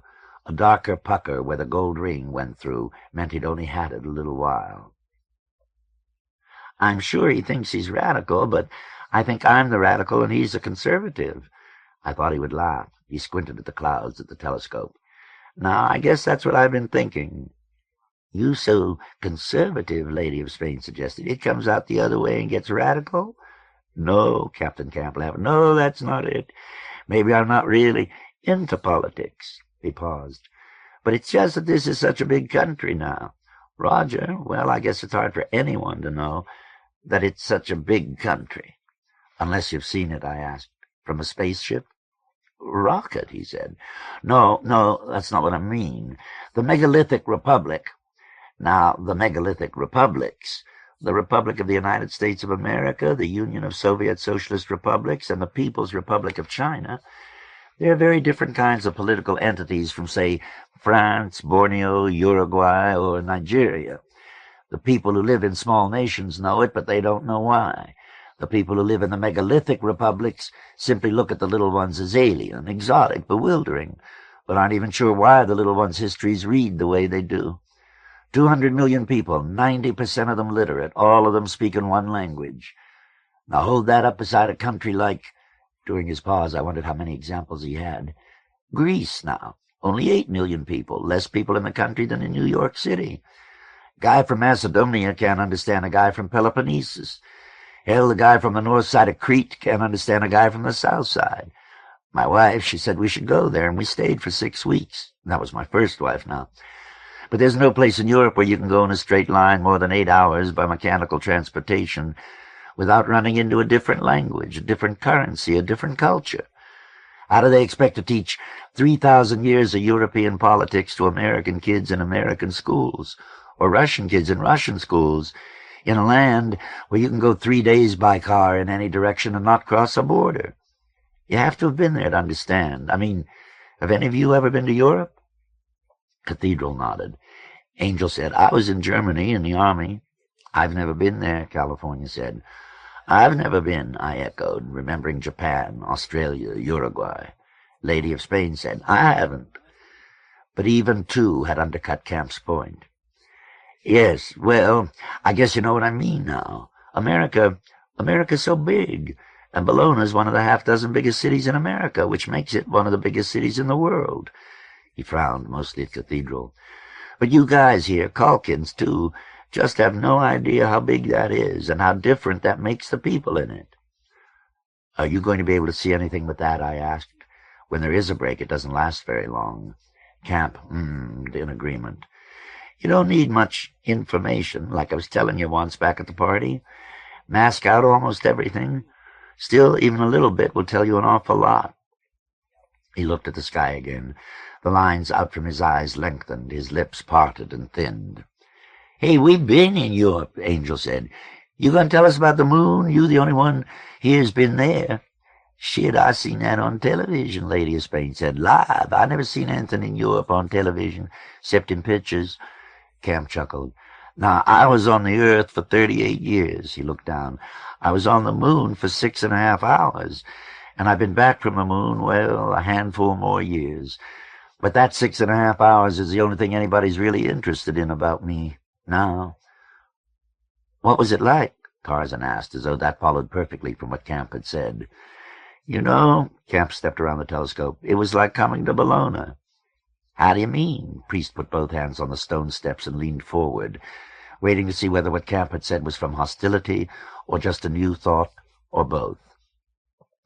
"When we got to the moon now, we knew a lot about where we were, and at the same time we hardly knew anything about it at all.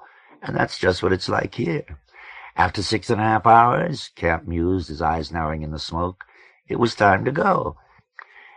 And if I can't figure out where we are this evening now, I think it'll be time for me to leave here too." Lady of Spain looked at the sky, then at me. "Where would you go?" Then at the sky again. "Some place where I can tell where I am." The sky was fused side to side. "Good luck," Cathedral said. "I guess that's goodbye too, then," I said. Priest stood up from the steps. Camp nudged one leg of the tripod with the toe of his shoe. "Maybe it is." The metal tip scraped awfully loud. "So long," Cathedral said. We walked down the hill. Note: speech is always in excess of poetry, as print is always inadequate for speech. A word sets images flying through the brain, from which auguries we recall all extent and intention. I'm not a poet because I have nothing to give life to make it due, except my attention, and I don't know if my wounded sort is enough. People probably do hear watches go tick-tock, but I'm sure my childhood clock went tick-tick-tick-tick-tick-tick-tick-tick. Why do I recall this in a city without time? What hairy men find on their bodies is amazing. End of note. Angel wanted to know what Camp had said about information at the party. I tried to reconstruct, which turned Angel on, and he began a sort of dithyram about how much everything, while we walked through brush and rocks and brushes, told him about the park. That was much fun. We came out of the trees, talking a lot to each other, just as somebody jammed a log into the furnace. Sparks went high into the late gray afternoon. The smoke plume thinned. "Hey," John said, and came over and around the kids sitting and standing. How you guys been?" I watched the smoke thinning. Two kids, pink tank tops, long straw-colored hair, hauled sleeping bags from under the picnic bench. Overtaking John, Woodard, yellow as a leaf and woolly as... Well, Woodward came to a dead stop and blinked at me. Us? I think at first he thought he knew us, but then wasn't sure. I was going to say hello, but John overtook him now, ruffling at the boy's hair, and said, "Kid, I haven't seen you around for a long time." His hands were just as clean, but his blanket vest looked like he'd actually done something in it since the last I'd seen. "How's it going?" I asked. John gave a tepid grin. "About as well as it can, I guess." I felt something was wrong, as if I was looking at a place I didn't recognize, but should, or did recognize, even though I'd never seen it. "Kid," which was Millie. They went on talking without giving me a chance to introduce the others, which I thought was silly, but Millie and John did things that way. Talking the most, Millie stepped forward over a sleeping bag where an older guy sat up and began to rub his glasses on the tail of a sweet oar work shirt. And then I figured, fuck it, they better know who everybody was, so I just said, loud enough to make them stop talking, "This is Cathedral, and this is..." going down the line.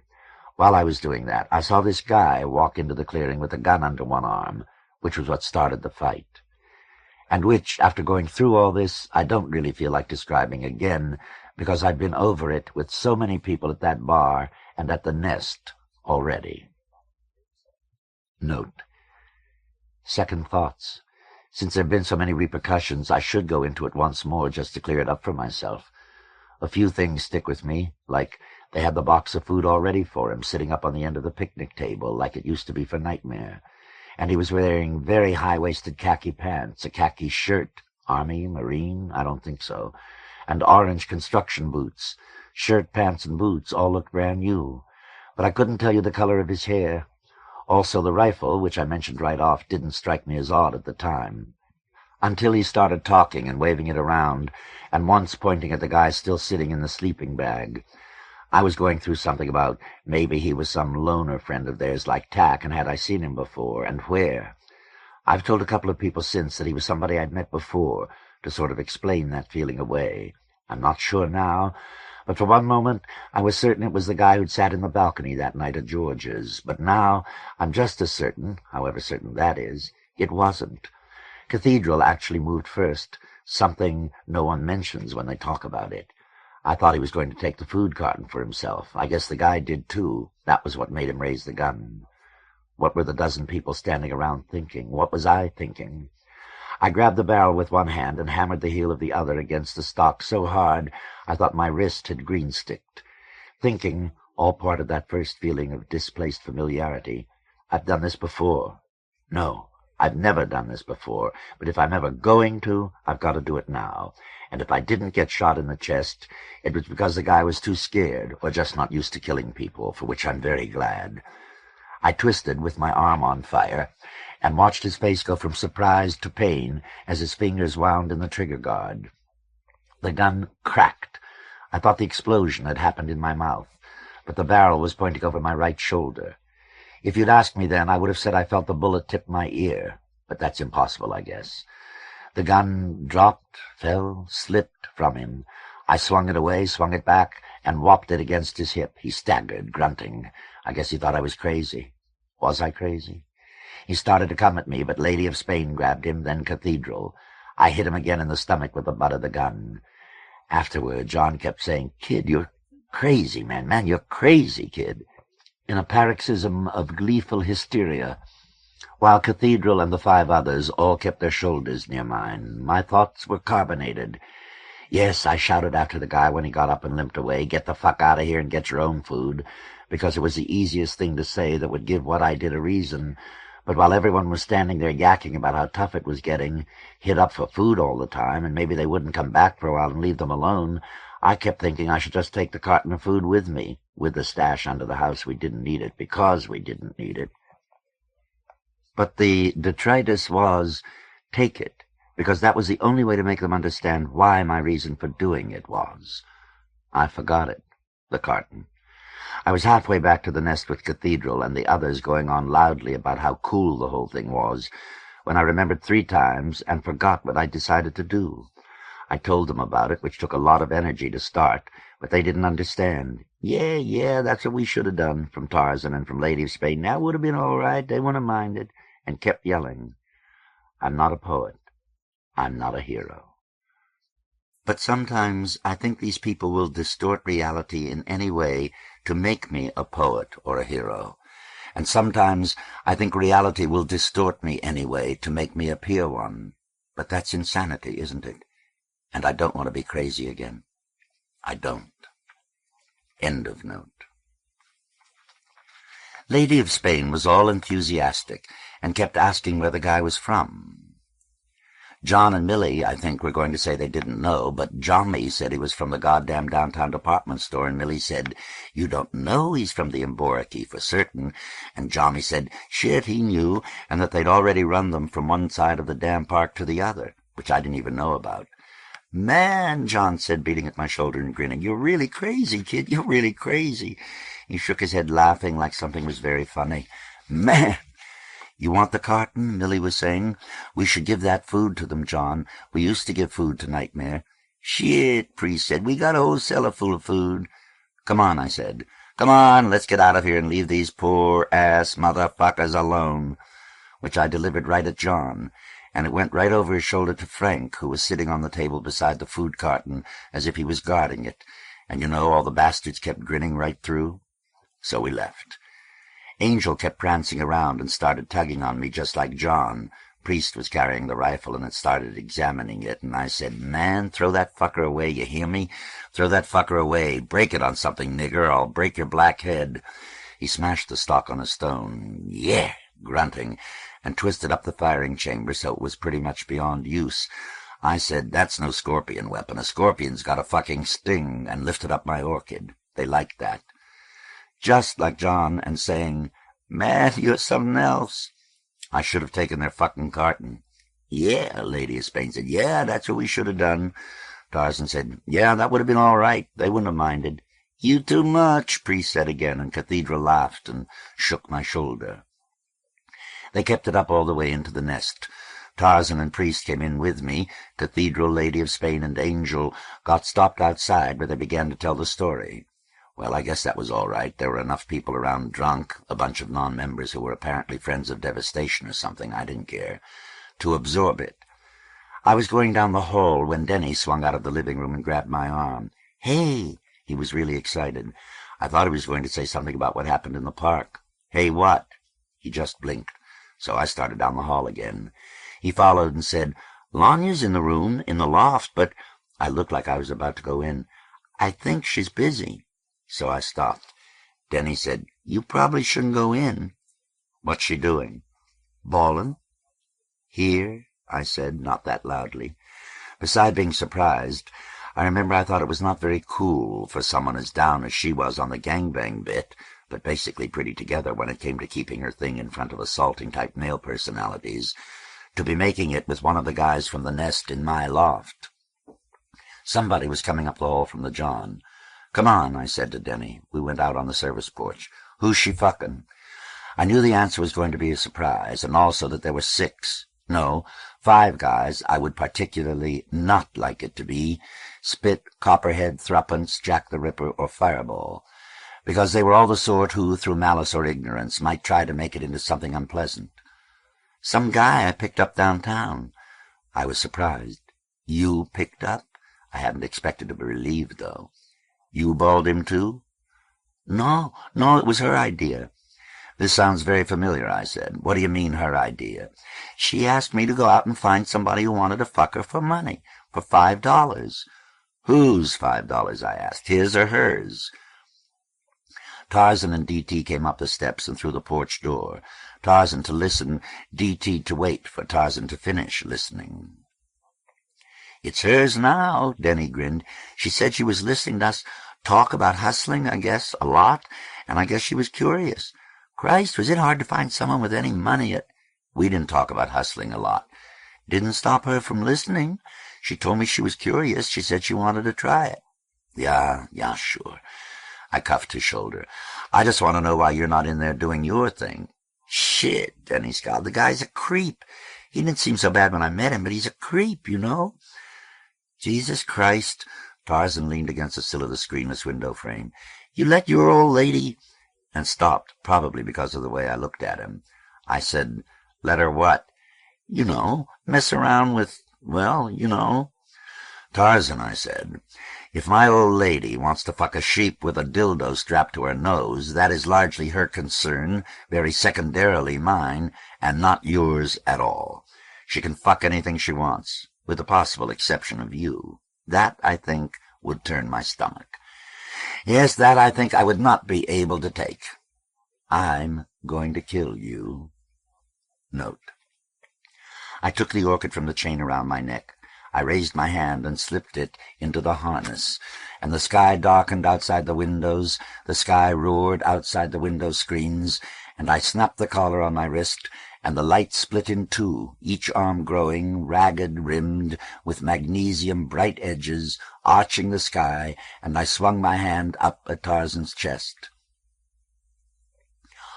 End of note. On my hand, it swung up at Tarzan's chest, was the orchid. That's what I'm going to do. I'm going to play tic-tac-toe on your face, and then I'm... Hey, Tarzan whispered, you're crazy. Looking very scared, looking at Denny, then D.T., but they had stepped away, and he looked scareder. Yeah, I nodded. You didn't know I was crazy? I held the clutch of blade points right in front of his left tit. While everybody held their breath, I thought it would be easier here than any place else. And then I said, ah, shit, run, motherfucker. Tarzan looked confused. I dropped my hand. I want to see you run, and that's the last I want to see of you till after the sun comes up tomorrow. Otherwise, I'll beat the shit out of you, carry your broken, bleeding, and unconscious body back to your mother's and father's door-sill, apartment 19A, and leave you there. They don't live in... Then his mind clicked back to where he was. He sighed, I guess it was a sigh, and lunged for the door. He collided with a pigeon-chested man in the bluest shirt I've ever seen. Hey, watch it, you okay? And fled down the hall. The man looked confused, too. Not that his hair was long, but for the type of person he was, your first thought would naturally be, he needs a haircut. She said, he said, I should go out this way? Okay, Denny said, there's the door. Dragon Lady had come up the steps and was standing outside it, watching. I gave her the money. Hey, thanks a lot, that was really nice, maybe I'll be back. He looked at me, then looked just a little more confused. Dragon Lady opened the door for him, and he hurried down into the yard. She looked after him, then let the door close, but stood outside on the top step. Note. It isn't despair. That vanishes with enough laughter and reason. I have both of those aplenty. I guess most people, when all is said and done, lead lives as interesting as they can possibly bear. But I don't remember putting it on.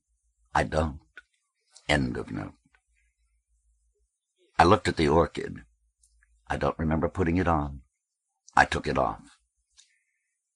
You like him? I asked. D.T.? Who? D.T. said. Tarzan? Man, he's okay. He just don't know when to keep his mouth shut, that's all. You made him piss all in his pants, Denny said. Then he laughed. You see that? He was getting wet all down the side of his leg. He gestured at his own thigh. Huh? I said. He wet all over himself. Denny laughed again, sharp and barking like a puppy. I wish I'd seen it, I said. It would have made me feel better. I don't mind Tarzan, Denny said. Look, man, D.T. said, Tarzan's just a kid. He don't know anything. Shit. I slipped the orchid back on my neck again. He's older than Denny. He comes, D.T. said, from a very strange family. He's told some of us all about him. You gotta make allowances. They're not that strange, I said. I mean, D.T. said, they didn't teach him too much. I mean, about the way things are. Yeah? I took a very large breath. Maybe what gets me is how much his family reminds me of my own. Then I went down the hall and into my own room. Lanya, visible down to her nose, looked over the edge of the bed like a cartoon Kilroy. Hello, I said. How are you? When I heard you come in, she said, I thought Denny would keep you in the front room. That's why I sent the guy out the back.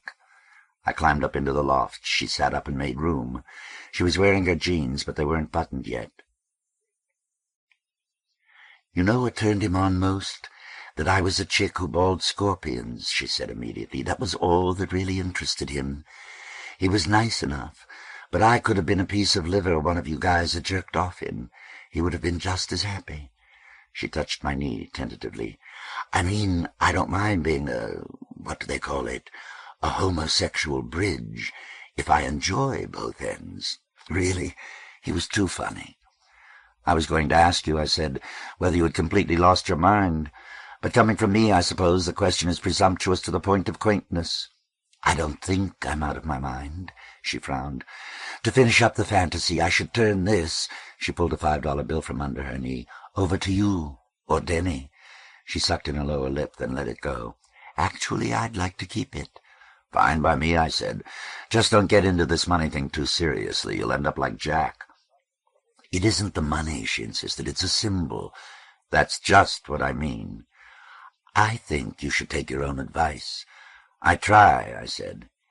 Hey, this wasn't intended as some kooky way to get back at me for mugging that guy in the street. Kid, she sat back, you just shocked me for the first time since I've known you. Tread delicately, I said. Where do you come off with this shit about me shocking you? I didn't even think of it. I mean, how are they even comparable? I mean, what would... Wow, is that what you thought? No, I said. I didn't know, so I asked. We sat for a few seconds rather glumly. Then I said, Was he any good? She shrugged. It's $5. Then, because there was nothing else to do, I began to laugh. She did too. I put my arms around her, and she sort of fell into them, still laughing. Hey, Denny came up over the edge. He was a real creep, huh? I'm sorry. Some guys you get there aren't so bad. Some are even pretty nice. I figured, if I'm going to get some John set up for your first time, I should find somebody nice. I thought he was nice when I brought him back here, but what's so funny? Which got us going all the harder. Denny crawled behind us. I wish you'd tell me what's so funny about tricking with a creep like that. While we're skirting the subject, I got myself together enough to ask, have you balled any of the other guys in the nest? Lanya wriggled a little in my arms. In the nest? Well, not here. Where did you ball 'em? Denny asked rather sharply. Who, I asked, did you ball? I guess I was surprised again. Revelation, Lanya said. I nodded. And, well, Copperhead. Jesus, Denny said. When? Lanya raised a forefinger to bite on the green polish. You remember the night of Kid's party when he went off to Cumberland Park during the fire and found those kids with George? You'd wandered off somewhere, Denny, and I was just sitting around here talking with everybody. Gladys and I were telling them about the house, that place where all the girls stay. They were very interested. So finally Gladys and I took Copperhead, Spit, and Glass over. That's where I pick up my birth control stuff, anyway. The evening's a little hazy, but as I recall, Revelation wandered in just a little later. She sat up, scowling at her lap. Spit retired early with a young lady he met right away. They just went upstairs. And Glass wasn't feeling well, so he left to come back here. But Copperhead and Revelation stayed around downstairs with the rest of us. Dragon Lady had come there, and everybody was yakking about old times, and got incredibly stoned. And, she paused, her expression between consideration and confession, eventually I balled them. And, she nodded at Denny, your little girlfriend there balled them, and Gladys balled them, and Filament, and Dragon Lady. And all in all, about... She raised her fist and began opening it, finger at a time, raised her other fist. 9 other women balled them, too. Not in that order. I was 5th or 6th. Denny said slowly and wondrously, Wow. Note. In the middle of a corrective complaint about Reese's Angel's joint cooking effort, Lanya turned to me as I came into the kitchen and said, Kid, I had a thought about your memory thing. You all full of thoughts, Angel said. Why don't you shut up and let us cook? She just helping, Reza said. And she knows I'm just joking, Angel said, don't you? I'll shut up, Lanya said. I sat on a corner of the kitchen table. What's your idea? A piece of silverware fell on the floor. Actually, Lanya picked it up, you have an amazing memory. I was snooping in your notebook again, forgive me, and I know you will. But your memory for conversation is practically photographic. No, it's not, I told her. I said practically. No, I said again. About 1/3 of any conversation I write down is just paraphrase. Being able to remember 2/3 of what people say, even a few minutes after they've said it, is very unusual. Even your account of the night in the park, and you told me you hardly remembered any of that.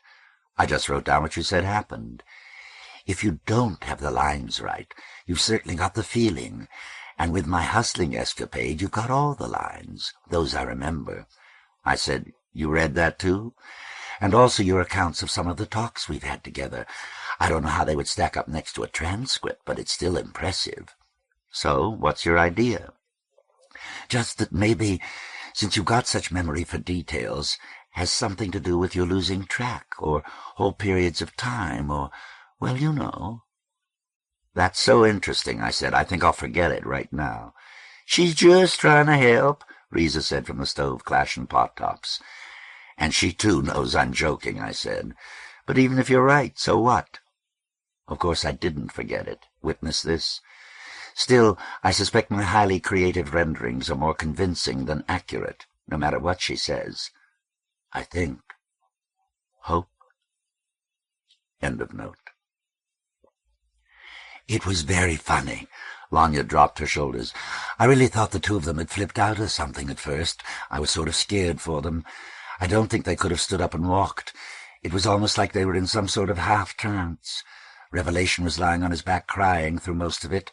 That part didn't turn me on too much. But it got some of the ladies off, and how, and he didn't lose his heart on. I was surprised, and I was curious. Did they come? Maybe a couple of times at first, I think, but after that they were just permanently up. Nobody gave them a chance to go down. You just did anything you wanted with them, and anyone who was interested did. All girls? Denny asked. Lanya nodded. Shit. Lanya leaned against me. I've never seen men in a state like that before. The whole thing was really very dykey. She crossed her arms under her breasts. I dug it. It was a little scary, but it was an experience. You're just having experiences one after the other, aren't you? The first thing I thought of was what Risa had said to me that day out in the yard. What I found myself grinning at was that the possibility of a genital expedient for taking her suggestion left me just as dubious as an anal one about whether or not I wanted to go through something like that. Oh well, maybe some people can't have everything. Note. I'm writing this comment on what Lanya said about the girls shagging the two guys at the house, right after finishing putting down my account of our chaos and confusion with the Emboriki, with Jack, wouldn't you know, being that much help and making that much trouble. Because a lot of what happened there, what we said to them, what they said to us, pushed my mind back to it. I note that Copperhead and Revelation are pretty much exclusively interested in girls, guys. Remember from last night? Significant in terms of today. Revelation politely trying to tell a pretty drunken angel. Really, it was nothing personal, but no, he didn't want to fuck around with him, and no, he had never really tried it before, and no, he didn't want to, at least not now. And the two of them went on like this, quietly, out on the service porch for half an hour. The truth, of course, is that Revelation was vastly flattered by that much attention from someone that much quicker than he is, and wanted to extend it as much as possible. Did we think by paying them serious attention we were going to flatter them into getting their foot off our necks? I think sometimes the difference is that they are sure that any social structures that arise grow out of patterns innate to the sex act, whatever that is, while we have seen again and again that the psychology, structures, and accoutrements that define any sex act are always internalized from social structures that already exist, that have been created, that can be changed. All right, let me ask the terrible question. Could it be that all those perfectly straight, content with their sexual orientation in the world, exclusive heterosexuals really are, in some ill-defined psychological way that will ultimately garner a better world, more healthy than, gulp, us? Let me answer, no way. The active ones of whichever sex are denser and crueler. The passive one, of whichever sex, are lazier and more self-satisfied. In a society where they are on top, they cling like drowners to their active-passive, male-female, master-servant, self-other setup, not for pleasure, which would be reasonable, but because it allows them to commit or condone any lack of compassion among themselves or with anyone else. And that, at least in this society as they have set it up, is immoral, sick, and evil. Any madness is preferable to that, and madness is not preferable. End of note. Lanya grinned up at me, and kissed my nose. "What does your Madame Brown think about all this?" I asked. "That I lead a wild and fascinating life." "Oh," I nodded. "She just wonders how I manage to get to school every day on time." "How do you manage to get to school every day on time?" Lanya shrugged. "Just conscientious, I guess." "Jesus!" Denny sat back, his hands in his lap. "You gang-shagged Revelation and Copperhead? Hey, who was better, Pinky or the nigger?" "Neither of them," she leaned forward and kissed Denny's nose, "was as sweet as you." "And by the way," Denny said, "where's my $5?" I cuffed him. "Hey, you want to hear what happened to me today?" "It's my $5, babes," Lanya said. "Aw, shit, I went out in the damn street to pimp the fucking John." "Look, shut up," I told him. "Listen." Then I described what had happened back in the park. I thought it was funny, but they thought it was pretty serious while we talked about it. We talked about it a long time, too. 3 conversations in which Lanya took part her last few days here. Stayed overnight, which I liked. Maybe I'm ready to go spend some time at her place. The nesting instinct is not the same as the homing one. Which pales first? She was talking with Gladys when I came into the yard. "Oh," and ran up to me, blocked me halfway down the steps. I focused on her, as on a memory of a mountain rain, autumn light, sea fizz. She has green eyes. The most natural thing, she turned me around on the steps and led me back to the porch. When I realized I was being led, she pulled a little harder, urged, "Come on," and took me into the loft room. "Where's your notebook? Or your new poems, anyway?" "Huh? I thought you wanted to fuck." "Oh, if you want," imitating another kind of girl. Then she laughed at the imitation's success. "Here." The notebook corner stuck over the loft's edge. She pulled it down. 2 loose pages fell. She picked them up. "Can I have these to take home?" "Sure," I said. No, not that one," and took back the sheet of blue paper from the package of stationery Raven brought home. She folded the page I'd left her and put it in her shirt pocket. I put the other inside the cover and slid the notebook back up on the bed. "Why do you want these?" "Why do you write them?" "I don't any more." "Ditto," she said, disturbed. Which disturbed? "Hey," I asked, "you haven't seen Mr. Calkins again recently, have you?" "No," in a way that asked why I'd asked. "I mean, this isn't his idea, to get my new poems from you? You're not just keeping them for somebody else?" "Of course not. I just thought I had less chance of losing them than you did." "Mr. Calkins talked to me about stealing them." I thought he was joking. "You haven't showed them to anybody?" "Of course not." Then she said, "Would it be so awful if I had? I did read a few, to Madame Brown, and a friend of hers who came over that night to visit." "It wouldn't be awful." "You look unhappy about it, though." "I don't know, I'm just confused." "Why did you read them? You just liked them?" "Very much. Everett Forrest, Madame Brown's friend, asked me to, actually. We were talking about you one night when he had dropped over. It came up that I had some of your unpublished work. He was very anxious to see it. So I read 3 or 4 of my favorites. I suppose," she said, and sat down on the motorcycle seat, "this is the part I shouldn't tell you. He wanted to copy them, but I didn't think he should." "Kid?" "What?" "There's a lot of people in Bellona who are very interested in practically any and everything about you." "There aren't a lot of people in Bellona," I said. "Everybody keeps telling me this. What are they interested in me for?" "They think you're important, interesting, maybe some combination of the two. Make copies of your poems? I know people who, if I gave them your laundry list, would type careful reproductions as if they were for some university library or something." "I don't have a fucking laundry list. I don't even have any laundry," I said. "Who?" "Well, Everett, for one. When I told him you sometimes left your notebook over at my place, he practically had a fit. He begged me to let him know next time you left it, so he could look through it and maybe make a—" "I'd break your head." "I wouldn't do that." She moved on the seat. "I wouldn't. There's just not enough else for people to be interested in this city. I think, she said, you've got it. But even though I wouldn't let him go snooping in your journal, I still think your writing this down bores me. No, it makes me angry. It didn't make me angry when she and I were talking about it. It was flattering. Its rehearsal, however, is maddening.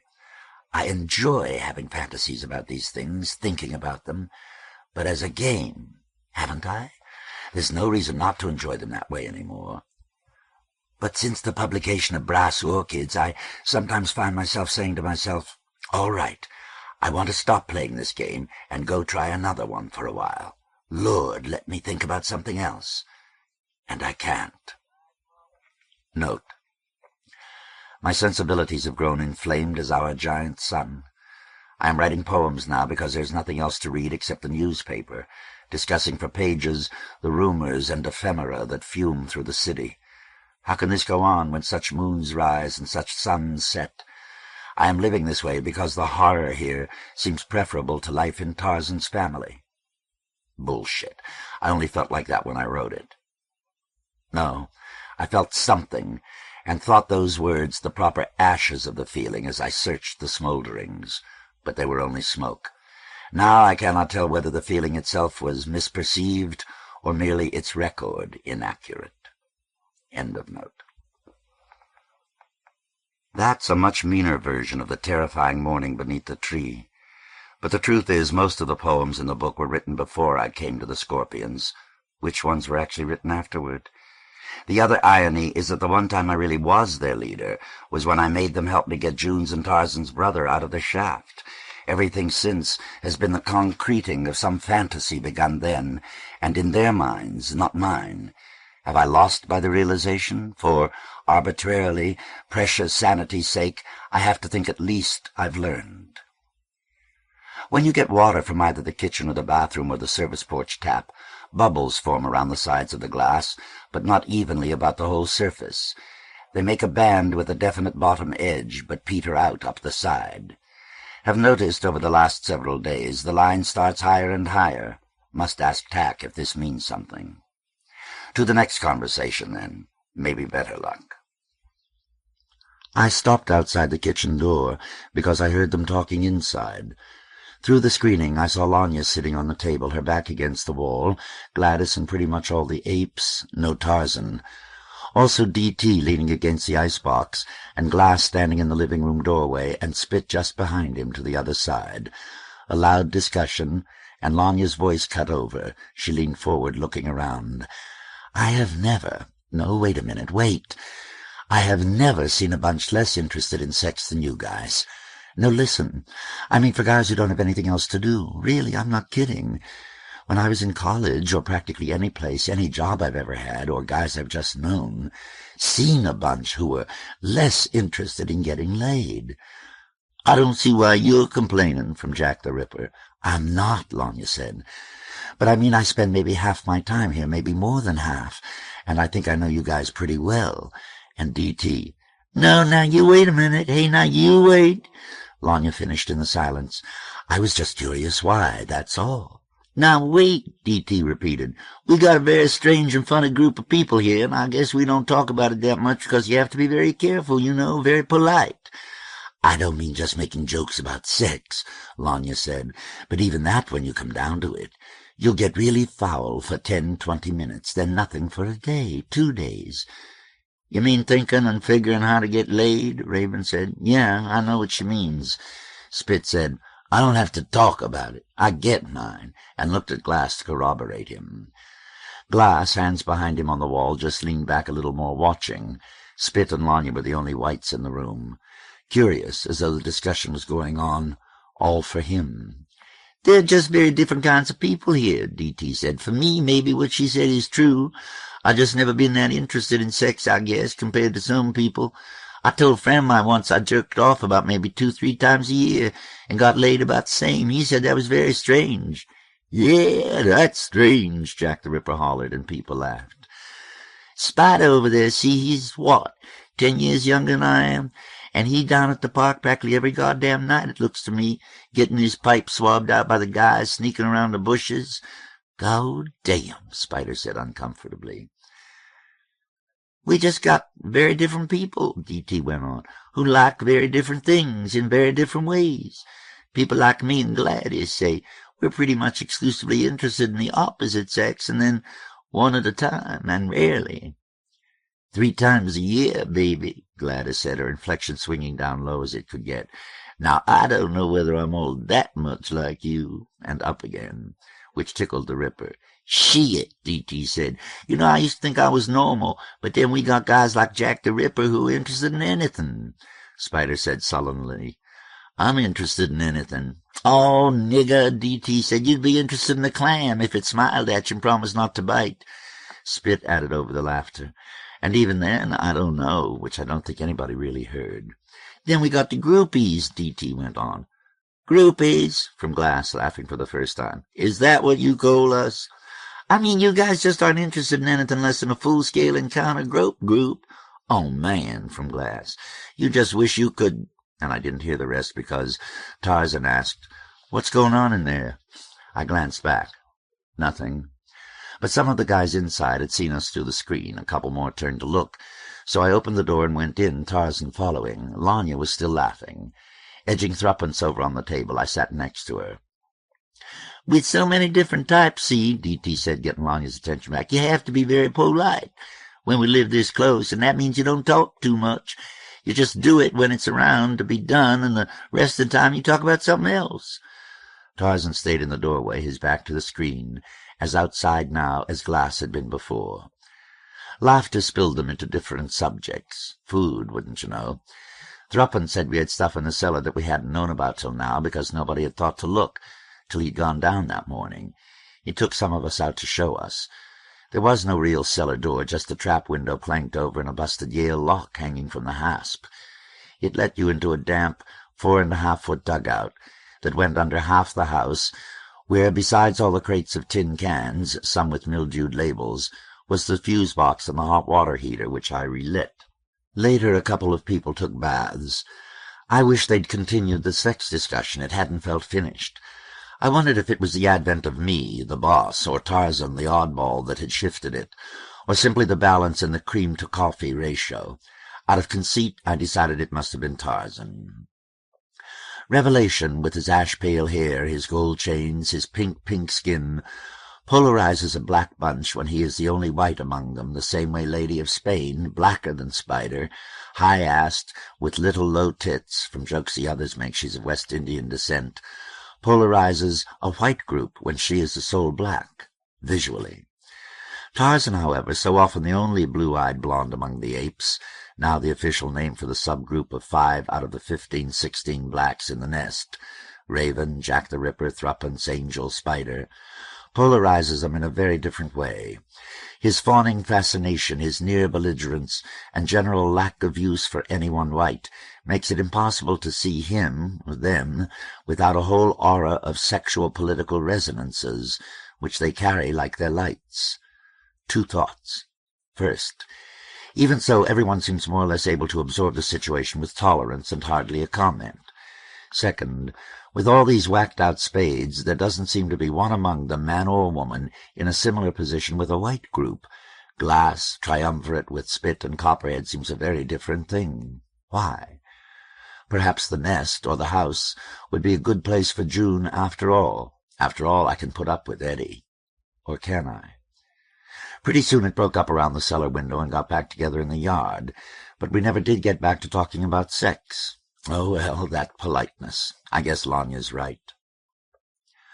Third conversation started in the loft. I was on my back, Lanya was leaning on my chest, looking in my mouth while I talked about something. In the middle of a sentence, she got my mind off what I was saying, I could come from just the smell of your breath. It puffs out in a small hot cloud with each word. Pretty bad, huh? It's not bad. Please don't stop talking. But I couldn't think of how to go on. She said, your mouth is like a flower. Each tooth is like a daisy petal, complete with calyx. You're getting a sort of green skin over the base of your teeth, up near the gum. Beautiful, I said. Pretty soon I'll be ready for Bunny to come take me away. Hey, Denny rolled over. Let me see, leaning on my shoulder. I said, oof, and didn't smile. Smile, Denny said. I wonder if it comes off. Lanya reached up and held her hand like a claw over my face. Just a second, one finger coming down. Cut it out. I turned my head. I was just going to scrape at it with my fingernail. Denny looked at his hand on my shoulder. Man, my nails are filthy. They're rimmed with the exact color of black pearl. Lanya put her cheek next to his, and he'll probably use it in one of his poems. Too fancy, I said, my hand on his. She covered mine.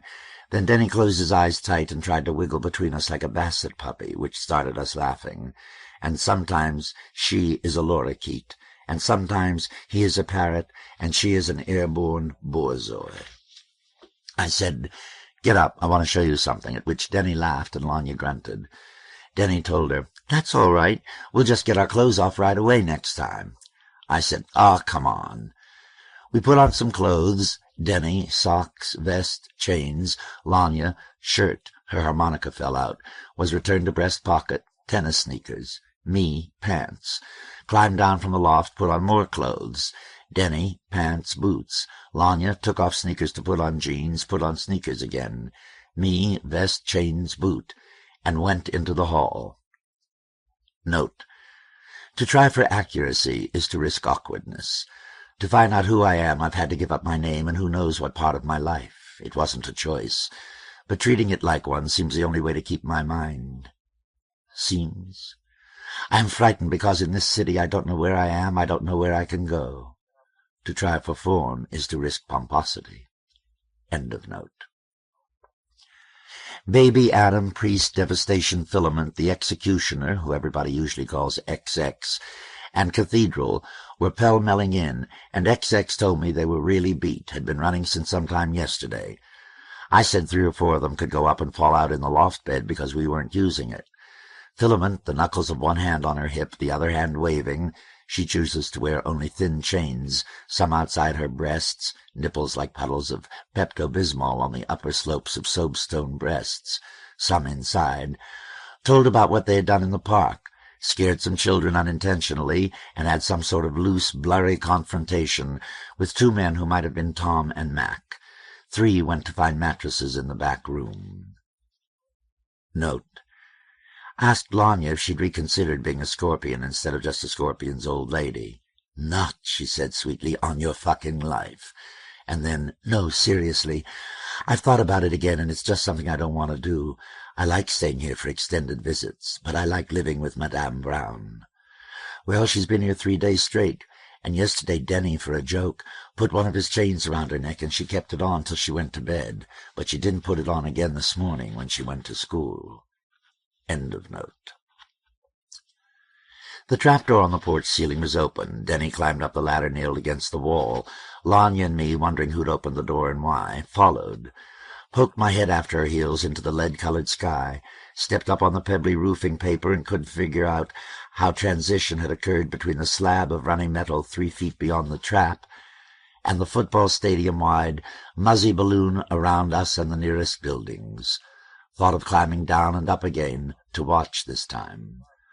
Across the roof, Fireball, buck naked except his optic girdle, turned around and smiled, a little confused. "Did you open the roof trap?" Lanya asked. "Yeah, I just wanted to get out and walk around." He told us he liked to go around naked. To his unnecessary explanation, Denny explained unnecessarily that you could go around in the streets stark naked if you wanted in Bologna, and it wouldn't bother nobody. Lanya by now was taking off her clothes, so I took off mine. Denny said, "What the fuck?" and took off his. He left the dog's show collar looped and re-looped on his ankle. Note: Filament has a blue scorpion tattooed on her shoulder. She said she got before she came to Bologna. She has probably volunteered more information about her previous life than anyone around the nest. Most of her life sounds very dull. But high on tact, she also manages to remain one of the most invisible. If one were writing about the place, she'd probably be among the half-dozen people most likely left out, or whose 1 or 2 outstanding traits you'd fix for decoration on another character. A girl, and white, she still has the most typical scorpion personality, almost unbelievably so. In fact, I wonder if I believe that. So, this note. End of note. Lanya took her harmonica out of her shirt and began to play those discordant clutches. We all walked around and stared out at the edges of what we could see, or each other when each other wasn't staring back, leaned on the roof rim, sat on the mansard things along the side, a long time. Then Fireball got on his pants and chains. "So long," Lanya said. Fireball grinned. "So long," and went down. We came closer together at the far corner and talked about him a while, me and Lanya mostly Denny listening. Then I told him for the first time about mugging that guy last week. Sort of awed, Denny said, "Wow." Lanya said, "You are kidding, aren't you?" "Jesus, you're not." She was sitting cross-legged with her back on the low wall. When she lifted her harmonica, there were 2 parallel dashes on her thigh. "No, I'm not kidding. It was interesting. The awful thing is, I'm sure you did it to find out what it felt like, or for some other half-acidly commendable reason. The main thing," I explained, "isn't that I was so scared. But if you get off this very thin line, you get angrier than a motherfucker." "Look," she said, "you wouldn't kill somebody just to find out what it felt like. It would be easier here than any place else." "Christ!" She looked up at the sky. "Okay," I said, "so you don't approve. Why are you angry?" "Because," and her eyes came down to mine, "in some funny way I think it's my fault, and don't ask me to explain that, or you'll get angry." While I tried to figure out some way to get her to explain, practical Denny asked, "What did you get?" $3. For the work, it pays better than the Richardses." I reached over for my pants, took the bills out of my pocket, and gave them to him. "Here." I glanced at Lanya with a little smile. "I'd split it between you, but she wouldn't take one." She got a tightish expression that let me know she certainly would. Denny looked at the bills and repeated, "Wow," thinking he would use the same inflection if he discovered something had been stolen from him. "Here." Denny handed one bill to Lanya, and, "Here, you keep one. That way we can split it up right." One back to me. "I gotta take a piss." He stood and walked away, palms facing back, the bill wrapped on the middle finger of his left hand. Lanya watched me. "I suppose I'd find you dull if you didn't keep dropping stuff like that into my head. No, don't say anything. I'm still thinking." She pushed herself to her knees. "I've got to take a piss, too." Her buttocks and one thigh were printed from the roofing paper. At the corner drain, Denny looked back over his shoulder. "You going downstairs to the bathroom?" "No," she said, in a considered tone that, when the rest of their exchange was finished, should have made me realize she knew what it was going to be. "Oh, yeah, I guess you can squat here," Denny finished and shook himself. "What makes you think I have to squat to piss?" "You're a girl. You can't do it I thought girls had to sit down or something." "Jesus God," Lanya said. "Well, how do you guide it then?" Denny asked. "Same way you do." "But you don't have a—" She held up 2 fingers in a peace sign, turned them down against her cunt, and sort of pulled. "Like that, if you must know. Now would you please stop staring and let me pee?" "Oh, yeah," Denny frowned. "Sometimes I can't piss in a john if somebody's staring right at my dick." He turned away, glanced back, away again. "Wow," like something had been given back to him. He went to the wall. "Now, I never knew that," he said. When she came up, he was looking at the harmonica, turned and handed it to her across my shoulder. "You know how to play it?" she asked. "No. The scale starts here," she said. "See, at the 4th hole."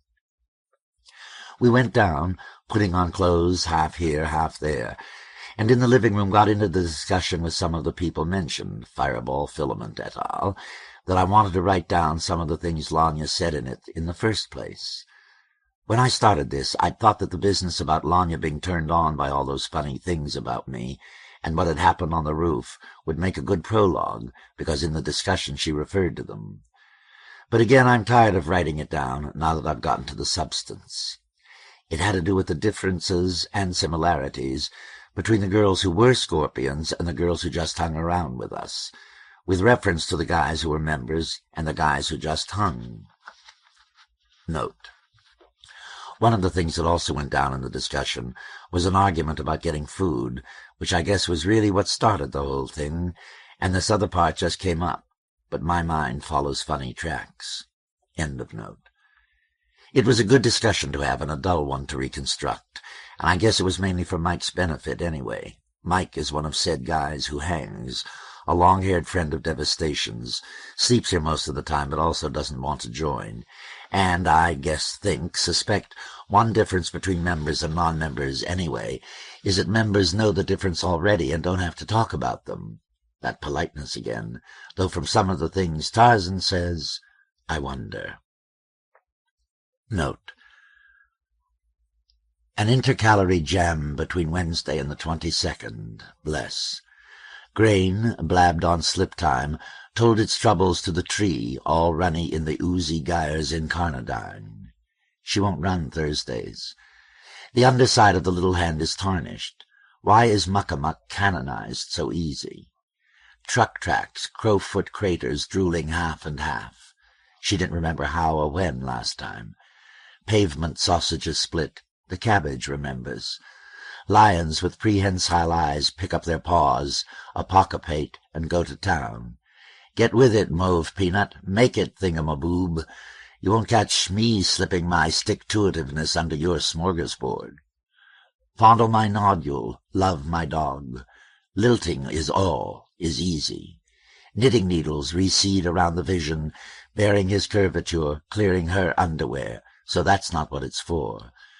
French-fried piccalilli and deep-dish apple death won't get you through that wake-up in the morning alive. Your Rosamundus may mathematic him, but it won't move me one mechanical apple-corer. I have come to wound the autumnal city. The other side of the question is a mixed metaphor, if I've ever heard one. Timed methods run out. Coo, morning bird. I could stop before breathing marble bassinets. Salvage a disjuncture. It's all you middle of the ring around the Harley-Davidson bush, blooming. Shame, socks, dearth and passion pudding, flowers, or Ms. Crystalline Pristine. Her backwoods mystification is citified in the face. Pentacle pie and hunger city. Oh, my, oh, too much. My meat and mashed potatoes pansy. My in the middle of it bitch. Heart's blood is good fly-catching bait. So's fresh sheep shit. Blatting about it in the empty Oracle. You think Atoka is in Madrid. What about 92nd Street? Or what she told me of St. Croix? She isn't your running-the-mill broadloom sword or side. She's right on the gouache circuit, where a principle's a principle with all hell lined up to get paid. Maundy, Tributary, Witstonleigh, Fibrillation, Factotum, Susquehanna, Summer Fine Day. It's all the same in the bitch's kitchen. You look for the dice this time. Maybe you can wind up a winner. Summary, mopery, titular, wisdom, thaumaturgy, fictive, Samoa, and 5 hands over. When I grow up, I'm going to get a vasectomy all my own. A dendrite in the glands is worthy of the bush. Why does he insist on winter all the time? You can stutter in the water, but that's not the way to think. Not thinking, but the way thinking feels. Not knowledge, but knowledge's form. If there are enough raisins, splay feet, and gilded hornet heads, you can wish, dream, lie like a Saxon, though you only prevaricate like a Virginia ham. George, the ingenuity I've expended to fill 5 missing days. Conversation with Fari Forrest at Teddy's. What are you writing now? I'm not writing anything, I said. I haven't been writing anything, and I'm not going to write anything. He frowned, and I hoped a lot the lie had at least the structure of truth. But how can it? Which is why I haven't been able to write anything but his journal in so long. And thank the blinded stars, I feel the energies for that going. What other days from my life have gone? After a week I can't remember 5. After a year, how many days in it will you never think of again? End of note. Works them? I asked. But Faust was walking ahead between the shadowed presses. Here, he said, this is what you want to see, isn't it? I stepped up to the work table. Battleship linoleum glittered with lead shavings. Here! He pointed at a full-page tray of type with a yellow index nail. Raised gray on gray, proclaimed, soon the 2nd collection from the author of Brass Orchids. But, that's you, ain't it? His cackle echoed among the ceiling pipes. But I haven't given Calkins a 2nd collection. He doesn't even know there is one. Maybe he's just making a good guess. But I don't want him to. They're supposed to have got obituaries, too, prepared on all the famous people around here who might die. "Oh, come on," I said. "Let's get out of here." "You keep asking me to show you where they printed the thing." I started away from the desk. "But I don't see any rolls of paper around. The presses aren't going." "You mean a 36-page newspaper comes out of here every day?" But Faust was already walking away, still chuckling, his white hair, sides, beard, and back, covering the bright choker. "Joachim," I called. "Joachim, when do they actually print it? I mean, this doesn't look like anybody's been in here since before the—"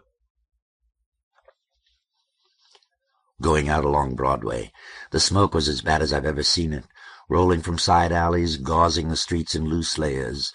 Down one block, the face on an 8, I counted, story building was curtained with it, leaking out broken windows to waterfall to the street, mounded and shifting. One section of pavement had been replaced by metal plates, some incomplete repair, clanging when I crossed. After another half-hour, the buildings were taller, and the street was wider, and the sky grey and streaked like weathered canvas, like silvered velvet. On the wide steps to a black-and-glass office building was a fountain. I went up to examine. Wet patches of color on the dusty mosaic at the bottom, rust around the pentangle of nozzles on the cement ball. I climbed over the lip to look in. What I guessed had held plants. Dried stem stumps poked from ashy earth, beer and soda-can tabs. I stepped once on a wet patch of green and yellow mosaic tiles with my bare foot, took my foot away, and left a chalky print. The bus came round the corner. It didn't scare me this time. I vaulted the fountain edge and sprinted down the steps. Note: he feels the experience whose detritus is interleaved in the orchid's pages petals has left him a perfect voice with which he can say nothing. He can imagine nothing duller. For that sentence to make sense, it must be ugly as possible, and it isn't quite, so it fails. End of note. The doors flap-clapped open even before it stopped. "Hey," I called, "how far up Broadway do you go?" Do you know the expression on somebody's face when you wake them out of a sound sleep with something serious, like a fire or a death? Small, bald, oyster-eyed black man, obsessed and trundling his bus from here to there. "How far you going?" I told him. "Pretty far." While he considered how far that was, I got on. Then we both thought about the last time I was on his bus. I don't know if the little movement of his head back into the khaki collar acknowledged that or not, but I'm sure that's what we were thinking. I also thought, there are no other passengers. He closed the doors. I sat behind him, looking at the broad front window as we shook on up the street. A sound made me look back. All the advertising cards had been filled with posters, or sections from posters, of George. From over the window his face looked down there. Here were his knees. The long one over the back door showed his left leg horizontal, foot to mid-thigh. A third of them were crotch shots. The sound again.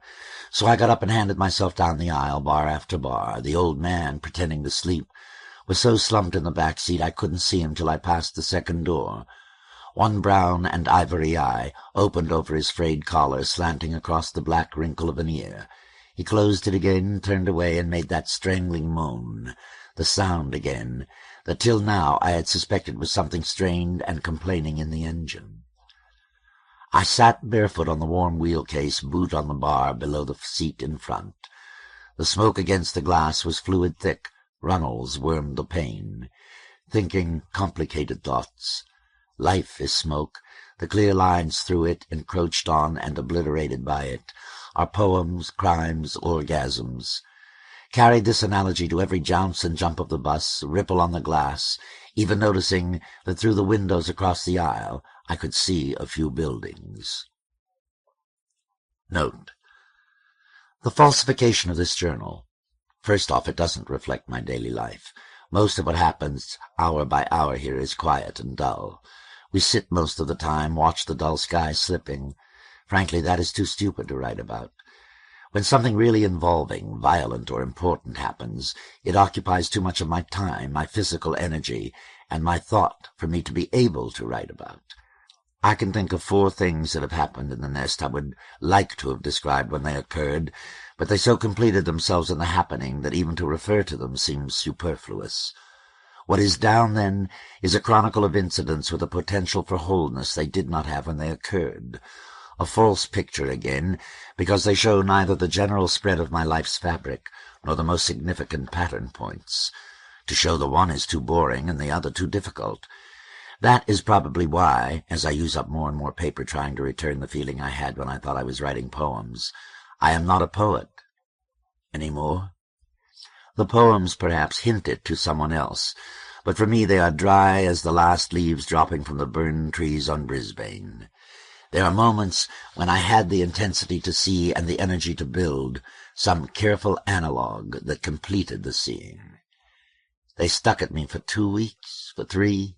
I don't really know if they occurred. That would take another such burst. All I have been left is the exhausting habit of trying to tack up the slack in my life with words. End of note. The bus stopped. The driver twisted around. For a moment I thought he was speaking to the old man behind me. "I can't take you no farther," gripping the bar across the back of the driver's seat, elbow awkward in the air. "I got you past the store." He pauses significantly. I wish he hadn't. "You'll be all right." Behind me the old man sniffled and shifted. I stood up, and under George's eyes, and knees and hands and left foot and right tit, stepped on the treadle. The door opened. I got out on the curb. The pavement was shattered about a hydrant which leaned from its pipes. I turned and watched the bus turn. From the doorway at the end of the block a man stepped, or a woman, whoever it was anyway, was naked, I think. I walked in that direction. The figure went back in. What I passed was a florist's smashed display window. At first I was surprised at all the greenery on the little shelves up the side, but they were plastic, ferns, leaves, shrubs. 3 big pots in the center only had stumps. Back in the shadow by the aluminum frame on the glass door of the refrigerator, something big, fetid, and wet moved. I only saw it a second when I hurried by, but I had goosebumps. The reason the bus driver hadn't wanted to go on was that Broadway grew ornate scrolled railings on either side and soared over train tracks 40 feet down a brick-walled canyon. A few yards out, a 12-foot hunk of paving had fallen off, as though a gap-toothed giant had bitten it away.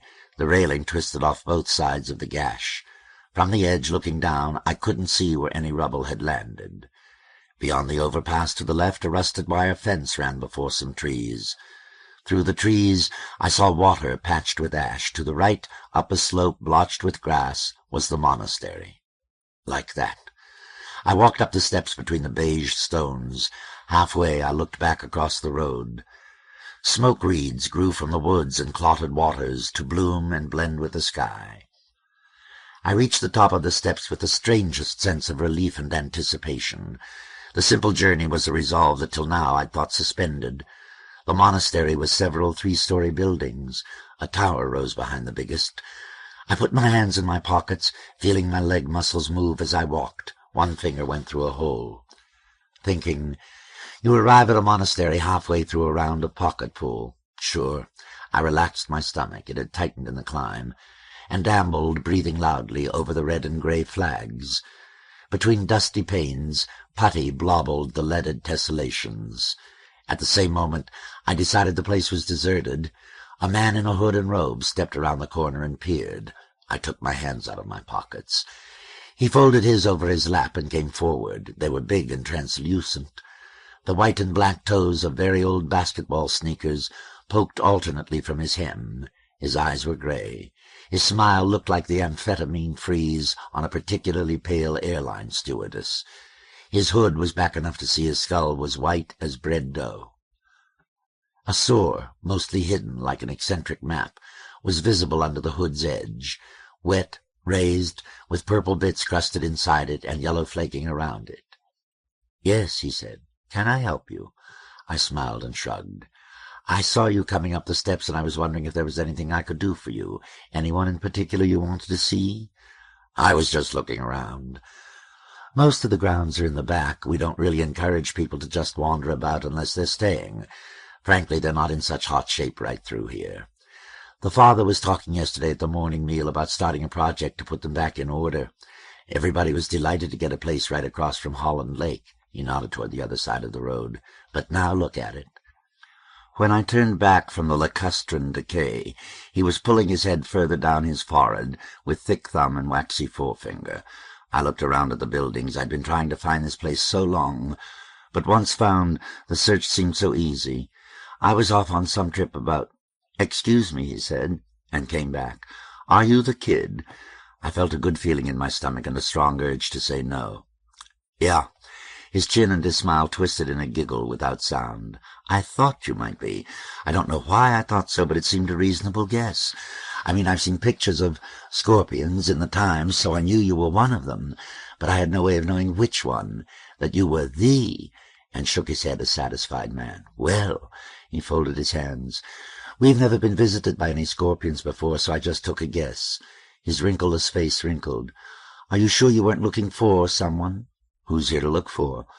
"Most people who come usually want to see the father, but he's closeted with Mr. Calkins now, so that would be unfeasible today, unless, of course, you wanted to wait or come back at some other—" "Is Mr. Calkins here?" In my head, I'd been halfway through an imaginary dialogue which had begun when I'd answered his first question with, "The kid? Who, me? No." "Yes." "Could I see him?" I asked. "Well, I don't. As I said, he's closeted with the father." "He'd want to see me," I said. "He's a friend of mine." "I don't know if I ought to disturb them." His smile fixed some emotion I couldn't understand till he spoke. "And I believe one of the reasons Mr. Calkins came here was to put some of his friends at a more comfortable distance." Then he giggled out loud. "He's never met me," I said, and wondered why. To explain that the personal reasons which make you want to put friends at a distance had nothing to do with Calkins and me? But that's not what it sounded like. I let it go. A bell bonged. "Oh, I guess," he glanced at the tower, "Sister Ellen and Brother Paul didn't forget after all," and smiled at some personal joke, while I watched a model of the monastery I didn't even realize I'd made. The 3 buildings inhabited solely by the father, Calkins, and this one here. Break down and reassemble into a community of brothers and sisters, a small garden, goats and chickens, matins, complines, vespers. "Hey," I said. He looked at me. "You go tell Mr. Calkins the kid is here and find out if he wants to see me. If he doesn't, I'll come back some other time, now that I know where this place is." He considered unhappily. "Well, all right." He turned. "Hey." He looked back. "Who are you?" "Randy. Brother Randolph." "Okay." He went off around the corner with the echo of the bell. Beneath the chipped keystone, the arched door looked as though, a slew of rust below the wrist-thick bolt, it hadn't been opened all year. And I got back on my trip. I had looked so long for this place. Finding it had been accomplished with no care for the goal itself. For minutes I wondered if I couldn't get everything in my life like that. When I finally worked out a sane answer, no, I laughed aloud and felt better. "They're all—" I turned from the miasmas of Holland Lake. "All finished for the afternoon," Brother Randy said from the corner. "He'll talk with you. Mr. Calkins said he'll talk with you a little while. The father says it's all right." I started toward him, and he still said, "You just come with me." I think he was surprised it had worked out like that. I was surprised, too, but he was unhappy about it. Here was a white woodlawn chair on a stone porch with columns along the side of the building. I sat and gave him a grin. "They're finished, you see," he offered, "for the afternoon, and the father says it's all right for him to talk now, if it isn't for too long." I think he wanted to smile. I wonder if that thing up under his hood hurt. "Thanks," I said. He left. I looked around the patchy grass, up and down the porch, at the beige stone. Inset beside me in the wall was a concrete grill cast in floral curls. Once I stood up and looked through it close. Another grill behind it was set 6 inches out of alignment, so you couldn't see it. I was thinking it was probably for ventilation, when my knee, as I moved across the stone flowers trying to see, hit the chair and the feet scraped loudly. "Excuse me?" I pulled back a few inches. "Hello," I said, surprised. "I didn't realize you were out there yet, until I heard you move." "Oh," I stepped back from the grill. "I thought you were going to come out here on the porch." He chuckled. "Well, I guess this is okay." I pulled my chair around. "Good. I'm glad you find this acceptable. It's rather unusual for the father to allow someone seeking an understanding of the monastic community, as they describe the process here, to have any intercourse at all with people outside the walls. Converse with members is limited. But though I've been here several days, I don't officially start my course of study till sundown this evening, so he's made an exception." I sat on the arm of the lawn chair. "Well," I said, If it goes down this evening. He chuckled again. Yes, I suppose so. What are you doing here? I asked. I guess the best way to describe it is to say that I'm about to embark on a spiritual course of study. I'm not too sure how long it will last. You catch me just in time. Oh, I must warn you, you may ask some questions that I'm not allowed to answer. I've been instructed by the Father that when asked them, I'm simply to remain silent until you speak again. Don't worry, I said. I won't pry into any secrets about your devotional games here, wishing I sort of could. But the voice said, no, not questions that have anything to do with the monastery. And, while he considered further explanation, I considered the tower exploding slowly, thrusting masonry on blurred air too thin to float bricks and bolts and bell rope. I don't think there's anything about the monastery you could ask I wouldn't be allowed to answer, if I knew the answers. But part of the training is a sort of self-discipline. Any question that sparks certain internal reactions in me causes me to think certain thoughts, to feel certain feelings, rather than rush into some verbal response that, informative or not, is still put up mainly to repress those thoughts and feelings. I'm supposed to experience them fully in the anxiety of silence. Oh, I said, what sort of thoughts and feelings? After 10 seconds I laughed. I'm sorry, I guess that's sort of like not thinking about the white hippopotamus when you're changing the boiling water into gold. Rather. It sounds interesting, maybe I'll try it someday, and felt almost like I did the morning I told Reverend Amy I'd drop in on one of her services. Hey, thanks for the note, thanks for the party, too. You're most welcome. If you got my letter, then I must refrain from apologizing any more, though I'm not surprised at meeting you. I wasn't exactly expecting it now. Dare I ask if you enjoyed yourself, though perhaps it's best just to let it lie? It was educational, but I don't think it had too much to do with your not showing up. All the scorpions had a good time. I brought the whole nest. I should like to have been there. Everybody got drunk. The only people who didn't enjoy themselves probably didn't deserve to. Didn't you get any reports back from your friends? First I thought I'd ask one of those questions. Yes, I did. And some of my friends are extremely colorful gossips. Sometimes I wonder if that's not how I chose them. I trust nothing occurred to distract you from any writing you're engaged in at present. I was quite sincere about everything I said concerning your next collection in my letter. Yeah.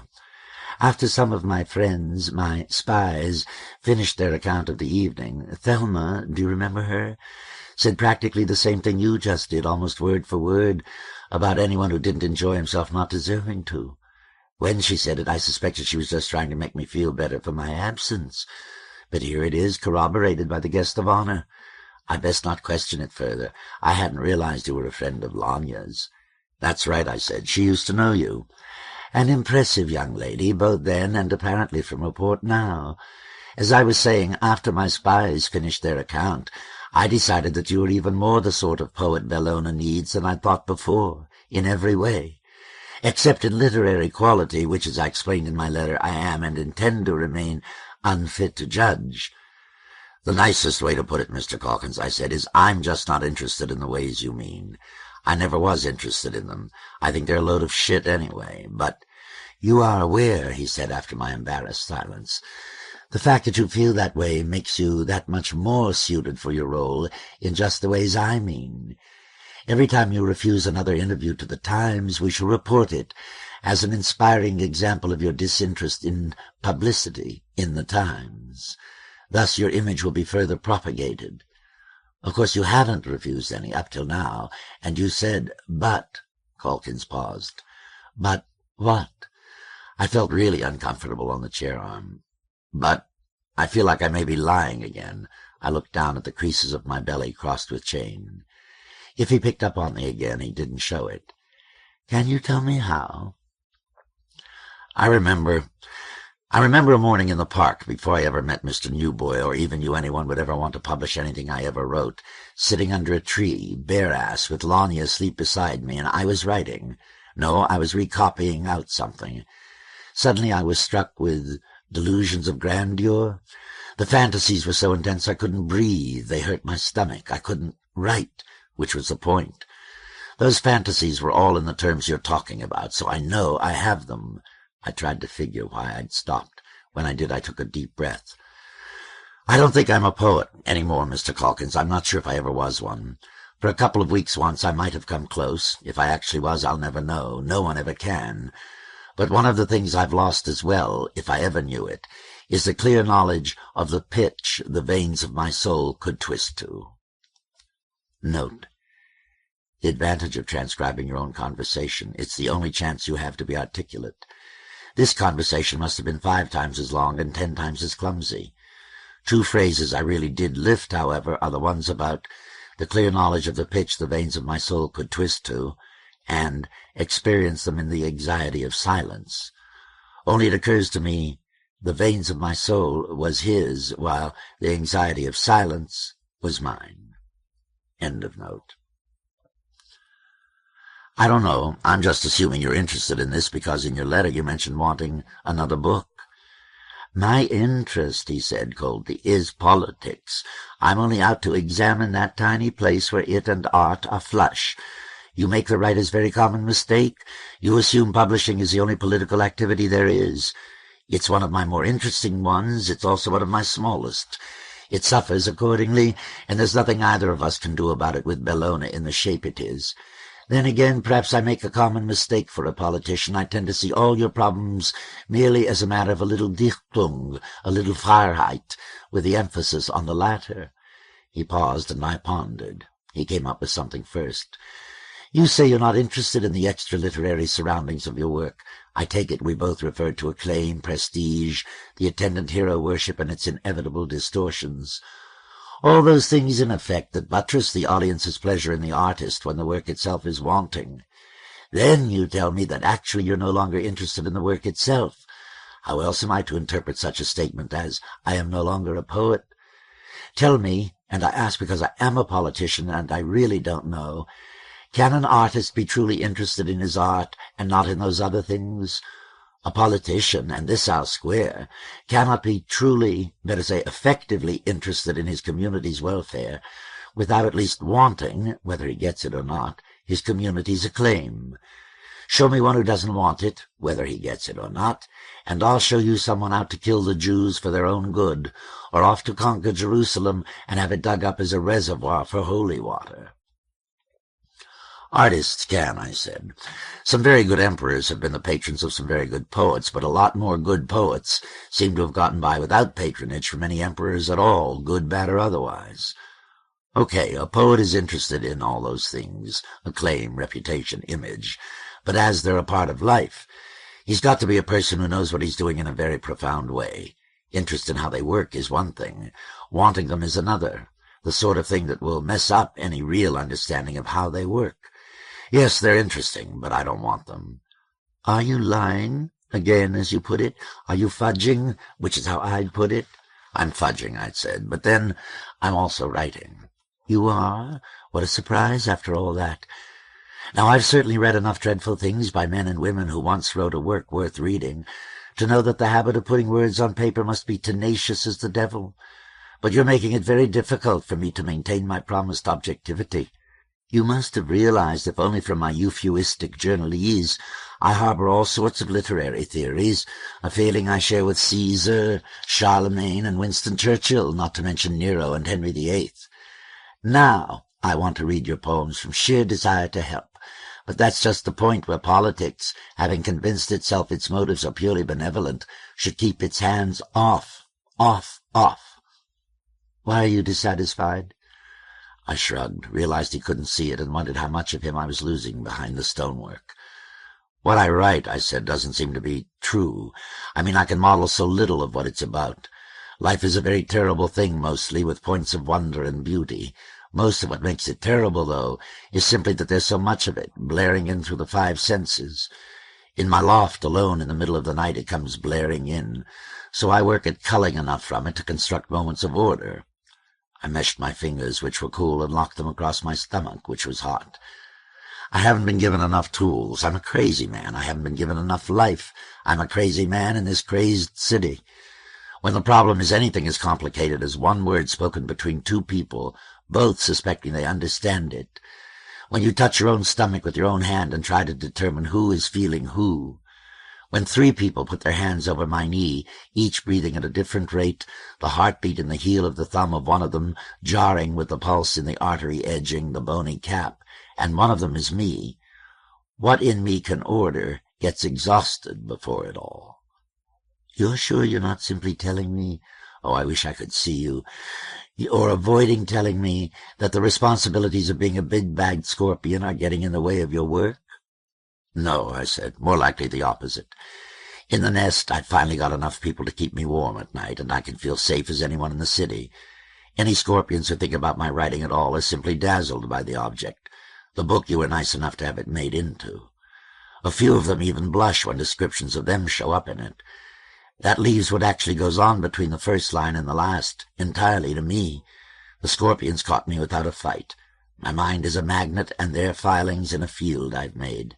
No, they're the magnets, I'm the filing, in a stable position now. You're too content to write? You, I said, are a politician, and you're just not going to understand.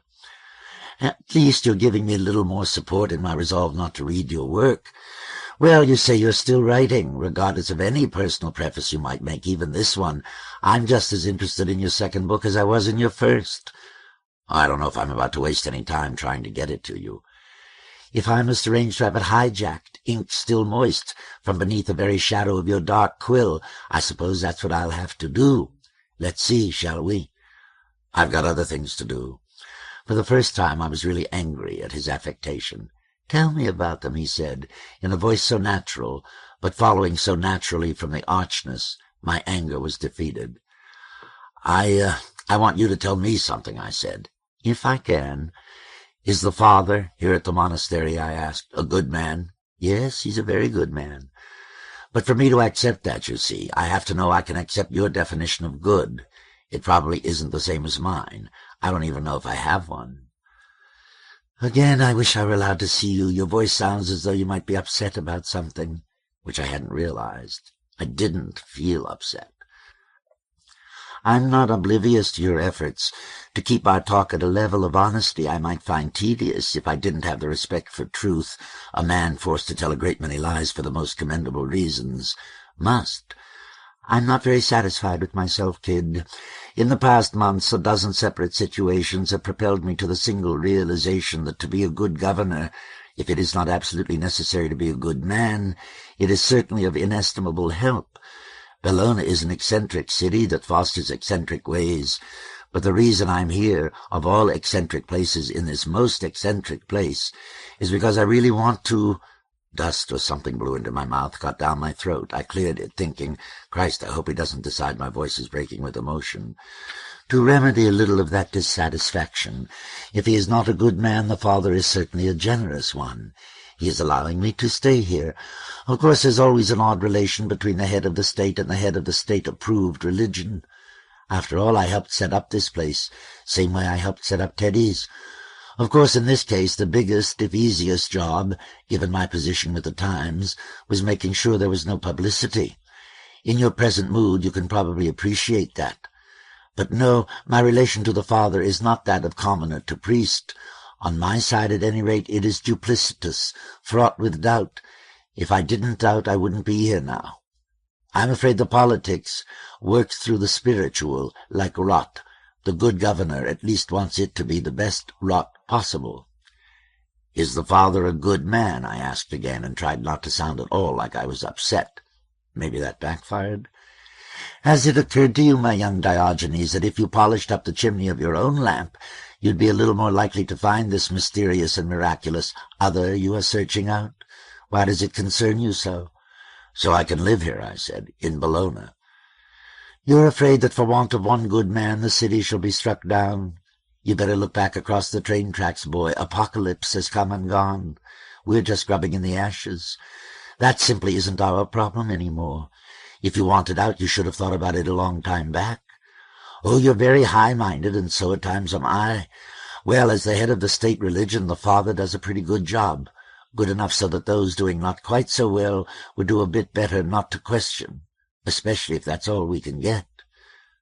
What do you think about the religion of the people? I asked. How do you mean? You know, Reverend Amy's church, George, June, that whole business. Does anyone take that seriously? For a governor, I said, you're pretty out of touch with what the people are into, aren't you? You've seen the things that have shown up in this guy. There are posters of him out all over town. You published the interview and the pictures that made them gods. I've seen some of it, of course, but I'm afraid all that black mysticism and homoeroticism is just not something I personally find very attractive, and it certainly doesn't strike me as a particularly savory basis for worship. Is Reverend Taylor a good woman? Is George a good God? I'm not that interested in anybody's religion, I told him. But if you want to bring the purpose of the church down to turning out people who do good things... When I was awfully hungry, she fed me. But when I was hurt and thirsty, someone at your gate told me I couldn't get a glass of water. Yes, that regrettable incident was reported to me. Things do catch up to you here, don't they? When you were unpublished, however, I published you. All right. My laugh was too sharp. You've got the whole thing down, Mr. Calkins. Sure, it's your city.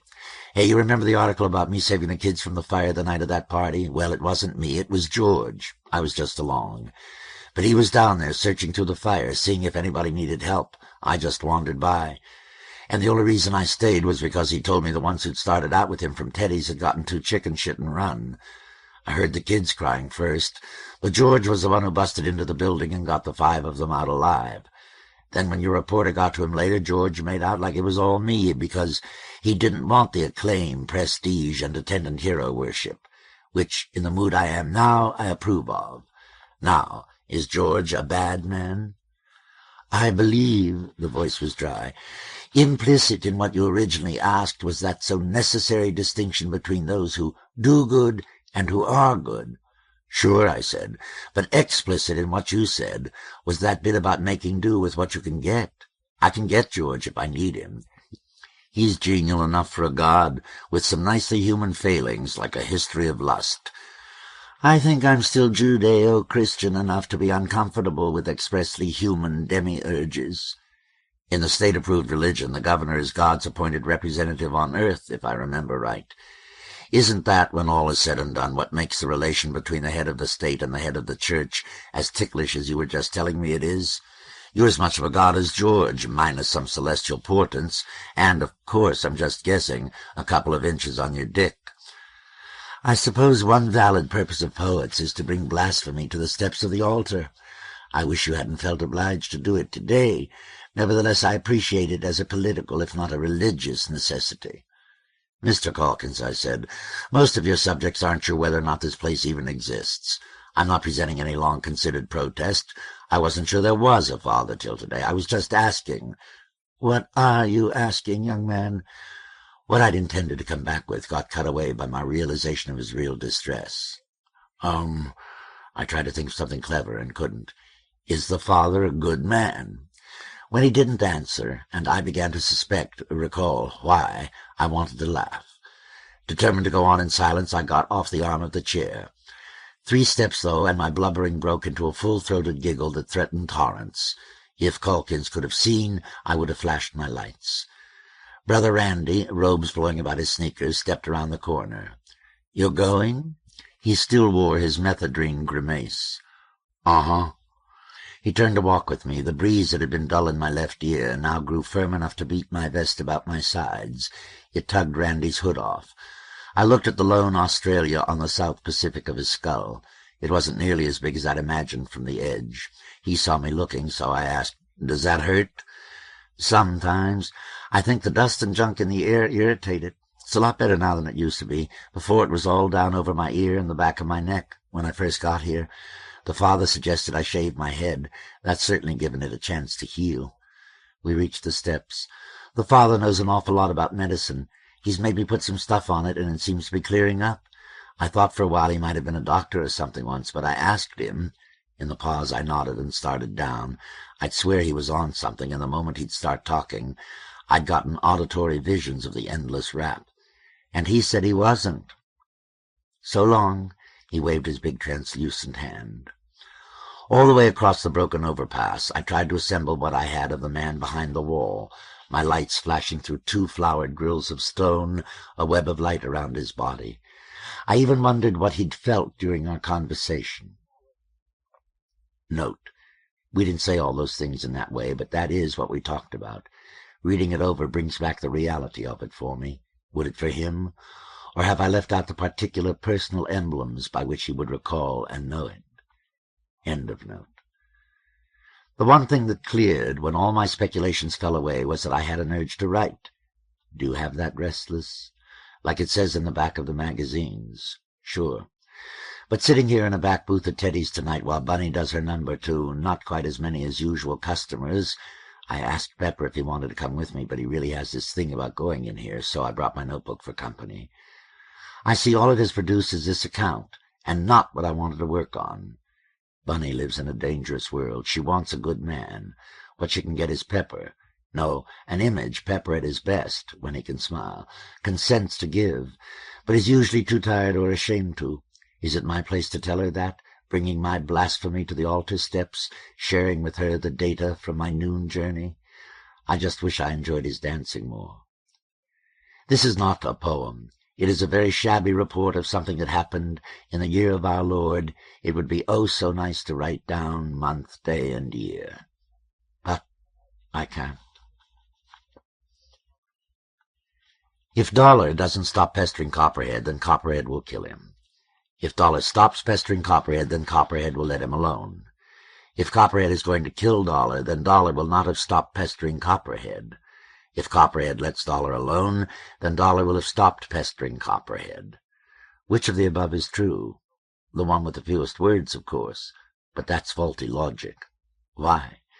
3 times blessed is the Lord of divine words, the God of thieves, the master of the underworld, dual-sexed in character, double-dealing in nature, yet one through all diffraction. Her elbow across his jaw. John said, "Hey!" and went back, hands up, palms out. The sound she made was something I'd never heard out of anybody. She kicked at his leg, got him under the knee. He grabbed at her arm again, but it wasn't there, so he pulled back and stumbled over a root right up against the trunk, which made him really mad. He swung at her again. She jumped straight up. His fist landed against her arm. She came down, raking at his neck. His shirt tore. He hit her hard, but it didn't matter. I thought she was going to bite his throat out. She bit something. He hissed, "Shit!" Denny grabbed my arm. "Hey, don't you want to stop her?" "No," I said. I was scared to death. John tried to punch her in the stomach. Both of them twisted, missing. Millie kept circling around them, and Johnny started to say, "Hey, somebody," and then saw the rest of us and just swallowed. John pushed her away in the face. She grabbed his arm and yanked. Not pulled, yanked.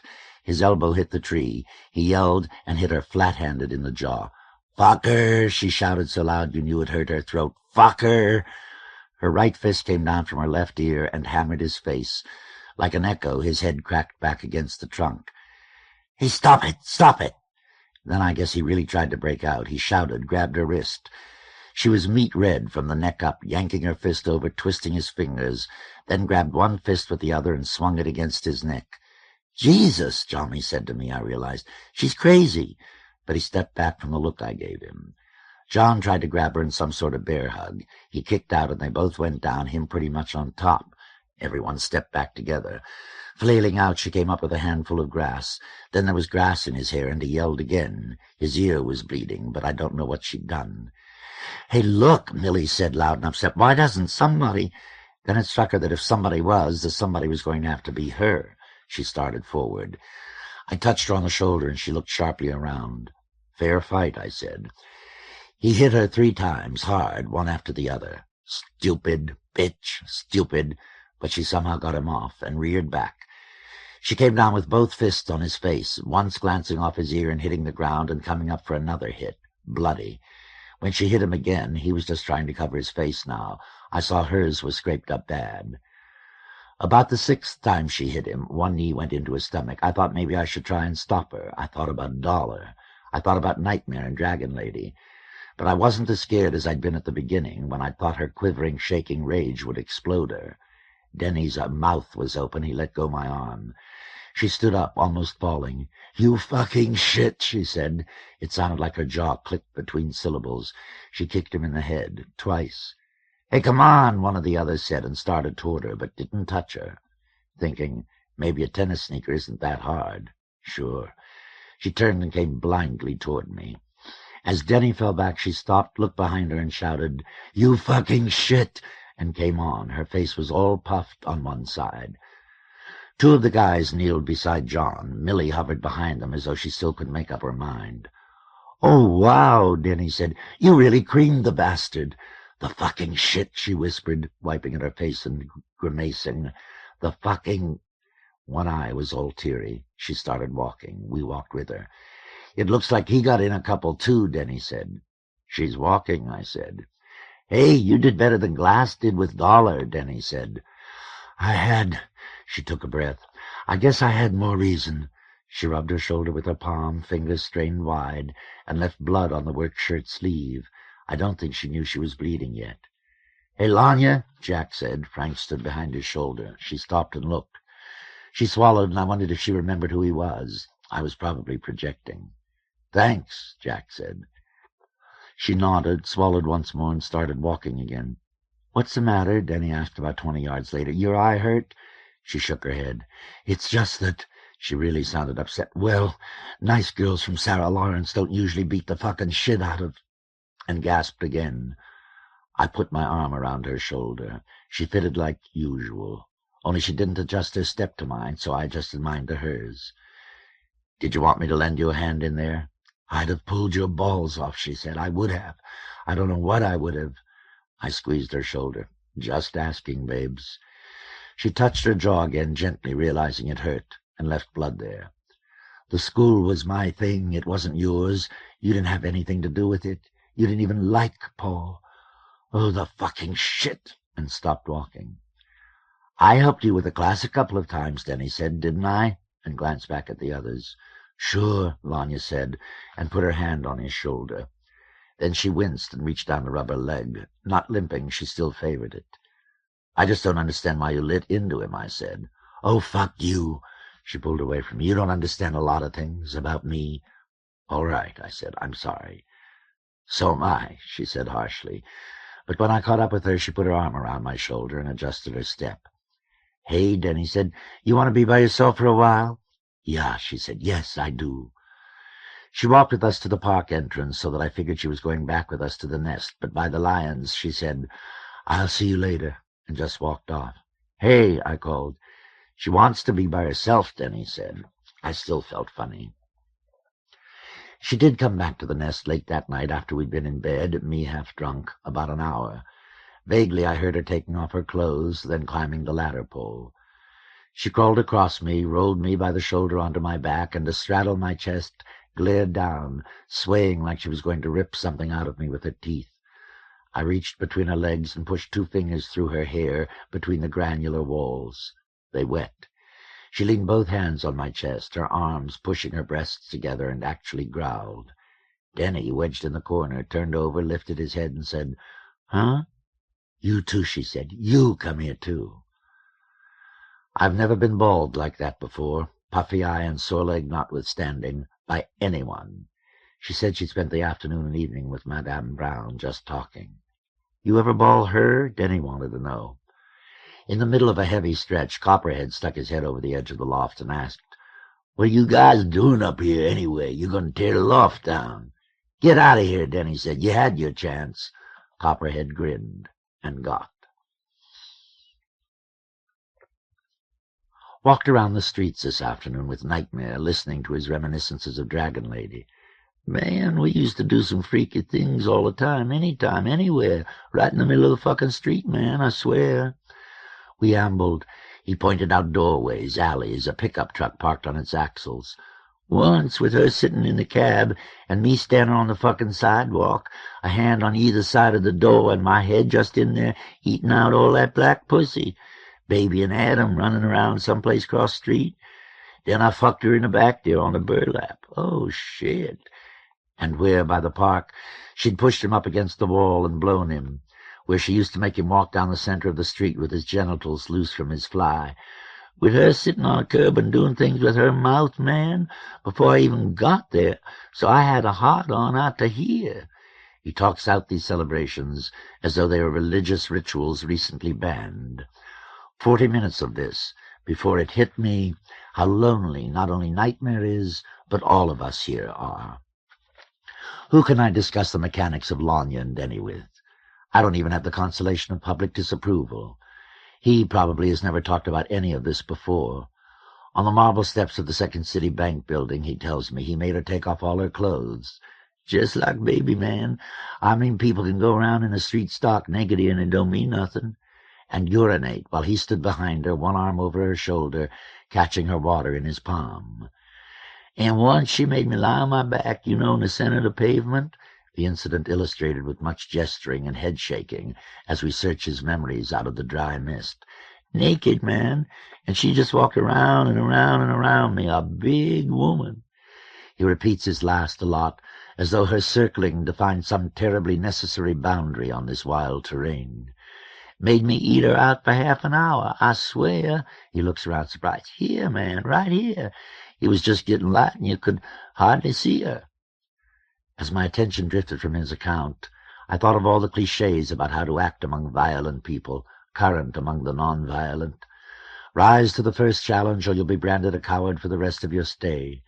A willingness to fight gains the group's respect. Once you beat him, the bully will be your friend.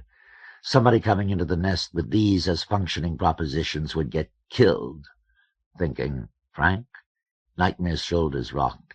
His fists, wrists bound in leather, bobbed. He recounted hoarsely, She used to get me drunk, and I'd have her suck me off, my ass up against any old, cold goddamn wall, with my pants down around my fucking knees, and her trying to get 2 fingers up my ass.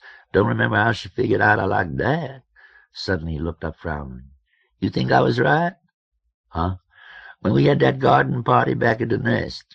His meaty hand returned to the fresh scars down his arm. You think I done right? Dragon Lady is her own woman, I said. Nightmare asked, What would you do if somebody pulled that shit on you? I think, I said, I would have cut their head off. Just messing up her arm for a couple of weeks. Well, you both showed great restraint. Oh. His hand, nodding, slid down his chest to knuckle his belly pensively. But nobody has ever pulled that on me, I said. At least Dragon Lady hasn't yet, so I still dig you both. Yeah, Nightmare said, sure, I understand. But nobody would do you that way. They think you're too smart. They think they can talk to you. Maybe that's why I gave you the nest, That surprised me. Yeah, he went on, like I said, it's time for me to get out of this motherfucking sad-ass excuse for her. Behind his voice, children's voices. We were passing the curtained windows of Lanya's school. Nightmare looked. The door was ajar on darkness. Laughter, juvenile shrieks, and chatter. I stepped up the curb over the gutter grate. Nightmare followed. I glanced back. His thick forehead skin creased in a squint, his lips pulled up and down from a hole and one broken teeth. I stepped through the door. On the table, above the empty chairs, spools glimmered and spun on the tape recorder. We watched a while, waiting. Beside me, Nightmare mauled and kneaded his bald shoulder, listening to the recorded noise in the vacated room. Scars, chains, and office, some thrust away, some new received. Habits without correlatives, jumbled in the great bag of him, as though his achievements and losses completed a design mapped in the layout of the streets around us. Thinking, I may never see this man again after today, if all. Own Eyes, for somewhere in the city's a character they call the Kid. Age, ambiguous. Racial origin, same. True name, unknown. He lives among a group whose alleged viciousness is only surpassed by their visible laziness, over which he holds a doubtful authority. They call themselves Scorpions. He is the supposed author of a book that has been distributed widely in town. Since it is the only book in town, that it is the most discussed work of the season is a dubious distinction. That and the intriguing situation of the author tend to blur accurate assessment of its worth. I admit I am intrigued. Today I cut down the block where I'd heard the Scorpions had their nest. What kind of street do they live on? In the grammar of another city, that sentence would hold the implication. What kind of street are they more or less constrained by society to live on? Given their semi-outlaw status, their egregious manner and outfit, and the economics of their asocial position. In Bellona, however, the same words imply a complex freedom, a choice from hovel to mansion, Complex because every hovel and every mansion sustains through that choice some remnant of our ineffable catastrophe. In any house here, movement from room to room is a journey from a place where twin moons have cast double shadows of the window-sills upon the floors, to a place where once, because the sun had grown so immense, no shadow was cast at all. We speak another language here. Is the real importance of his pamphlet that I've been browsing over all morning that, unlike the newspaper, it is the only thing in the city written in this language? If it is the only thing said, by default it must be the best thing. Anyone sensitive to language living in this miasma must applaud it. Is there any line in it, however, that would be comprehensible outside city limits? Note: this remains with me from my last conversation with Tack about Calkins and the party. I had the funniest dream last night, kid. Not that I particularly care what it means. I interpret other people's dreams and just try to enjoy my own. Anyway, I had this little black kid about 13 or 14 up at my place. Bobby, I think you were catching a nap there once when he came by. In the dream, he was just standing there in a T-shirt with half a heart on. Half a heart on Bobby goes out to here. Suddenly I looked up and George was coming across the roof toward the door as though he'd just come up for a visit. When he stepped in, he saw us. All the posters of him across the wall, I think, but I'm not sure, was staring at us too, and he had this sort of mocking look that said, "So that's what you're after," and I felt very guilty. Oh, the point of it was that in the dream, Bobby and I weren't going to have sex. He wanted to show me something on his cock, some sore or something, and I felt all uncomfortable, like I'd been trapped into being something that I'm not. I mean, given my choice of types and not individuals, I'd rather have a Georgia farm boy any day. Not that I've ever kicked Bobby out of bed, but it was a strange dream. My first reaction was that Tack, who had always seemed a pretty big man, became much smaller. Later, I realized that the big man simply contained many components, among them a small one. End of note. 5 was sitting on the steps. 2 leaned against the wrecked car at the curb. Why am I surprised that most of them are black? The flower children, whose slightly demonic airs these are, were so emphatically blonde, and the occasional darky among them such an emphatic mark of tolerance. They were not sullen. There were 3 girls among them, one an ebullient young black girl, capped with a large natural and vastly pregnant. They wore chains, some as many as 15 strands, some as few as 2. They were dirty and gregarious. They smiled and talked a sort of quiet half-talk to one another. Boots, leather vests, no shirts, and chains made them look like some cycle club in Coventry. A tall, skinny black boy on the top step had a gallon of wine between his boot heels, which periodically passed on its way to the curb and back. The white guy, with no vest and the scarred stomach, was the only one who wiped the neck. With a hand so grubby, the other colored girl, tall and hefty, refused to drink after him. The others laughed as if her rebuke contained more than was apparent. They did not look at me as I strolled on the other side of the street. It is rumored that these men and women can transform themselves in darkness to any one of a gallery of luminous beasts, that they have weapons to turn the slung fist into a 5-way cutting tool. I wonder if any one that I saw there was the kid. Also wondering if writing about myself in the third person is really the way to go about losing or making a name. Note: it's not light yet. Will it ever be? Just returned from the third and what I hope is the last run on the Emboriki. Don't even want to write about this one, but as usual will. At least, he said, and can you hear the caps, they will not be bothering us again. Tarzan's bizarrely reflective comment, echoing something he heard from me. It's easier here than any place else. Raven, Priest, Tarzan, and Jack the Ripper kept telling me, "Man, don't take Pepper along." "Anyone who wants to go," I said. By the time we went, though, Pepper wasn't around anyway. Dragon Lady was waiting for us in front of 13's. Baby, bare-assed as usual, pimple-pocked and sullen, stood in the shadowed doorway.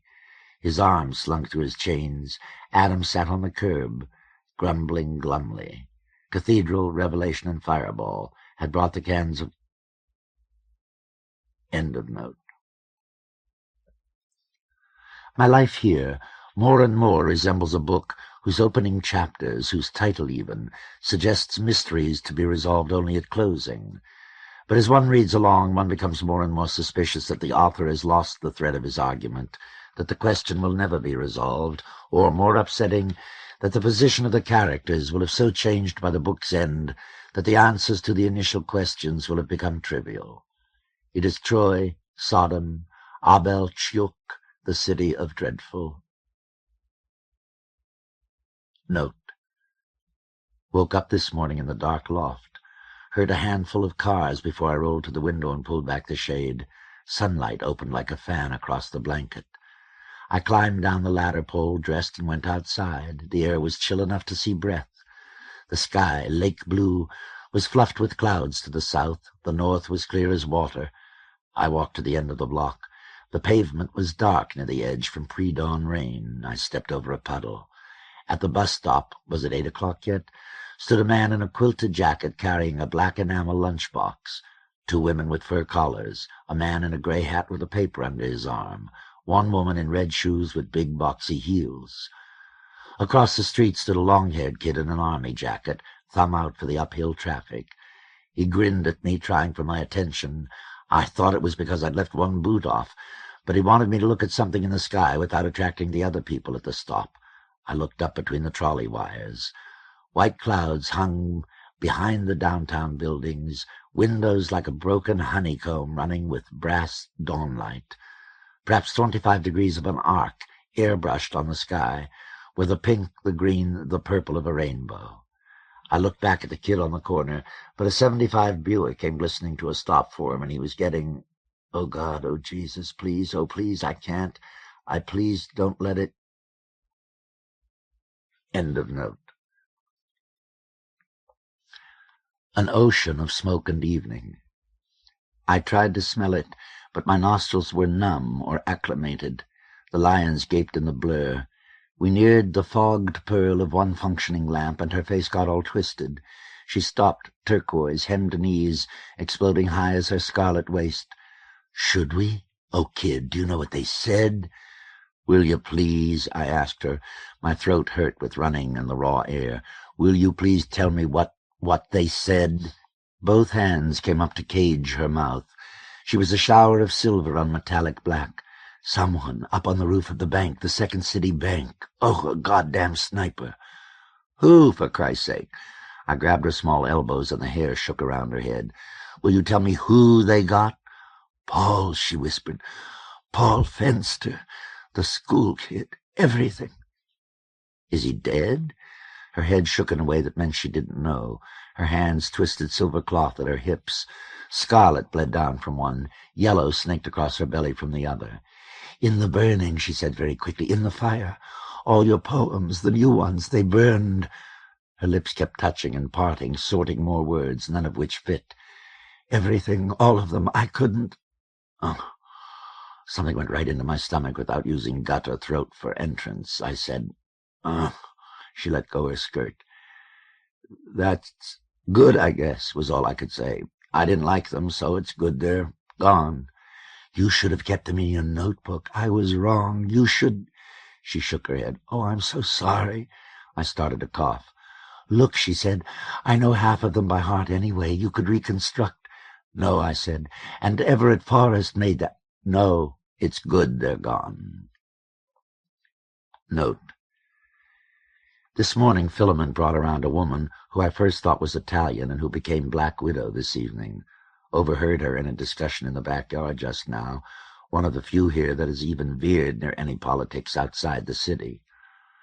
It's not that men and women are identical, it's just that they are so near identical in all but the political abuses and privileges that are lavished on the one and visited on the other, that to talk of innate differences as significant even to childbirth is to hold up the color of the hair, the strength of a limb, a predilection for history or over mathematics, or vice versa, as a predetermining factor in who shall be treated how, with no appeal.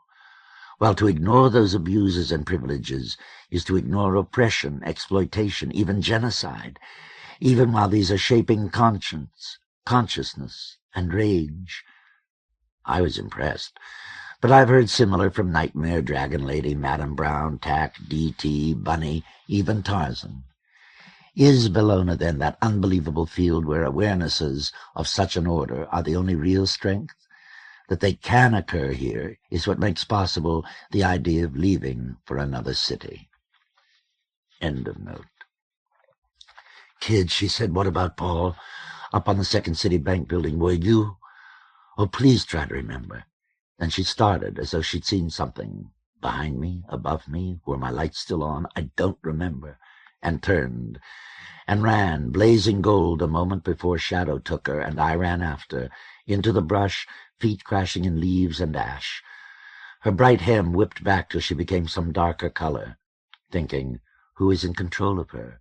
Who, less than 50 yards off, is following through the undergrowth, twisting the knobs, pushing the switches that change her from scarlet to ultramarine? My bare foot passed from concrete to grass. The night billowed and sagged. Did habit guide us through the maze of mists? I saw the quivering fires. The brass dish, big across as a car tire, had been dragged 20 feet over the ashy grass. I felt very high. Thought swayed through my mind, shattered, sizzled like a water on coals. Something in the smoke?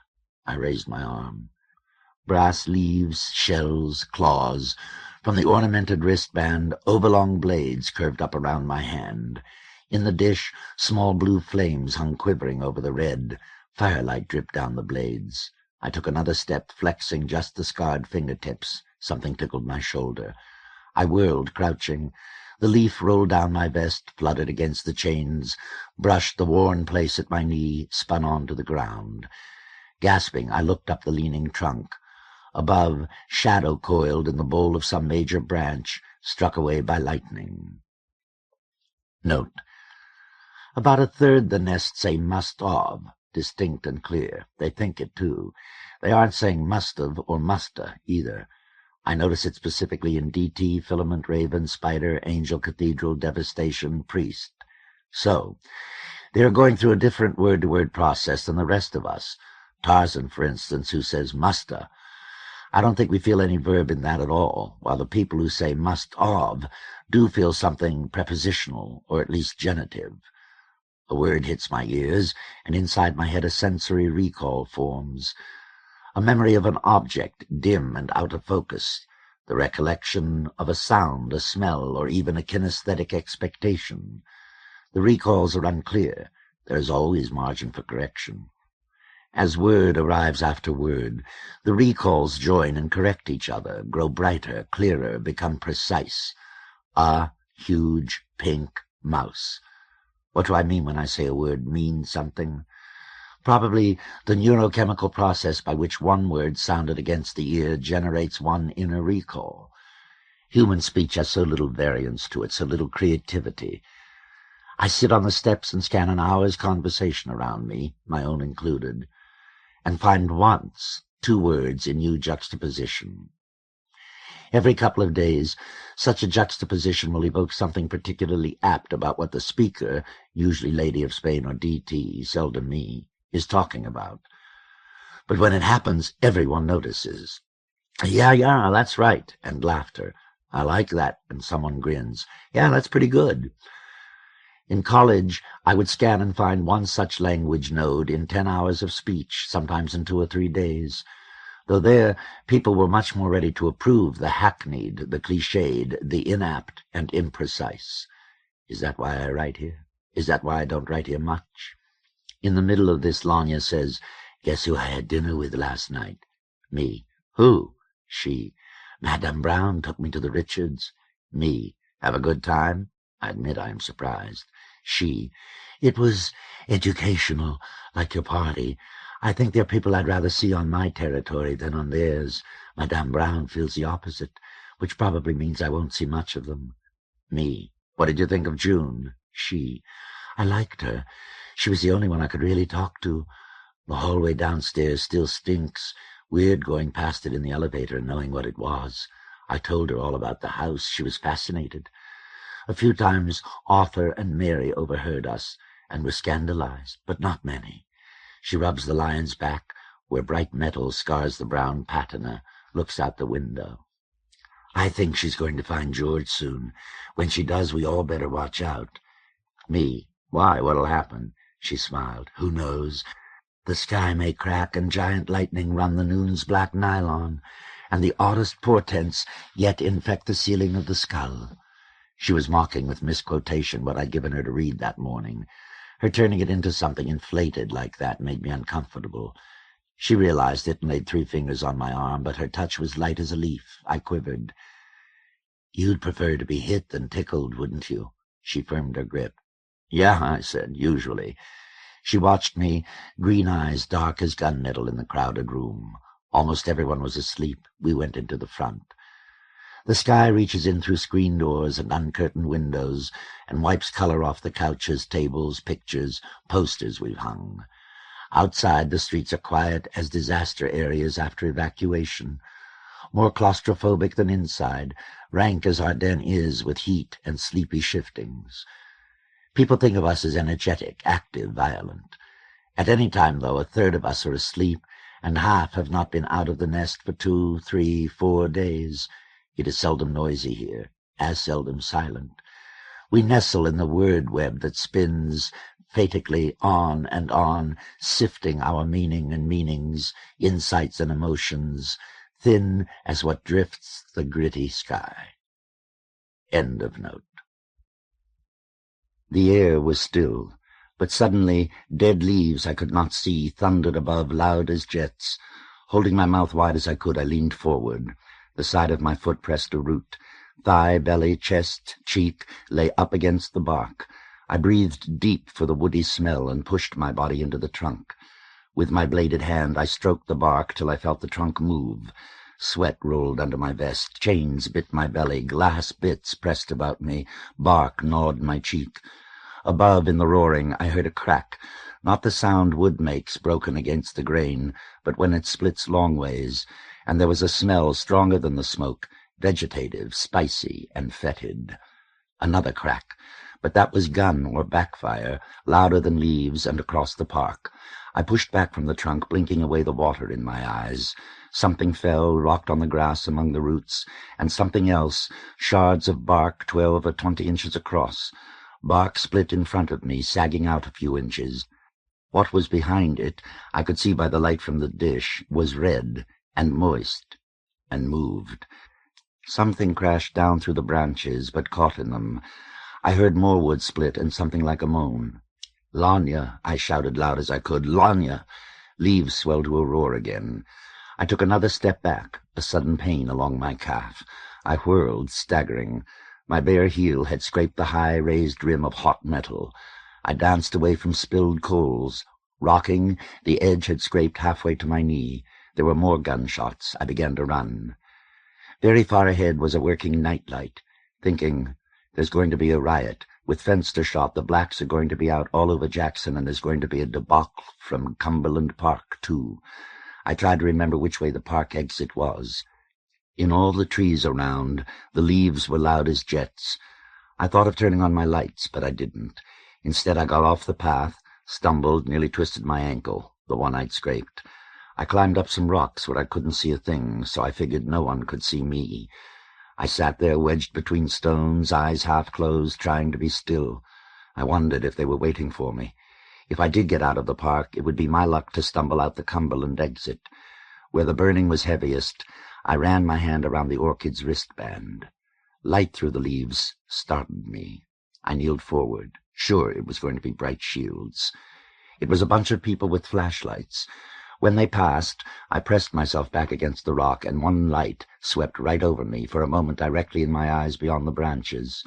It was pretty easy to see that they were mostly white, and they had rifles. 2 of them were very angry.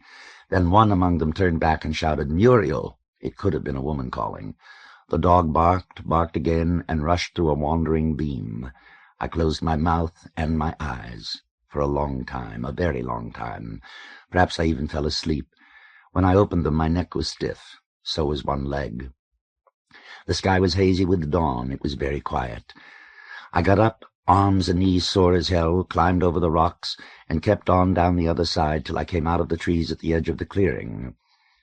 The cinder blocks on the near side of the fireplace had been pushed in. Smoke dribbled into the air. Ashes grayed the grass. There was no one there. I walked to the furnace between cans and package wrappers. On the bench was an overturned garbage carton. With my boot toe I scraped at some cinders. Half a dozen coals turned up red eyes, which blinked, simplified, and clapped up. "Lanya?" They squatted to the furnace, simulatable in every break on those fenestrated, rusty fill-ins. Only for a distance in civet furrow, here hid awfully just a million savants at the pot. An open egret hung around a perch. Still she could stay here any night. The honey-worts and wolfling braces, amazingly lined askew in weevils or along a post-hole, should report. "Lanya?" An apple to discover? Still they should have saved around what or fixed her. Except in the underpinned white shell, here are some scabs in purple. Every beach but effluvia. And they had brought us up to mix here so few concepts with the lazy drinks, had sat sober or reinstated our personal, fixated intensity. Soon they cauterized what you, constancy and exegesis, were found very loose around him that we had, each, without any explaining, fished to fascinate them, beautifully or lazily. They should have allowed her less than an alligator has an eyelid, never pulled her from a quiver. Terror still felt less alive. "Lanya?" I turned to fixative among the walkings. Beyond the leaves the figure moved so that I still couldn't. The blue envelope, barred along its edge with red and navy, is held to the bottom of the above page with yellow bubbled Scotch tape. There are 2 cancelled 8-cent stamps in the upper right-hand corner. The postmark is illegible. The Bellona address reads, Mrs. Arthur Richards, The Labrie Apartments, No. 17E, 400 36th Street, Bellona, USA. The return address written in the same hand, both in green ink, Ms. Julia Harrington, 7 Lilac Vista, Los Angeles 6, California. The letter itself has either been removed or lost. When I came up the stairs, her office door was closed, so I wandered from the study to the kitchen, into Lanya's room, and back. Finally, I sat on the edge of the desk in the hall, tilted the New Boy volumes from between the statuettes, piled them beside me, and began to flip pages, which was funny. After 5 minutes, I still hadn't read one whole poem or one complete paragraph from the essays or stories. My eyes could only focus before or behind the page. That part of the brain directly behind the eye that refracts the jewelry of words into image, idea, or information wouldn't work. I even wondered a while how much of that was because I'd heard him speak. The books had generated ghosts of themselves, and I couldn't read the words for their after-images. I kept picking up different volumes, hefting them, closed, on my palm, putting them down, then hefting my empty palm again, feeling for the ghost's weight. My stomach began to hurt because I was concentrating so widely. I put them all back.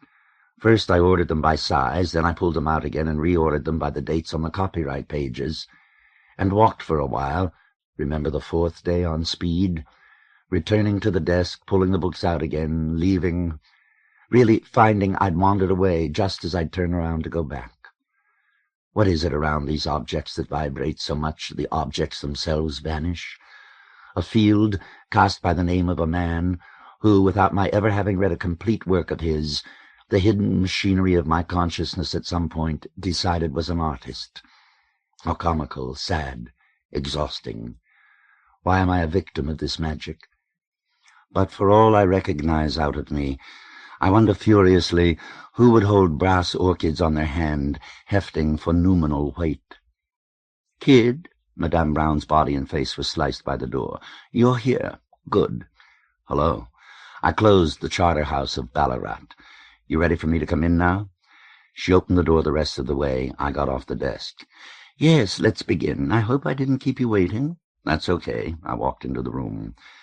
Coming into the dull green walls, dark wood up to the waist, a daybed with a green corduroy spread, 3 big leather chairs, a tall bookshelf, dark green drapes. I had to readjust my spatial model of the house. It was the biggest room on the floor, and I'd never been in it. On the wall was a swing-out display rack, like in poster shops. I walked over, started to open it, glanced at Madame Brown. "Go ahead," and turned the first leaf, expecting George. The raddled earth hung above tilted lunar shale.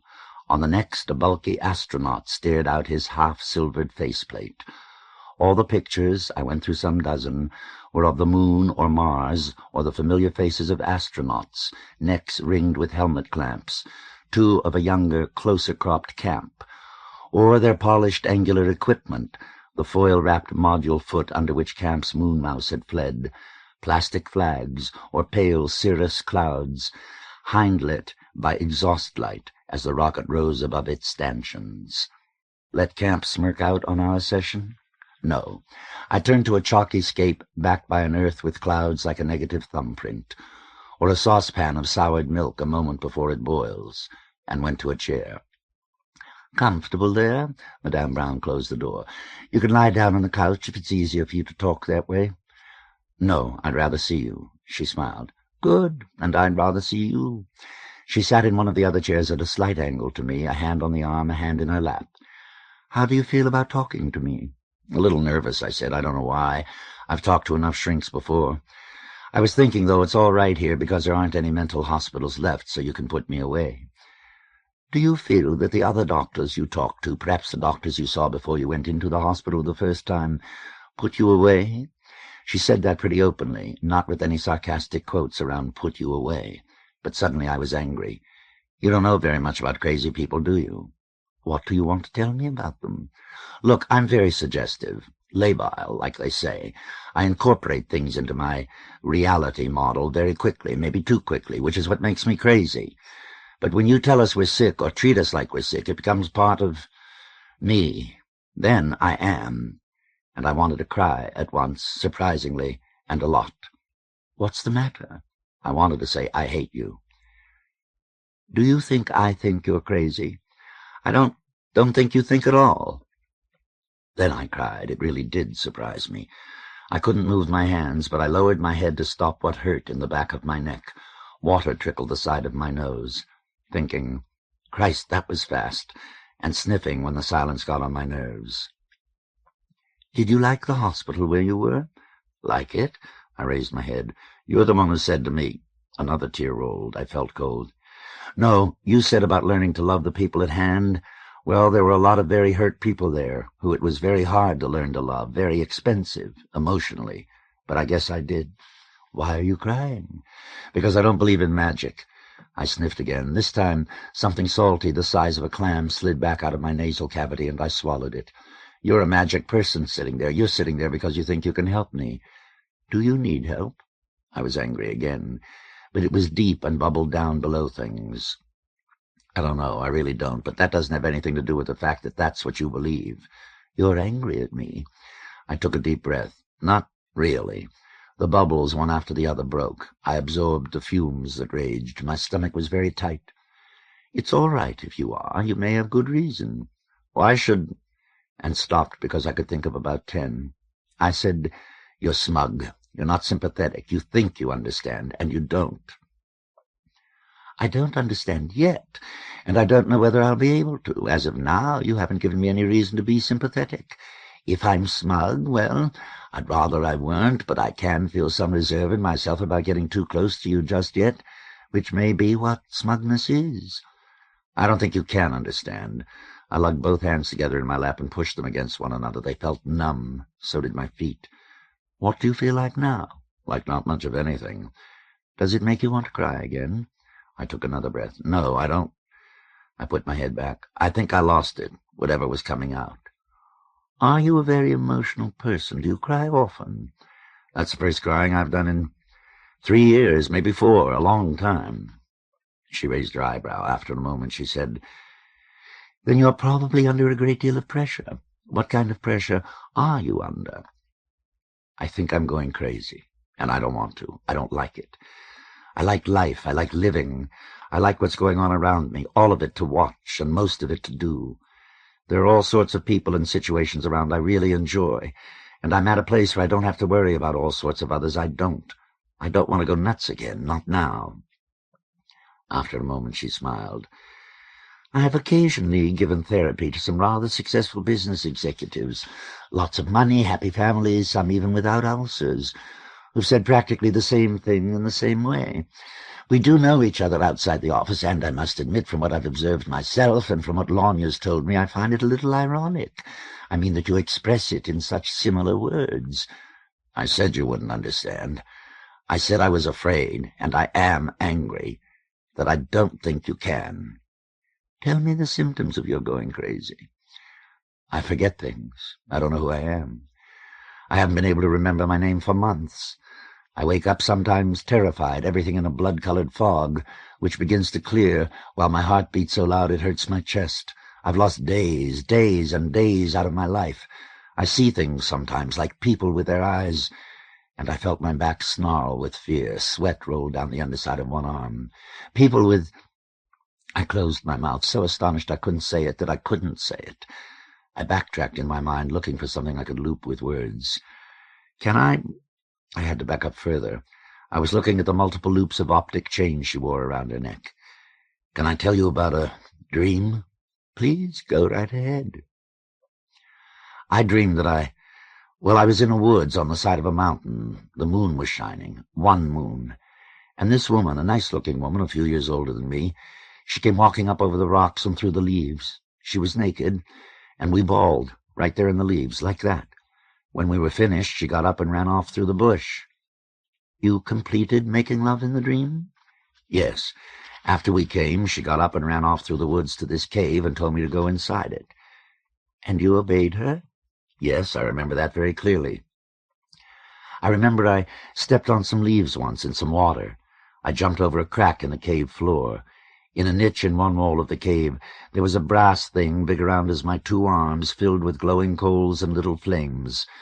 I climbed this rock edge, and I touched the chain across my chest. I dreamed I found these there. I hooked the chain with my thumb and watched Madame Brown. I mean, it must have been a dream, because of what happened later. She looked more intense. A fourth line crossed her forehead. I put them on, but when I came out, she was gone. I looked for her in the woods until I came to a moonlit road. Just before, I remember, I stepped in a mud puddle. I was still trying to figure out where she'd gone when I saw her there in a meadow on the other side of the road. So I started toward her across the grass, and she turned into a tree. For some reason in the dream, that terrified me. So I ran away, back down the road, until I got to a highway. The rest of it is a little vague.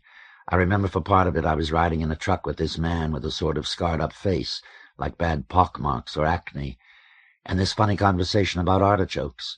Or maybe it wasn't really a conversation. One or the other of us just mentioned artichokes in some connection that I don't remember. That's all? Her fingertips came together. That's all, I said, while her hands parted, touched her knees. But it was so strange. What made it particularly strange? Well, everything happened so clearly. And when this woman changed, I was so scared. I was incredibly frightened. I ran away. Madame Brown crossed her legs. Across her calf, glazed with nylon, a scratch curved to her ankle. She asked, "What is it?" I tried to open my mouth, felt my face twitch. She waited a long time. I tried a couple more times. My fingers were knotted together. Separating them was hard as prying lip from lip, but I tried, and sank backward into myself as if my eye sockets were caves, and the balls were rocketing toward the back of my skull in rebound from the effort. Tell me about Lanya. Denny, the cave wasn't where I lived, though, and me, we like her a lot. She hummed. Tell me about Denny. Lanya and me like him. A lot.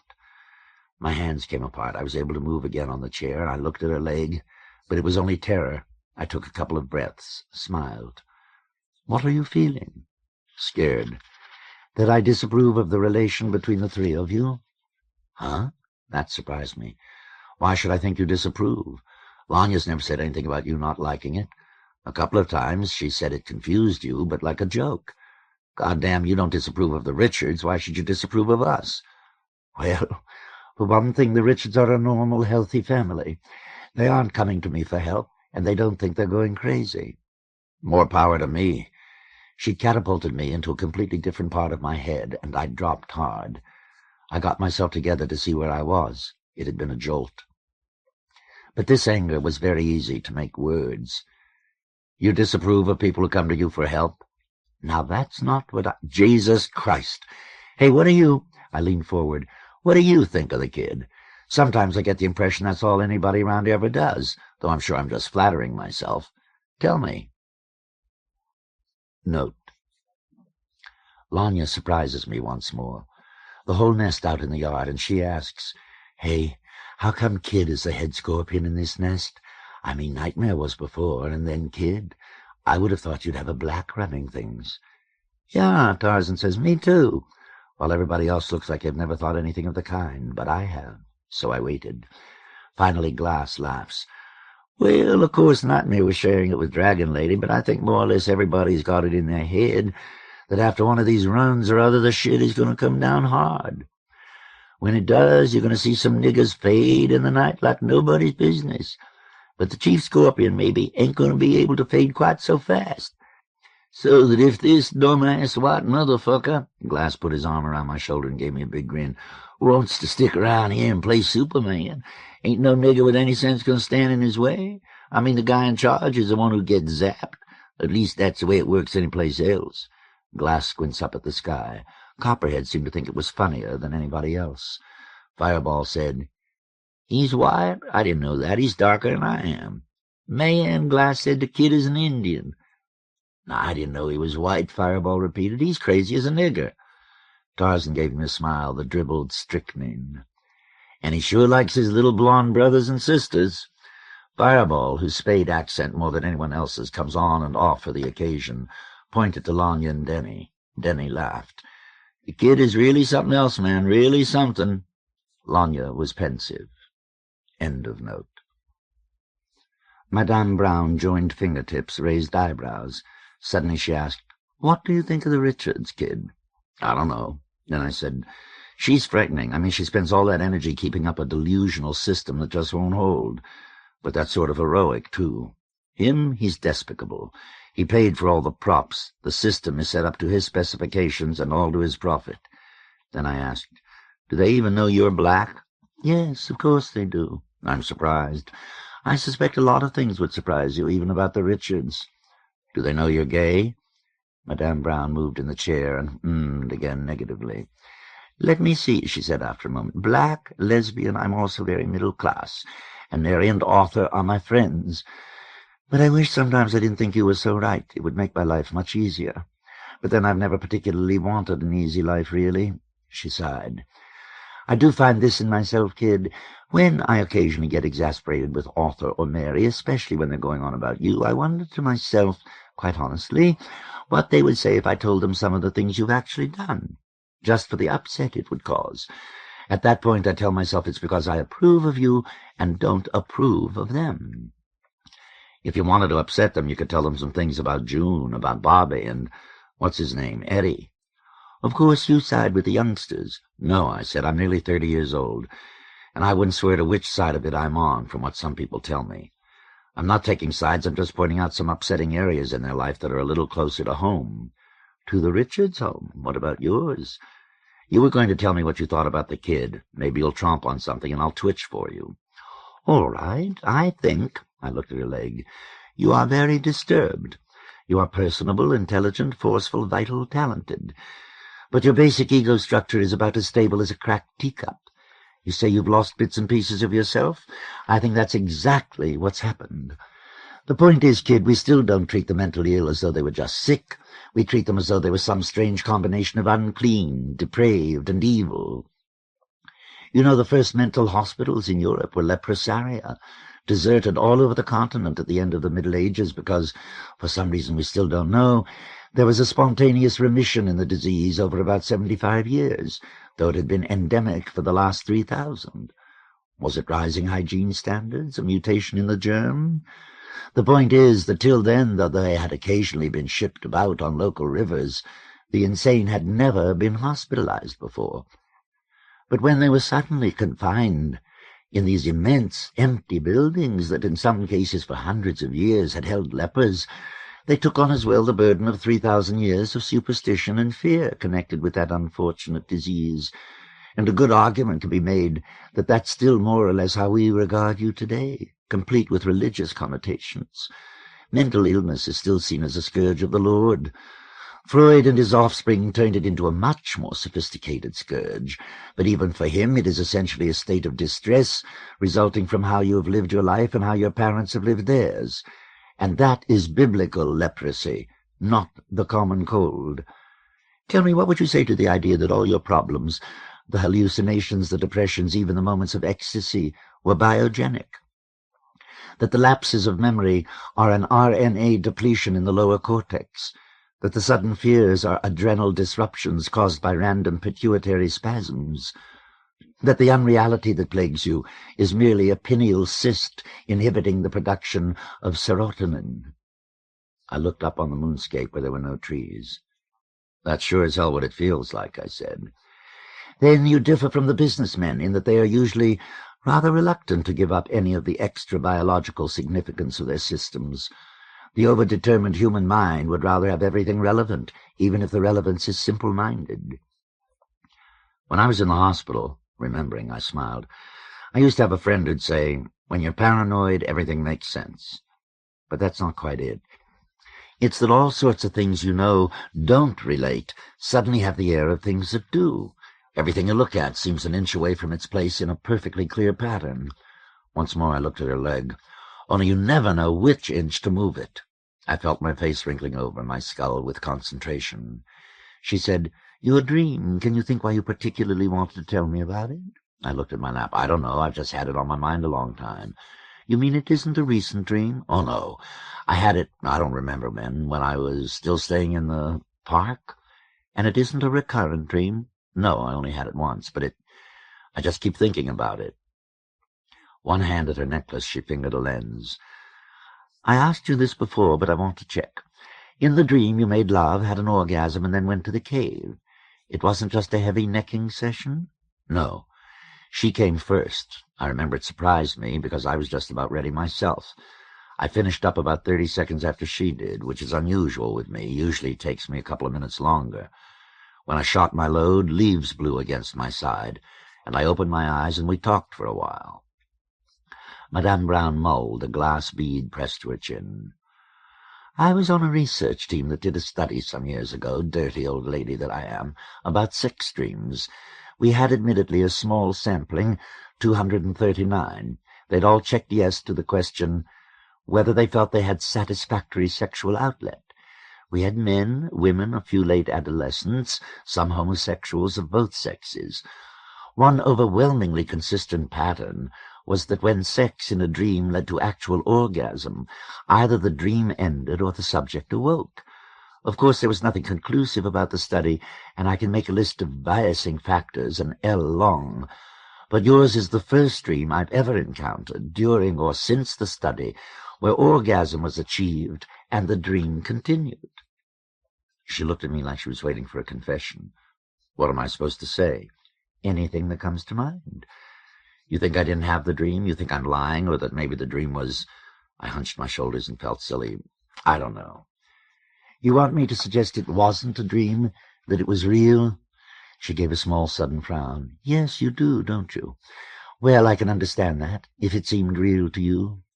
Underlying her frown was a slight and slightly sad smile. "But it was a dream, kid, because—" She paused, and I wondered what moons and suns returned to devil her memory. "Well, let's assume it wasn't. Would you like to discuss it further? What's the first thing that comes to mind?" "I'm frightened all of a sudden," I said. "Again." "Of what?" "Of you." I tried a smile and felt it abort deep in the muscles of my face. "What about me frightens you?" I looked at her scarred leg. I looked at the bead she rubbed against her chin. I remembered what she had said when I first met her, about them. I remembered what Nightmare had said. What Nightmare had said made more sense, but I want to believe her. Doesn't that count for something? I can't. I began to cry again, and I couldn't stop this time at all. "It's got to be a dream. It's got to." Could she hear it for my sobbing?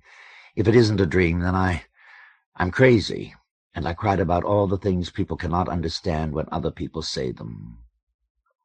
I cried over the miracle that they could understand anything at all. I cried for all the things I had said to other people that had been misunderstood because I, not knowing, had said them wrong. I cried with joy about those times when someone and I had nodded together, grinning over an understanding real or wished for. A couple of times I managed to choke out, "I'm so frightened, I'm so frightened, I'm so alone." I pushed my fingers into my mouth to stop the sound, rocking forward and back, bit on them, and couldn't stop. Note: Denny's circumcised. I'm not. After we all made it this afternoon, he sat wedged in the loft corner and kept asking Lanya which kind of dick she liked more. One that's still got curtains or one that's been cut? It doesn't make any difference to me. She sat cross-legged with my feet in her lap, playing with my toes. But which do you think is sexier? I don't think it matters. They both feel the same. But don't you think one looks better? No, I don't. But they are different, so you have to feel different about them. Which one? And on till I got bored lying there listening. To stop it, I asked him, "Look, which one do you like more?" "Oh, well, I guess—" He leaned forward, hunching his shoulders. "The one that's still got it all there, like yours, is better." "Oh," Lanya said with a puzzled look, as though she'd suddenly understood something about him. "Yeah." Denny grinned, came out of his corner, and lay down with his head on my lap. Lanya nodded, swung out from under my legs, and lay down with her head on Denny's lap. I put my feet in hers. End of note. Madame Brown brought me Kleenex. I blubbered, "Thank you," too inarticulate to be understood, and cried in despair that I could not even make that clear. I wandered back far enough in the cave to think, this has got to be good for something, but climbed up the rocks where she told me to go, in the orange flicker, and didn't find anything there, so got scared again, and cried and rocked in my seat, the pits above my kneecaps hurting, which is the place that hurts when I want to fuck bad, and kept crying and biting the sides of my hands for what seemed hours, but what was probably only 15-20 minutes. And it lessened. I felt weaker, better, and when I quieted, Madame Brown said, "You know, you asked me what I think of you. On the strength of the amnesia, the anxiety attacks, yes, that alone would make me suggest, if we were someplace else, that you go into a hospital. But as you say, there aren't any mental hospitals in Delany anymore, and frankly, I don't know quite what they'd do for you if you went. It might take some of the pressure off you of being the kid. Perhaps that would allow some things to heal that are wounded, some things to settle in place that are swollen."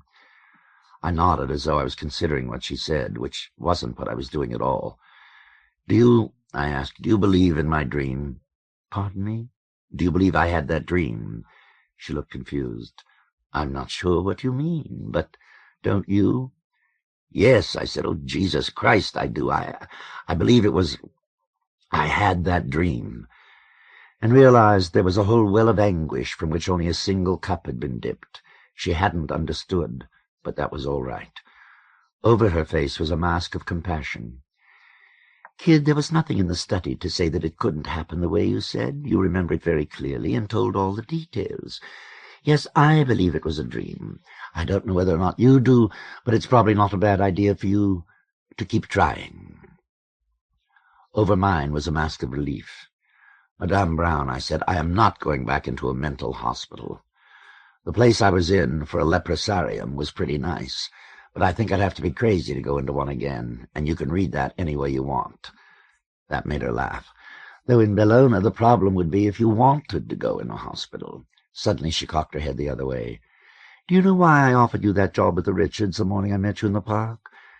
"You said it had something to do with—" I put 2 fingers on the optic chain across my chest. "These." "Did I?" Her smile turned inward, became preoccupied. "Yes, I suppose I did." She blinked, looked at me. "I told you the story of what happened at the hospital with my friend that night. I mean the night it all—" "Yeah," I nodded. "There was one point when I was coming down the 3rd-floor corridor, and my friend was at the other end trying to open one of the doors. A young male patient was helping her who, what shall I say, looked very much like you. I mean, I was only with him for perhaps a minute. He was working very hard, trying to pry back this locked door with a piece of wood or metal. He had done something terrible to his hands. His hands were much smaller than yours, and the bandages had come loose from 2 of his fingers." She grimaced. But then some people needed help at the other end of the hall, and he went off with them. I'd never seen him before. Well, I was usually in the office. More sadly, I never saw him again. But when, how much later, I saw you in Teddy's that night with your face cut, then again wandering around the park the next morning barefoot with your shirt hanging open, the resemblance struck me immediately. For a moment I thought you were the same person, and you'd helped us, so I wanted to help you. She laughed. So you see, these, she touched her own beads, these really meant nothing. I frowned. You think maybe I was in the hospital here? That I never came here from somewhere else? That I'd been here all the... Of course not. Madame Brown looked surprised. I said the young man looked something like you. He had something of your carriage, especially at a distance. He was about your size and colouring, maybe even a little smaller, and I'm sure his hair was dark brown, not black. Though this was all at night, by lights coming in the windows. I think when he went away, one of the other patients, called to him by name. I don't remember what it was now. Her hands fell to her lap. But that, anyway, is the real reason I offered you the job. I don't know why, but I thought it might be a good time to clear that up. I haven't always been here, I said. I came here over the bridge over the river, and soon I'm going to leave, with Lanya and Denny. It had felt very important to say. Of course, Madame Brown said, but looked puzzled. We all have to go on from where we are, and of course we've all come from where we've been. Certainly, at some point you must have come here. More important, though, is not to get trapped in some circle of your own, habitual... Outside the dog barked. Oh, that must be my next patient, Madame Brown interrupted herself. The dog barked, kept barking. Madame Brown frowned, half rose from the chair, one hand again absently at her beads. Muriel, she called. Her voice was loud and low. Muriel! It must have been something in the juxtaposition. The chains of lenses and prisms, or perhaps that she had said the beads meant nothing, convinced me I was about to learn their real meaning. Not that I was the person in the hospital, but that somehow I, or he, or that way she called the dog, made me try to remember some place or some time when she or someone else had called it. Not even my name, but possibly some other, if I could recall it. Each element seemed about to explain the others, clearing the pattern. And that scratch. I got chills. I was being nudged, pushed, about to be reminded of... What? Anything more than the vast abysms of all our ignorances? Whatever, it was vastly sinister and breathlessly freeing. But I did not know, and that mystic ignorance wrung me out with gooseflesh. Well, Madame Brown was saying, our time is about up, and I'm pretty sure that's my next patient. Okay, I felt relieved too somehow. Hey, thanks a lot. Would you like to arrange another? No, thanks, no, I don't want to come back. All right. She stood up and considered saying something, which I guess was, Kid, please don't think I'm smug about you or about any of the things we've talked about. I may not understand, but it's not from not caring. I smiled. The gooseflesh rolled on. I don't think you're smug, and rolled away. But I knew I wasn't going to come here more than once, as a patient, so I had to get something for my troubles. I've spent a lot of time in therapy, and you have to know how to use it. I laughed. She smiled. Good. I'll see you next time Lanya has Denny and me over for dinner, if not before. So long. Hey, if you want to talk about any of this with Lanya, go ahead. Oh, I wouldn't. If she asks you anything, tell her what you think. Please. She pressed her lips a moment. All right. Then it probably will provide us with at least 36 hours solid conversation. She opened the door for me. So long. I'll see... Oh, hello. I'll be with you in a few moments. Sure. The guy sitting on the corner desk, smiling up from the New Boy volumes, was the long-haired kid I'd seen cross-legged the night in the bookstore basement, doing Madame Brown went back in her office and closed the door. I went to the desk and picked up 3 of the books beside him. I'm stealing these. Tell Madame Brown Lanya'll bring them back if she really wants them. I was going to say more, but even that sounded silly. Sure, I'll tell Dr. Brown as soon as I go in. Which made me wonder what he thought about me calling her Madame. I went into the hall. As I passed Muriel sitting on the top step watching me with gentle eyes, I heard the office door open. I wrote all this down, because today the page with the list of names on it is missing from the notebook. When I got back to the nest from the session, I started browsing through and I couldn't find it. How many times have I read it over? I was planning to make myself read some of The New Boy, but as soon as I realized that page was gone, I suddenly felt an obsession to read it again, and began searching through the entries again and again on the chance I might have overlooked it. How many times have I read it before? And now the only name I can remember from it is William Dhalgren. At last, just to pull my mind away from it, I started writing out the above, and truncated, account of the hour Lanya arranged for me to have with Madame Brown while she was off at her school. And what does it get me? The writing down, I mean. In their hands, the optic chain, 100 feet, 200 feet of it, stretched among a dozen as they danced, glittered in beast light, sending flaked reflections along the undersides of leaves. Around us, they howled into the night delighted, some going near the brazier, some going away. Copperhead scrubbed at his mouth with his wrist. His eyes looked very red, his whole face burnished and flickering. "Hey, how you like that, huh?" he said. "Protection. That bastard Colkins wanted goddamn protection." He turned from me to glass. I laughed. Clapping perforated it. Copperhead looked up suddenly, began to bellow and clap too, his palms hollowed. He was off rhythm, so it carried a long way. He kept on bobbing his head to Glass's bobbing head till finally he got it, though he was laughing now. Dragon Lady, beyond the toppled furnace, one boot propped on a fallen cinder block, kneaded her shoulder, pensive and intent, watching the dance, her jade beast momentarily out. Lanya turned and jumped, her blue shirt mapped with sweat. She held a chain high with one hand. She moved her harmonica across her mouth with the other, blowing discord after discord. Her forehead was glazed, her hair wet down her brow. Johnny, I guess it was, broke out between Mildred and some bird of paradise, Cathedral shouting, "Hey, watch it!" staggering into the dazzling web, and grabbed a strand for balance.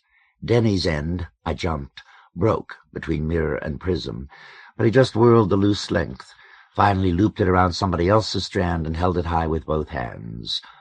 An end someone else had dropped snaked and jerked through firelit grass.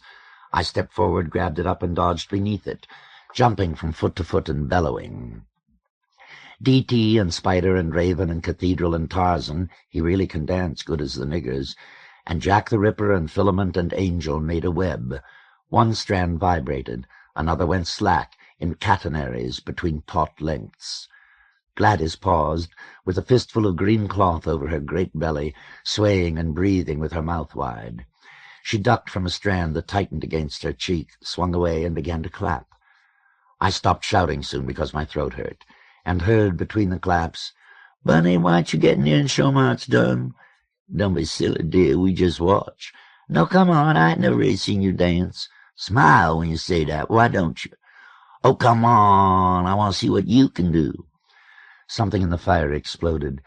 Sparks shot above the flame tips, showering. The myriad narrow parabolas extinguished. Dollar, his pimply back bright with sweat, stood centered in the clearing, feet wide, knees and head bent. Each clap detonated something in his belly that flung his hands, hips, and shoulders about. Some of the commune kids were naked. John danced with his brown beard up, his blond hair back, and his brass orchid waving on his hand overhead. A girl had gotten her legs caught in the chain going around and fallen. She sat a long time, head forward, hair the color of dry leaves down across one breast. A few times she tried to stand, but another length of chain fell on her shoulder when someone dropped another end. She seemed too weighted to rise. A griffin flickered twice. Adam bobbed and jerked. Chains and shocked hair swung and clattered and went out behind the reeling beast.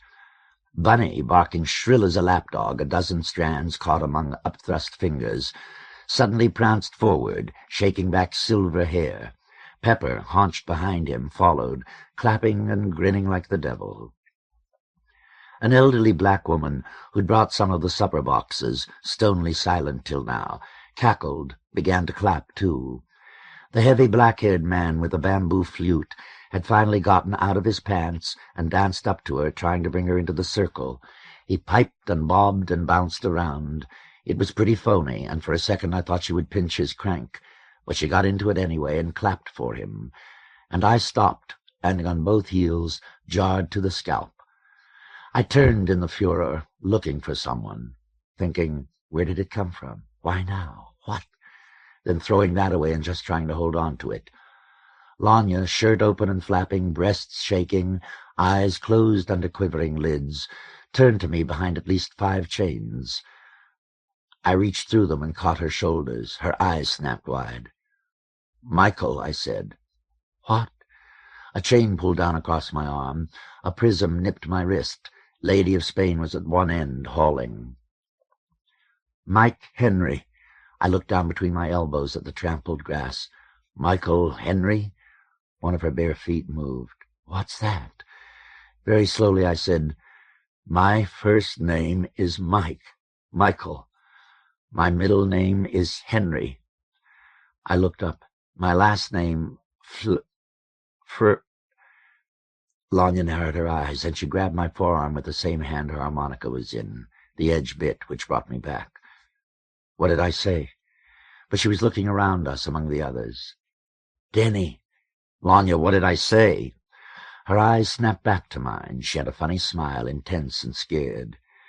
"You said your first name was—" Around us they clapped. "Michael. Your second name," they clapped again, "is Henry. And your last—" My jaw clamped so hard my head shook. I had it for a second, but then "It begins with F," she called again. "Denny." "Wait a minute, No, I can't remember. But the first name—" "Michael Henry," she prompted. Denny ran up. "What?" He put a hand on her shoulder, a hand on mine. "Come on, you wanna—" "Tell him, kid." I dropped along his elbows and took both of Denny's. He was breathing very hard. "My name is Michael," another clap. "Henry something. I don't remember the last one now." I took a deep breath. Clap. "But 2 out of 3 is pretty good." I must have been grinning pretty hard. "Wow," Denny said. He started to say a couple of other things, but finally just shrugged, grinning back. "I don't know what to say either," I said. Lanya hugged me. She almost knocked me over. Denny hugged us both, getting his head between ours and wiggling it back and forth and laughing. So Lanya had to hold him up with one hand. We all staggered. I put my arm around him, too. Somebody pulled a chain against my back. It either broke or one of the people holding it let go. We staggered again. Someone put hands against my back and said, "Hey, watch it, don't fall." Paul Fenster, I hadn't even seen him among the spectators, was steadying me as we came apart. Lanya said, "It's all right if we fall, Paul. It's okay." Note: rereading this single description of Paul Fenster between these soiled cardboards, this thought: since life may end at any when, the expectation of revelation or peripety, if not identical to, is congruent with insanity. They give life meaning, but expectation of them destroys our faculty for experiencing meaning. So I am still writing out these incidents, but now I am interested in the art of incident only as it touches life. But I have written that at least 3 other places among these pages. What I haven't written is that because of it, I am less and less interested in the incidents of art. Sex without guilt, entelechy without anticipation. I just wonder, would Paul have done anything differently that evening in the park if he'd known he was going to be shot in the head and neck 4 times 6 hours later? End of note. Someone threw another length of chain into the circle. Manticore and Iguanodon caught it up, blundering together, casting ghost lights. Clap. "Hey, I like your school," Denny said. "I've been helping Lanya with her kids." "I was telling you about Denny, Paul. He was the one who suggested we take that class trip that turned out so well." I said, "I've never seen any children there. I've heard their voices on the tape recorder.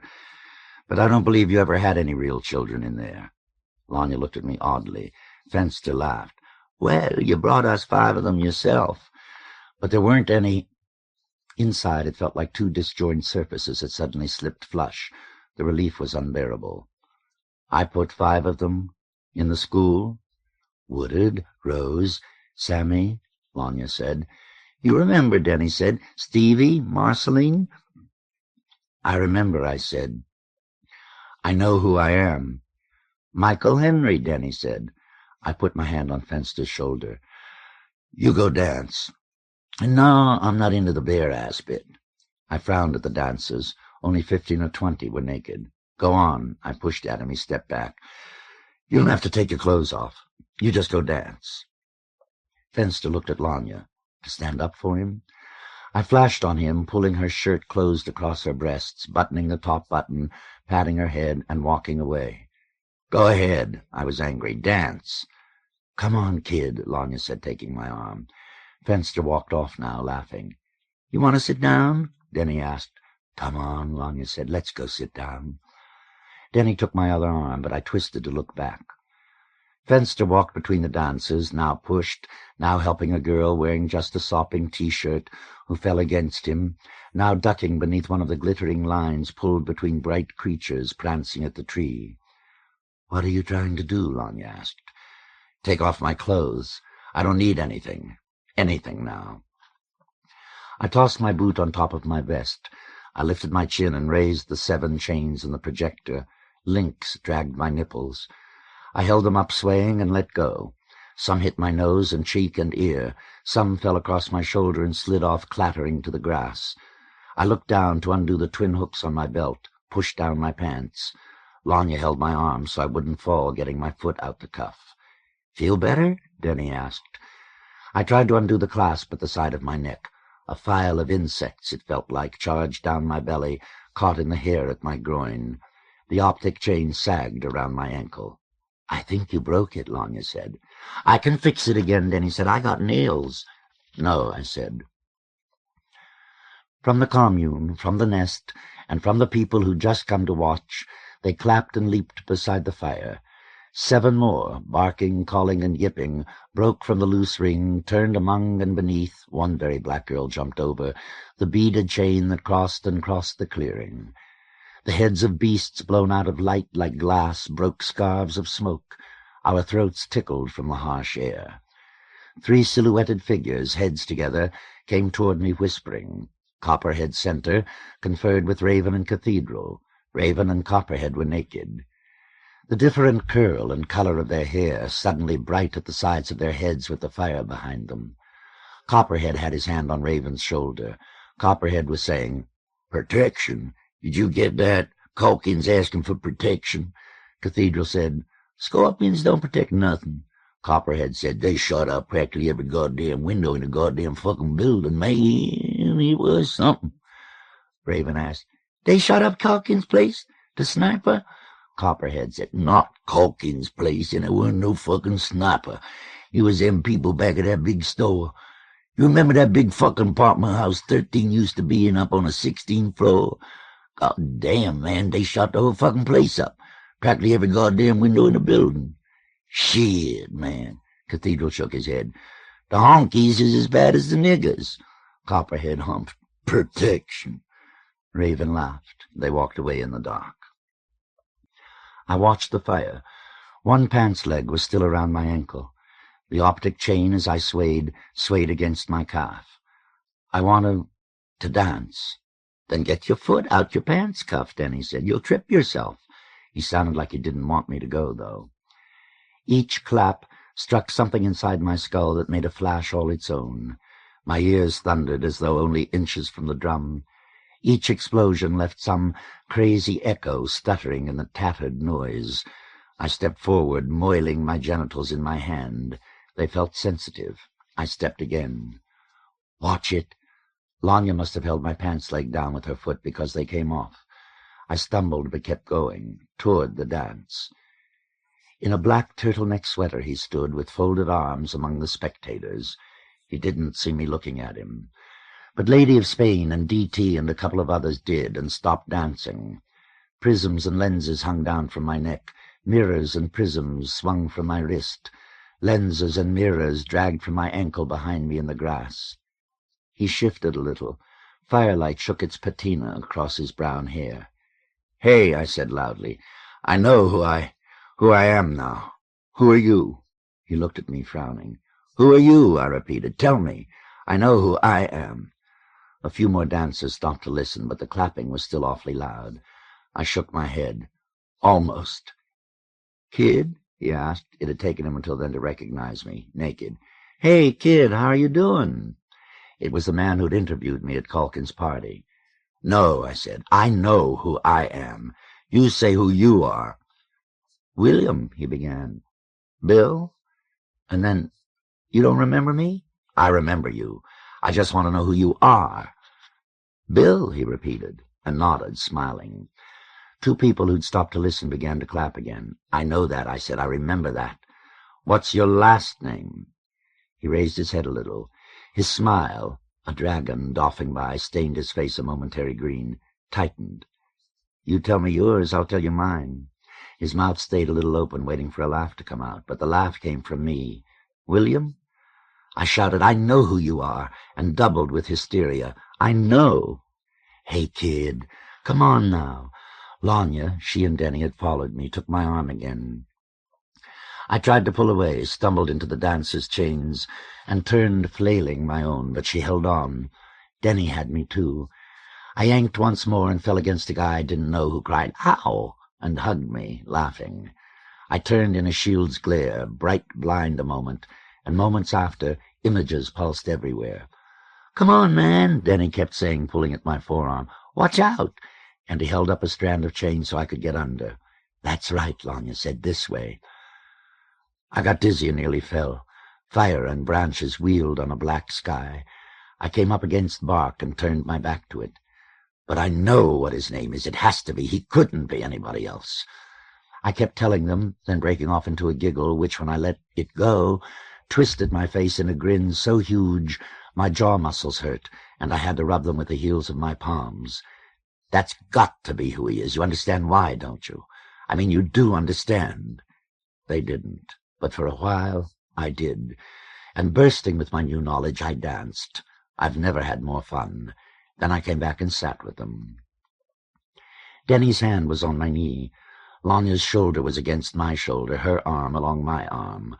We sat on the roots, 10 feet from the high, forking fire, watching the men and women jog and jump to the sounds of their own bodies, one arched and beating the backs of his thighs, one spinning slowly and shouting loudly, each time her short hair brushed by the sagging branch. Somebody danced with his belt loose and swinging, and somebody else was taking off her jeans.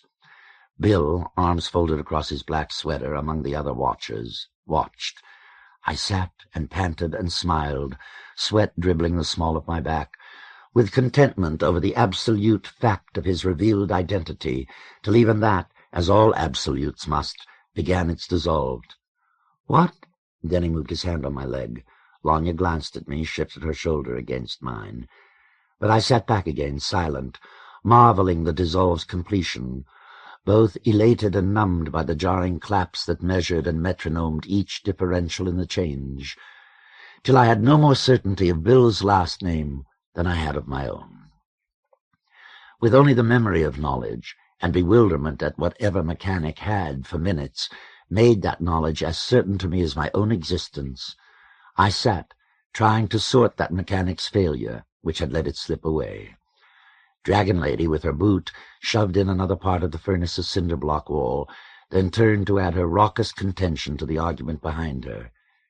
"You know," Lanya said, as somebody flung a burning brand that landed on the edge of the dish, flame end on the grass, "this place isn't going to be here tomorrow."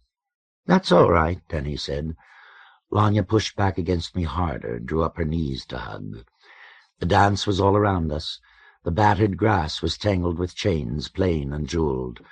Most of the scorpions blazed up, incendiary. Up to bring the brandy that afternoon to Tack's place. I apologized about opening one of the bottles. He really looked surprised. He came out of the shed doorway onto the roof, scratching his chest and his chin and still half asleep, but saying he was glad to see us. Denny climbed onto the balustrade to walk, hands out for balance, along the roof's edge. Lanya kept running up and going boo at him as though she were trying to make him fall off. I thought it was funny, but Tack said please stop it because it was 8 stories down and scaring him into a stomachache. So they came back to the shack. Denny went inside. "Look what Tack's got on the wall." Thought he meant George, but it was the interview with me from Calkin's party in the Times. Tack had stapled it to the wall just inside the door. The edges were yellow. "I keep that there," Tack said, "for inspiration. I sort of like it. Glad to see, after all this, the papers say you're having another book." "Yeah," I said. "Sure, thanks." I really didn't want to talk about it. It got across because he was looking at me a little sideways, but Tack is good at picking up on things like that.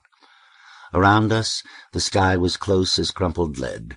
The first stanchion of the bridge was just visible through it, like a single wing of some dim bird that might, in a moment, fly anywhere. Note: here any longer. Curiosity took me, alone. A bed had been overturned against the door, but fell back clattering as soon as I pushed it in. They'd put bars up on the ground-floor windows, but the panes were mostly smashed, and in the one remaining I found 3 of those tiny, multi-haloed holes you get from bullets. There were a couple of sleeping bags still around. Some nice stuff was up on the walls from where they had the place decorated, and a big, almost life-size lion wedged together out of scrap car parts and junked iron. An acetylene bomb and nozzle leaned in the corner. "I wonder what happened to the woman who was making that. She was Eurasian," Lanya said when I told her about it later. "She was a pretty incredible person. I mean, even besides building that thing." The walls of 2 rooms were charred black. I saw a place where a poster had been burned away, and another place where a quarter of one was left, George in the Night Wilderness. Upstairs, I guess most of the rooms had never had doors. It was a wreck. Great pieces of plaster had been tugged off the walls. Once I heard what I thought was moaning, but when I rushed into the smashed-up room, tools were scattered all over the floor, screwdrivers, nails, pliers, wrenches. It wasn't a creaking shutter or anything. I don't know what it was. Bolted to the wall was a plank on which they had carved their initials, names, phrases, some written in fancy combinations of colored magic markers, others scrawled in black pentel. Near the bottom, cut clearly with some small blade, June R. Lanya says she'll have to find some abandoned drugstore someplace to get birth control pills now in the next 3 months. Denny is worried about his little girlfriend. He says she was sick the last time he was over there. With a fever, man, and everything. She wouldn't hardly move under the blankets. No one at the commune or the bar or the church, neither George nor Reverend Amy, know where they all went or even what really happened. But if someone would do that to the house, I just wonder about the nest. Was the blonde girl they described June? I guess I hope so. End of note. Tack pulled the cork out of the open bottle. "Come on, let's have a drink." He squatted, his back against the shack wall. We sat next to him. Denny took a swallow, screwed up his face, and from then on just passed it between Lanya and me. "Tack," I said, "could you tell me something?" I asked him about the bubbles around the inside of the glasses. I thought it might have something to do with the water pressure for the city. Maybe it's going down, and that causes the ring to start higher. "I think," Tack said to the green glass neck, "it has more to do with who washes your dishes. You're washing out a glass, see, and you run your finger around the inside to get off the crud, and it leaves this thin coating, but your finger doesn't reach the bottom. Later, you put water in the glass, and the air comes out of solution to form bubbles, but the bubbles need something to nucleate on. So the imperfections in the glass and the crud left above the grease line are easier to nucleate on. So you get this definite cutoff." "You mean," I said, "the dishwasher sticks his finger less and less far down the glass every day?" Tack laughed and nodded. "Aren't you glad you know someone with some idea of technology? Rising water tables, lowering pressure. You could get paranoid over stuff like that if you don't know what you're doing." "Yeah," and I took the bottle and drank. And over the next 15 seconds, the afternoon sky, dull as an aluminum pot-bottom, darkened to full night. 5 seconds into the darkening, Denny said, "Jesus, what?" and stood up. There was a noise like a plane coming. It kept coming, too, while I watched Denny's features go night blue. Lanya grabbed my arm, and I turned to see her blue face and all around it go black. If it was a plane, it was going to crash into us. I jerked my head around left and right and up, hit the back of my head on the wall, and down, trying to see. Another sound under the roar beside me. Tack standing.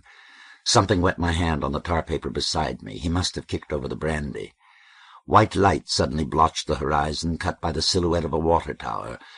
I didn't feel scared, but my heart was beating so slow and hard, my chin jerked each thump. Light wound up the sky. I could just see Tack standing now beside me, his shadow sharpened on the tar-paper wall. The sound curdled. The light split. Each arm zigged and zagged, separate, ragged-edged, and magnesium-bright. The right arm split again. The left one was almost directly above us, and Tack had no shadow at all. I stood up, helped Lanya to... Some of the light flickered out. More came, and more. "But what is—" she whispered right at my ear, pointing. From the horizon another light, ribboned, ragged across the sky. "Is it lightning?" Denny shouted.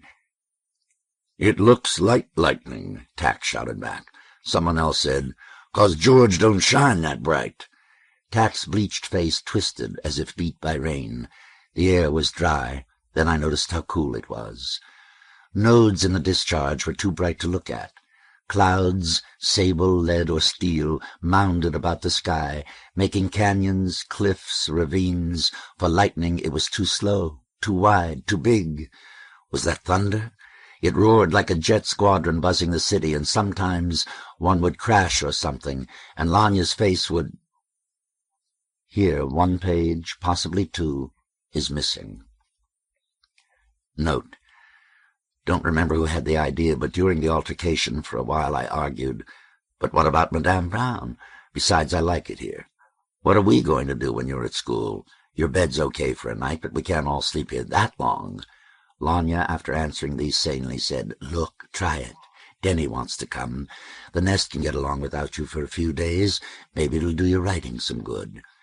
Then she picked up the paper that had fallen behind the Harley, climbed over it, came out from under the loft, tiptoed with her head up, and kissed me, and put the paper in her blouse pocket. Bending over, it had pulled out all around her jeans.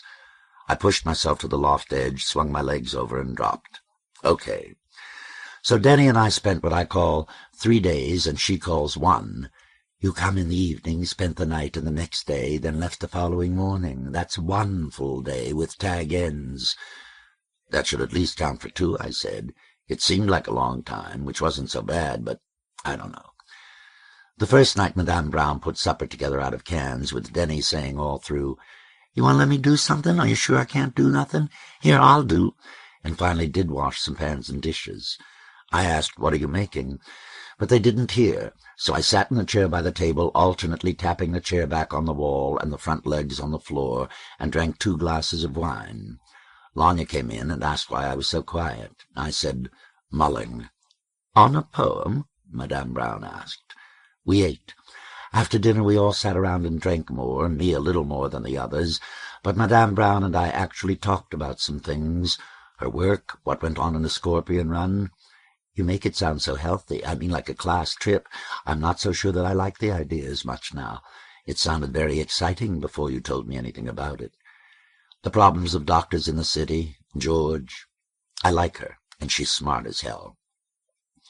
Back in Lanya's room, I sat at the desk in the bay window looking at my notebook. Lanya and Denny went to bed. No, the light won't bother us. And after about 15 minutes I joined them, and we made cramped, languorous love, which had this odd, let's-take-turns things about it. But it was a trip. I nearly knocked over the big plant pot by the bed 4 times. I woke before the window had lightened, and got up and prowled the house. In the kitchen, considered getting drunk. Made myself a cup of instant coffee instead, drank half, and prowled some more. Looked back into Lanya's room. Denny was asleep against the wall. Lanya was on her back, eyes opened. She smiled at me. I was naked. "Restless?" "Yeah." I came over, squatted by the bed, hugged her. "Go ahead, pace some more. I need another couple of hours." She turned over. I took up the old notebook here, sat around cross-legged on the floor, contemplating writing down what had happened till then. Or a poem. Did neither. Looked in the top desk drawer. The wood looks like paper had been glued all over it, and then as much pulled off as possible. She said some friends lugged it from a burned-out windshield warehouse a few blocks down the hill. I took out the poems she'd saved, spread them on the gritty wood, on every kind of paper, creased this way and that, red-tufted begonia stalks doffed, and tried to read them. Couldn't. Thought seriously of tearing them up. Didn't. but understood much about people who have. Looked back at Lanya, bare shoulders, the back of her neck, a fist sticking from under the pillow. Prowled some more, got back into bed. Denny jerked his head up, blinking. He didn't know where he was.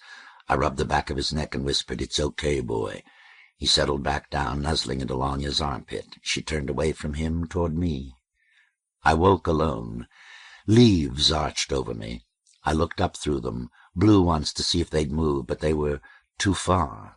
Closed my eyes. "Hey," Denny said, "you still asleep?" I opened my eyes. "Fuck you if I was." "I just walked Lanya over to school." He leaned against the edge of the doorway, holding his chains. "It's nice around here, huh?" I sat up on the side of the bed. "But there ain't too much to do. It's nice of her to have us over here. I mean to stay a while, huh?" I nodded. About 2 hours later, he told me he was going out. I spent the rest of the morning staring at blank paper or prowling. Madame Brown, coming out of her office, saw me once and said, "You look strange. Is anything the matter?" "No." "Are you just bored?" "No," I said, "I'm not bored at all. I'm thinking a lot." "Can you leave off long enough for a lunch break?" "Sure." I hadn't had breakfast. Tuna fish salad, canned pears. We both had a couple of glasses of wine. She asked me for my character impressions of Tack, Lanya, Denny, one of her patients I'd met at the bar once. I told her, and she thought what I said was interesting. Told me hers, which I thought were interesting too, and they changed mine. So I told her the changes. Then the next patient came by, and I went back to staring at my paper, prowling, staring, which is what I was doing when Lanya and Denny came in. He'd gone back to the school to help out with the class. Denny suggested we go on a class trip outside to look at the city. We did.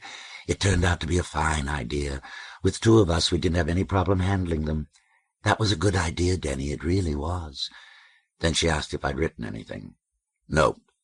"You look strange," she told me. Denny said, "No, he don't. He just gets like that sometimes." Lanya, she knows me better than he does, I guess. Denny was really into being useful, a trait which, pleasant as he is, I've never seen in him before. I helped them do a couple of things for Madame Brown, explore the cellar, take one chair down, bring up a dresser she'd found on the street, and manage to get to the back door. It was a nice evening. I wondered if I was spoiling it by suggesting, "Maybe we should go back to the nest tonight?" Lanya said, "No, you should use some of this boring peace and quiet to work it." "I'm not bored," I said, and resolved to sit in front of a piece of paper for at least an hour, which I did. Wrote nothing. But my brain bubbled and bobbed and rotated in my skull like a boiling egg. When I finally went to bed, I fell out like an old married man. One of them or the other got up in the night to take a leak, came back to bed brushing aside the plants, and we bawled, hard and a little loud, I think. In the morning we all got up together. I noticed Lanya noticing me being quiet. She noticed my noticing and laughed. After coffee, we all walked to the school. Denny asked to stick around for the class. Now I noticed her wondering if 2 days in a row was a good idea, but she said, "Sure," and I left them and went back to the house, stopping once to wonder if I should go back to the nest instead. Madame Brown and I had lunch again. "How are you enjoying your visit?" "Still thinking a lot," I told her, "but also thinking all the thinking is about to knock me out." "Your poetry?" "Haven't written a word. I guess it's just hard for me to write around here." "Lanya said you weren't writing too much at your place either. She said she thought there were too many people around." "I don't think that's the reason." We talked some more. Then I came to a decision. "I'm going back to the nest. Tell Lanya and Denny when they get back, will you?" "All right." She looked at me dubiously over a soup spoon puddled with Cross and Blackwell vichyssoise. "Don't you want to wait and tell them yourself when they get back?" I poured another glass of wine. "No." When the next patient rang, I took my notebook and wandered for 5 funny minutes. Midway, I thought I was lost. Back to the nest. Tarzan and the apes all over the steps were pretty glad to see me. Priest, Californian Cathedral, did a great backslapping routine down the hall. Glass nodded, friendly but overtly noncommittal, and I had a clear thought. If I left, Glass, not Copperhead, would become leader. I climbed up into the loft, told Devastation's friend Mike to move his ass the hell over. "Oh, yeah, kid, sure, I'm sorry, I'll get down." "You can stay," I said, "just move over." Then I stretched out with my notebook under my shoulder and fell asleep, splat. Woke up logy, but clutching for my pen. Took some blue paper to the back steps, put the pine plank across my knees, and wrote and wrote and wrote. Went back into the kitchen for some water. Lanya and Denny were there. Hi. Oh, hi. Went back to the porch and wrote some more. Finally it was... End of note. As loud as I could, Lanya? Denny? If they answered, I couldn't hear, and I was hoarse from shouting. The street sign chattered in its holder. The wind had grown that strong. I took another half-dozen steps, my bare foot on the curb, my boot in the gutter. Dust fits hit my face. My shadows staggered around me on the pavement, sharpening, blurring, tripling. People were coming down the street while the darkness flared behind them. That slow, crazy lightning rolled under the sky. The group milled toward me. Some dodged forward. One front figure supported another who seemed hurt. I got it in my head it was the commune, John and Mildred leading, and something had happened to John. A brightening among the clouds. They were 30 feet nearer than I'd thought. George, looking around at the sky, big lips a wet cave around his teeth's glimmer, his pupils underringed with white and glare flaking on his wet, veined temples, supported Reverend Taylor. She leaned forward, crying, laughing, cringing from the light, searching the ground. Her hair rough as shale, her knuckles and the backs of her nails darker than the skin between. The freckled, brick-haired negress among darker faces walked behind them, with the blind mute and the blonde Mexican. Someone was shouting, among others shouting, "You hear them planes? You hear all them planes?" It couldn't have been planes. "Them planes are awful low. They're going to crash. You hear?"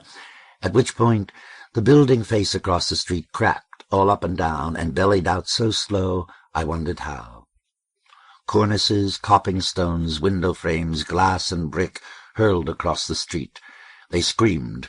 I could hear it over the explosion because somewhere right around me, and ran against the near wall, taking me with them, and I crashed into the people in front of me, wind knocked out of me by the people behind, screaming. Someone reached over my shoulder for support, right by my ear, and nearly tore it off. More people, or something, hit the people behind me hard. Coughing and scrambling, I turned to push someone from behind me. Across the street, girders, scabby with brick and plaster, tessellated, luminous dust.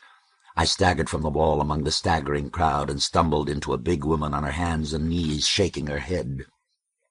I tried to pull her up, but she got back down on her knees again.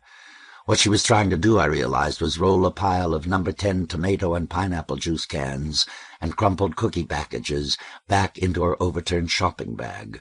Her black coat spread around her over crumbs of brick. One can rolled against my foot. It was empty. She began to go down even further, laying her cheek on the pavement, reaching among the jangling cans. I bent to pull her once more. Then someone, yanking her from the other side, shouted, "Come on!" The vowels long and short and braying, the M soft as an N, the N loose as an R. I looked up without letting go. It was George. She came up between us, screaming, "Don't touch me! Don't touch me, nigger!" She staggered and reeled in our grip. I didn't see her look at either of us. "I saw what you done, that poor little white girl. What couldn't do nothing against you. We saw it. We all saw it. She come looking for you, asking all around, asking everybody where you were all the time, and now you take her like that, just take her like you done, and see what happened. Now see. Oh, God, oh, help me, don't touch me. Oh, God." "Oh, come on," George shouted again as once more she started to collapse. He pulled again. She came loose from my grip. The coat stung my hands. As I dodged away, she was still shrieking, "Dem white people gonna get you, nigger. Dem white men gonna kill us all 'cause what you done today to that poor little white girl. You done smashed up the store windows, broke all the street lights, climbed up and pulled the hands down from the clock. You been raping and looting and all them things. Oh, God, they's gonna be shooting and burning and bloodshed all over. They gonna shoot up everything in Jackson. Oh, God, don't touch me." "Will you shut up, woman, and pick up your damn junk," George said. Which, when I looked back seconds later, was what she was doing. George, 10 feet off, squatted to haul up a slab of rubble that rained plaster from both sides, while another woman tugged at a figure struggling beneath. A handful of gravel hit my shoulder from somewhere, and I ducked forward. Ahead of me, turning and turning in the silvered wreckage, Reverend Amy squinted up, fists moving about her ears, till her fingers jerked wide. The up-tilted face was scored with what I thought rage, but it swung again, and I saw that the expression struggling with her features was nearer ecstasy. I climbed over fallen brick. The orchid rolled and bounced on my belly. The blind mute was sitting on the curb near the hydrant. The blonde Mexican and the brick-haired negress squatted on either side. She held his hand, pressing her fist, the fingers rearranged and rearranged at each contact against his palm. I reached among my chains, found the projector ball, and fingered the bottom pip. The disk of blue lights slid up the rubbly curb as I stepped to the sidewalk. They looked up, two with eyes scarlet as blood bubbles. The mute sockets he poked his head about were like empty cups dregged with shadow. There was a sudden stinging in my throat from the smoke. Smoke blew away. I shouted, "What are you doing?" The Mexican dragged his boots back against the curb. The woman put her other hand on the mute's shoulder. I watched their movements of surprise. Translated to their hands on the blind mute's arms, it gave him his only knowledge of me. His face tilted forward, his hand closed on the woman's, my knowledge of what he knew. Thinking, it takes so little information. Though I am cased in light, and their eyes orbited with plastic, in the over-determined matrix, translated and translated, perhaps his knowledge of me is even more complete. I was frightened of their red eyes. What does my blue beast become behind scarlet caps? People shouted. I shouted louder. "What's going on? What's happening? Do you know?" and ended coughing in more smoke. The brick-haired negress shook her head, a hand before her mouth, hesitant to quiet me, pinch her own lips close, or push me away. "Somebody put a bomb in, didn't they? Isn't that what they said? Somebody put a—" "No," the Mexican said loudly. He tugged the blind mute's shoulders. "There wasn't anything like that." He got the blind mute on his feet. I turned to see men and women stumbling toward me against the luminous mist, and something behind the mist flickered. I lurched into the street. "There wasn't any bomb," the man or the woman behind me shrieked. "They shot him from up on the roof, some crazy white boy. Shot him dead in the street. Oh, my God." Something warm splattered my ankle. Water rolled between the humped cobbles, bright as mercury beneath the discharges on the collapsed black sky. The street was a net of silver, and I sprinted across it, catching one woman with my shoulder who spun, shouting, her scraped face after me, almost lunged into another man, but pushed off him with both hands. A sudden gust of heat stung the roofs of my eye sockets. Lids clamped. I got through it, and more dust, catching my boot toe on something that nearly tripped me. I coughed and staggered with the back of my hand over my mouth. Something went over the back of my neck, so cold I thought it was water, but it was just air. Eyes tearing, my throat spasming, and hacking free of the dust caught in it. I staggered through it a dozen steps till somebody grabbed me, and I came up staring at another black face. "It's Kid!" Dragon Lady shouted to somebody and got her arm around me to keep from falling. A few steps behind her, Glass turned around to see me. "Huh?" Beyond him, against the screen of slowly moiling clouds, the side came off a 20-story building, collapsing slowly away from the web of steel, but that must have been 5 blocks down. "Jesus Christ," D.T. said, then glanced back at me. "Kid, you all—" And the sound got to us, filling up the space around us the way a volcano must up close. The brunt of it passed. I could hear people behind me still shouting. 3 different voices bawled out instructions among some 50 more who didn't care. "God damn it," D.T. said, "come on!" Someone had strewn coils of what looked like elevator cable all over the sidewalk. It was greasy, too, so after the first dozen steps across it we went into the street, and the shouting behind us had resolved to a single, distant, insistent voice. "You wait, goddammit, you hear me, you motherfuckers, wait for me!" Getting closer. "Wait for me, goddammit, wait!" I looked back. Fireball, fists pumping, bent forward from the waist and head flung back, ran full into Glass, who caught him by the arm. Fireball sagged back, gasping and crying. "You wait for me, goddammit, you damn niggers!" He sucked in a breath loud as vomiting. "Why didn't you wait?" He was barefoot, with no shirt. A half-dozen chains swung and tinkled from his neck as he bent, gasping, holding his stomach. In a pulse of light, I saw he had a scrape down his jaw that went on across his shoulder blade, as though something had fallen on him while he ran. His face was streaked with tears that he scrubbed with the flat of his fist. "You goddamn fucking niggers, you wait for me." "Come on," DT said. "You all right now?" I thought Fireball was going to fall down, trying to get back his breath. Somebody else sprinted up the street out of the smoke. It was Spider. He looked very young, very tall, very black, very scared. Breathing hard, he asked, "Fireball okay? I thought a damn wall fell on him." "He's okay," DT said. "Now let's go." Fireball nodded and lurched ahead. Glass let him go and moved beside me. His vinyl vest was hazed with powdered plaster. "Hey," I said, "I gotta find Lanya and Denny. They're supposed to be going back to the nest." "Oh, goddamn nigger!" Fireball twisted back to stare. His face was smeared filthy, and some of it was blood. "Leave them white motherfuckers alone, huh? Don't you think about nothing except your pecker?" "Now you just get yourself together." Dragon Lady pushed Fireball's shoulder sharply with the heel of her hand. When he jerked around, she took his arm like they were going for a stroll. "Lets you cut this nigger shit, huh? What you think you are, a red-headed Indian?" Glass said, "We don't got any nest, not any more." "They got any sense," DT said. "They gonna be trying to get out, too. Maybe we meet up with them at the bridge." "What happened to the others?" I asked. "Raven, Tarzan, Cathedral.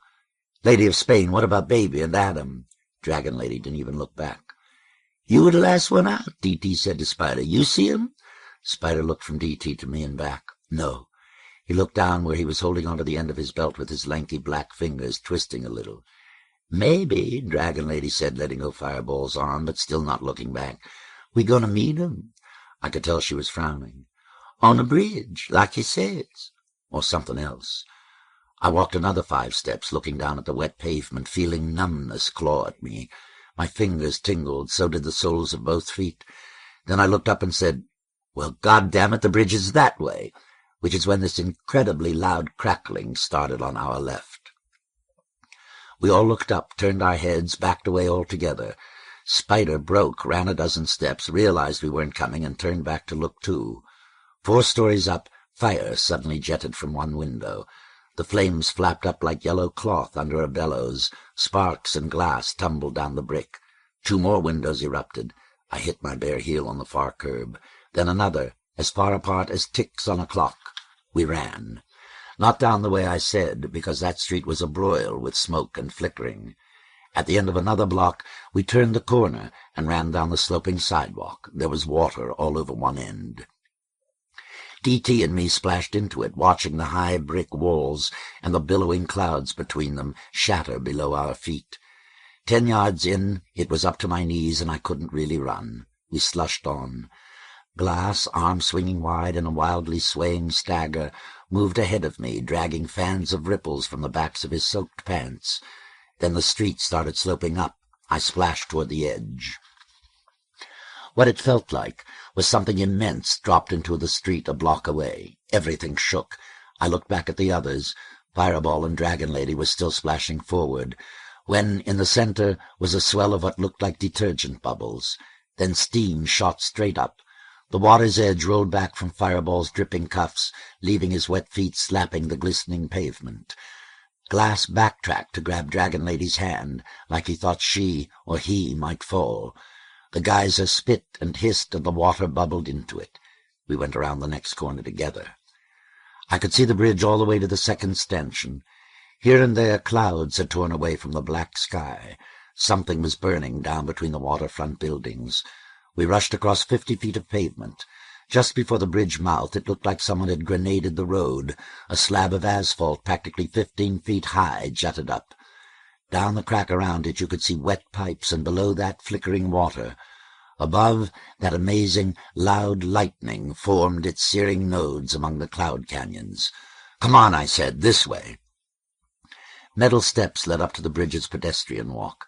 The first half-dozen were covered with broken masonry. Glass and Dragon Lady charged right up. Plaster dust puffed out between the railing struts. Fireball stepped carefully on the first 3 steps, then grabbed both railings and vaulted up 3 more. His feet were caked with junk, and he was bleeding from one ankle. "Get going," DT crowded behind. "Get going." Spider and me went up the narrow steps practically side by side. At the top, Spider got ahead, and we ran along the clanging plates maybe 50 yards when something hit the bridge. We swayed back and forth a dozen feet. Metal ground against old metal. Cables danced in the dark.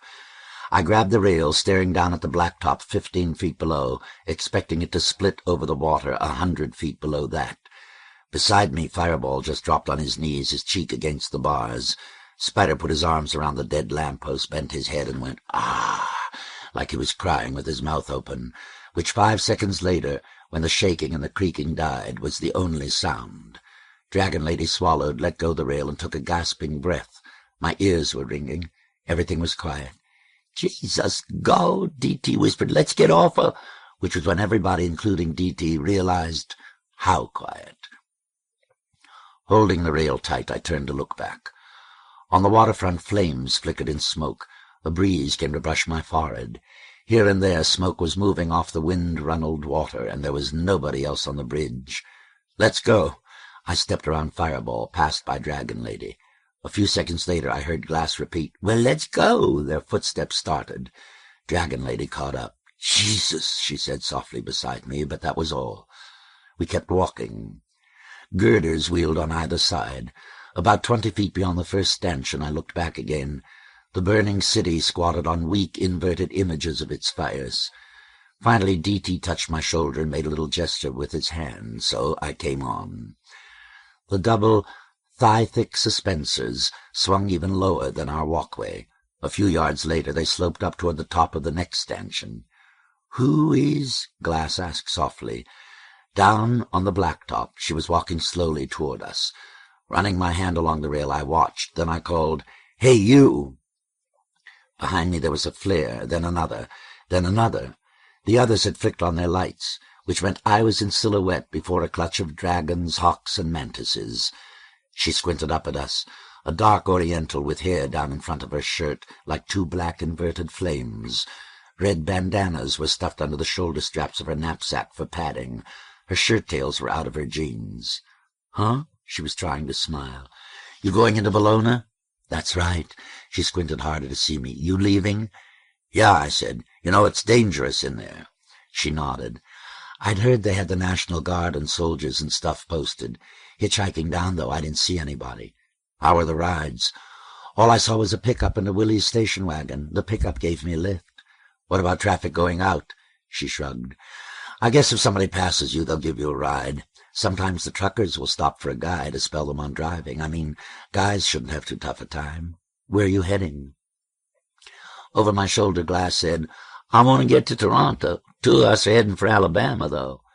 "I just wanted to get someplace," Fireball said. "I don't feel right, you know. I ain't really felt right for 2 days." "You got a long way to go either direction," she said. I wondered what she made of the luminous light shapes that flanked me and threw pastel shadows behind her on the gridded blacktop. Glass asked, "Everything still all right in Canada?" "And Alabama?" asked Spider. "Sure, everything's all right in the rest of the country. Is anything still happening here?" When nobody answered, she said, "It's just the closer you get, the funnier everybody acts. What's it like inside?" D.T. said, "Pretty rough." The others laughed. She laughed. "But like you say," Dragon Lady said, "guys have a pretty ease of time," which I don't think she got, because unless you listen hard, Dragon Lady's voice sounds like a man's. "Is there anything you can tell me, that might be helpful, since I'm going in?" "Yeah," I said. "Sometimes men'll come around and tear up the place you live in. Sometimes people shoot at you from the roof. That is, if the roof itself doesn't decide to fall on you, or you're not the person on top of it doing the shooting." "He wrote these poems," Fireball said it at my other shoulder. "He wrote these poems, and they published them in a book and everything. They got it all over the city. But then he wrote some more, only they came and burned them all up." His voice shook on the fevered lip of hysteria. "You want a weapon," I asked, "to take in with you?" "Wow," she said. "Is it like that?" Glass gave a short, sharp laugh. "Yeah," I said. "We have it easy." Spider said, "You gonna tell her about the father? You gonna tell her about June?" "She'll learn about those." Glass laughed again. D.T. said, "What can you say?" She ran her thumbs down her knapsack straps and settled her weight on one hip. She wore heavy hiking shoes, one a lot muddier than the other. "Do I need a weapon?" "You gonna give her that?" Dragon Lady asked as I took my orchid off its chain. We got ourselves in enough trouble with this, I said. I don't want it with me anymore. Okay, Dragon Lady said, it's yours. Where you from? Glass was asking. Down from Canada. You don't look Canadian. I'm not. I was just visiting. You know Albright? No. You know Pern? No. You know any little towns around southern Ontario? No. I spent all my time around Vancouver and B.C. Oh, Glass said. Here's your weapon. I tossed the orchid. It clattered on the blacktop, rolled jerkily, and stopped. What is... The sound of a car motor made us all look toward the end of the bridge, but it died away on some turn-off. She looked back. What is it? How do they call that? Fireball asked. An orchid, I said. Yeah, Fireball said. That's what it is. She stooped, centered in her multiple shadows. She kept one thumb under her pack strap. With her other hand, she picked it up. Put it on, I said. Are you right or left-handed? Glass asked. Left. She stood examining the flower. At least I write with my left. Oh, Glass said again. This is a pretty vicious-looking thing. She fitted it around her wrist. Something glittered there. Just the thing for the New York subway during rush hour. She bent her neck to see how it snapped. As her hair swung forward, under her collar was another bright flash. Ugly thing. I hope I don't need you. I said, hope you don't either. She looked up. Spider and D.T. had turned off their lights and were looking anxiously beyond the second stanchion toward the dark hills of the safer shore. I guess, I told her, you can give it to somebody else when you're ready to be among the dried and crisp branches, trying to remember it, get it down, thinking, I didn't leave them like that. I didn't. It's not real. It can't be. If it is, then I am crazy. I am too tired wandering among all these, and these streets where the burning leaves the shattered and the toppling. Brick, no bridge because it takes so long, leaving. I haven't, leaving. That I was following down the dark blood blots her glittering heel left on the blacktop. They slid into the V of my two shadows on the moon, and George lit along the... I walk on, and kept, leaving it. Twigs, leaves, bark bits along the shoulder, the hissing hills and the smoke, the long country cut with summer and nowhere to begin. In the direction, then, Broadway and train tracks, limping in all the dark blots, till the rocks running with rusty water, following beside the broken mud gleaming on the ditch edge, with the trees so over. So I went into them and thought I could wait here until she came, all naked, up, or might, knowing what I couldn't. Remember, maybe, if just one of them, he, in or on, I'm not quite where I go or what to go now, but I'll climb up on the, and wonder about Mexico if she come, waiting. This handful of crumpled leaves. It would be better than here, just in the like that if you can't remember any more, if. I want to know, but I can't see. Are you up there? I don't have a lot of strength now. The sky is stripped. I am too weak to write much, but I still hear them walking in the trees, not speaking, waiting here, away from the terrifying weaponry, out of the halls of vapor and light, beyond Holland and into the hills I have come to. San Francisco, Abaca, Toronto, Clarion, Milford, New Orleans, Seattle, Vancouver, Middletown, East Lansing, New York, London, January 1969, September 1973. End of Dhalgren by Samuel R. Delany. Copyright 1974. About the author. Samuel R. Delany was born in New York City on April 1, 1942. He grew up in New York's Harlem district and attended the Bronx High School of Science. At City College, he served as poetry editor of the magazine Prometheus. He composed his first novel at 19, and at intervals between novels worked in jobs ranging from shrimp boat worker to folk singer, in places as diverse as the Texas Gulf, Greece, and Istanbul. Samuel Delany has won the coveted Nebula Award 4 times, twice for short stories, I and Gomorrah, and Time Considered as a Helix of Semi-Precious Stones, and twice for novels, Babel 17 and The Einstein Intersection. His other works include The Fall of the Towers, The Jewels of Aptor, Nova, and Dhalgren. In addition, he and his wife, the poet Marilyn Hacker, founded and edited the avant-garde science fiction journal Quark from their base in London, where they presently live with their infant daughter. Narrated by Lester Rawlins in the studios of American Foundation for the Blind, Incorporated, for the Library of Congress, November 1975. For special distribution as authorized by Act of Congress under Public Law 89-522, and with the kind permission of the copyright holder and the publisher, Bantam Books. End of book.